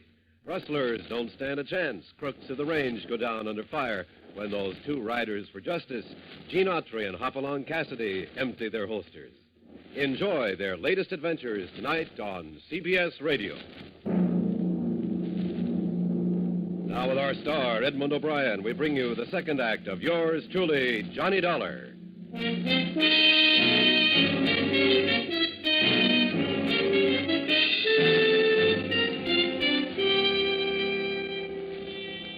Virginia Carter wasn't worried about working late. There was only one trouble with the job. It was tough keeping my mind on two things at once. It was like trying to read a mail order catalog in front of a blast furnace. She sat close to me and handed me one picture at a time, describing each guy in the photographs. I've seen draft boards with smaller clientele. Several times she stopped and looked at one of the pictures, smiled, and passed the guy to me. I was going to mention an old snapshot I had of myself when she tapped one of the collection with a polished fingernail. William Baskerville. Here he is. Figured to be sooner or later.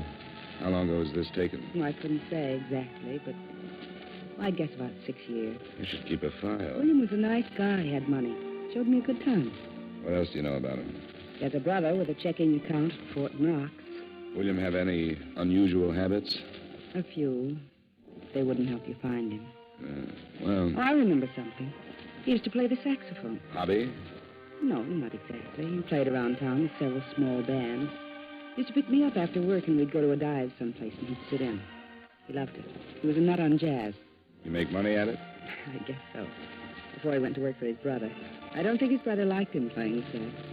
Okay, honey, thanks. I'll stop around again sometime. Take a look at your parlor. I'll spin a nice, soft web. All right if I take William with me? Not if you bring a picture back to yourself. Maybe I'll just bring a camera. You can take it yourself. Good. That's why I keep the room so dark. I hated to leave, but my hair was already curly enough. She had given me one lead. William was a musician of sorts, and sometimes he made money at it. I started across the street to catch another cab, and I was halfway there when I heard the car. It was an old trick. You drive by fast, open your door, and if anyone is in the way, he winds up with a face full of automobile. I ducked in a hurry.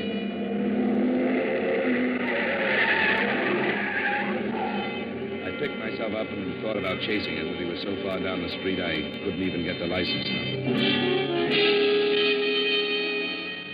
Expense account item 4, $3.35. Another cab to local 802 of the Musicians Union. I went in, and a little short guy with a twitch looked up at me from behind a big desk. Yeah, something I can do for you, Pops? That twitch? Yeah. Too much, Pop. You know William Baskerville plays sax? Has he got a card? He makes money. Well, if he ain't, he better have. See if he does. I'm an old friend, and I'd like to get in touch with him.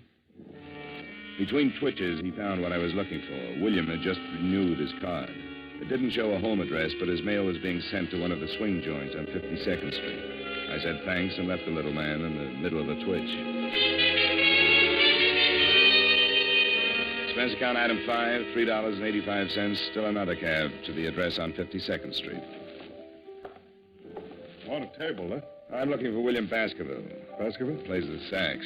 Yeah, you'll have to ask one of the musicians. I don't pay no attention to the music. Tone deaf. Thanks.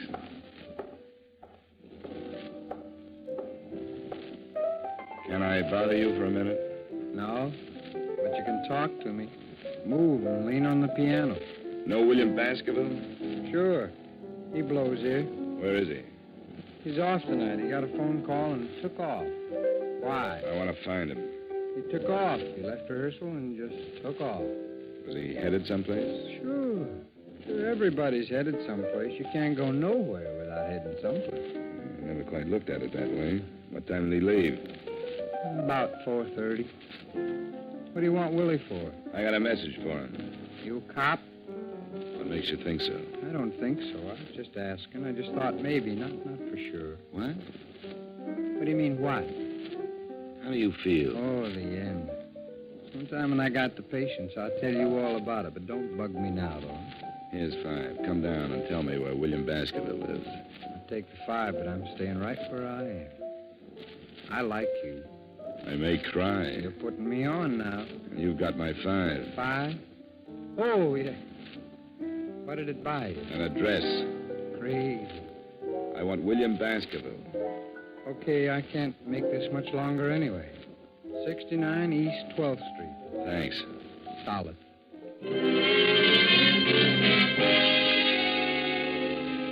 Expense account item 6, cab number 4, 75 cents to the home of Brother Baskerville. I climbed the stairs of a beat-up building and stopped at a door on the 3rd floor. According to the landlord, Brother Baskerville's room was on the other side. I tried my knuckles again and put my ear to the door. I couldn't figure it out at first. It was a strange sound, the light scraping like a rope over wood. I tried the door. I'd been right on both counts. It was rope and it was rubbing on wood. Because Brother Baskerville was making the sound effects, but he was doing it the hard way. He was on one end of the rope, hanging by his neck. He was turning slowly like a weather vane in a soft breeze. The chair was tipped over at his feet, and there was a phone on a table. I crossed to it and was about to call Lieutenant Brenner's when I looked at the dead man again, and my stomach jumped up and kicked my mind into high gear. I walked back to him and picked up the chair. What I saw threw the suicide theory right out of the window. If he had used the chair to stand on, he would have still needed a ladder just to tie the rope to the rafters. I've seen a couple of guys that hang themselves, but never one that jumped 4 feet in the air to do it. I shoved the chair under him just to make sure. He cleared it by a good foot.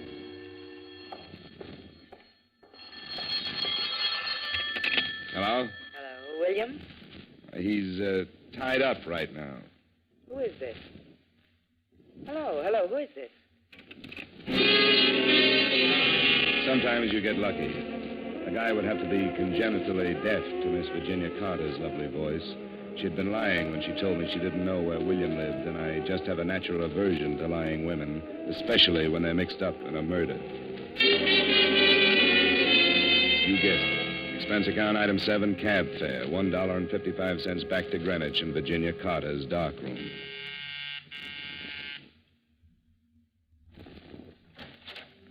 Well, Mr. Dollar, did you bring your camera? We'll play spin the bottle some other time. How'd you know my name? Why, you gave it to me this afternoon. You're a bad liar. I'm coming in. Oh, now, wait a minute. I'm expecting someone. If it's who I think it is, you better hide all the rope in the house. Now move it. Oh, You heard from Collins yet? I don't know what you're talking about. Only 2 people have lied to me today, you and Collins. You told me you didn't know where William lived, and you called him 10 minutes ago. Collins said he saw William standing in the garden with a gun, and a musician told me William didn't leave rehearsal until 4:30. I didn't leave the Baskerville home until 4. Get out of here. I don't know anybody named Collins. Okay, but Collins just killed William Baskerville. Oh, no. Oh, yes. He strangled him first and then stood on a chair and hung the body to a rafter. How do you know it was Collins? Because he forgot he's a foot taller than most guys. He gave William a boost, but he left him hanging too high. Wait a minute. He just left William waiting for oxygen. You didn't say anything about killing William. I want to get out of this mess. And slow down and tell me everything you know. Well, I met him with William. William introduced me to him one night. After William went to prison, I started seeing Collins, and he told me that he'd been in some kind of a deal with William. They'd stolen some money, and that was why William went to prison. He went up and was supposed to split with Collins when he got out. So William came back and wanted his share, and Collins killed him, huh? I didn't know he was going to kill him. He forged some kind of a letter so that it would look like it came from Martin. That's where the letter figured. He was going to kill Carl Baskerville and blame it on William. He didn't say anything about killing anybody. He killed him, then stole the letter. Looked like William had killed him and taken the letter to hide the motive. Listen, Mr. Dollar. Collins must have come in through the kitchen and started shooting. She went down like a diver with a bends and died on her face. He was trying for me when I jumped to one side and knocked over the only light burning in the room. He came close, but the flash of his gun gave him away, and I threw enough lead to fill a sink. Collins stumbled back into the kitchen, but he was dragging. I heard him drop, and I moved in after him. The moonlight slanted down through one of the windows and splashed out on the hard floor. He was lying in it, on his back, like he wanted to get that far anyway. You'd better give it up, Collins. Forget it. No reason to kill you now. Before you close your eyes, tell me something. All right. It won't take too long. Why didn't you go out and get William yourself? Why wait until I found him? Couldn't take the chance. I knew the old man would have somebody start looking sooner or later. I killed him in the garden because I knew you'd make a good witness. Probably go looking for Virginia after he told you about her. You called her and told her to tell me everything she knew. That's right. Wanted you to find him, so it looked like a suicide. You nearly got away with it. You just forgot how tall you were when you hanged William. You tried to run me down? No. Just wanted to scare you. Make you think it was William. I'll call an ambulance. No. No, I got three of them. Should be raining now. Too nice a night to die. Yeah, not a cloud in the sky. It's a beautiful night. Yeah. Well, I can't use it. But I'll give it to you.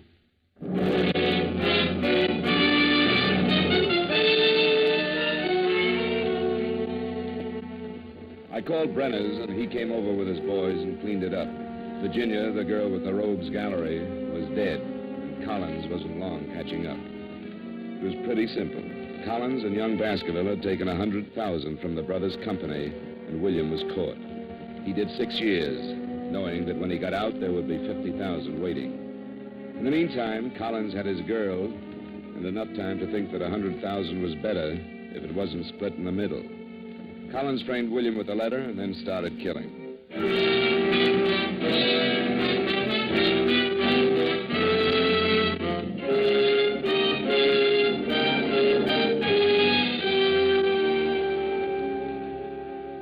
Expense account item 8, $23.45 dinner and incidentals covering the rest of the night up till the bars close. Expense account item 9, $10, a massage and steam bath. Item 10, another cab to Grand Central, 65 cents. Item 11, $38.55 train fare and incidentals back to Hartford. Expense account total, $137.27. Comments? Murder isn't so bad. A ride in any New York cab makes a killing look like a Sunday school taffy pull. Yours truly, Johnny Dollar.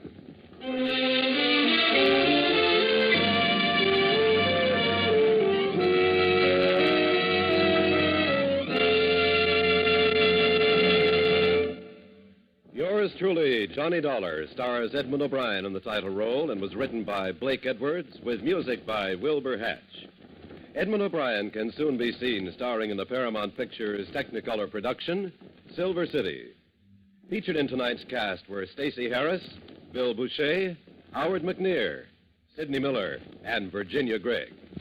Yours truly, Johnny Dollar, is transcribed in Hollywood by Jaime Del Valle.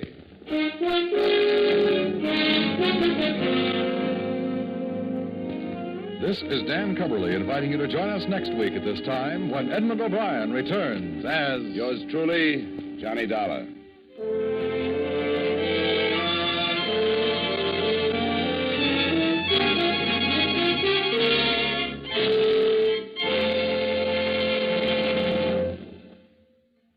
This is Edmund O'Brien again.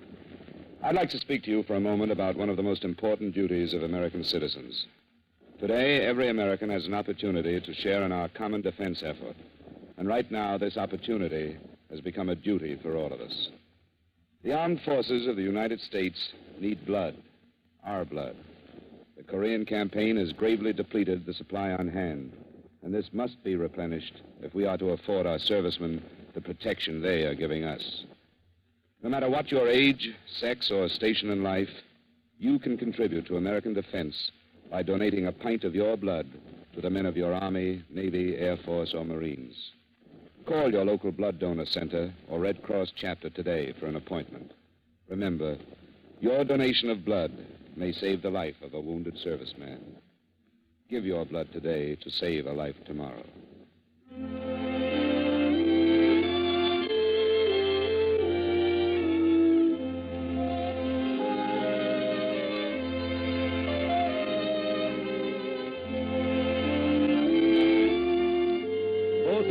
Archer's grandmothers are due to arrive in force to add complications to the already busy existence of America's favorite teenager.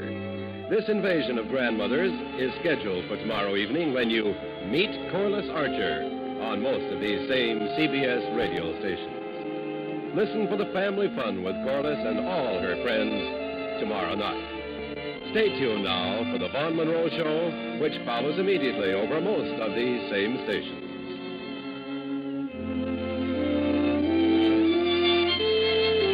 And remember, True Actions fans, never miss a case with Gangbusters Saturday night on the CBS Radio Network.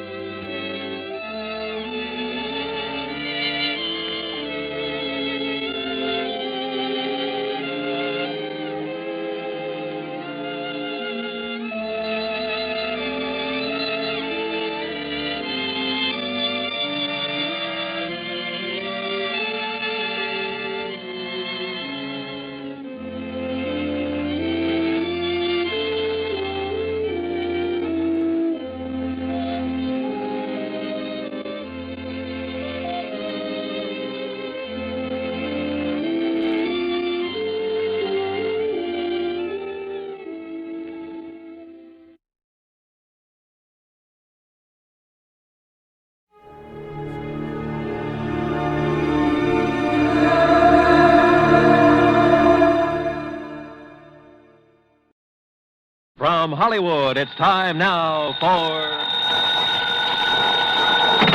Johnny Dollar. Fred Wills of Surety Mutual Limited, Johnny. Oh, hi, Fred. What's on your mind? At the moment, San Francisco. Oh, nice town to have on your mind. What's new out there? That's what I hope you're going to tell me. What do you mean? Johnny, there's an importer out there named Andrew Foreman. We're carrying a $50,000 policy on his life. So? So have you ever heard of an importer getting exported? I don't get you, Fred. I'm afraid that's what's happened to Foreman. Last night he disappeared. I'm on my way.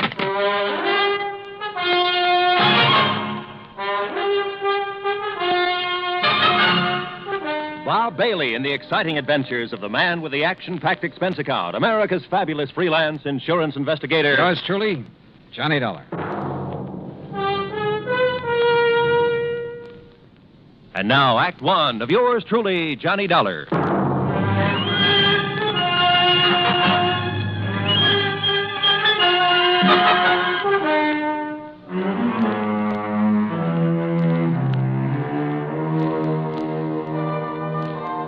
Expense account submitted by Special Investigator Johnny Dollar to the Home Office, Surety Mutual Limited, Hartford, Connecticut.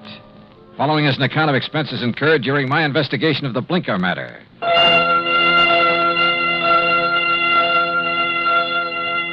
Expense account item 1, $178.50, transportation and incidentals to San Francisco.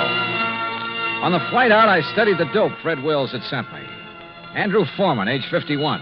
Occupation, importer. Health, good. Judging from the hefty premium he had to pay, his importing business must be okay. Wife, Marcia Foreman, age 35. 16 years younger than her husband. And Marcia was the sole beneficiary. My plane landed about 8 in the morning. An hour later, I was at the Foreman's apartment. It was spacious, modern, with a lot of glass and the kind of view of the bay that you had to pay plenty for. Yeah, there was money written all over the place, and Marcia Foreman looked right at home. I'm just having coffee on the terrace, Mr. Dollar. Won't you join me? Oh, thanks. I could use some. Out here. Oh, you sure got a beautiful view here. Yes. I never get tired of watching the bay, the ships. There's always something going on. Oh, here you are. Thanks. What is it, Mr. Dollar? Oh, I'm just looking up the bay. Alcatraz? Yeah. Such a grim-looking place. Yeah, it's a real exclusive club. But I managed to get a couple of new members into it. I don't think I care for the kind of job you have, Mr. Dollar. Trouble wherever you go. Suppose we talk about your troubles. All right. I told the police all I know when I filled out the missing persons report. But I'll go over it again for you. If you don't mind. Your husband disappeared the night before last. Yes, that's right. What time? I'm not sure. Oh? Around 9 o'clock that night, somebody came to see him. A strange sort of man. How do you mean strange? Well, he was dressed in rough clothes, a seaman's jacket. He said he was an old friend of my husband's. Did he give you his name, Mrs. Foreman? Only Blinker. Blinker? Yes, he said that's what everybody called him. I guess because he kept blinking his eyes very rapidly. I see. Well, I showed this Blinker person into the den where my husband was and left the two of them together. Uh-huh. A few minutes later, my husband came out and told me he was going to drive Blinker downtown and find him a hotel room. So I went to bed. I was tired and went right to sleep. And? Well, my husband and I have adjoining bedrooms. When I went in to call him yesterday morning, he was gone. The bed, it hadn't been slept in. I called his office thinking he might have decided to work late, but they hadn't seen him. Then you called the police. Yes. Mrs. Foreman, had your husband ever mentioned this man Blinker before? No, I'm quite certain he hadn't. Can you describe him? Well, he wasn't above medium height. Age, maybe in the 40s. A scar on his right cheek, a thin nose, and dark, rather beady eyes. I'm afraid that's the best I can do. Well, considering that you only got a brief look at him, I'd say that was a pretty complete description. Mr. Dollar, do you think this person Blinker could have done anything to my husband? I don't know, but I'm sure the police are looking for him. Just one more question, Mrs. Foreman. Suppose Blinker had nothing to do with your husband's disappearance. I'm afraid I don't follow you. Oh, well, what I mean is, can you think of any reason at all, why your husband might want to disappear? No, Mr. Dollar. Absolutely not.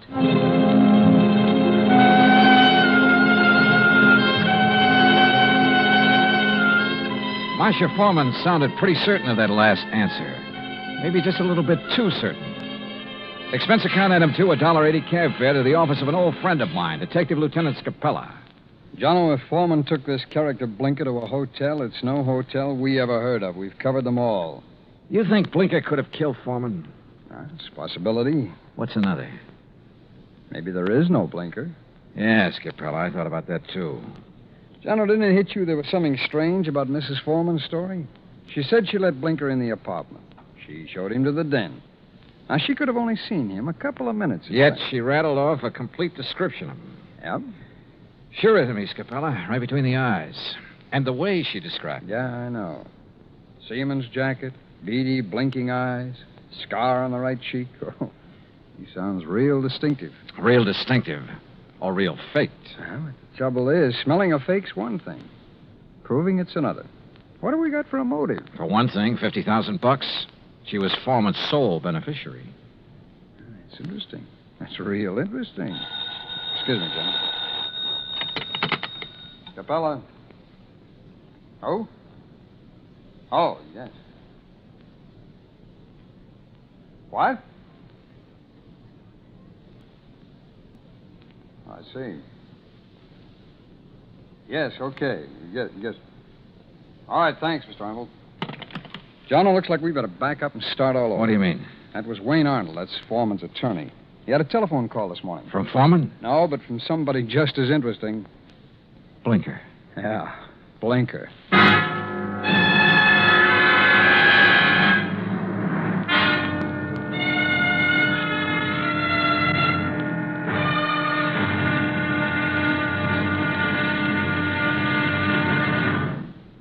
Act 2 of yours truly, Johnny Dollar, in a moment.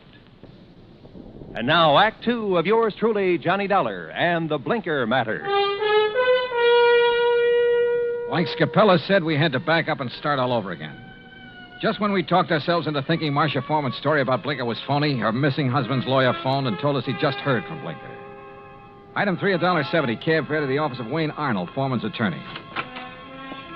I met him just coming out his door. Did you wish to see me? Mr. Arnold? Yes. I'm Johnny Dollar. Oh, yes, the insurance investigator. Mrs. Foreman told me you'd been questioning her. Look, I'm sorry, but I'm in rather a hurry. I have an appointment, and I'm late for it. Sorry, but this will only take a minute or two. I was in Lieutenant Scapella's office when you phoned a while ago about this man Blinker, Mr. Arnold. Oh, yes. When did you hear from him? Just a little while ago. I called Marcia Foreman right away, and she thought I ought to call Scapella. What did Blinker say on the phone? It was a strange conversation. He sounded nervous, excited, almost out of breath. Said he wanted money, $10,000. If he didn't get it, he'd... And that's as far as he got. He stopped suddenly, said he'd contact me later, then hung up. What do you make of it, Mr. Dollar? I don't know. Could be he's holding Foreman for ransom. That's what it sounded like to me. I take it you don't know this Blinker. I never heard of him until Marcia told me about him showing up night before last. Okay. Just one more thing, Mr. Arnold. How long have you been Foreman's attorney? 3, 4 years. Why? Any reason you know of why he might want to disappear? None that I can think of. Another woman, maybe? I doubt it very much. How about his importing business? As far as I know, it's in excellent shape. Okay. Thanks, Mr. Arnold. Mr. Dollar. Yeah? This man Blinker, why would he have it in for Andrew Foreman?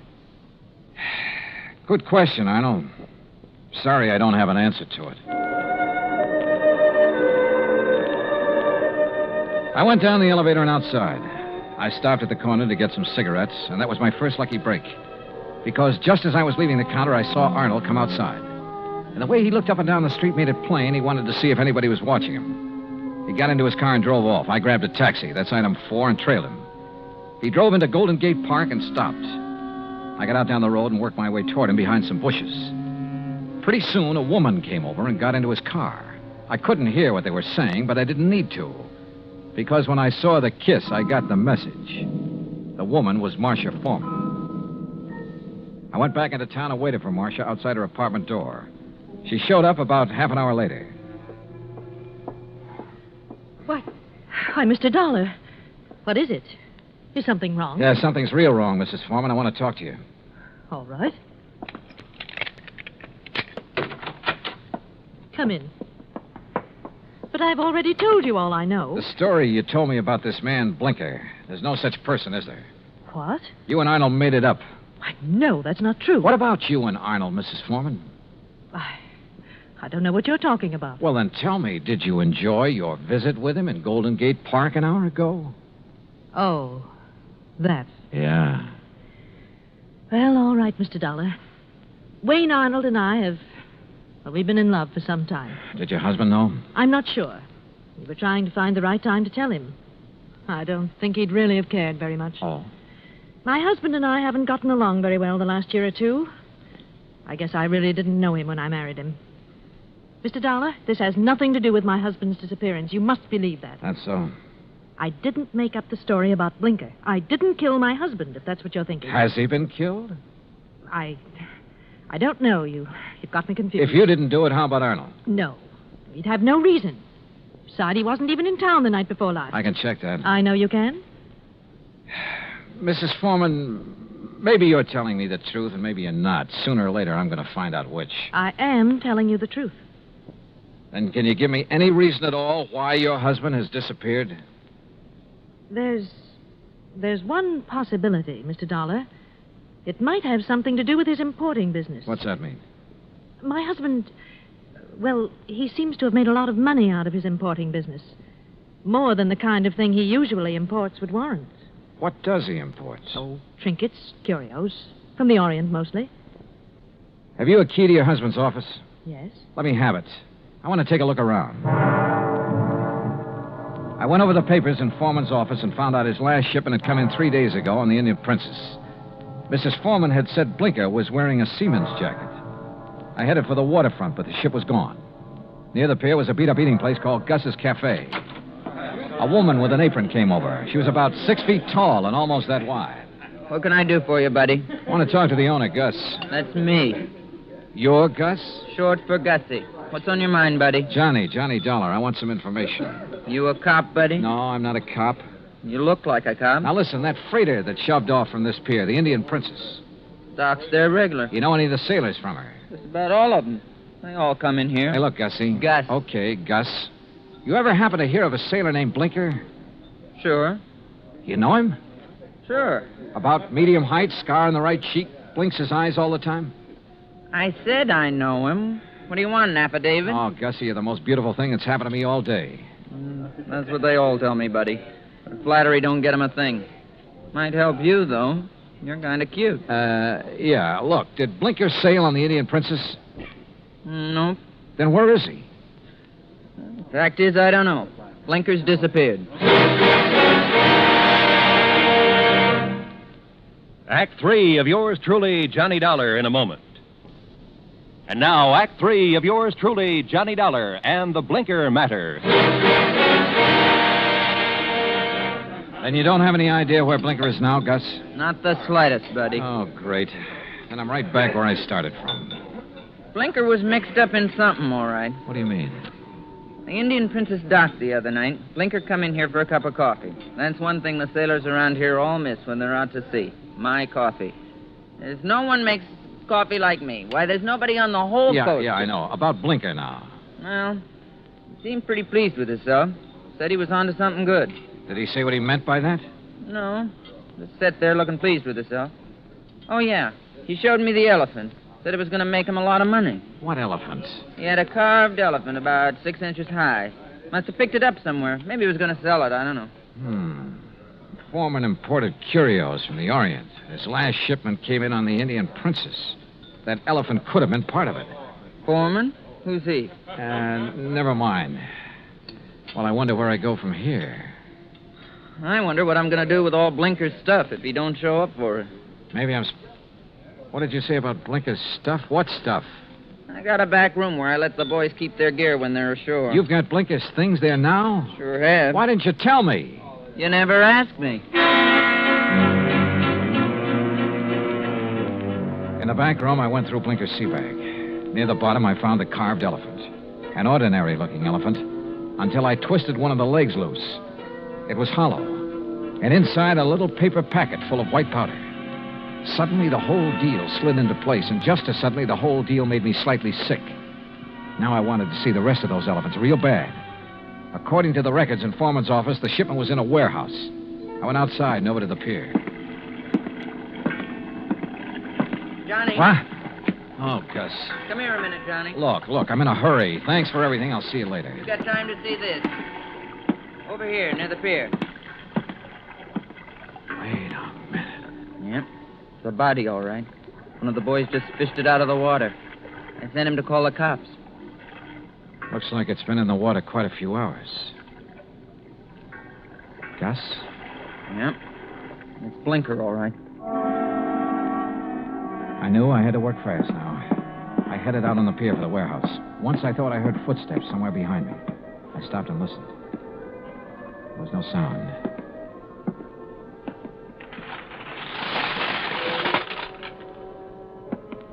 It was dark inside the warehouse, but with the help of matches, I located Foreman's shipment. I took a crowbar and opened one of the crates. It was full of carved elephants. I picked up one of them. Yeah, it had a hollow leg. And the hollow leg was full of the same white powder. I hit the floor fast. The shot had come from over near the door. I eased my gun out and waited. 5, 10 minutes went by. I kept quiet. Then suddenly a shadow loomed up near the crates. We saw each other at the same time.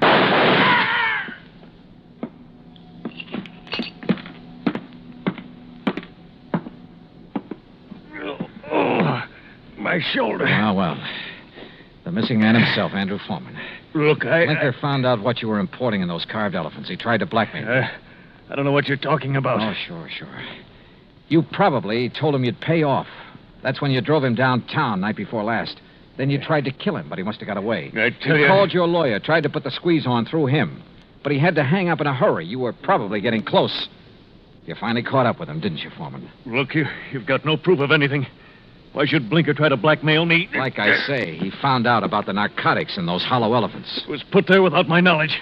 You have no proof I was involved. You know, Foreman, it doesn't much matter. You've got even bigger troubles than that staring you in the face. I don't understand. Blinker's body has been recovered from the bay. I wouldn't know anything about that. You've got no proof of that either. No. There were 2 bullet holes in Blinker. 5 will get you 10. The slugs in him came from this gun of yours. The gun? Yeah. This is something that can be proved. Well? All right. I just didn't have any choice.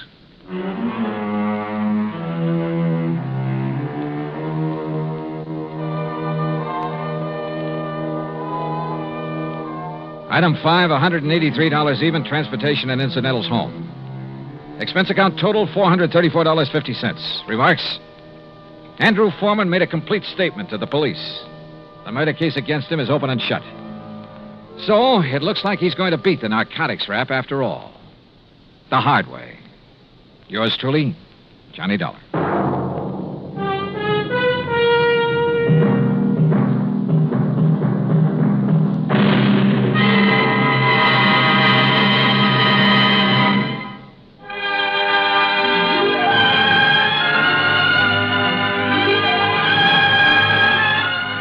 Truly, Johnny Dollar, starring Bob Bailey, originates in Hollywood and is produced and directed by Jack Johnstone. Today's story was written by Robert Stanley. Heard in our cast were Paula Winslow, D.J. Thompson, Harry Bartell, Stacey Harris, Vic Perrin, and Bob Bruce. Be sure to join us next week, same time and station, for another exciting story of yours truly, Johnny Dollar. This is Roy Rowan speaking.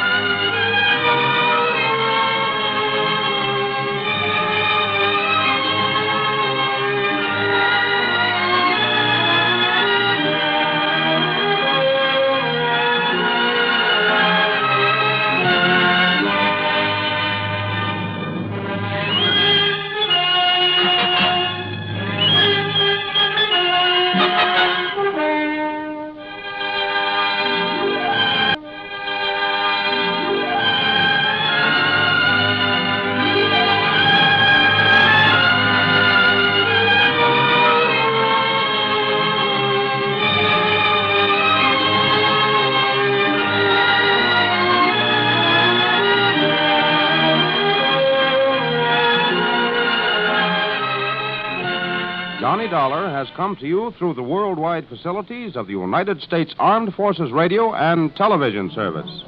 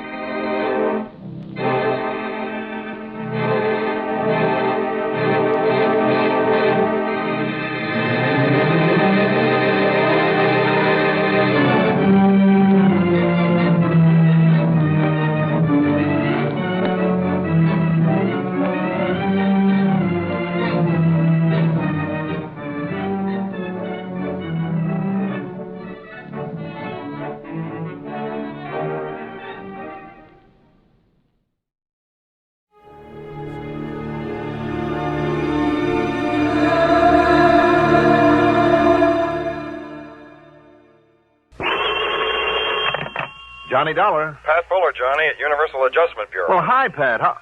Pat Fuller, did you say? That's right. Well, how come? What? Well, Pat McCracken's always been my contact over there at your place, 5 or 6 years now. Haven't you heard? Pat's retired. Retired? Yeah. At his age? Well, he's only about, let me see, 50 on the nose. Been here since he was 25. So now he's off and gone with a real nice pension from the company. Son of a gun. Well, I always did know I was in the wrong end of this business. You want a job as a company man? Come on over. Who knows? Maybe you can live long enough to earn a nice soft pension, too. If that is, you'll do the same thing he did that I'm doing. What do you mean? Well, instead of keeping your own hours, traveling around all over the country all the time, new places, new faces, lots of excitement, well, you'd have to be tied down to a desk 9 to 5, day after day, month after month, year after year. Yeah. But think of the advantages. You'd have Christmas off and New Year's and the 4th of July. Well, now, let's, And all sorts of free life and health insurance and other benefits. A couple of weeks off with pay every let's forget year. it, Pat. I think I'll stay freelance and free. Whatever you say, Johnny. Anyhow, with McCracken gone, I've taken over. Well, what's on your mind? And I hope it's something that'll get me really away for a change. Don't ask for it. Before this thing's over, you may find yourself having to cover the whole country, from stem to stern. Oh, it sounds intriguing. What is this thing? One of the oldest and simplest rackets that ever hit the insurance business, but one of the hardest to catch up with. Tell me all. Why don't you come on over here? I will. All right, I'm on my way.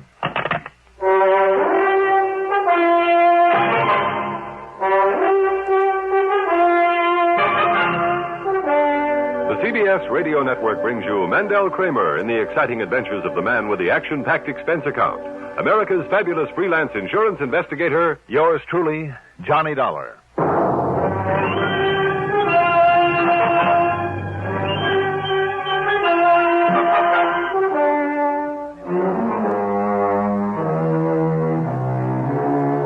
Expense account submitted by Special Investigator Johnny Dollar to the Universal Adjustment Bureau, Home Office, Hartford, Connecticut. Following is an account of expenses incurred during my investigation of the be or not to be matter.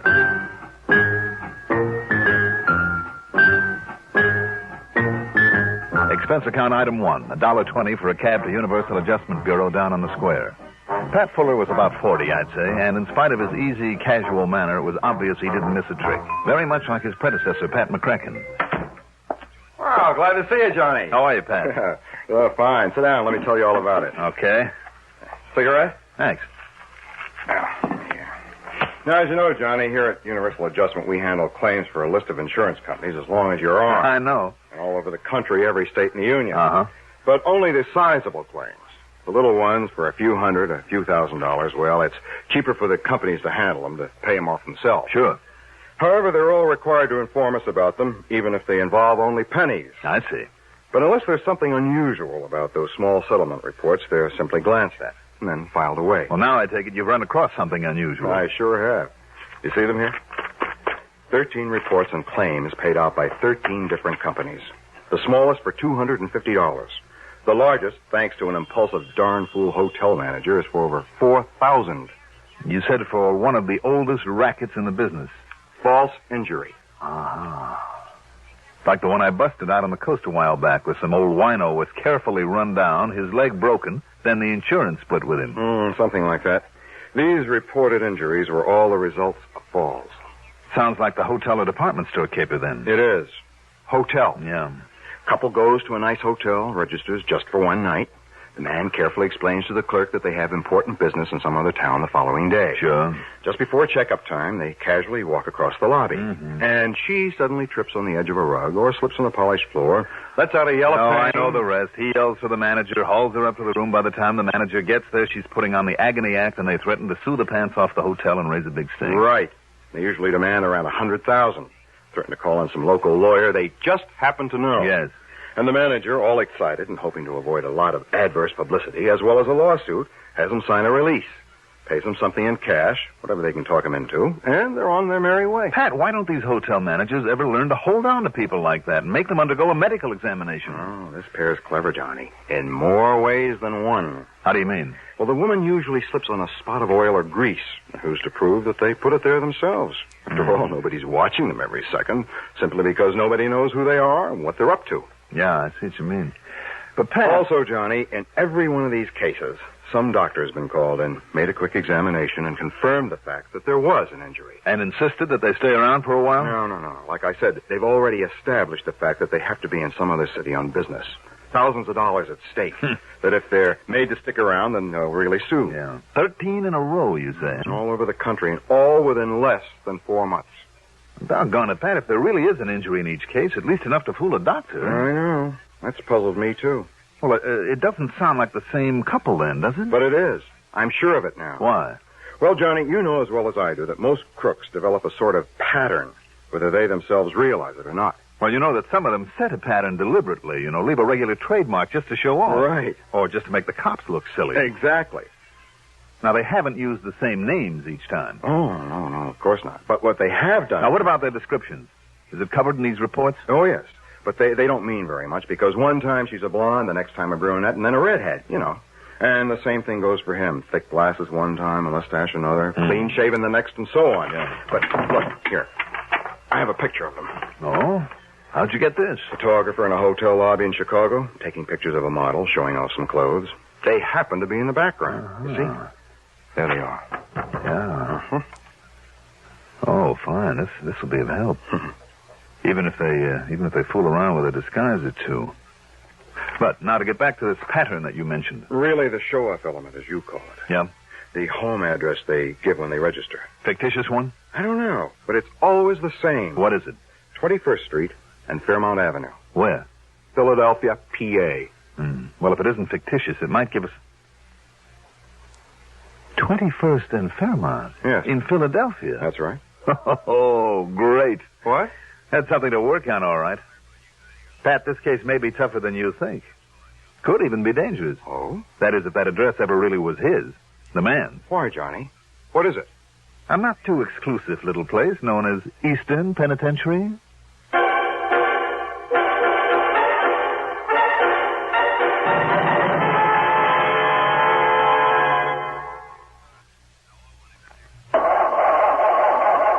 For cars left out at night or in unheated garages. Don't ask for trouble. Ask for DuPont Xerox Antifreeze. Wintertime is trouble time for many of us who leave our cars out at night or in unheated garages. So don't ask for trouble. Ask for DuPont Xerox Antifreeze. Xerox outlasts winter. It protects your car against sudden drops in temperature all winter long. It won't boil away even during a warm spell. And Xerox has an exclusive rust inhibitor, MR8, that protects all engine metals, including aluminum, against rust and corrosion. So, for safe, dependable protection, do as millions of motorists have done for over 20 years. Ask for Xerox Antifreeze. It's made by DuPont. Remember, For cars left out at night or in unheated garages. Don't ask for trouble. Ask for DuPont Xerox Antifreeze.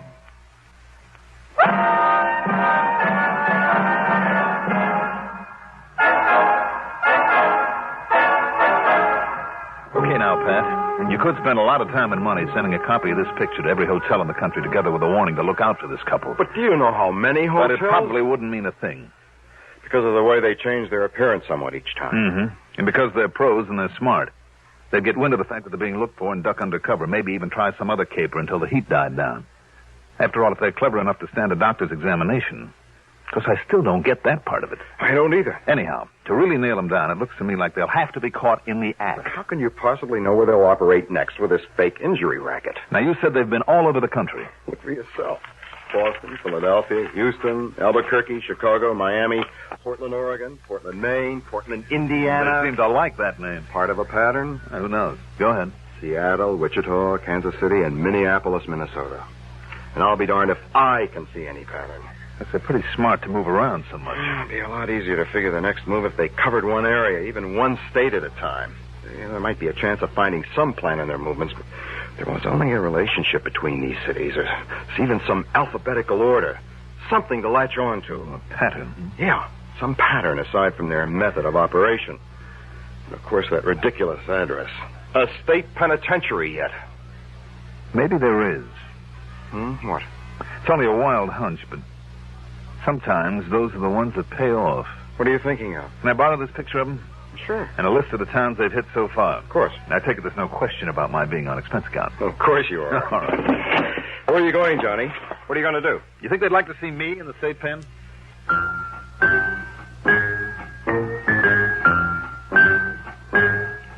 Expense account item 2.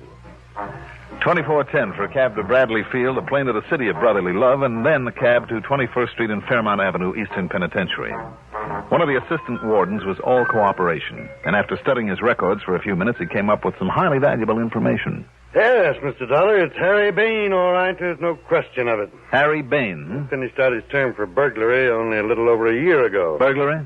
Yeah, and I must confess, I'm not at all surprised that he's operating again. Also, I'm not surprised that he's changed his type of operation. Why do you say that, Wood? He's a very clever criminal. If for no other reason than that he was able to escape conviction for so long. He had an arrest record a mile long, you know. No, I didn't know. Yes, all over the country. Chicago to Houston to Seattle to Miami, all over. I see. But they could never convict him. Because always, before he'd pull a job, he'd enlist the services of some local mouthpiece. Go on. Yeah, he'd have an alibi rigged before he made a move. It was only by actually catching him in the act, with the goods in his possession, that they were able to nail him down here in Pennsylvania. In other words, what you're saying to me is that I'd better catch him and that female partner, catch him in the act. Yes. But are you sure that he and his partner have pulled all these fake injury jobs? You're thinking of a doctor's opinion each time that there really was some injury to the woman. A really sprained ankle or a busted knee or whatever. Yeah, of course. After all, recovery from something like that some 13 times in only 4 months. I know. It bugs me, too. Unless you can definitely prove there's no actual injury after one of her falls, and regardless of a doctor's opinion, mind you. In other words, Mr. Dollar... In other words, Warden, the first thing I have to do is find out where they're going to pull their little stunt next and be there when they do. Yes. All right, then. Maybe that's where you can help me. How? You have a list of all the cities where this Harry Bain operated before you got him? Yeah, right here. Boston, Houston, Portland... No, wait, just 1 minute now. Just let me check your list against this list of mine. All right, now, go ahead. Okay. Boston, Houston, Portland, Oregon. Check. Portland, Maine. Right. Portland, Indiana. Right. Miami. Wait a minute. Huh? Yeah, all right, go ahead. New Orleans. Oh? Chicago, Seattle, Wichita, Minneapolis, Albuquerque, Little Rock, Duluth. Yeah. Kansas City, and here in Philadelphia. Good. Then there is a pattern. A what, Mr. Dollar? You gave me the same 13 cities that I have on my list. All of them places where he already had a contact with a crooked lawyer from his burglary days. Oh. Also, you gave me 3 new ones. New Orleans, Little Rock, and Duluth. Towns that he hasn't hit yet with this new racket. But I'm betting that he will hit them. New Orleans, Little Rock, and Duluth. Right. And if I can be there when he tries it... Oh, excuse me. Yes? Is Mr. Johnny Dollar there, Warden? Yes, he is. Just a minute. It's for you, Mr. Dollar. Oh, thanks. Johnny Dollar. Pat Fuller, Johnny. They've done it again. Where? Little Rock, Arkansas. Good. Good. Sure is, Pat. I'm on my way. What? Where to? Well, take your choice. New Orleans or Duluth, Minnesota. What?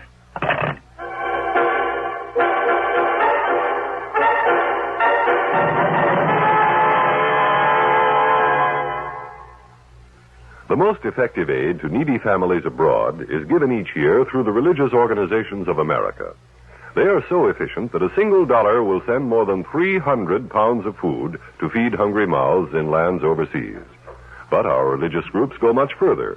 Besides food, they send clothing, medicine, and bedding. They help support hospitals and clinics and develop self-help projects. Keep faith with those in need abroad. Give through your faith.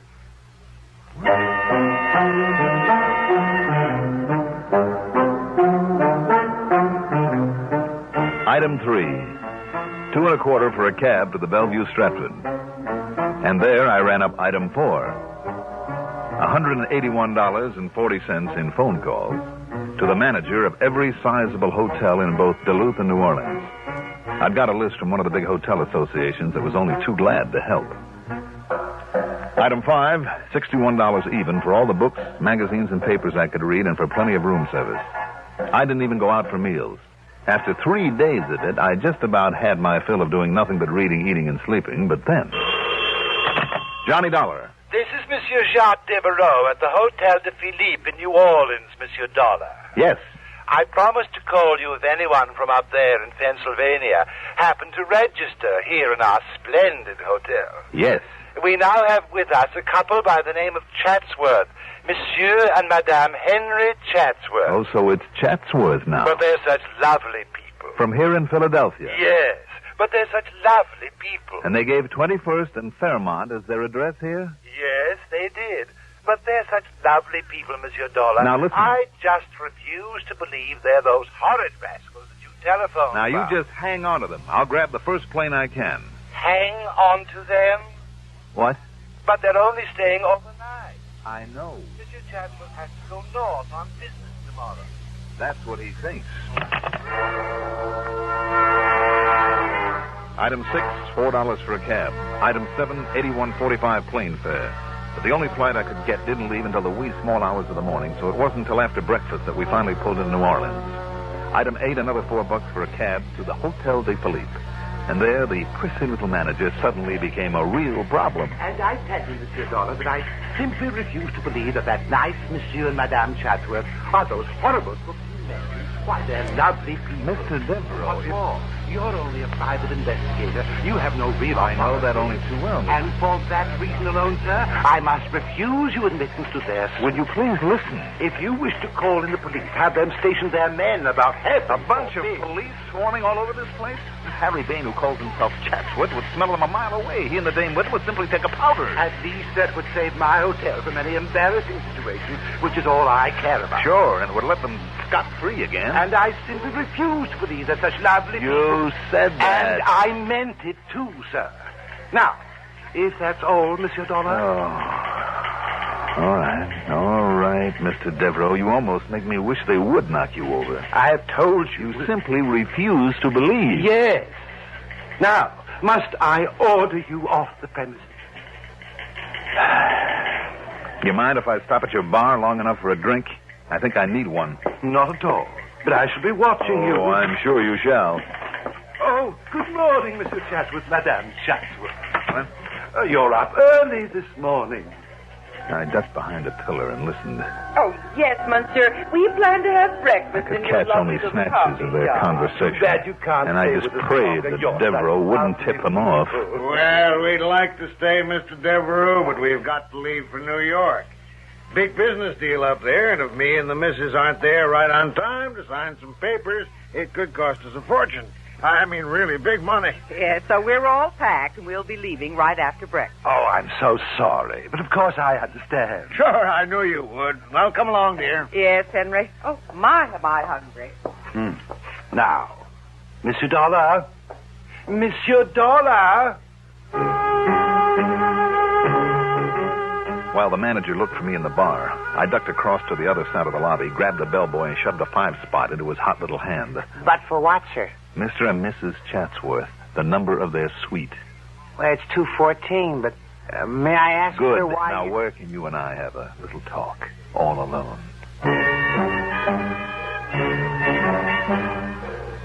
But even a 10-spot wouldn't persuade him to part with his uniform for the rest of the morning, so I'm afraid I had to use other tactics. So I made sure he was comfortable in the linen closet where I tied him up, gagged, and left him. Then, grabbing a handful of towels, I ran up the back stairs to the second floor where, thanks to the borrowed bellhop's uniform, and it was a pretty sad fit, a chambermaid let me into 214. The Chatsworth luggage was packed all right. They were all ready for takeoff. But I had to find some clue as to how they passed the medical examination after one of the so-called accidents. So I carefully went through the bags one at a time. Now, what did I find? You'd never believe it. It was nothing more or less than... I heard a key in the door, so I slipped into the bedroom and under a bed. Oh, Henry, this is killing me. Killing me. Yeah, I know it, honey. And, boy, you get that manager up here and the doctor, too. You hear me? Okay, now, where is it? We gotta act fast. Oh, here in this suitcase, Henry. Good. Now, pull down your stocking. What? What's the matter? I thought I'd lock that suitcase. What? I thought I'd lock that suitcase. Well, never mind that. Don't worry about it now. Here. You ready? As ready as I ever am, I guess. I just wish it didn't hurt. You ought to be used to it by now. Here we go. Didn't hurt a little, you wouldn't sound like a kid. Now, that ought to do it. Now go in the bathroom, slap on some iodine to hide the marks they made, then lie down on the bed. Yeah, okay, honey. Hey, see how good it's taken already? It looked like the worst sprained ankle that manager ever saw.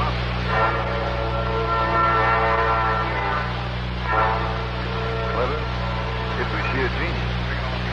And when the manager brought a doctor and they put on a pack, should have won an Oscar. Just one look by that doctor and it was completely sober. But when it was just the vein, alias Jefferson, that she'd stay around for a hospital here. Why, you old fool, didn't you hear what I said?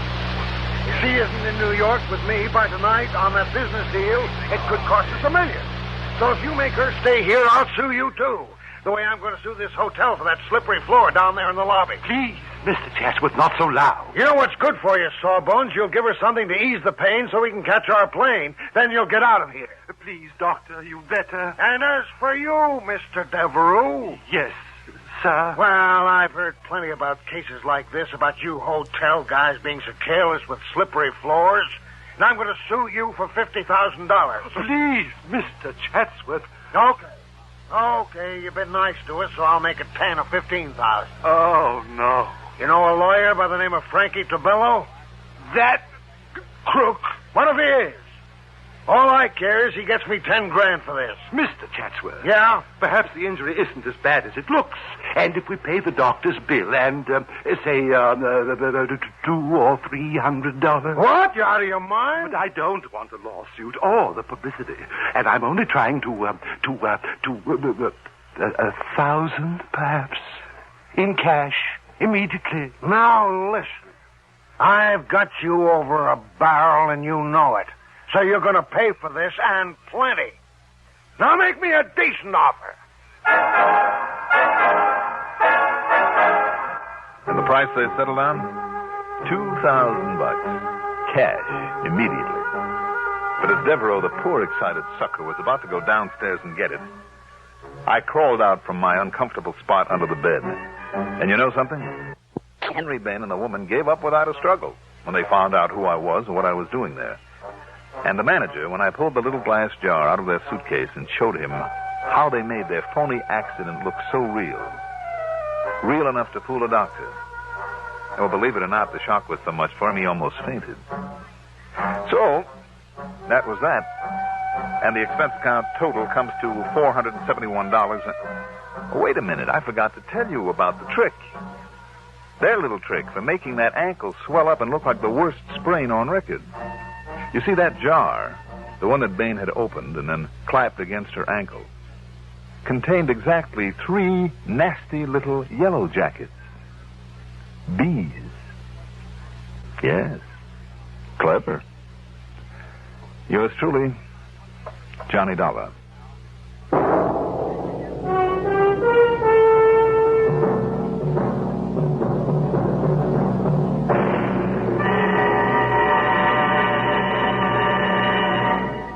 Now, here is our star to tell you about next week's story. Next week, one of the nicest killers I've ever met.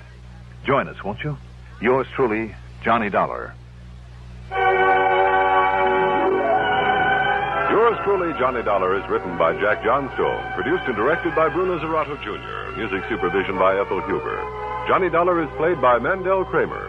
Also featured in our cast were John Thomas as Pat Fuller, Ivor Francis as the hotel manager, Robert Dryden as Harry Bain, alias Chatsworth, Gertrude Warner as Mrs. Chatsworth, and Bob Donnelly as the assistant warden. Be sure to join us next week, same time, same station, for another exciting story of yours truly, Johnny Dollar. Art Hanna speaking.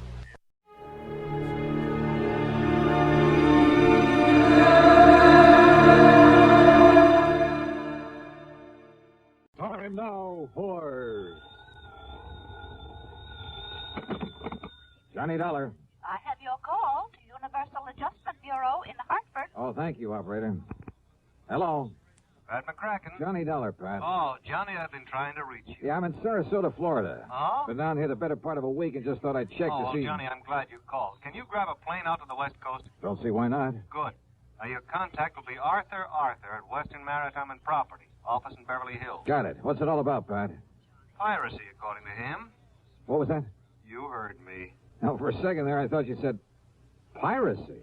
Maybe you'd better go out there and see him, huh? Yeah, but I still don't believe it.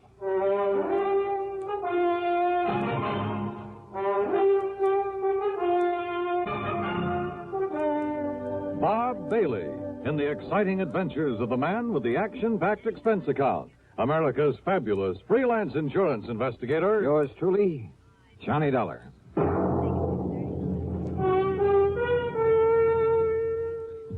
Welcome, William Bendix. Nobody can act up to par with a nasty cold. I check my cold distress the fast way with 4-way cold tablets. Yes, tests of 4 leading cold tablets proved 4-way fastest acting of all. Amazing 4-way starts in minutes to relieve aches, pains, headache, reduce fever, calm upset stomach, also overcomes irregularity. 4-way's the fast way to relieve those cold miseries. Then you feel better quickly. 4-way cold tablets, only 29 and 59 cents. Now, a word about another fine product of Grove Laboratories. Does dandruff dull your hair, leave scalp itchy? Get Fitch Dandruff Remover Shampoo and get rid of unsightly dandruff in 3 minutes. 3 minutes with Fitch regularly is guaranteed to keep embarrassing dandruff away forever. Apply Fitch before wetting hair, rub in 1 minute. Add water, lather 1 minute. Rinse 1 minute. Every trace of dandruff goes down the drain. 3 minutes with Fitch, unsightly dandruff's gone. Fitch can also leave your hair up to 35% brighter. Fitch Dandruff Remover Shampoo. And now, Act 1 of yours truly, Johnny Dollar.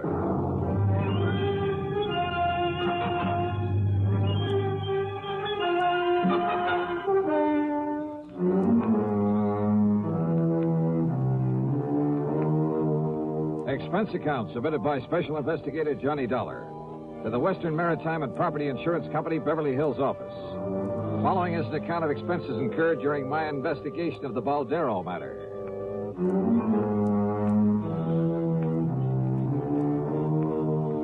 Expense account item 1, $146.85 plane ticket to Los Angeles.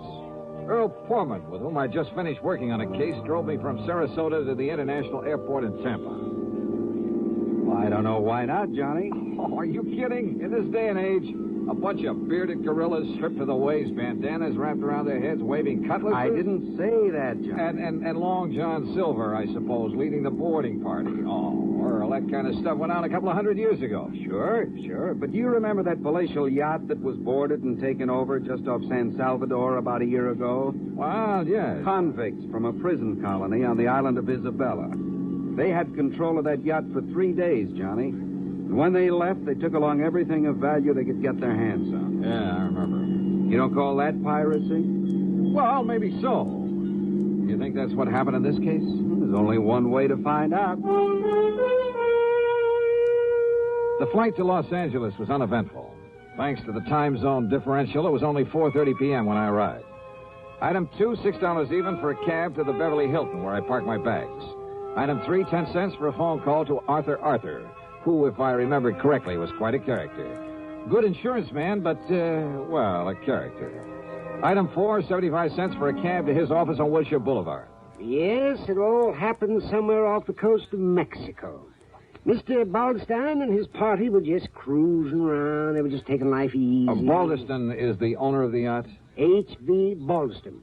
Oh, he's a big stockbroker. He lives here in Beverly Hills at 3124 North Roxbury Drive. And what's the name of his yacht? The Baldero. Oh, it is a tremendous thing. It's over 100 feet from stem to stern. Wow. It's 100 Where is it now? feet long. Arthur, where does he keep it now? At his dock. He's down there in Balboa. Oh, you know where Balboa is. Yes, I know. Oh, one of the nicest places by the ocean in all of California. Yes. Now, Johnny, if I ever wanted to retire, that who would be were the guests on board? Well, let me see. His wife, of course, and Mr. and Mrs. Gerald Hooper, and young Richard Spade, and Lee Wilway. Just cruising around, huh? Yes, but they'd planned to sail on up to San Francisco for that big charity ball up there on the 30th. Oh. That's why they all had their finest clothes and most expensive jewelry with them. Oh? Yes, sir. $394,000 worth of jewelry. Stolen. Oh. Yes, plus a few other things, too. Mostly silverware, things like that. Actually, it was reported to me by one of the guests on the yacht. These pirates simply pulled alongside in the middle of the night, held them at gunpoint, took the stuff, and left. That's right. There were two of them. Oh, my, they must have been horrid fellas. Just where off the coast of Mexico did this happen? Well, I'm not quite sure. Mr. Baldeston was, he was kind of vague about where it happened. You know, he's kind of vague. Maybe I better talk to him. Yes, by all means, John. Yeah. Art, I'll see you later. Item 5, $50 deposit on a rental car. I drove to the Baldeston's home on North Roxbury. It was a tremendous place in one of the most wealthy parts of Beverly Hills. A snazzy-looking sports car was parked in the broad driveway, and as I walked up to the front door, another car, a big sedan, pulled in the drive. A heavy-set, well-dressed, rather nice-looking man of about 50 got out of it and came over to me. Are you looking for someone, young man? Well, I believe this is the Baldeston residence. That's right, and I'm Harry Baldeston. Oh, well, my name is Dollar, Mr. Baldeston. Johnny Dollar? The insurance investigator that Mr. Arthur sent for? That's right, sir. Well, come in. We'll have a cocktail or two. I understand it's that time of day, and I'm sure you won't object. Not a bit. Good. And I'll tell you all about the unfortunate affair aboard the Baldero. Happened just night before last, you know. So I understand. But I'm not quite clear as to just exactly where you were when it happened. Down off the Mexican coast, Dollar. Sit down. Thanks. Yes, it took us nearly 12 hours to get back to Balboa. And at 11 knots, well, you can figure it out for yourself. Mary Lee. Yes, Harry? Come on down, dear. I want you to meet Mr. Johnny Dollar. Oh, all right, dear. Now, I'll pour us a drink and tell you all about it. So he poured. His wife joined us, and we talked. But I'm afraid I didn't learn much more than I already knew. They'd both been asleep when it happened. The so-called pirates had come aboard very quietly. Both they and their guests had been held in their respective cabins by one of the men while the other gathered the loot. The men had worn long oilskin raincoats, had nylon stockings pulled over their faces to conceal their identity. Only one of the guests, Lee Wilway, had even seen the boat they'd used. Baldeston never did tell me definitely where it happened. And the more I listened, the more suspicious I got. Yeah, suspicious of him. Act 2 of yours truly, Johnny Dollar, in a moment. There goes a treasure car. There goes another. And another. And one of them may be your car. Yes, folks, you may have a Fram treasure hunt filter in your car worth $1,000 and not even know it. A Fram filter worth 1,000 silver dollars. A filter change is important to today's cars, so important that Fram Corporation, in conjunction with its silver anniversary, is paying $60,000 in cash to get you to check your filters now. Last year, 10,000 secretly numbered Fram filters were distributed all over the United States and installed in cars during regular servicing. These filters are worth from $1 to $1,000. You may have one in your car and not even know it. A Fram filter worth 1,000 silver dollars. Check your oil filter and air filter now. If there's a specially numbered Fram filter in your car, you will win up to 1,000 silver dollars, and your dealer will win the same amount. Get in on Fram's big silver treasure hunt. Check your car filters now. And now, Act 2 of yours truly, Johnny Dollar and the Baldero matter.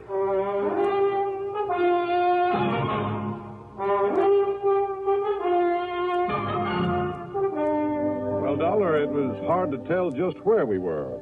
I keep an engineer on board, and he'd been at the wheel most of the day. But you were anchored for the night. That's right.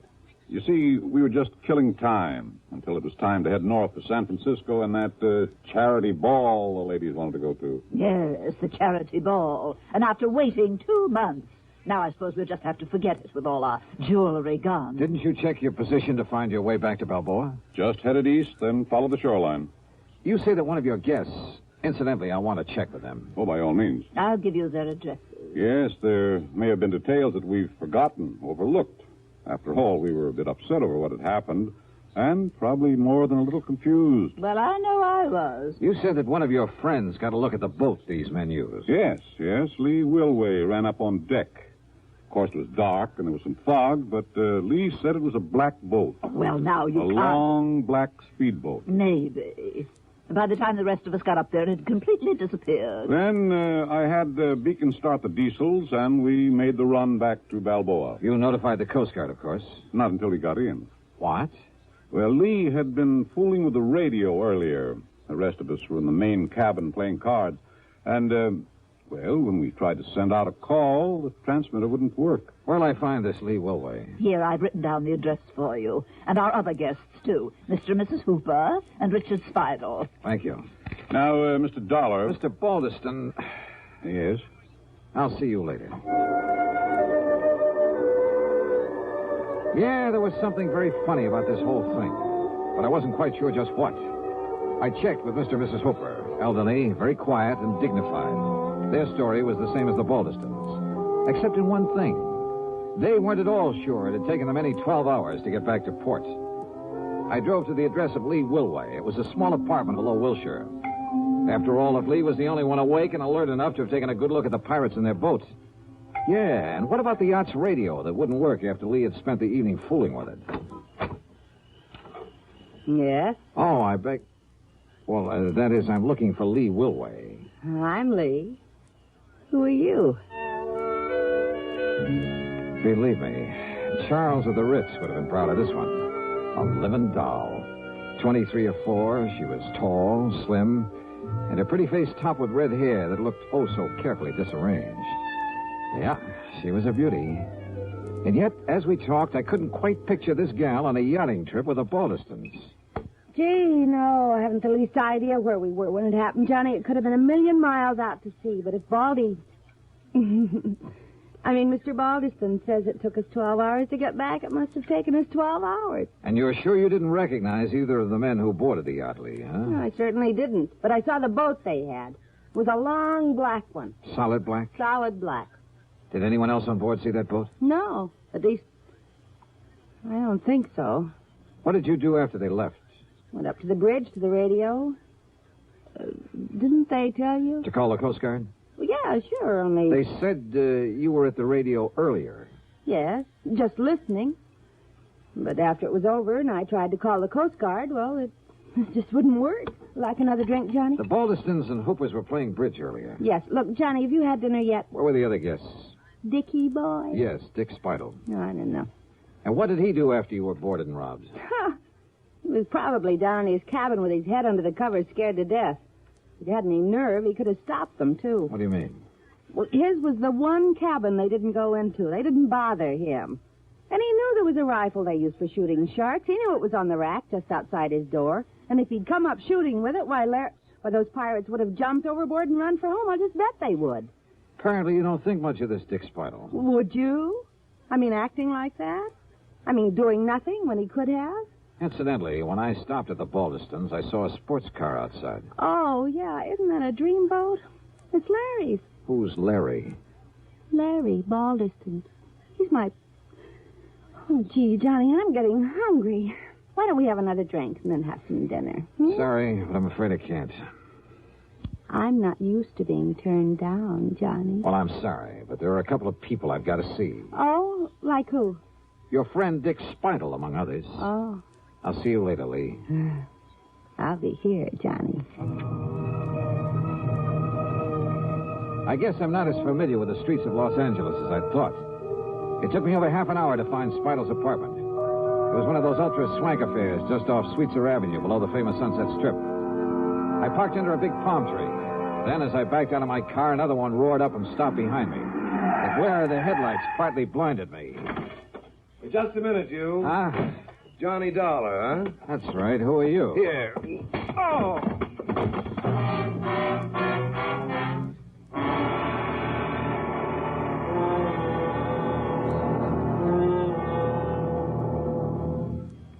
Act 3 of yours truly, Johnny Dollar, in a moment.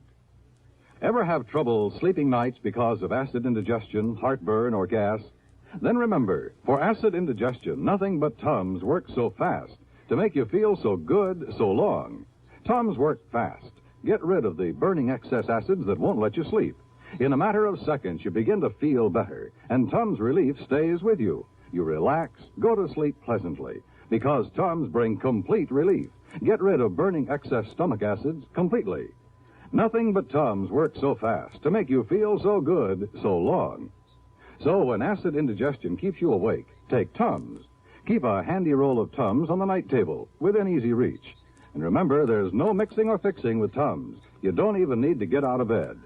Get the very best. Get Tums, 10 cents, 3-roll pack, a quarter.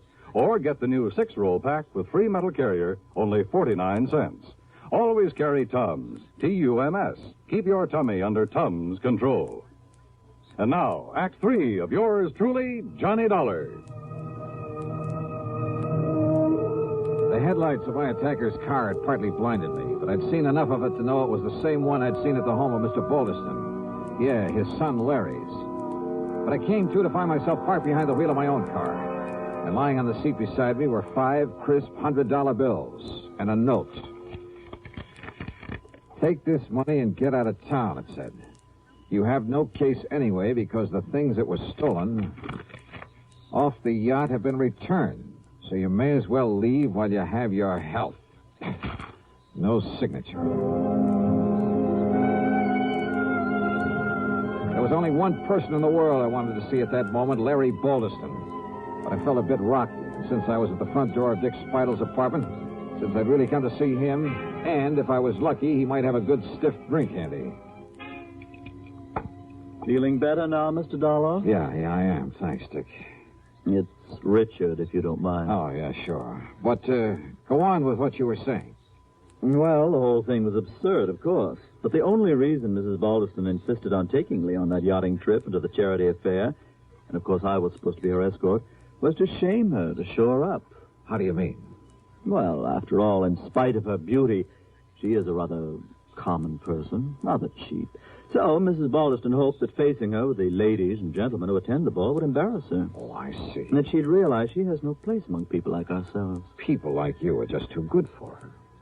Well, to put it bluntly, yes. In any event, Mrs. Balderson hoped it would break off this rather sordid romance. Romance? She and Lawrence Balderson. Larry, she calls him. And Lee is only after his money. But I take it Larry got wind of this little plan. Lawrence said that he would prevent its being carried out if it was the last thing he ever did.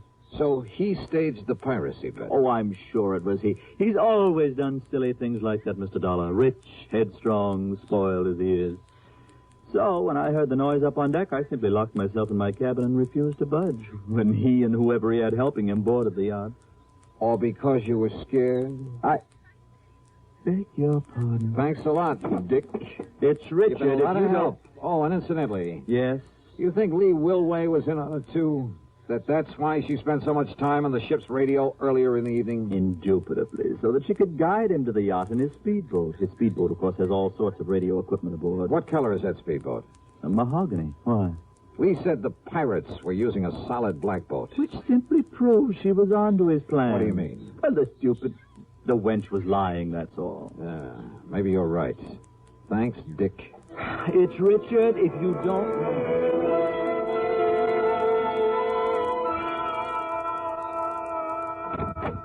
Oh, Mr. Dollar, do come in. Thank you, Mrs. Balderson. My husband's on the telephone talking to the engineer of our yacht down in Balboa. Oh. And what do you think has happened? I think I can guess. That's fine. Just stay on watch, and I'll be back down there to pick those things up in the morning. Goodbye. It's true, Mary Lee. Oh, splendid. Whoever took them from us returned everything to the boat. Everything is... Oh, Mr. Dollar. Did you hear that? Yes, I heard. Where's your son, Larry, or Lawrence, or whatever you call him? Larry? Well, as a matter of fact, Oh, the dear boy came in just a little while ago. Where is he? In the study, I believe. He said he had a call to make on the other phone. Thanks. Why, what's wrong, Mr. Dollar? Mr. Dollar? Yes, I saw you through the window, Lee, trying to make up to that guy Dollar. And let me tell you this. Let me give you this. Larry, what is it? Want some more, Larry? Now, listen, Dollar. Well, if that's the way you feel about it, you and that family of yours can... Well, I'm fed up. I said, do you want some more, or do you want to start talking? Okay, I did it. I rigged the whole thing, Jimmy Driscoll and I, because I was fed up with the way Mother was trying to run my... Because I was fed up with the way Mother was trying to run my life. Lawrence, dear. Yeah, but maybe she was right about Lee, after all. Of course she was, son. Why, of course, dear. But now, look, Dollar, if you think you can get away with barging in here and slugging me... Oh, you... Yes, why? You want more? Oh, that's terrible, terrible. Oh, my God, you big brute. Enough, Larry, huh? You had enough? Yeah, okay, Dollar. Okay. Sorry, Mr. Balderston, but I kind of owed it to him. Dollar, I've been hoping somebody'd do that for a long time. What? Sure, I've spoiled him, too. It's been my fault as much as his mother's. My fault? But I never had any idea he'd carry things as far as he did. Of course, if you like, sir, I could prefer assault charges for his attack on me earlier. No, I don't think it'll be necessary. And I'm much obliged to you. But my poor boy... Just leave him alone, Mary Lee. Oh. And suppose you leave us alone while I settle things with Mr. Dollar.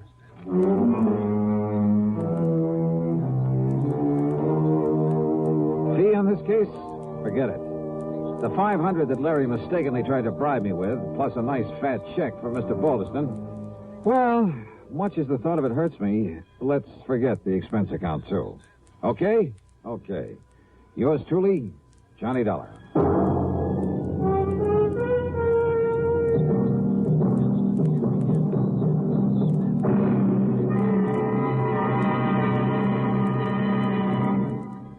Our star will return in just a moment.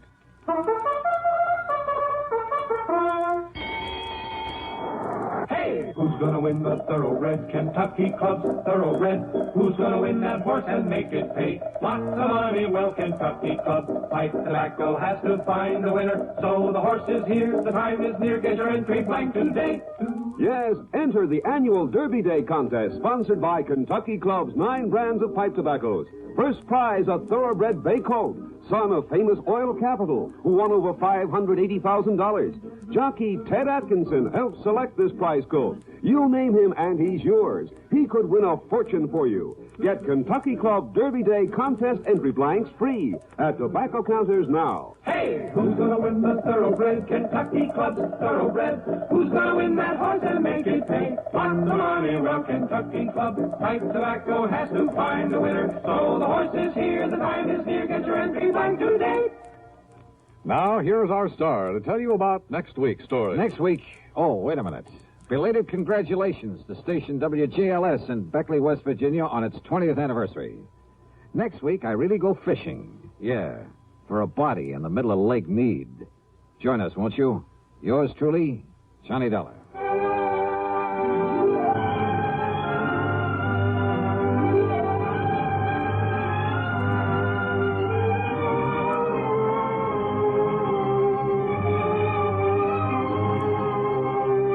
Yours truly, Johnny Dollar, starring Bob Bailey, originates in Hollywood and is written, produced, and directed by Jack Johnstone.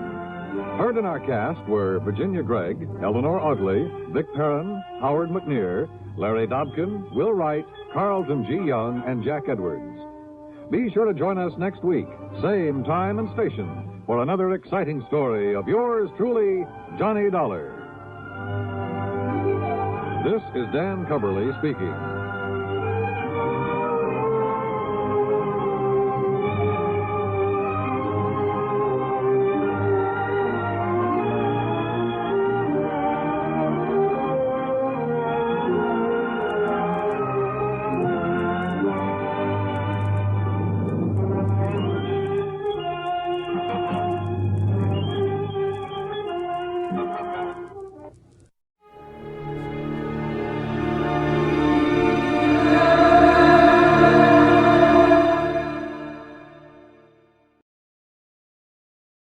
From Hollywood, it's time now for John Lund as Johnny Dollar. This is Orrin Vance.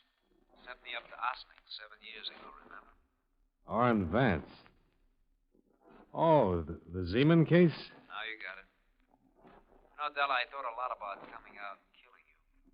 Instead, I'm going to do you a favor. What's on your mind, Vance? I did all my time, and people don't like to hire ex-cons. I think maybe you and I can work out something. I haven't got any jobs, Vance. I'm not asking for a job. It sounds like double talk to me. I don't think you... Don't you give me any routine, Del. I've heard them all. You can help me and make yourself some money. It's legitimate. What do you say? I don't know what it's all about. Suppose I come over and tell you. Okay. I'll be waiting for you.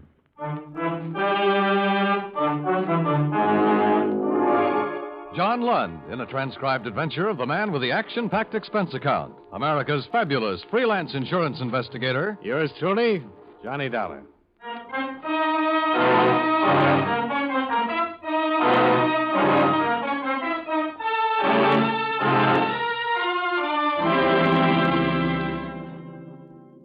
Expense account submitted by Special Investigator Johnny Dollar to All States Insurance Company, Wilmington, Delaware. Attention, Mr. Don Freed, Chief Investigator. Since your office authorized me to conduct certain inquiries based on information supplied by Orrin Vance, I am billing you accordingly. The following is an accounting of expenditures during my investigation of the Baltimore matter. Expense account item 1, $295. A phone call to prisoner dismissal board at Sing Sing Prison, where I was informed that Orrin Vance had been released 3 days before the above date. He had completed 7 years of a 7 to 15-year term for grand theft. It was an unparoled release. The chaplain described him as a model prisoner with a better-than-average chance of remaining out of prison for the rest of his life. For that reason, I was willing to listen to his story when he showed up an hour later. Hello, Dollar. You haven't changed a bit. Come on in, Vance. Yeah, sure. Thanks. Ah, nice place you get. I like it. Sit down. Tell me what's on your mind. Dollar, look. Don't treat me like a con, even if I am one, huh? I'll sit down, I'll have a smoke with you, I'll talk with you. Forget the other part for a while, will you, please? Okay. Have one? Thanks.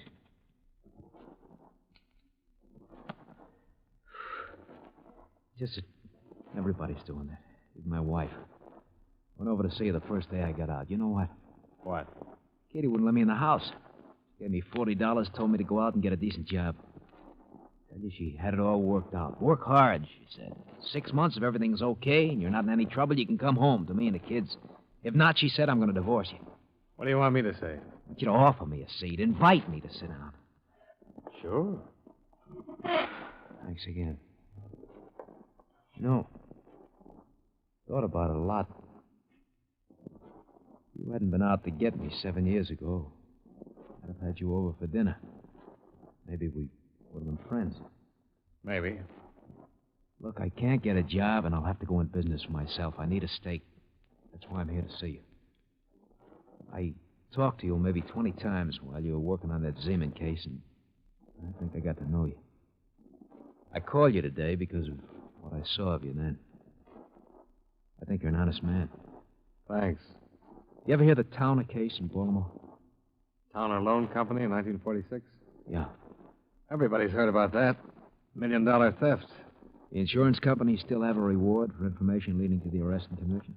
Was never solved. I suppose they do. I can help you help them solve it for half of that reward. Can you? I know 2 of the men who did it. 2 of the 6 men. I talked to one of them yesterday. I'll tell you who they are, where you can pick them up, but I want my name out of the picture. Can you fix that? Yeah, probably. But I have to talk to the police sooner or later. Oh, look, this is a good thing, Dollar. And all I'm asking is your promise to keep my name out of it. Tell me how good before I make any promises. That's fair enough. They had some of the serial numbers on part of the take. Here. This is one of the bills. Why don't you check it with them? Then we'll take it from here, Expense account item 2, $14.85. A long-distance phone call to Chief Investigator Don Freed, All States Insurance, who verified that the serial numbers on the $10 bill Orrin Vance handed me tied in with the Towner Loan Company theft. I explained the information I had at hand and the source from which it had come, leaving out any mention of names. Freed talked with his boss and phoned me back half an hour later, giving me the go-ahead. Okay, Vance. You're in business. All right, how does it work? You tell me who they are, I'll handle it from here. I mean the money part. When we have something, you'll get paid for it. All I've had so far is talk. This bill could have come from anywhere. You might have picked it up at a cigar counter. Look, I got it from a man named Leonard Torpy. He lives in New York. He's one of them. Leonard Torpy? Yeah. I met him my second year at Ossining. He was up on an old petty theft charge. He did 18 months. Told me to look him up when I got out. Now, this part may sound crazy, but we had a few drinks together in his place yesterday. I was weeping on his shoulder about all my hard luck, and he said, "You think you got hard luck?" Well, and then he marched me into the bedroom, showed me a stack of money in a bureau drawer. He said he couldn't spend it. He gave me one of the bills. Well, must have been pretty drunk out. Yeah, it was. I got to thinking about it. I checked the bill, found out it was in the town, I think. I looked up the story on it. Torpy fits the description of one of the hold-up men right down the line. Now, we'll see. You say you know two of them. Who's the other one? Harold King. Lives in Reno, Nevada now. Runs a filling station there. He used to come see Torpy on visiting days. I saw him several times. What makes you think he had a part in the town, thing? Just from what Torpy said while he was drunk and the general description of the other hold-up men in the story. See, while Torpy was drunk, he mentioned his old partner, Harry King. Told me where he was living and so forth. Did he say anything about the hold-up? No. I told you I found that part for myself. But King is the other man, I'm sure of it. King have a record? I don't know anything about him. Okay. Where'll you be? California. 2 days be long enough? Oh, I should know something by then. Remember, my name's out of it. The police or anybody else. Sure. You afraid? Yeah. I'm a stool pigeon. Well, haven't you noticed? I'd noticed, and it worried me. So I followed him when he left my place. I was buying a package of cigarettes at the corner drugstore while he boarded the streetcar for downtown. I tagged along in a taxi to the main business section, watched him get off, and head for the bus terminal. I bought another package of cigarettes while he bought a one-way ticket to New York. In the half hour before departure time, I telephoned a private detective friend of mine, Pete Florian. He appeared at the bus terminal 15 minutes later. What's the rumble, Johnny? That man over there in the gray overcoat. His name's Orrin Vance. Uh-huh. He's on his way to New York right now. Maybe you better tag along, see that nobody kills him. Oh? If what he told me is true, somebody might try to do just that. Stay close till he's settled somewhere. I see. I haven't got any more to tell you, Pete, because I'm just starting to look into it. Find out where he's living there and contact me at this number. I'll let you know what to do then. All right. Anything else? Don't let him out of your sight, Pete.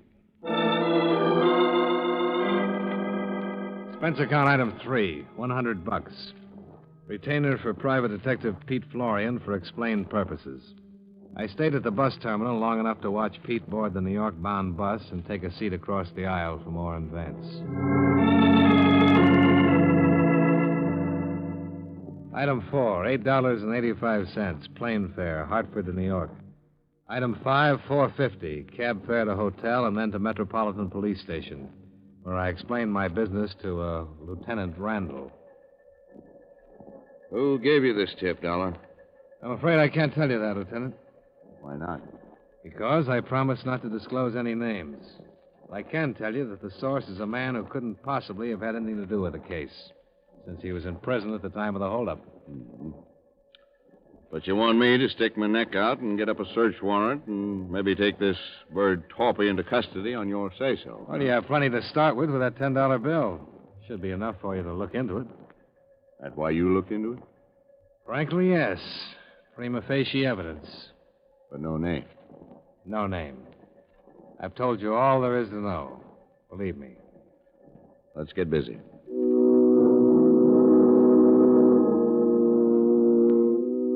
The mug folder on Leonard Torpy showed a balding 40-year-old man with a long record of theft and burglary. There was no record for a Harold King, although he was listed as an associate of Torpy's.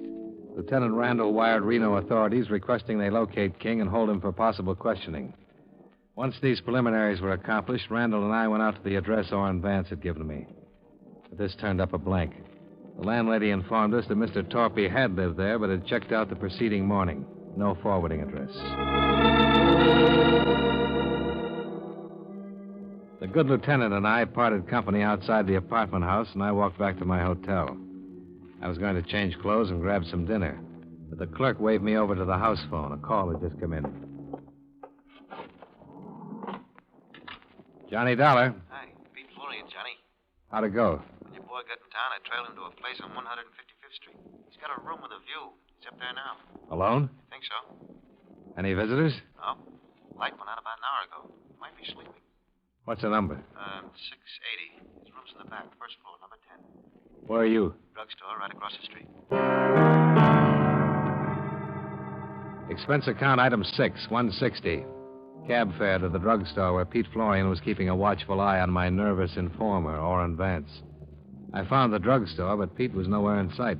The girl behind the soda fountain recognized him by my description and said he'd stepped out a few minutes before. I glanced up and down the block and then spotted him standing just outside the shadow of a streetlight across the street. I walked over. Hi, Johnny. That's the room back there. Lights on? He's got a couple of visitors in there with him. Showed up about 5 minutes ago. Car? Taxi.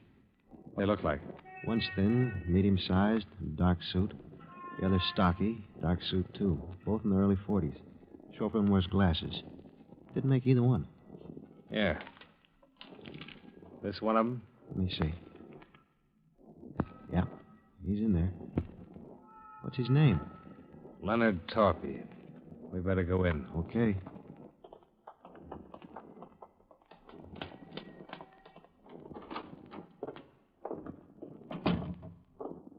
Right back there. Yeah. Who's Leonard Torpy? That's somebody who might want to kill Vance. Wish I knew more about what this is all about, Johnny. Yeah, so do I. It's all talk so far. I see. Better cover me. Come over there. Okay.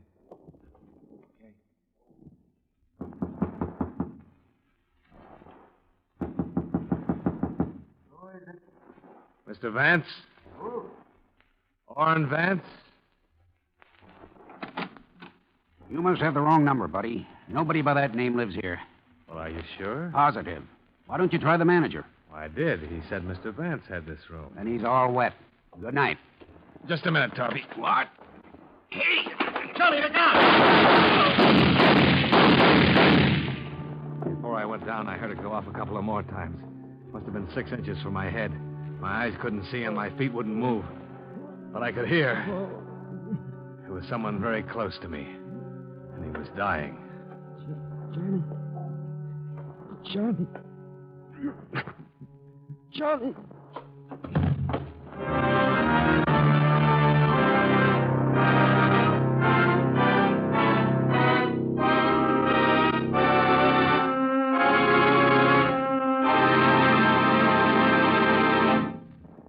We'll return to yours truly, Johnny Dollar, in just a moment. Sign up. Enroll now.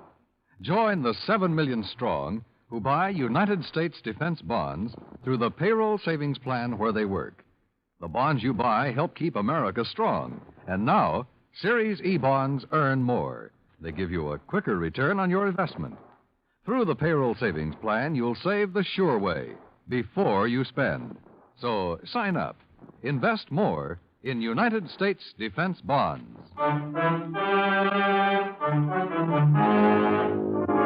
Now, with our star, John Lund, we bring you the second act of yours truly, Johnny Dollar.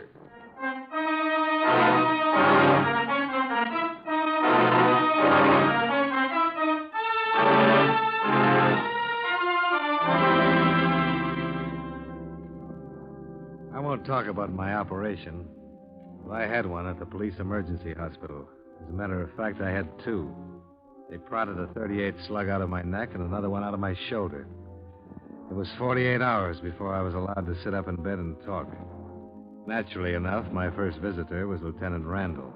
He looked haggard, tired, worried. You say you hired this Pete Florian? Yeah, to keep an eye on Orrin Vance. This your tipster? It's okay to tell it now, I suppose.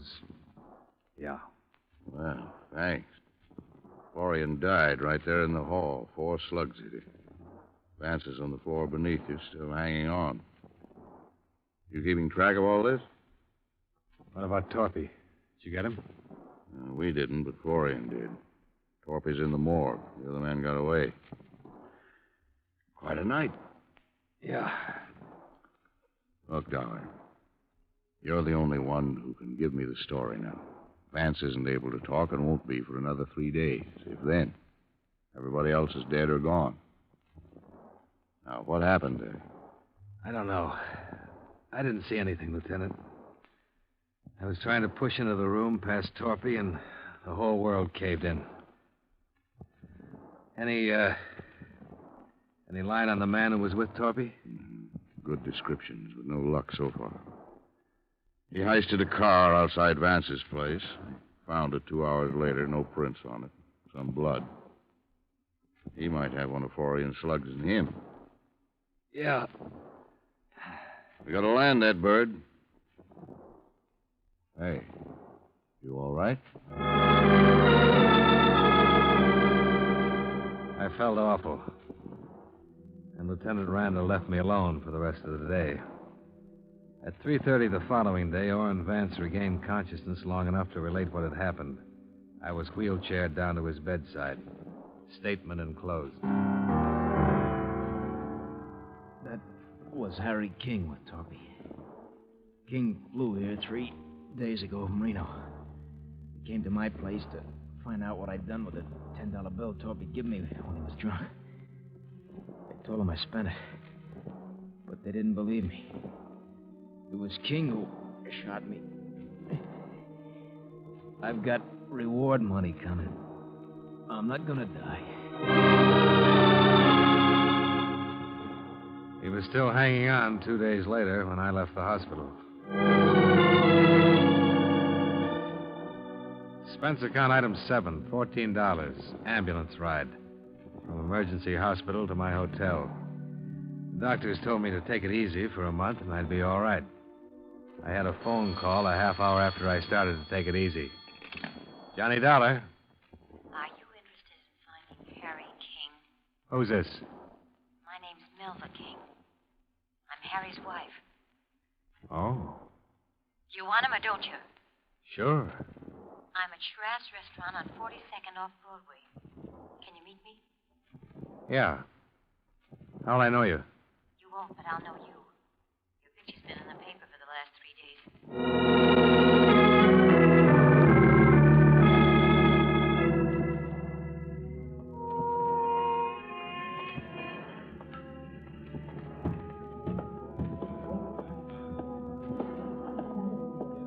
Hello, Mr. Dollar.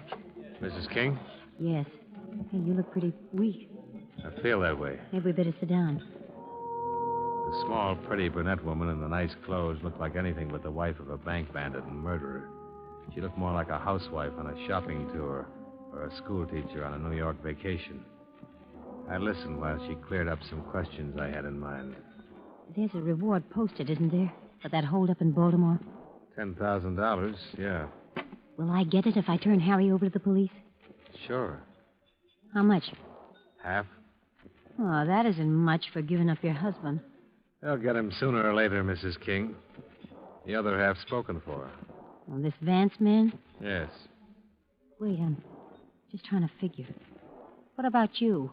I'll pass it up. $5,000 for Harry. Providing he was tied in with the Baltimore holdup. That's what the insurance company's interested in. He was in it all right. I want to get something else straight.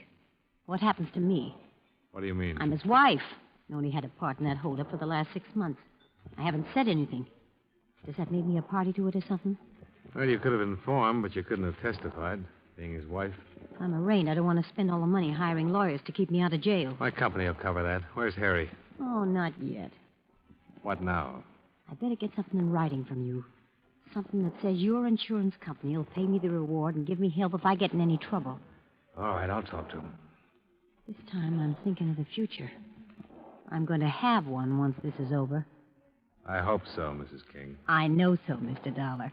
Mrs. King. I know so, Mr. Dollar. Did Harry have money he couldn't spend, too? $45,000. Where is it? I can give you that when I give you Harry. Well, you thought of everything. I tried to. Harry and that Torpy man were fools. All they ever got out of it was the marked bills. Worthless money. You don't happen to know who the other 4 men were, do you? No. I suppose that's what you'll ask Harry when you get him. That's the idea. Poor Harry. How long will it take you to get things arranged? Not more than an hour. I can do it by phone. I'll call you. Okay.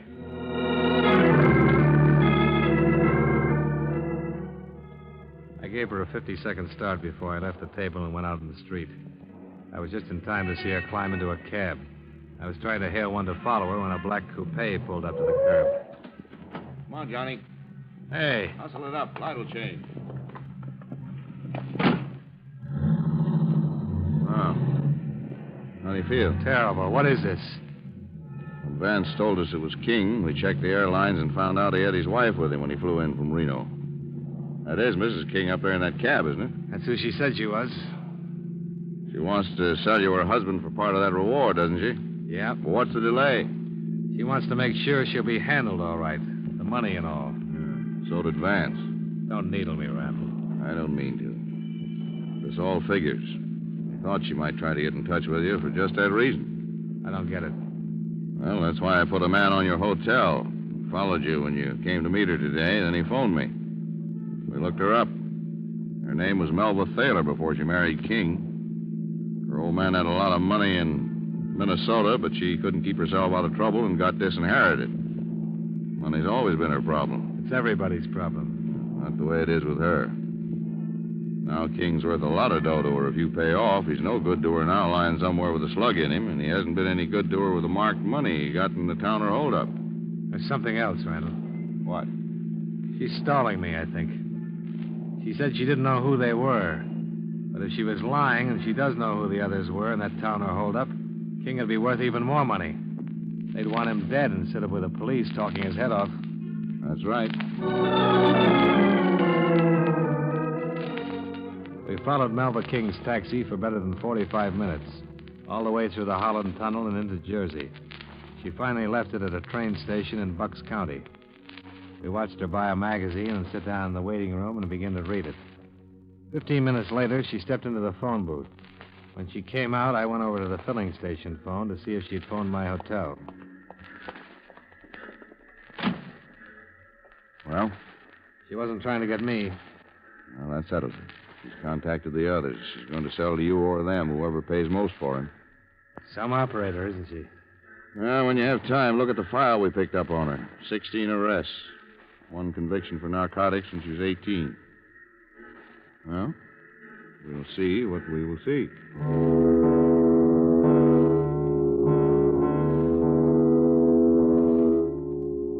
Didn't take long. When a green Cadillac pulled up at the station, Melba King stepped out on the platform and greeted the 2 men who were in it.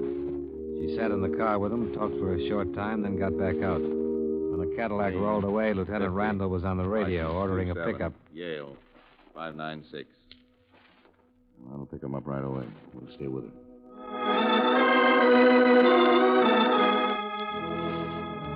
When Melba King caught another taxi, we were right behind her. She took it to an auto court about a mile from the station. We saw her go into the cabin marked D.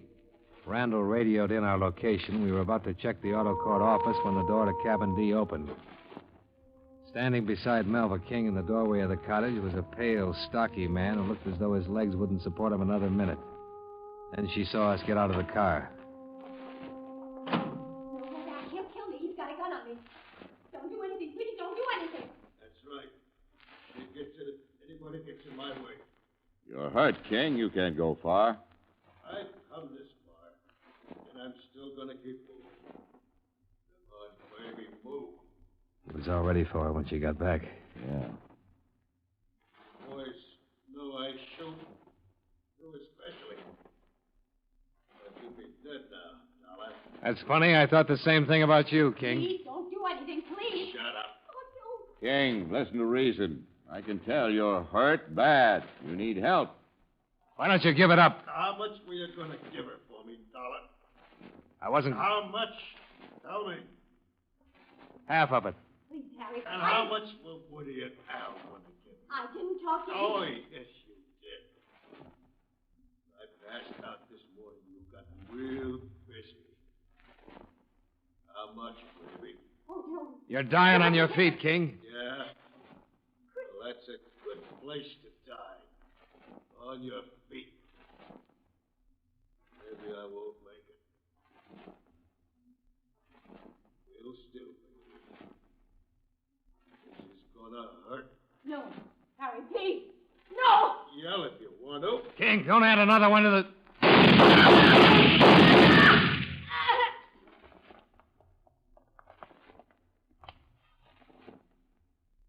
How is she? Gone. That's him, too. Let's get this over with.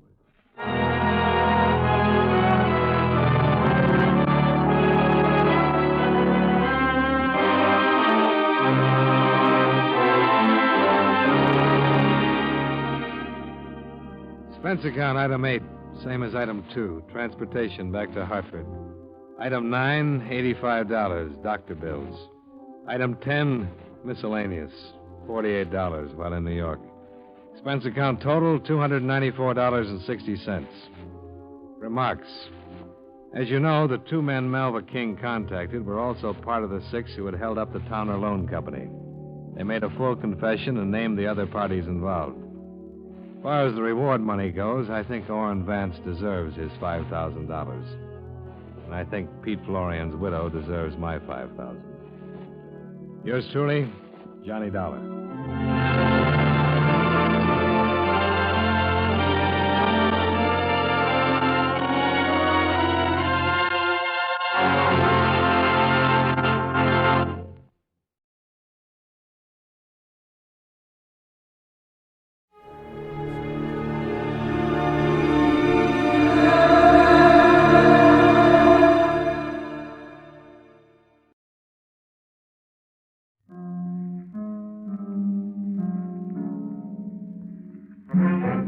Columbia Broadcasting System presents yours truly, Johnny Dollar.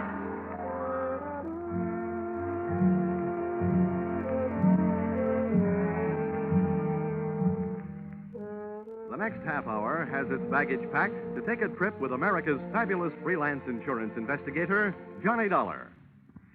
At insurance investigation, he is just an expert. At making out his expense account, he is an absolute genius.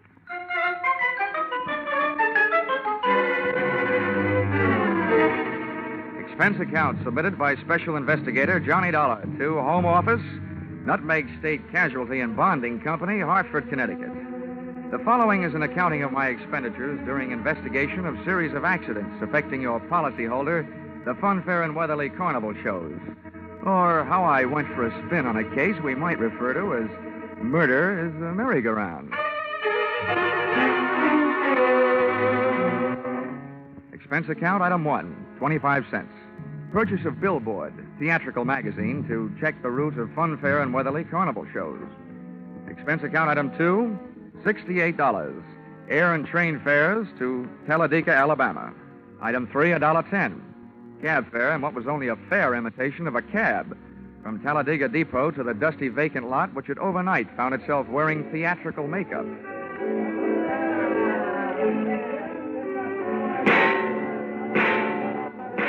Brightly as the hot sun beat down on the midway, it couldn't help the layout of canvas and slats from looking beat up. A perspiring mechanic shot sparks of profanity back at an obstinate motor as he tried to get it to roll the giant hoop of a Ferris wheel. I asked him what he knew about the accident of a week before when a car dropped off the same Ferris wheel, badly injuring 3. He was charming. Listen, pretty boy. Don't go getting nosy around here. The Joe in charge of the electric scooter concession was just as sweet. On the subject of how come one of his scooters blew up a few nights back, sending a citizen to the hospital, he just didn't feel like talking. If you ain't a cop, start moving. If you are, where's your warrant? I was just asking the pilot of the giant airplane spin who he thought might have cut the cables the night one of his wallboard gliders took off across the carnival crowd, crashing and busting up a few more customers, when I got a canvassman's version of a sharp answer, a tent stake right behind my ear.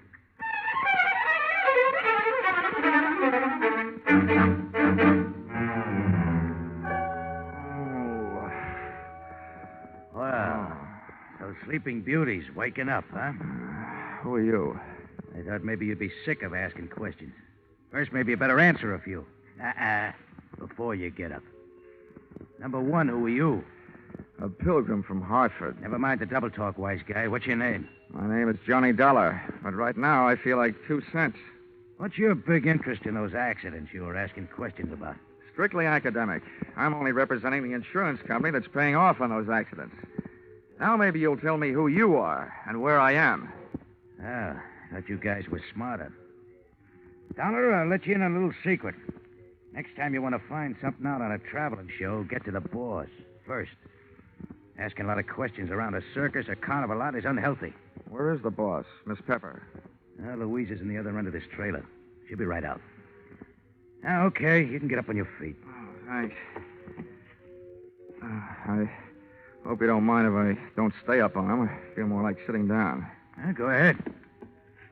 You still haven't told me who you are. My name's Brennan. Oh, yeah. Shanty Brennan. Yeah, you're the general manager of the show. They told me all about you. Louisa Pepper's right arm and strong arm. How long will she be? Yeah, she's getting dressed. Just finished taking a nap. We drove all night to get here. How about having a blast with me while you're waiting? No, thanks. I haven't enjoyed a noon bottle since I was 2. But don't let me stop you. Thanks.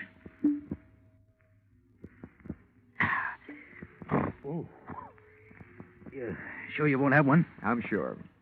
Brennan, the insurance company's been checking up on your show. The police chiefs in the last 10 towns you've played say it's a clean one. We haven't got a pickpocket or a grifter on the lot. But plenty of trouble, huh, during those past 10 stops? At least once a night somebody's got hurt, but never any of us. It's always one or two of the townies, the citizens. Last night, a car on the whip cut loose.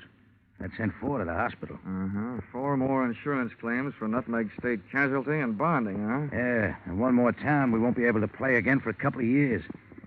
It's a wonder we didn't travel out of that town last night by rail, tarred and feathered. For 10 straight nights now, you've had at least one big accident every night. What's your guess, Brennan? Has fate taken a steady job on your show, or is somebody out to get you? Somebody's out to get us. Okay, well, do you have any idea? Oh. Why didn't you tell me we were entertaining a gentleman, Shanty? I'd have put on some more clothes. It would have taken a lot more clothes to cover all there was of Louisa Pepper. She looked like an aging Cupid doll, but even in a carnival, she was no prize. I didn't like the look in her eye. It looked much too friendly. So right away, I decided to change the unspoken subject. Miss Pepper, I'm here on business, insurance. Sorry, we're not buying any. And I'm not selling any. The way things have been going, the insurance company I represent would probably like to buy some of yours back. Oh? Yeah. I'm from the Nutmeg State Casualty, investigating the accidents. Hope you find out more than we've been able to, and fast, before we go broke. The word's traveling one town ahead of us. They got us pegged for a dangerous midway. Have you been using police protection? 20 extra cops a night at $10 a cop. So, night before last, a guy winds up with a hammer to try and ring the bell and win a cigar. The top of the hammer flies off and almost brains a cop. Around this show, the police need protection. I see what you mean. How are you fixed for people who don't like you? We got many to choose from? Dollar, we treat our help fair and square. We know them all and trust them all. Fire anybody lately? Nobody. The only ones who left were floaters. But none of them had a beef. Okay, Miss Pepper. Now think back. In all your life, who do you know who'd most like to see you have a real bad time? Only one guy. And he's not around. Dead? As good as. He's in jail. Has been for the last 8.5 years. That's a long time. How long did he go up for? 10 years. What are you thinking, Dollar? I'm thinking that with time off for good behavior, maybe he's not in jail. Not in jail? Shanty, he's got to be in jail. He's got to be, I tell you. You told me you were keeping... All right, break it up, Louisa. If Carter Lacey had a voice as sharp as yours, he could saw his way out of jail. Okay, Dollar, you made a guess. How about seeing how good it is? Sure. I'll find out if your bogeyman is still in jail, but I didn't catch that name. Lacey. Carter Lacey. And where's he been in the pokey? Massachusetts State Prison, at Charleston. Well, what did he go up for? What's that to you? Cut it, Louisa. Dollar, we sent Carter Lacey to jail for attempted murder. He tried to kill Louisa's niece, Myrtle. Is she around? He's running the snake show on the Midway. Dollar, how soon can you check whether Carter got out? As soon as I can make a telephone call. But, Shanty, before I do, I'd like to elaborate on that guess I made. Now, I'd not only guess that Carter Lacey is out of jail, but I'd also guess that he's been out a little over 10 days.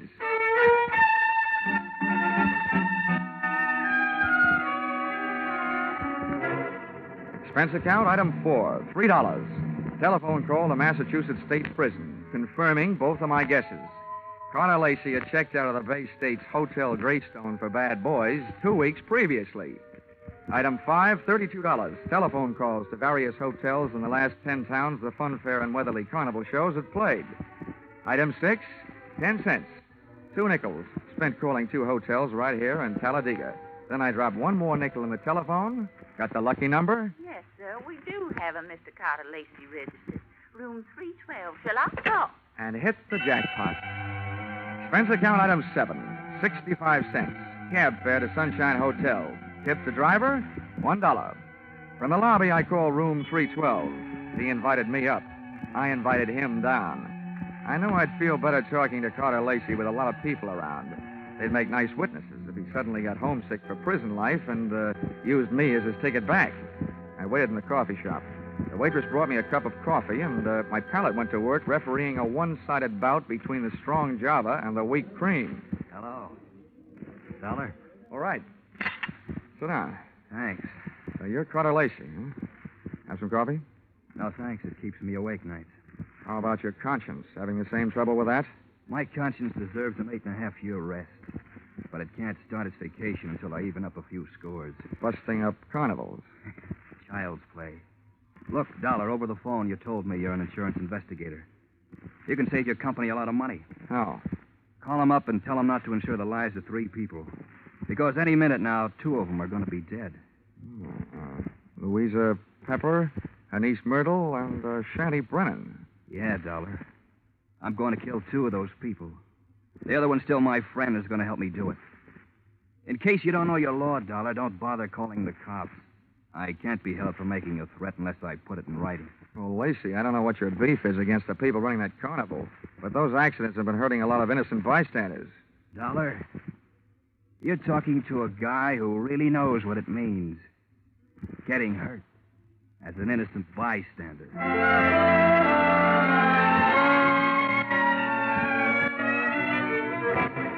Expense account item 8, $25. Retainer to local detective agency hiring shadow for Mr. Carter Lacey.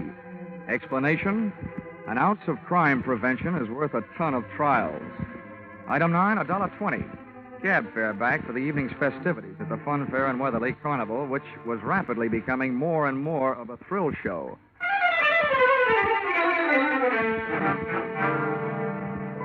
Expense account item 10, 30 cents. Down payment on ulcer, eating supper at what the Carney people call a grease joint. I made my way among the trailers that were lined up behind the midway, and as I looked for the one housing Louisa Pepper's snake-charming niece Myrtle, the burning sensation around my heart wasn't all caused by the hot dogs I'd just eaten. Who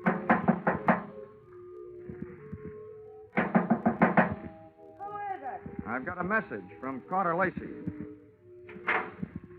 What did you say? I said I've got a message from Carter Lacey. For you and your Aunt Louisa, Shanty Brennan.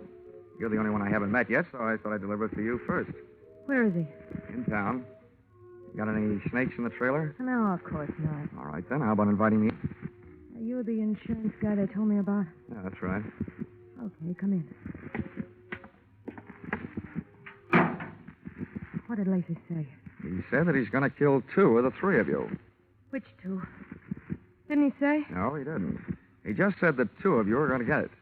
And that his one friend among you, the remaining one, is going to help him do it. He'll do it. He hates us. I know he'll kill us. You say Louisa and Shanty don't know yet? No, they don't. You're the first to know. Well, then wait here. I'll run tell him. I'll stop back here before I go into the tent to do my next show. Grab yourself a drink. I'll be right back. But she wasn't right back, and it's just as well she wasn't. She might have interrupted me while taking a sightseeing trip through the drawers in the trailer's built-in bureau. The piles of silky nothings that give gals that certain something didn't tell me anything I hadn't known about women before. But a little black book stashed among them did. I needn't have rushed my search, though, because Myrtle Pepper was still gone after 10 minutes. That's about the time I headed back to her Aunt Louisa's trailer, pulled open the door, and walked in. You scared me, Dollar, barging in like that. Mr. Dollar, I told you I'd be right back. Did Myrtle here deliver Mr. Lacey's little love letters? Yes, the fool. He always was a fool. He can't kill us. You mean it's against the law? I mean, it's impossible, that's all. Look, Miss Pepper, you and your niece here are both plenty scared. While you're out shaking those cooch dancers you got working over on the midway. Myrtle, have you told Shanty about Lacey's threat? Yeah, I met him on the way over here. Asked him if he'd feed my snakes before showtime. They're dangerous to work with if they're hungry. Yeah, I told him. He said he'd join us here. What did he say when you told him? He said if Lacey had one of us helping him, then the 3 of us had better stick together so we could at least watch each other. Smart man. He had a good idea. I see the three of you had better stick close to each other, beginning right now. Come on. Where are we going? Over to the snake tent. And when we get there, Myrtle, you'll be the only one of us who'll be among friends. The three of us left Louisa's trailer. We walked past the back of the shooting gallery concession right in the front of it. And along the back of the line of canvas shanties. We stopped at one. Myrtle pulled back the canvas flap, and I stepped in ready for anything. With the ladies not far behind me, I edged slowly over to the square red board fence set up in the center of the tent. There were danger signs splashed in white paint along the outside walls of the pit. I clenched my teeth and looked down to the wire mesh top at a slithering tangle of writhing, angry reptiles. And there, lying among them with a vicious red welt splashing his forehead, was Shanty Brennan. He was feeding his snakes, all right.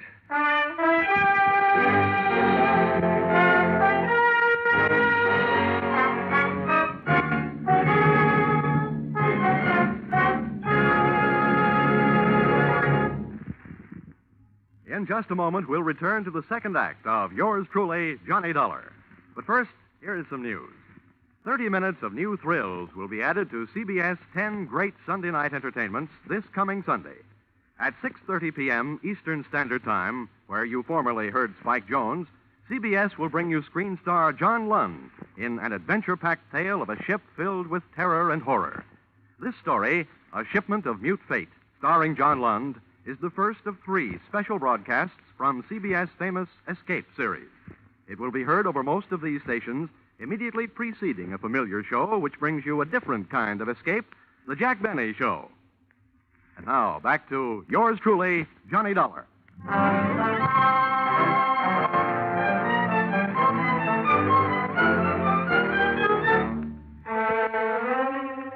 I'd just seen a murder mystery where the actors had been hissing instead of the audience. The lead character in that snake pit wasn't going to win any Academy Award. The scene of the crime was no place for a man, let alone a woman, so I herded Auntie Louisa and her niece Myrtle out of the tent and back into the trailer. Oh, poor Shetty. Oh, horrible. Yes, I was wrong, Dollar, when I said Carter Lacey couldn't do it. What's going to happen to us? According to what Lacey told me, Myrtle, what's supposed to happen is only going to happen to one of you. What do you mean? Well, he claims that one of you is in this with him, and that one knows she's safe. This may turn out to be an acting contest between you two. What's that crack supposed to mean? Well, the one who's safe wouldn't want anybody to know she feels safe, huh? Oh. I wish I had learned to cry. Louisa, you don't think it's me? Well, I know it ain't me. Oh, ladies, how about observing a moment of silence in memory of the deceased while I give you a few instructions? Okay. Have you got a gun in here, Louisa? Yes, and a license to carry it. Good. Where is it? The gun, not license. I won't give it to you. Well, if you don't, people might get to thinking that you're Carter Lacey's girlfriend and accomplice. Anyway, I don't want the gun to take with me. I want to leave it here. Where is it? In that drawer right over there. Which end of the drawer? What's the matter with you, blind? You'll see it. I'm not turning my back on you. Which end? You'd make a lousy trapeze out of Dollar. You don't take any chances. This end, toward me. Thanks.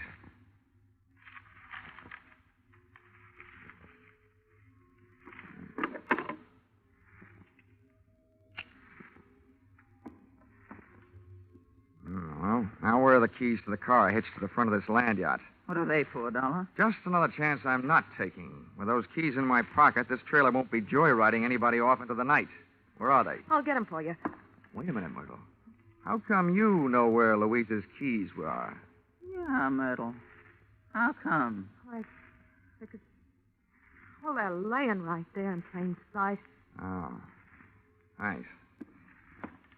Now I'm going out and call the police. Louisa, I want you to get into that chair down at the other end of the trailer. Okay, General. You got the gun.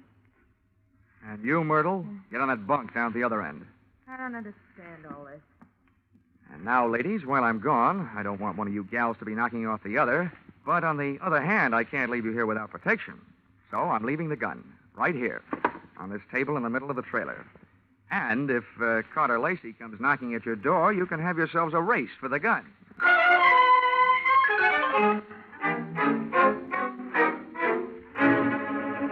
Expense account item 11, 5 cents. Telephone call to the local police, plus another nickel spent calling a taxi. The cops arrived in 4 minutes, the cab in 15. Its driver had no siren to take him through the traffic lights. Item 12, $1.10. Cab fare on an exceedingly slow and torturous trip to the Sunshine Hotel. Tip to his kind of a driver, a nickel. I went up to the third floor and headed down the hall to Carter Lacey's room, 312. I rapped for an entrance, but all that came back was an echo. The lock on the door was the soft touch type known to the trade as the burglar's friend, so I went in.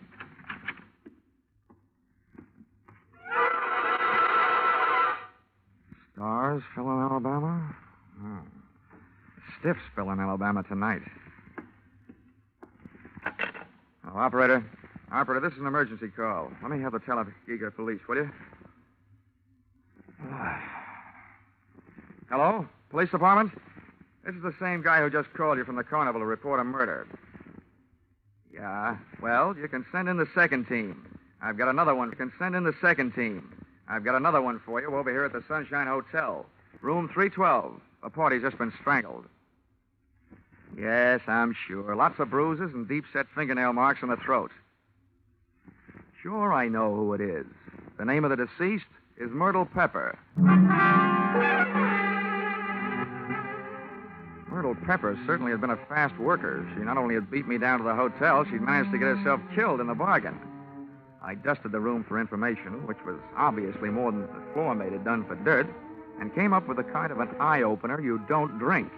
A pint-sized surprise in the form of some old newspaper clippings and Carter Lacey's prison release form. And what let him out let me in on something.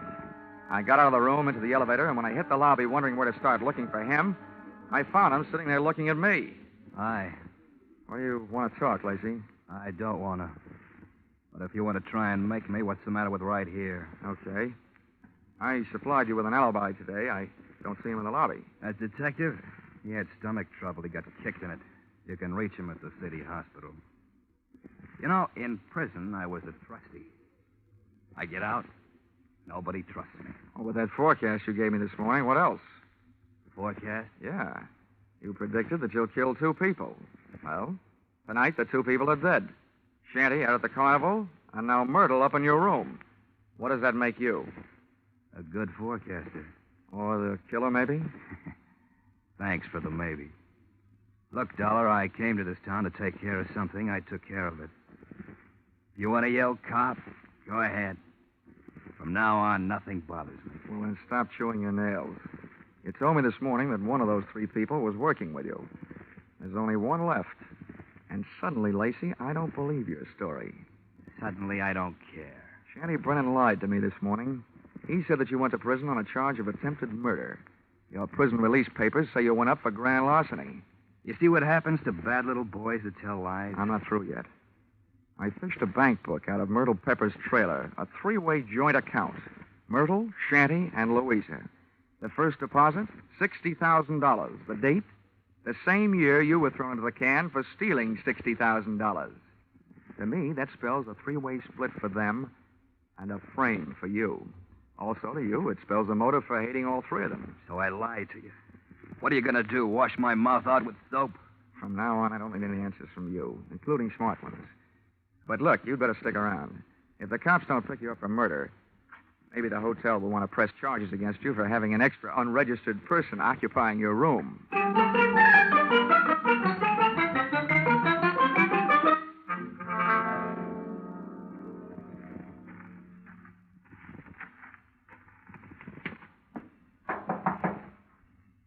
Who is it? Johnny Dollar. Oh, wait a minute. Where's Carter? They arrested him? Tell me, did he escape? He's at the hotel, and the cops are on their way down there right now. I hope he's more talkative with them than he was with me. You talked to him? Yeah, I had a long, one-sided conversation with him. There's one thing I still can't quite figure out. Whether he really intended to kill Shanty and Myrtle or not. Myrtle? Yeah, strangled. Myrtle? Oh, poor little angel. Of course he meant to kill him. He hated him. He hated us all. Well, you can hardly blame a fellow for being annoyed, framed on a grand larceny trap by 3 old chums. But you've got the wrong idea, Louisa. What I meant was, did he ever really intend to kill them himself? Or did he just intend to set off the greatest chain reaction since the atom bomb and just sit back and watch the three of you try to beat each other to it? Well, that's crazy talk. Yeah, like a fox, maybe. He made his threat to me knowing I'd carry it back to you. I say you because you're the only one left. You see, he set himself up as a patsy. He'd been framed by you once before. To me, it looks like Carter Lacey learned a few things about wrong people during that 8-year stretch.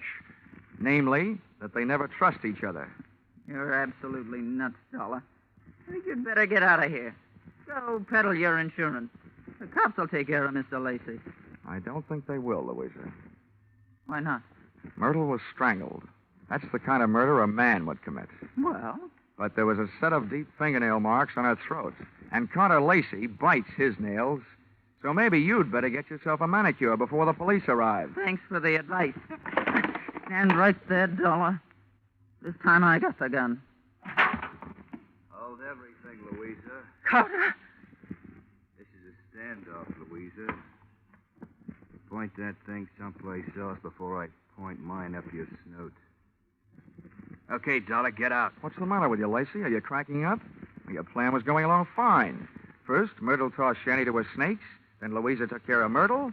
There's only one left, and the state will take care of her for you. That's not enough.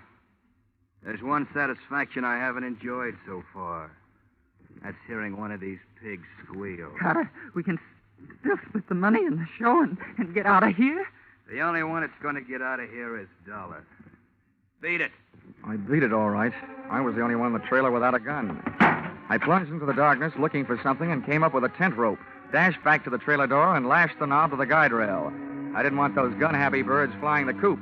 Just then, the season opened. I didn't know who was going to come out the worst in there, the hunter or the hunted. The only key I had to the situation was the key to the car, the one I'd picked up earlier in the day. The car churned the trailer through the Carnival back lot and out into the highway. When I hit the cement, I started spinning the rubber.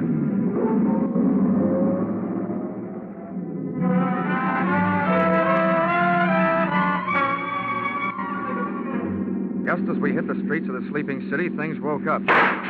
Whoever was left back there snapped a shot at me through the trailer's front window. The second shot was my cue to try to ruin their aim by playing rockabye trailer, swinging the car from one side of the street to the other.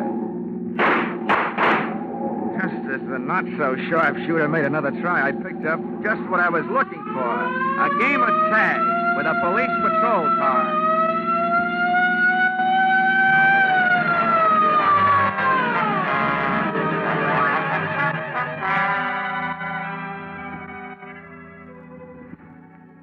Expense account, item 13, 15 cents, bicarbonate of soda.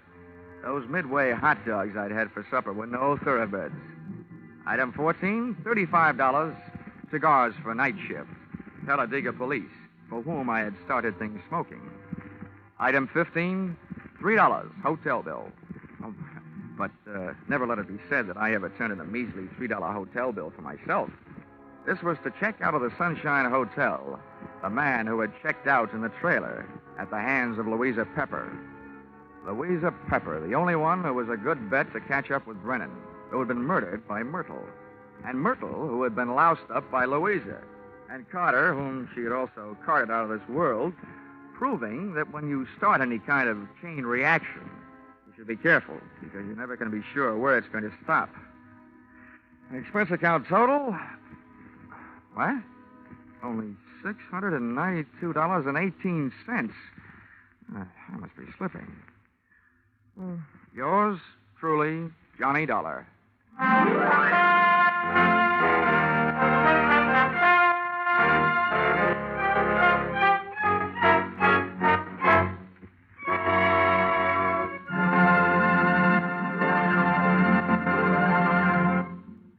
The madman of music is moving.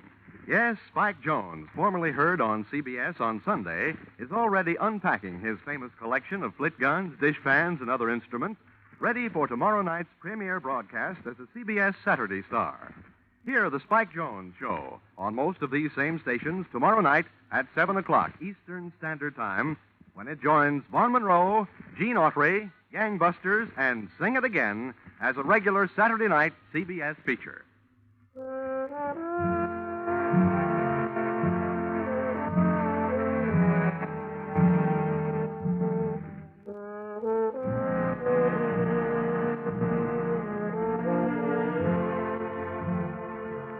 Listen in again next week when CBS brings you Yours Truly, Johnny Dollar, with Charles Russell as Johnny. Yours Truly, Johnny Dollar is written by Paul Dudley and Gil Dowd, with music by Mark Warnow, and is produced and directed by Richard Sandville for CBS, the Columbia Broadcasting System.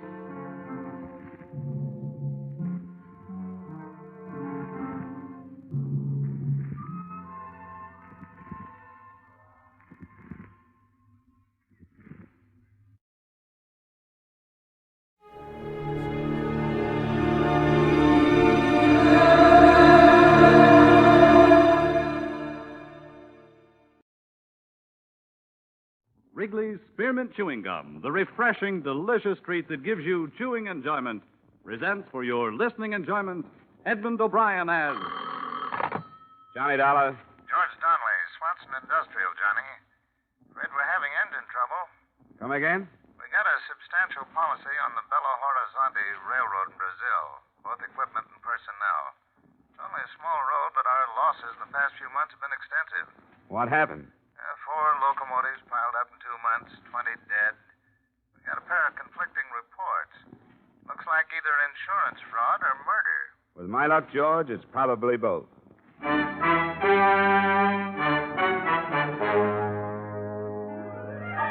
the makers of Wrigley's Spearmint Chewing Gum bring you Edmund O'Brien in another adventure of the man with the action-packed expense account, America's fabulous freelance insurance investigator. Yours truly, Johnny Dollar.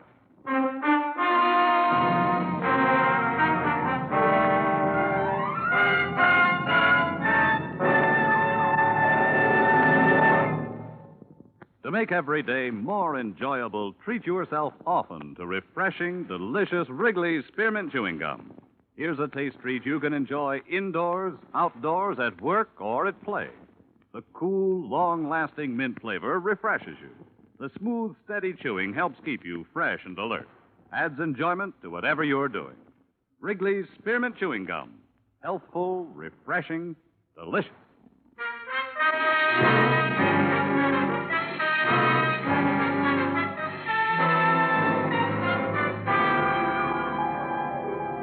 Expense account submitted by Special Investigator Johnny Dollar to Swanson Industrial Insurance Corporation of Hartford. Attention, George Donnelly.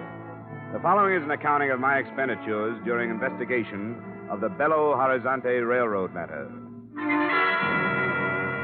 Expense account item 1, $500.38, transportation Hartford to New York to Rio de Janeiro. I found the executive offices of the railroad, all right. Avenue Graca Arana, 392. But I didn't find the president, Mr. Benjamin J. Hulley. Reason? They'd taken him to the hospital that afternoon. A nurse at the Santa Maria told me that Benjamin Hulley had left strict orders that the minute I came in, I should be admitted to his room. I found him propped up in a bed.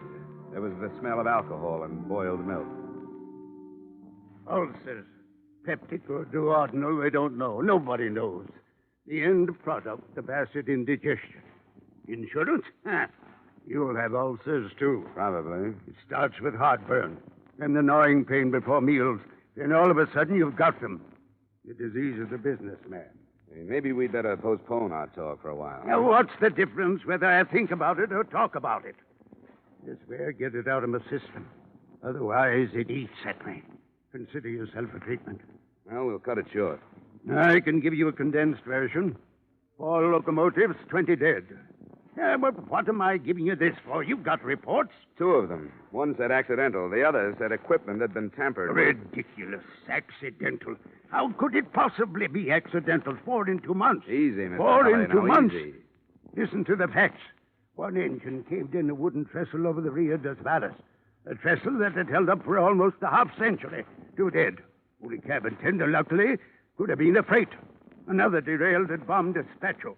2 more collided off a siding a few miles west of the port of Vittorio. Accidental, my foot.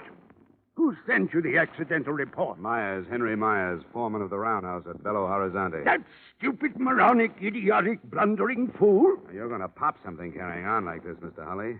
If you don't calm down, I'm going to get kicked out of here. Don't treat me like a baby. I know what I'm doing. Now, I meant to write a personal letter to Mr. Donnelly thanking him for the checks. They were prompt, very prompt. Your company's to be complimented. We'd rather be informed. Just what kind of a railroad do you run, Mr. Holly? Manganese. Nothing but manganese. A little bauxite, but not enough to cover the bottom of a gondola car. Manganese is our load. And if you ask me, that's the trouble right there. Where? Peter Yaradan. Who's Peter Yaradan? He's beyond description, Mr. Dollar. The greediest, trickiest man I've ever known. I haul manganese for a competitor. At first, he tried to buy me out. I wouldn't sell. Then he used other methods. He spread vicious rumors about Belo-Horizonte Railroad stock being worthless. It almost ruined me. How about the crashes? Isn't there any evidence that someone tampered with the machinery? No, none. Whatever proof might have existed would have been destroyed in the crash. Which is exactly why I suspect Yaradan. Why, with this railroad in his hands, he'd control the entire market down here. Well, I think I've taken up enough of your time, Mr. Holly. Mr. Dollar, I'm an old man. I've worked very hard. I started as an engineer with this railroad 25 years ago. Worked myself up to the presidency. Whatever this road is, I've made it. I'd be everlastingly grateful if you'd put Yaradan just where he belongs, behind bars. My job is investigation, not prosecution, Mr. Holly. Take my word, Mr. Dollar, it's Yaradan. Well, before I go any further, I'd like to talk to this Myers, the foreman in Belo-Horizonte. Yes, very wise. It's about 400 miles north. I'll have a car and driver waiting for you in the morning.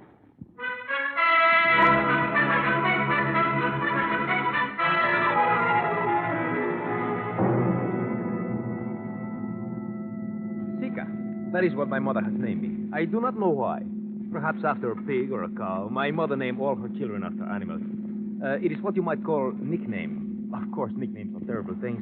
They stick to you like paste. You like the way I drive? Ah, you drive swell. Swell? Good, fine, great. Oh, no, not that. The compliments are too much. Maybe fine, perhaps good, but not great. Why you go to Belo-Horizonte, Mr. Dollar? Business? You're silly. You're silly. You think you can keep your business from me? You think you are hiding something in the state of Minas Gerais? You're foolish to try. Then why am I going to Belo-Horizonte? Your name is Johnny Dollar. You investigate people for an insurance company. You are here by the engine crashes. You are going up to see Mr. Myers, who worked for me to Holly. You will find nothing. Is that enough?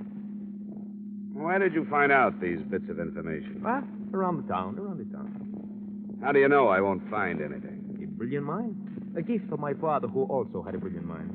Tell me, do I really look like a driver? Why? What are you supposed to be? This is merely a costume. I am in reality a poet, philosopher, a seventh son. Say, can't you make this thing go faster, seventh son? Americans. Through the mountains faster. You're crazy. That is why you make so much money, and that is why Americans have ulcers.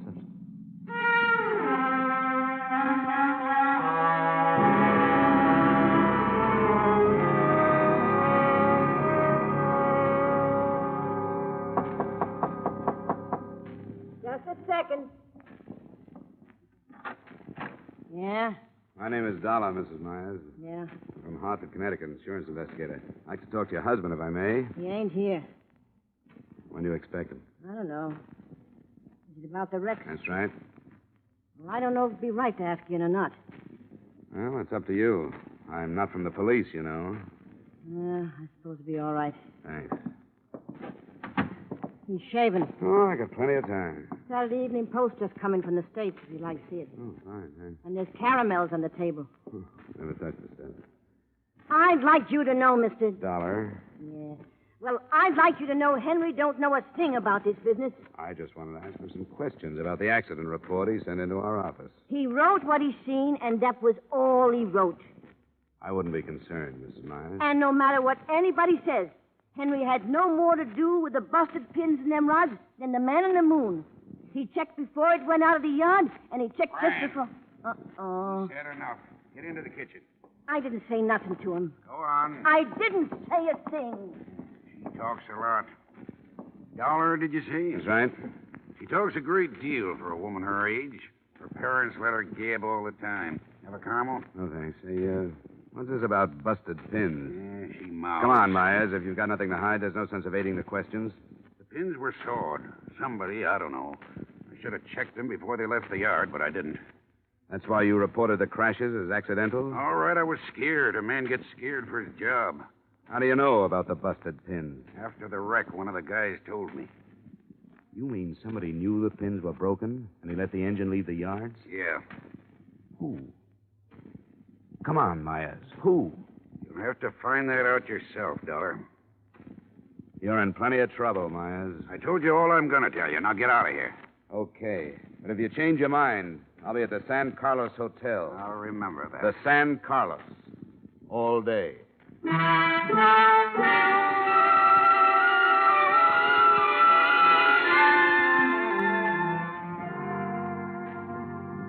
If you sit here in your room all day, Mr. Dollar, you do not have the benefit of the sunshine which plays so gently upon the soil. I'm waiting for a call, Seeker. Are you certain you would not like another game of Monopoly? No, you won. Yes, company you are dull. Sorry. If it were not orders, I would go back home. Yeah?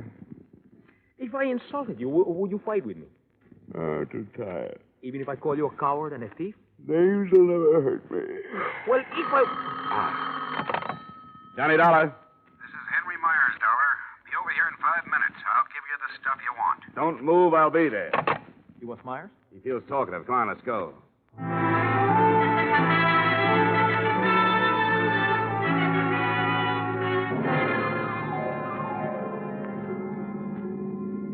How did you know he would call? I didn't. Then why were you waiting? What else could I do? The American mind. Shrewd. Here. Let me over to the next corner. All right. And pick me up in about a quarter of an hour. No. I'll go in with you. All right, come on then. Do not run so fast. Oh, my ain't Pete. Pooped. Poop, Pete. No answer. Look on the floor. Myers. Looks like somebody had an earlier appointment. He's still breathing. Myers. Who did it, Myers? Vida. Go to their Vida. Their... He's dead. What is Bervida? Don't look at me, Seeker. I don't speak the language. Somebody's coming. It's Mrs. Myers. Come on, Seeker. Oh, hello. What you been doing? Talking to Henry? Don't go in there, Mrs. Myers. Why not? I get poison oak or something? It's my house. Don't, Mrs. Myers. It's your husband. What's the matter with him? He's dead. What? Somebody shot him. Let me in there. Mrs. Myers, please. Henry, I knew they'd do it. I knew they'd get him. I knew it. I knew they'd get him. I knew they'd get him. Mrs. Myers. I knew they'd get him. I knew they'd get him. Who, Mrs. Myers? Who would get him? Yaradan. Wish I'd never heard the name. Yaradan.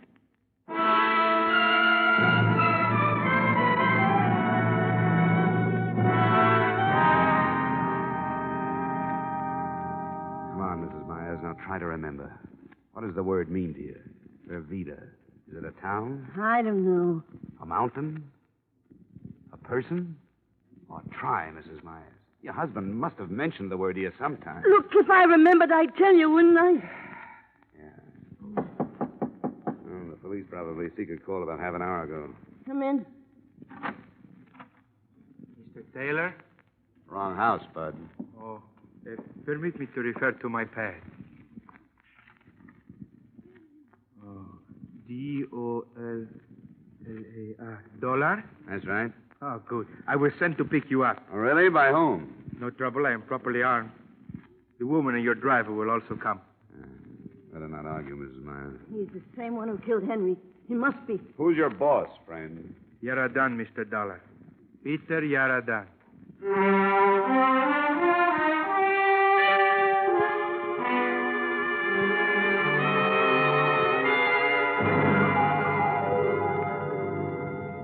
You may go in now, Mr. Dollar. How do you do, Mr. Dollar? Mr. Yaradan? Correct. Be seated, please. I will send my man for something cool. No, thanks, but I'm not going to be here long. You have faith in my tolerance, Mr. Dollar. In your intelligence, Mr. Yarradon. A man of your reputation should know better than to play with guns. At times, a man of my reputation has no choice. Careful, Mr. Dollar. Let's get to the point. Very well. I hear that your investigation is not progressing very satisfactorily. I thought perhaps arrest might gain you a new perspective. I doubt it. Tell me, how is dear Mr. Hutt? He's not so good. Oh, shame. He tells so many tales that are untrue. He is lucky to be dying of natural causes. Something I hope I should be spared. Just keep piling up that manganese, Mr. Yarradon, and you won't have to worry. Is Mr. Holly telling that silly story again? If you mean the one about your wrecking locomotives and spreading false financial rumors, yes. Oh, you don't really believe that nonsense, do you? I'm not paid to believe anything, Mr. Yarradon. I'm like an old hound. I just follow my nose. That is not very complimentary. You can take it for what it's worth. I like you, Dollar. Business-minded, dogged, courage to the point of bravado. You would not consider taking a position with me at, let us say, 3 times your present annual income, would you? Funny way to offer a man a job, Yarradon. With one finger on the trigger. Well, I would prefer to keep our relationship on this plane until I find out your position. I'm afraid we wouldn't get along, Yarradon. You are probably right. And it is such a shame, Mr. Dollar. You could have gotten so much more per hour while you were still alive.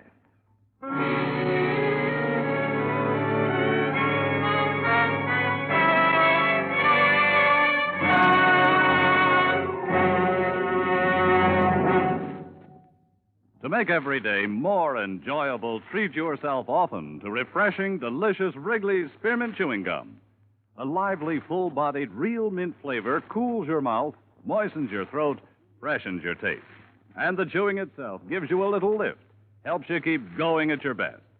So for real chewing enjoyment that's refreshing and long-lasting, always keep Wrigley's Spearmint Chewing Gum handy. Healthful, delicious Wrigley's Spearmint Gum will make every day more enjoyable. And now, with our star, Edmund O'Brien, we return you to the second act of Yours Truly, Johnny Dollar.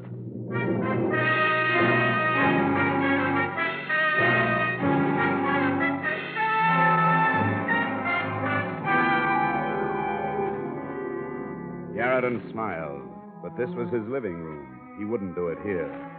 In that small moment of silence, I tried to see everything within my field of vision without taking my eyes from Yarradon's face. There was the blur of something metal to my right, something that curved toward the ceiling, something a few inches from my hand.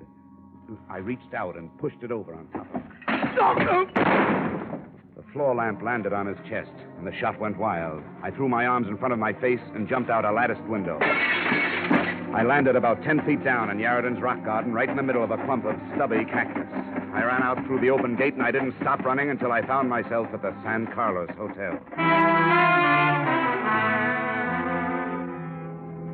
Expense account item 2, 3, 4, 5, and 6, $30.59 miscellany to tie up the loose ends. For example, telegrams, one to Holly, wishing him better health and asking him for a definition of the word Vervida.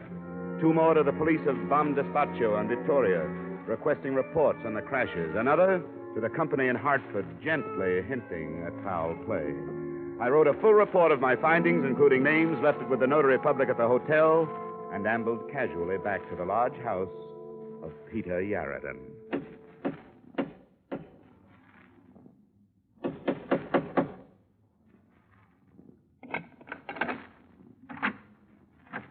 Hello, Bud.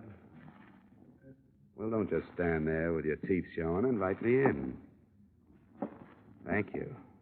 Now run to the study like a good little boy and tell your boss he has a caller. Hurry up now.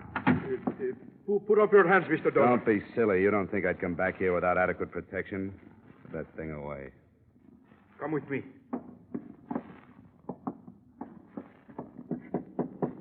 Come in. Mr. Yarradon, it is Mr. Dollar. I'm back. Couldn't leave without getting an apology, Yarradon. This is a surprise seeing you again. All right, Flash, you can go. But, Mr. Yarradon, last time... It is all right. I will be perfectly safe. Yes, sir. I will be at the door. You made a brilliant exit, Mr. Dollar. However, it is a shame I frightened you with my innocent conversation. Fear comes in handy sometimes, Yarraton. It saved my skin a couple of times lately. You have contacted the police? Not about you. You have come alone? Alone. You have a remarkable mind, Dollar. You think I can allow you to leave this house? Not only leave this house, mister, but leave with some information. Remarkable. I filed a full report, complete with names, places, and time of day. If I'm not back to get that report in 2 hours, it goes to the police department. And just where did you file this report, Mr. Dollar? That's the little secret right there. I am holding 2 friends of yours, you know. I know. I would exchange their lives for the report. I'm sick of your offers, Yarraton. You're going to release Mrs. Myers and Seeker, and you're going to tell me all about the word Bervida. Tell me all about the word Bervida. How I wish I had a man like you working for me. Bervida, Yarraton. Of course, Bervida. But what you are really asking is, did I have any part in the railroad matter? You can answer that one, too. The answer is no. You don't believe me. Go on. The Belo-Horizonte Railroad has been on the verge of bankruptcy for 2 years. But Mr. Benjamin Hulley is a very stubborn man. I have offered to buy him out 1,000 times. And he'd rather sell to the devil. I think he would. You see, the manganese fields in the Minas Gerais are owned by a competitor of mine. A small competitor, but a competitor. These fields are very valuable. At the rate of their present exploitation, however, they make little profit. Small operation. Exactly. If I had the fields, I could make them pay, and pay very well. If I owned the railroad, I could boost the freight rates, force my competitor out of business, and take over the fields. But Hulley refuses to sell, even at a large profit. And the crashes? They should be obvious, especially to you, an insurance man. The railroad is failing. So he is scuttling his equipment and getting the insurance money. And Bervida? If I could get to him, I would have all the information I need to put Hulley where he belongs. Okay, Aaron. I sense something of disbelief in your tone. There are other possibilities. Oh? Right now, I'll keep them to myself. Dollar, I will give you $10,000 not to deliver your report. I'm glad you made that offer, Yarraton. That tells me a lot. Tells you what? That you've been giving me a nice mixture of fact and fancy. Now bring Seeker and Mrs. Myers down here. We're going back to the hotel.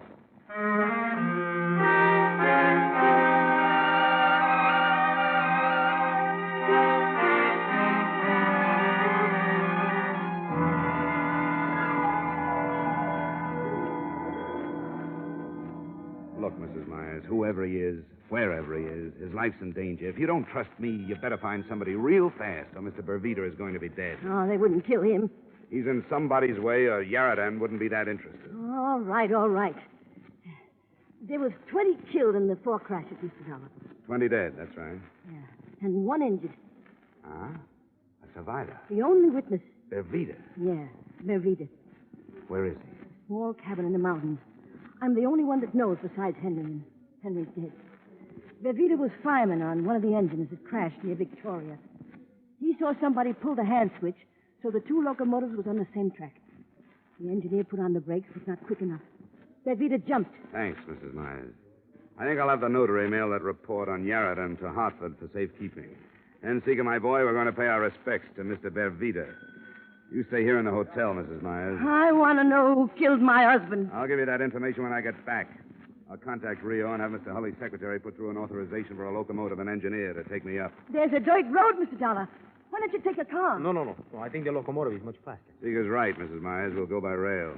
Mr. Dollar. Yeah? Would you mind very much if I stayed here in Belo-Horizonte? Wife and children, you know. Well, I never would have put you down as having a family, Seeker. Well, to tell the truth, I don't, but someday I hope to have.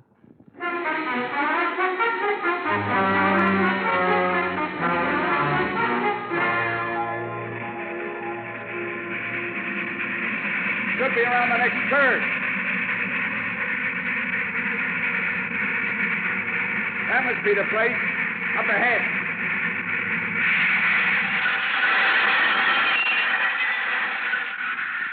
I won't be long. Keep the meter running.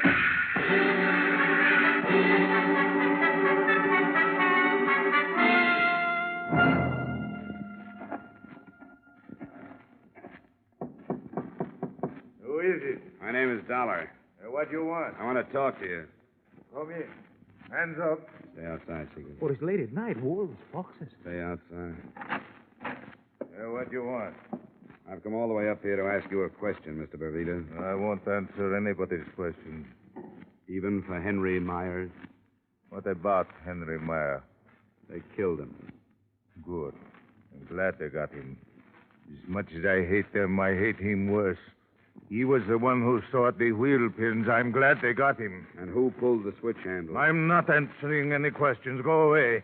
Go away or I shoot. Go away. Look out! Down, Who is it, Seeker? It's so dark I could not see. He's running toward the engine. Get that light out. We'll make too good a target at the door. Yes, come this way. He's just guessing, Seeker. Yes, but that was a good guess. I could hear it. Come on, Seeker. Let's get down to that engine. Oh, I wish I had a gun. I wish you had a gun. I wish one of the two of us had a gun. Hey, someone is climbing into the cab. The engine's on a hill. It will not take too long to start.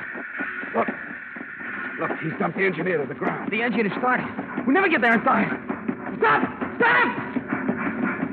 He's going too fast. There's a curve up ahead. Much too fast. Look! It can't make the curve.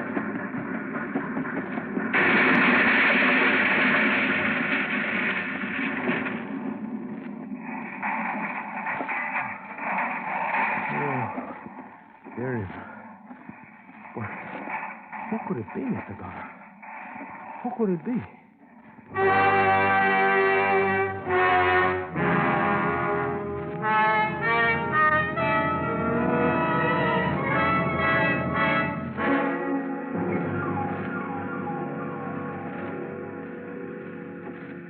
There is nothing left of it, Mr. Dollar. Nothing but twisted pipe. Look out. Don't touch it, Seeker. Most of it's still at boiling point. There is no sign of anyone. Yeah, but there was someone in that cab. Must be a trace of them somewhere around here. Come on, let's keep looking. But the boiler exploded. You think there is any part of a man in this bunch of wreck, you're crazy, Mr. Dollar. Seeker. Look, up there. You find something? Yeah. There's a wallet. The outside's burned to a crisp. Can you open? Yeah, but I can't read the cut. Wait. There's one that isn't burned. What does it say, Mr. Dollar? It says, this certifies that the holder is a 25-year member of the Railway Engineers of South America. And the name? What is the name? Benjamin J. Hulley, late president of the Belo-Horizonte Railroad.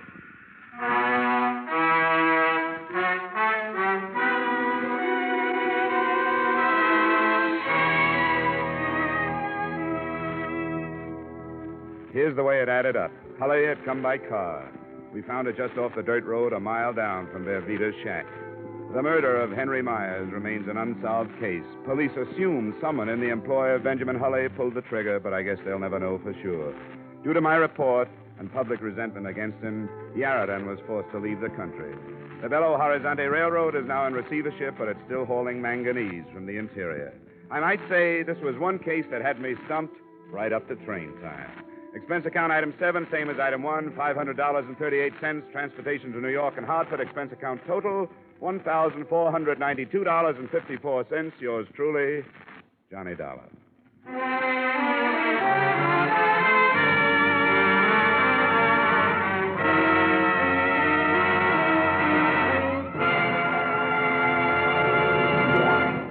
Remember, friends, to make every day more enjoyable, treat yourself often to refreshing, delicious Wrigley's Spearmint Chewing Gum. There's lots of cooling, real mint flavor in every stick.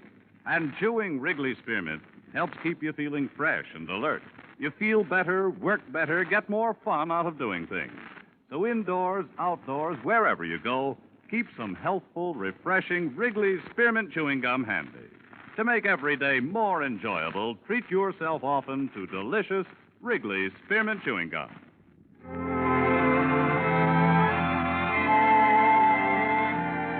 Yours truly, Johnny Dollar, brought to you by Wrigley's Spearmint Gum, stars Edmund O'Brien in the title role and is written by Gil Dowd and David Ellis with music composed and conducted by Leith Stevens.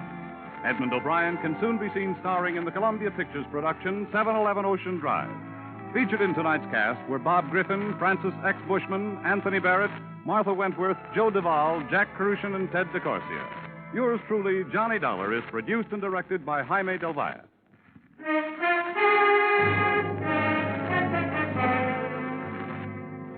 The makers of Wrigley's Spearmint Chewing Gum hope you've enjoyed tonight's story of Johnny Dollar and that you're enjoying delicious Wrigley's Spearmint Chewing Gum every day. We invite you to join us again next week at the same time when, from Hollywood, Edmund O'Brien returns in another adventure of... Yours truly, Johnny Dollar.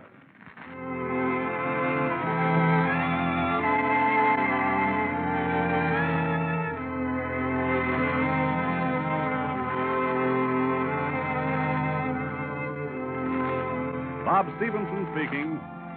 This is CBS, the Columbia Broadcasting System.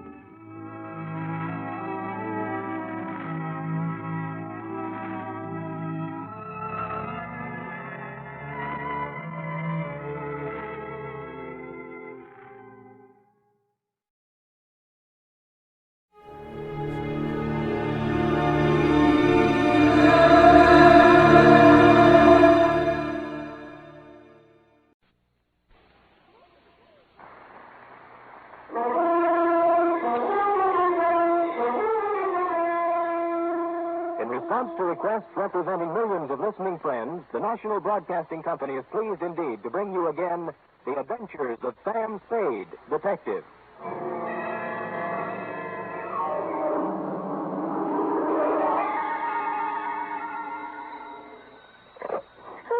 Me, sweet.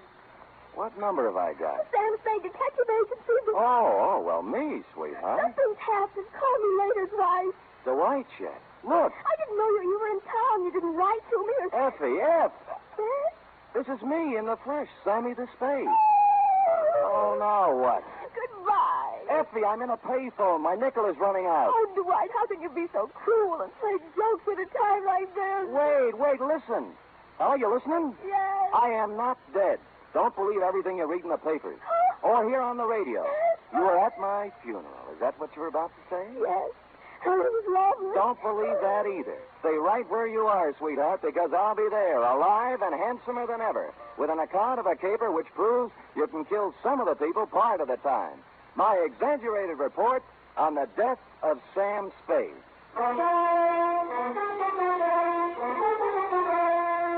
NBC welcomes back to the air a character who has captured the public imagination more completely than any other since the birth of Sherlock Holmes. William Spear, radio's outstanding producer-director of mystery and crime drama, brings you the greatest private detective of them all in The Adventures of Sam Spade. Ain't it grand to be bloomin' well dead? Candles at my feet, candles at my head. We're not open for business today. I mean, Mr. Spade's office is closed right now because... I'll wait. Oh, you look just like Mr. Spade. What's your name? Spade. S-P-A-D-E. Spade. Sam never told me he had a twin brother. He doesn't. But then you... I'm me, Sam. Oh, wait. Come here. Now do you believe me? Oh, what's the use? Oh, you're so much like him. Oh, never mind. Now get your pencil and paper and take it. Date November 17th, 1950. To Miss Effie Perry. That's me. From Samuel Spade. That's me. License number 13759. You must have been the last one to see him alive. Did he tell you to give me a message? Shut up. Subject, my death. Dear Effie, since the sight of me in the flesh, breathing, hungering, and living doesn't convince you, maybe this report will. Think, if you can, back to last Monday.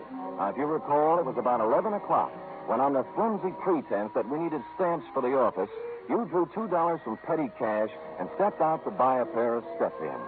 And that's when my client materialized. He was small and thin and carried with him the unmistakable odor of stale flour.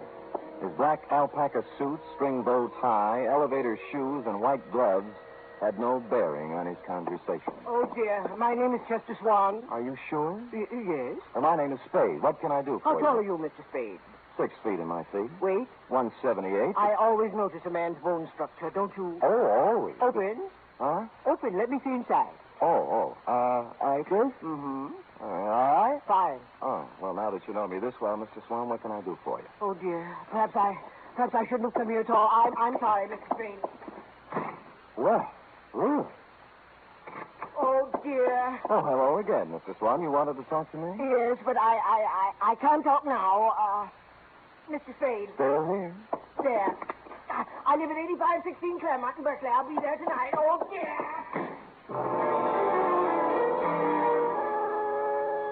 This time, as he made his exit, he left $50 on the edge of my desk. And so, stupid me, I was at 8516 Claremont at the close of the day. It was a small white cottage with green shutters and a white picket fence. There was a hill in back and a brook in front. The sun was beginning to set on it, and it was all very picturesque. In fact, so much so that a girl with red hair, blue jeans, purple smock, oils, and canvas was making it immortal. She liked me immediately. Here, hold this. Certainly. Bryson? Oh, yeah. This is my first landscape. I'm a sprouting artist. Obvious. Makes your own? Not when I can get somebody to do it for me. Who are you? Oh, I might be a fellow artist. Don't do that. You're a liar. You're Sam Spade. I saw your picture in a newspaper clipping when I was helping Chester clean out his desk before he moved it. But I... You don't know an easel from a palette. Oh, but I could learn. I take it seriously. Well, then so do I. I doubt it. You've never tried to get away, to stand off, to throw off the shackles, have you? No. I'll have to admit that the urgency of living, the pressure of merely existing, has had to... Catfish, Sam. By the way, I'm Amy Goodrich. Catfish? The world is full of unhappy people who never try to get away from it all. Well, honest, Stop it? Well, I wanted to, really. Honestly, Sam, get away from everything. Leave, dissolve. I've dreamed of it. Never return. Cross my heart. Mm-hmm. What are you doing here? To see Mr. Swan. He isn't home yet. This house is a wonderful subject. Look, Sam, colorful, moderate, pleasant. Mm-hmm. That is until the sun stops shining. But picture it at night in the fog, crushed with barrenness, full of dust, brooding, ominous. I'm trying to capture that, too. It's what we've got to get away from, isn't it? Absolutely. You and I... Sam, as you start up the hill on Claremont, there's a green apartment house on the right. I'm in 420. Well, maybe we'll find a way out together. Maybe. I waved her a fond farewell and sat on the steps of my client's house until he showed up at 6:15. He took me inside where the only furniture was an army cot and a portable barbecue. I'm so glad you kept our appointment, Mrs. Spade. I'm so frightened. I've been upset all week long. I didn't know what to do. I just didn't. And what have you been so upset about, Mr. Swan? Well, lately, Mr. Spade, infrequently, for the last week, I've noticed a man. I think he's following me. Mm-hmm. At first, I'd see him in a car following my bus when I went downtown.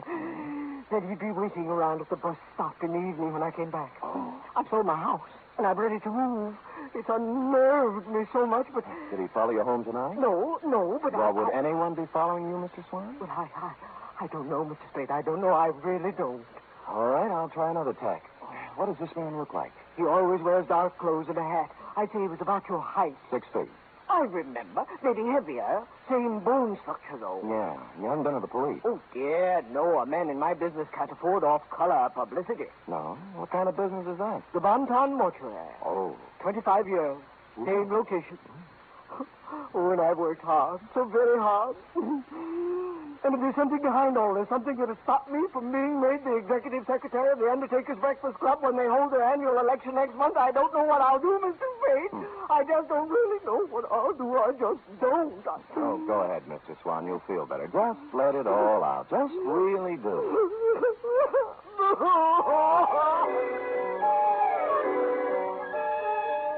And he did. When he stopped crying, I instructed him to go about his daily habits as always and left, assuring him I'd get to the bottom of it all. I walked down to the corner ostentatiously, which is a neat trick well calculated to throw nefarious observers off the track and lull them into false security.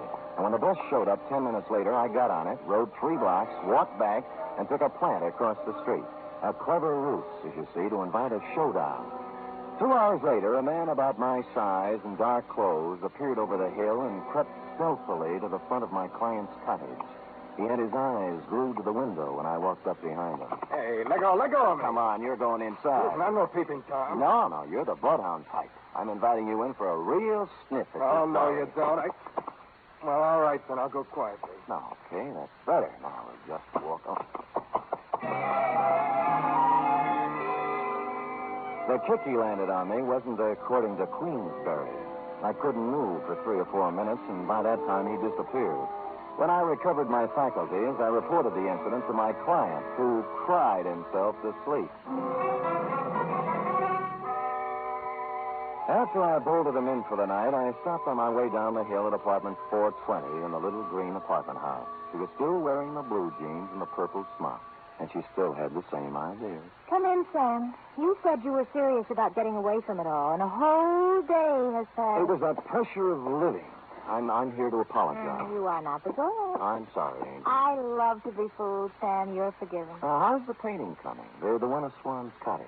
Slow. Fog is always tough. Looks nice, though. How long have you been on it? 3 weeks, all told. Well, then you've had a pretty good plan on the house, haven't you? Ever notice a tall, broad-shouldered guy in a dark suit casing the place? Tall, broad-shouldered. Pretty much like me. Could anybody be pretty much like you, Sam? No, you're right. Sam, is there something wrong? No. Well, then don't stand there doing nothing. Do something. Who, me?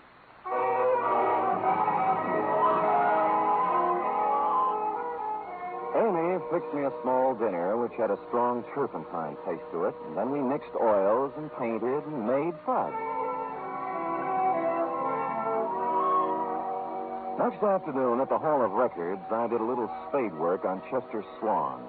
His application and permit to practice undertaking in the city of San Francisco were dated 1938. Details: unmarried, 52 years of age, graduated from mortician school in Ohio, listed one living relative, nephew, Theodore J. Swan, Toledo, Ohio. I was gathering the above information when I smelled whiskey over my shoulder, which is always good luck. It was Al Torrington, who was also in the private investigation racket in this city, and he was leaning, peering from my face to the card that I held in my hand. He got over to you, too, sir? Who got over to me, Al? Him? That Finney with the tears. What's his name? My eyes ain't so good. Swan, Al. Chester Swan. Mortician. Yeah, that's him, Sam. The same one exactly. Came to my office 2 weeks complaining about somebody following him. And he did nothing about it. Said I was too fat. Oh, well, you are. Are you sure? Sure, I'm sure. And some other of the boys said he was around there, too. Wanted a private eye, but he wanted a man who looked just right. How right? Obviously as right as you are, Sam, because it looks like he picked you. Yeah.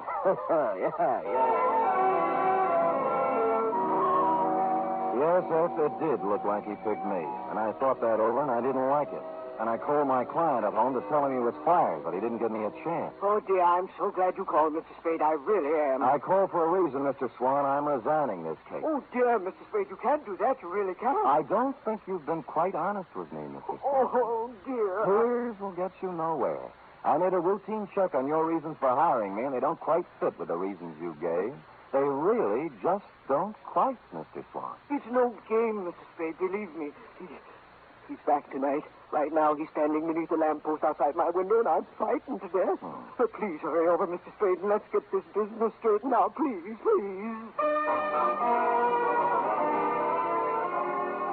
And stupid me, I went over. And I found that little white cottage on the hill looking grim and gaunt in the heavy fog. Amy's words about it being crushed with barrenness, full of brooding and death, came back to me. And Mr. Swan's frightened words about a mysterious man in dark clothes waiting beneath the streetlight also came back to me, particularly when I noted there was no streetlight near the house. However, there was a light somewhere in the rear of the house, and the front door was ajar. Mr. Swan! Mr. Swan, are you here? Oh, Mr. Swan, it's me, Sam Spade. Are you here? Mr. Spade? Is that you? Are you out there? Where are you? Nothing fast. I turned around to find the front door filled with a man in a dark suit. He had something in his hand, and it looked like a roll of cotton candy, but it felt different. It only startled me against the wall, but it made me forget where my aunt was. Easy, Spade. Easy does it for you. Easy. He let me down to the floor gently. I could still see the lights somewhere in the back of the house, and I could hear him talking way off. Take off his coat. Give me the needle. Hurry. I can't watch. I'm going upstairs. The needle went somewhere in my left arm, but not before somebody pulled my coat off, and for no reason I could think of at the moment, also tried to pull my finger off. So I couldn't dwell on it. By that time, the stuff in my arm was going other places, and I was going with it, even though there was action all around me. This ought to do it. No, stay away from me. Get out of here.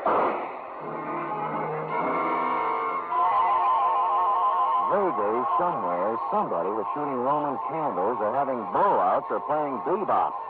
I just didn't care at all. I just didn't.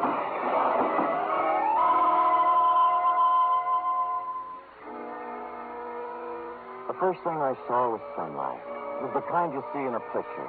It was a picture of a little white cottage with green shutters. You guessed it. I was in Amy's apartment where we made fudge together. I got to my feet somehow. I knew the best thing to do with me. There was a fire escape in a window. I got out there and I weaved against the wall. He's gone! He's gone! What do you mean he's gone? He couldn't have gotten away with that load he was carrying. Oh, I don't know. He was unconscious when I left. Well, don't just stand there. We've got to do something. There might be trouble. Now, let's get going. I didn't wait to find out what they were going to do. I made my way down the fire escape and started walking for the street, and that's when I noticed my shoes didn't fit me anymore. They weren't mine. Neither was the gray flannel suit with the label marked Kid Cheese. Neither was the blue shirt. While I was at it, the ring on my finger engraved Emerson High 1936 wasn't mine either. My new belt buckle had a big letter T on it, which is not my initial. It really isn't. And I didn't have any use for the eyeglasses in my coat pocket either.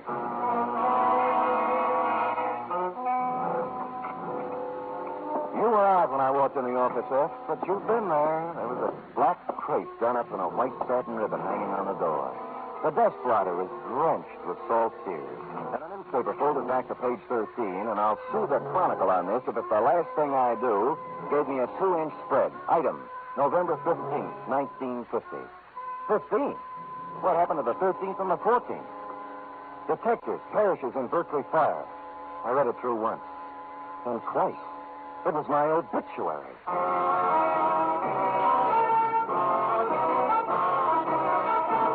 You are listening to the first in a new series of adventures involving radio's most famous detective, Sam Spade.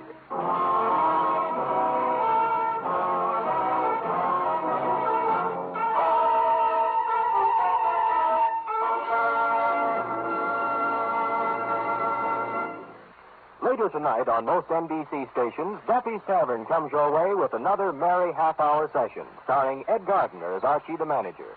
There's a full serving of laughs garnished with chuckles and whipped up by Archie and his unpredictable friends, Miss Duffy, Clifton Finnegan, and Eddie the waiter.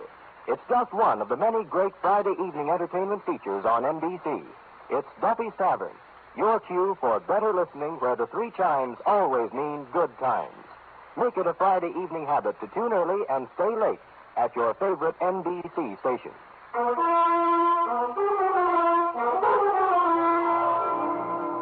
And now back to Caper Over My Dead Body, tonight's adventure with Sam Spade.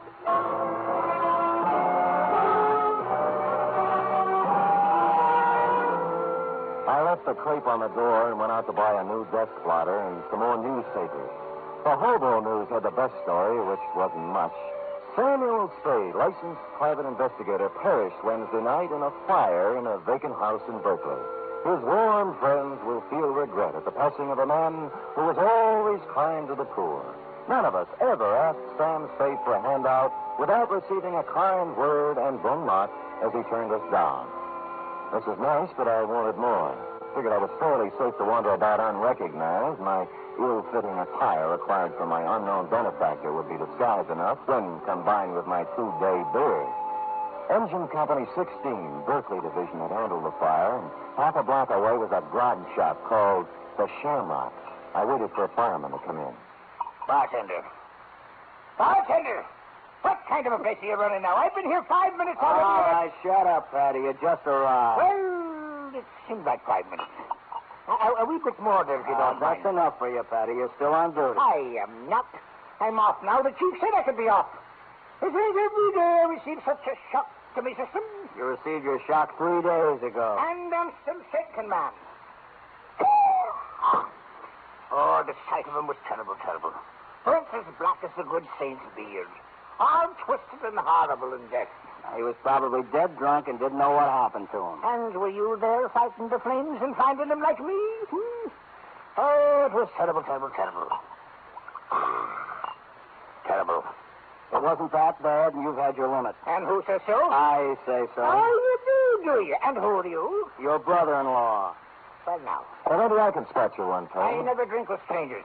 What's your name? O'Doolin. Well, you heard the man. Go ahead, pour. Cheers. Yeah. Hey, fireman, you had a terrible experience 3 days ago. That I did, Mr. O'Doolin. That I did indeed. That I've heard it a dozen times. I'll be at the other end. 3 nights ago, Mr. O'Doolin, and we get a call to the house on Claremont is afire. Well, sir, when we get there, it's about all gone. Can't understand why it has been flamed so fast. Good. It was the funeral pyre of a man who lived in sin. Huh? A detective fellow. Sam Spade, he was identified as. Oui. Oh, one moment, fireman. I've heard fine things about him. Some of those uppity police fellows from the Division of Homicide said he was a nice fellow. But some of the boys at the fire station and myself, well, we got our own ideas about that. What kind of ideas, Fatty, me boy? What kind of good can any man be accomplishing in an empty house late at night, I ask you, Mr. O'Doolin? Oh, he was done to a turn, he was, when I burst in the door with me axe. Says in the trouble. Charge. Empty whiskey bombs scattered all about. Sin, O'Doolin, sin. He'd gone to sleep with a smoking cigarette that set the whole place off. Vice rampant.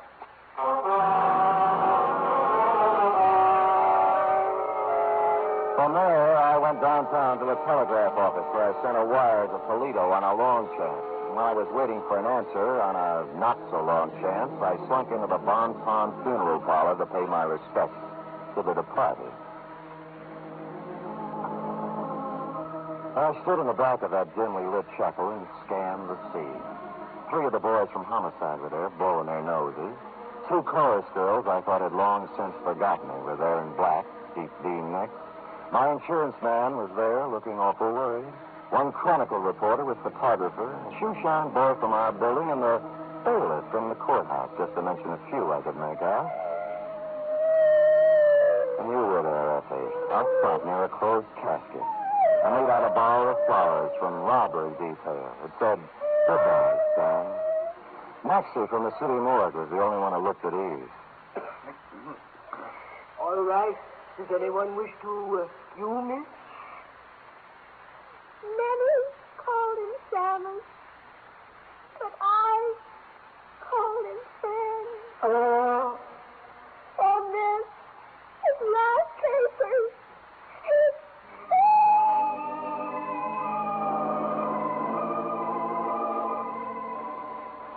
I was touched, Effie, and I would have stopped the whole thing then and there, but I had to find out who was in that casket. I reeled out the front door with tears in my eyes and slid around to the back door and into Chester Swan's private office. And there I made a phone call and got an answer to my telegram, which caused me to make another call to his bank. By that time, most of it was right in place. I searched through his desk revealed nothing, and a safe standing in the corner the same. But then my answer walked right in the door. Oh, Sam, darling, I was so worried when I found you'd left there. I saw you at the funeral, and I thought you'd be here. And the guy was with you? Was he worried, too? Oh, dear man, that was Dr. Jefferson. Sam, you'd been out for 2 days, and I didn't... Oh, Sam, you're sweet. You got away from it all. You've escaped, darling. Yeah, they're burying me right now. I'm dead. It's so wonderful, Sam. Only one thing. Where do you fit? The caper. I was supposed to burn up in that fire, and what was left was supposed to look enough like Theodore J. Swan, class of 1936, Toledo, Ohio, to let beneficiary Chester Swan collect a nice pile of insurance money. Sam, what are you talking about? Who is Theodore J.? What did you say? Chester's only living relative. They're burying him right now. Somebody lost his caper. You want to tell me? Darling, I was at the house the night of the fire, working on my foggy picture. You didn't see me when you went in, and later on you didn't come out. And I went over. I was on the floor, and a man was bending over me. He changed clothes with you, Santa, and I screamed, and he pulled out a gun, and I hit him with a hoe. And I drug you out of the lawn. And then what happened? I put you in my car and took you home. I was going to phone the police, but I decided it was something you were working on, and I went back to the house, and it... And it was burning, and you knew the man you'd hit on the head was in there. Believe me, Sam, I didn't know the house was going to burn down. I wouldn't kill anybody, Sam. I only wanted to... You only wanted to help me, and you did right, Angel. Oh, Sam. That's all right. I'm your witness. You didn't start the fire. Somebody really started it? Chester. He thought it was me lying on the floor in there. The bank tells me he's about to go busted. He figured this one out with his nephew to scare up some insurance, though. I'm about the same size. Sam. Hold me. It's been horrible. This is the kind of thing I was trying to paint. Now I'm smack dab up against it, and I'm sick. I'm scared. Easy. Sam, you're really dead. Please, I went out, Sam. Just leave now. Let it go the way it is. They all think you're dead.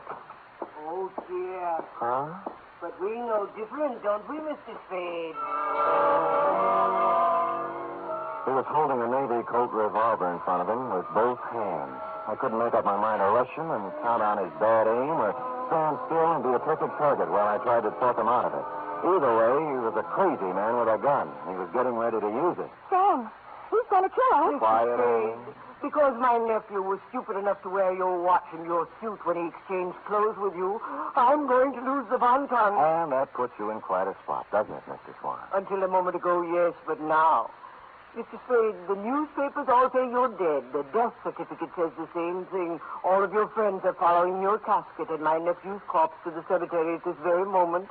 Everybody expects you to be dead, Mr. Spade. Thanks to you, Mr. Swan. But now, nobody'd miss you if I killed you. I'd miss you, Sam. But I'd have to kill you, too. Oh. Did you notice you're still wearing Theodore's clothes, even his ring? Why, Mr. Spade, I could kill you and put you in a fire somewhere and collect my insurance on Theodore now, couldn't I? No. Why, that's a terrible thing to think. Huh? Oh, you're not reasoning properly, Chester. You really aren't. How would you explain Amy? You just said you'd have to kill her. And what about the coroner's office? You know how they are. But if And don't forget the medical examiner's got something to say, too. Not to mention the fact that you'd have to really burn me up to cover up the bullet hole. And furthermore, Chester, when you shoot me, if you happen to hit a rib and chip off some bone, they'd know I was shot before, and then homicide would be in on it. Oh, no, stop. Nothing works for me. I'm a failure. Oh, go ahead, Mr. Swan. Let it all out. You'll feel better.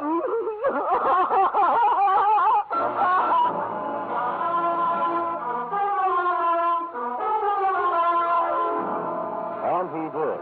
And he's still crying in his cell downtown. Period. End of report. Oh, Sam, you were so brave. You actually stood there and talked that crazy man out of murdering you. You were wonderful. True, Effie? Amy thinks so, too. She's going to do me in oils when they let her out of the poking. Amy's in jail? But birthday. Oh, technical charge of an involuntary manslaughter. Springer as soon as the coroner's inquest is completed. Dear Amy. Did she make good fight, Sam? Fudge? Oh, that was the least of it. Oh? What do you mean? After the fudge. What the? Panucci. Oh, boy. Say, go type that up, sweetheart, while I see if there's any mention of my miraculous resuscitation on the radio page. Go. Oh.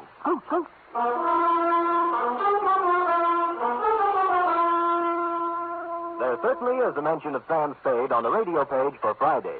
Sam Spade is one more in the list of great shows to join up in NBC's Parade of the Stars. Have you heard The Big Show? This Sunday, The Big Show comes your way once again on NBC. Listen to just a few of the star names who will be appearing this week. Bob Hope, Jimmy Durante, Perry Como, Jose Ferrer, Mindy Carson, Eddie Cantor, Meredith Wilson and his orchestra, and many, many more. And, of course, your MC once again will be the lady who invented the snappy retort, Tallulah Bankhead. Yes, it's The Big Show. It's big in music, big in drama, and big in comedy. Be sure to hear The Big Show Sunday.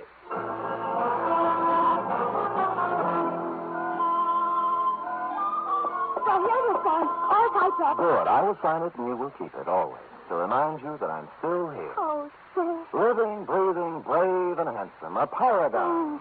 Sam, what will you do about the mail? The mail? What mail? Where? Oh, the letters and postcards and telegrams and all that came in when people thought you...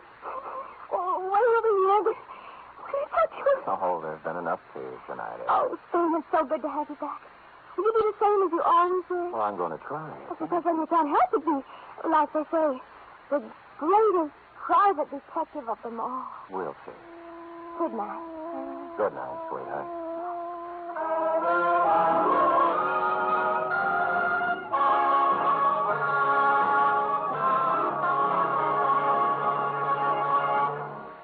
The Adventures of Sam Spade are produced, edited, and directed by William Spear. Sam Spade was played by Stephen Dunn. Lorene Tuttle is Effie. Script for tonight's adventure by E. Jack Newman. Musical scoring by Lud Gluskin, conducted by Frank Wirth.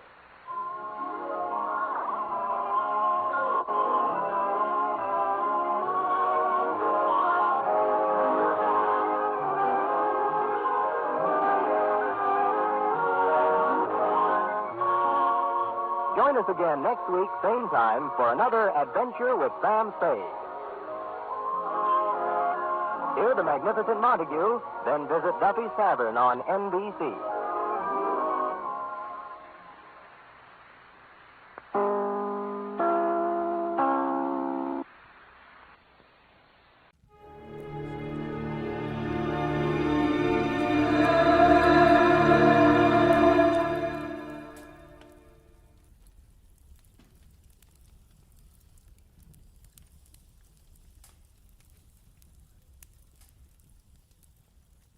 Get this and get it straight. Crime is a sucker's road, and those who travel it wind up in the gutter, the prison, or the grave.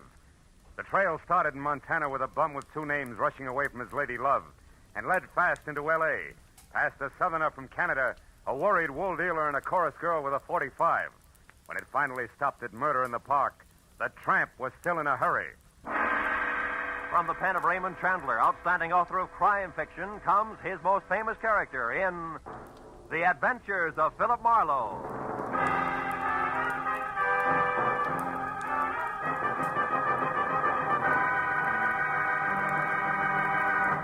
Now, with Gerald Moore, starred as Philip Marlowe, we bring you tonight's exciting story, The Bum's Rush.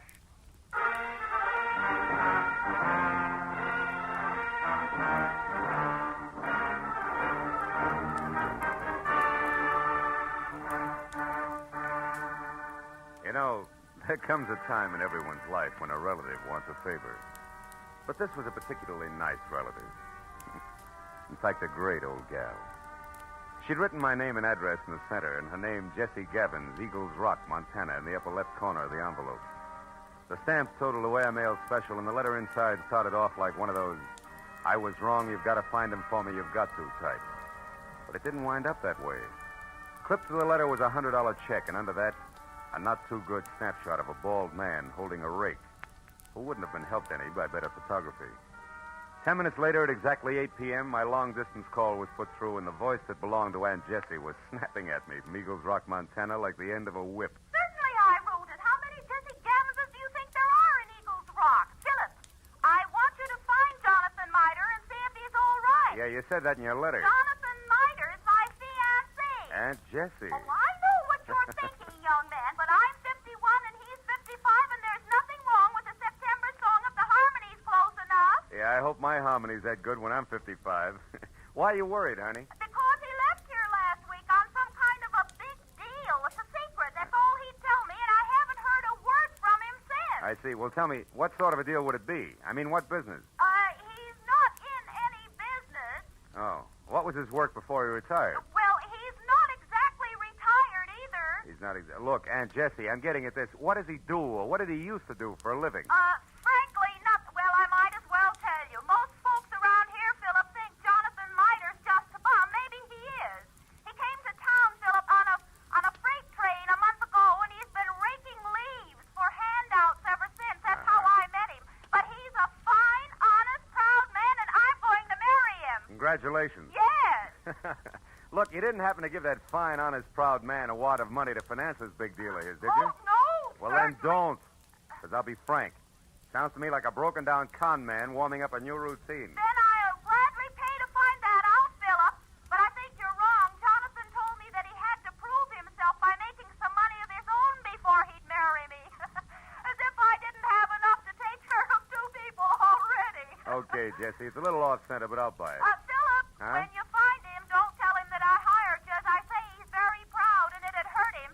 And now all I can give you to go on, aside from that snapshot I sent, is an address, 764 Hope Street in Los Angeles. 764 Hope Street. Well, how'd you get that? From checking through every single thing of his I could lay my hands on. It was on the back of an envelope. Of course, it may not mean nothing. You're so right, Jessie. Please, now, don't joke with me, Philip. Jonathan was so serious and in such a hurry, and there was a funny, brave glint in his eye when he left. Do your A best. brave glint. Oh, no. Okay, Jessie, no jokes. Goodbye, darling.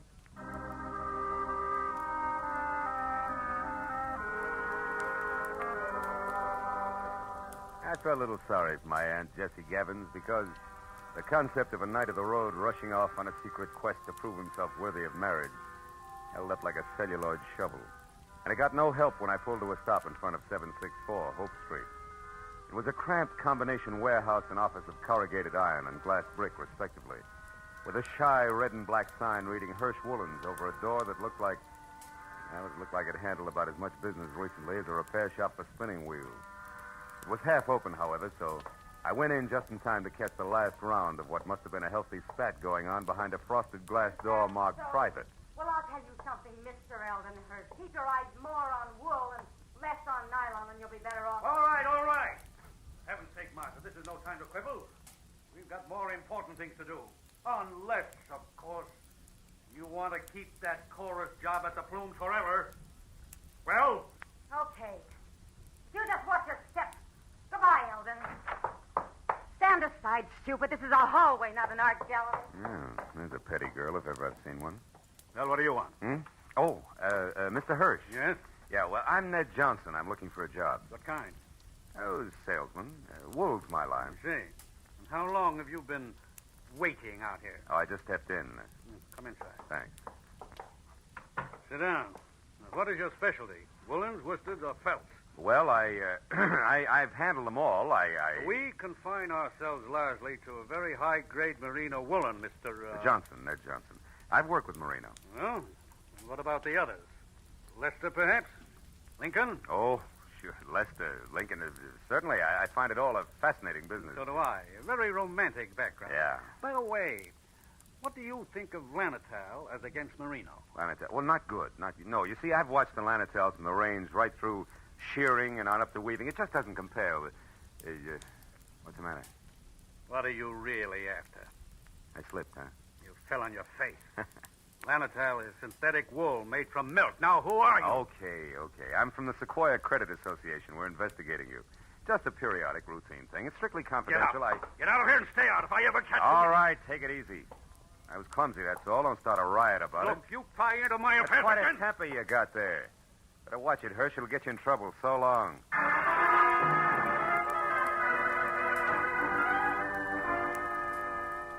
I hadn't exactly been wool gathering with Hirsch and Company, but I hadn't exactly made strides on the connection between a bum in a hurry and 764 Hope Street either. However, I couldn't help wondering what Hirsch had meant when I'd overheard him speak to the girl in the office about more important things to do. So when he slammed the door on my shoulder blades, I went around to the alley for a peek in his warehouse. But I skipped that when a man stepped into view wearing the identical face I had in my pocket on a snapshot. It was Jonathan Miter. He'd swapped the rig for a silver-tipped cane and patches for 14-karat class from spats to a Hamburg, which might well have covered a bald head. But it was the same man, no doubt about it. So I decided to play this one strictly three cushions with reverse English. Hey. Huh? Hey there, you. Oh, were you addressing me, sir? Yeah. Don't I know you? Oh, sure I do. Points east, huh? You're mistaken, my man. I haven't been east in 30 years. Oh, come on, friend. I'd know you anyway. You're good old Jonathan Miter. Sir, I am Ross J. Crowley of Canada, and I have never had the dubious pleasure of your acquaintanceship until this very moment. Ross J. Crowley of Canada, huh? Mm-hmm. Okay, Miter, that's the way you want it. What are you doing around the wool business? Setting it up for a fleecing or just pulling it over somebody's eyes? My good man, you've obviously confused me with someone else. Now, pack off, like a nice fella. I'm in a hurry. Now, wait a minute, Pop. Wait a minute. Let's get this straight first. Your name's not Crowley. Why are you using it? By Godfrey, sir, you're trying my patience. Stand aside. Come on, let's have it. Oh, very well, if you insist. Here it is. Look out. Hey, come back here, you old goat. Why don't you look out? Why, you awkward roughneck. Why don't you look where you go? I was, but I couldn't get around all three of you. Three? What do you mean? You and your 2 big feet. If you can't keep those gunboats out of people's way by yourself, hire a pilot. Oh, by now my boy's so far ahead I couldn't catch him if he stopped for lunch. Thanks to you. Goodbye. Went as far as the corner anyway, but I'd been right the first time. Jonathan Miter, alias Ross J. Crowley of Canada, was long gone, and I had no idea where. It left me with one slim, lovely lead, a lady named Marcia.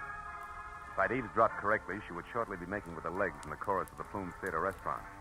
It was 7:30 when I entered the platinum-plated tourist trap on Hollywood Boulevard that featured small portions of bad food under glass and large helpings of good skin under lights. Cost me $10 and a fast ad lib backstage, but it would have been worse out front, so when the chorus high kicked its way out into the wings, I nailed Marcia as she went by. She narrowed a half a pound of mascara at me and let a footlight smile drop, which left very little else. Yeah, my name's Marcia. What do you want? Make it snappy. I gotta change. Change what? Your hairdo? This won't take a minute, baby.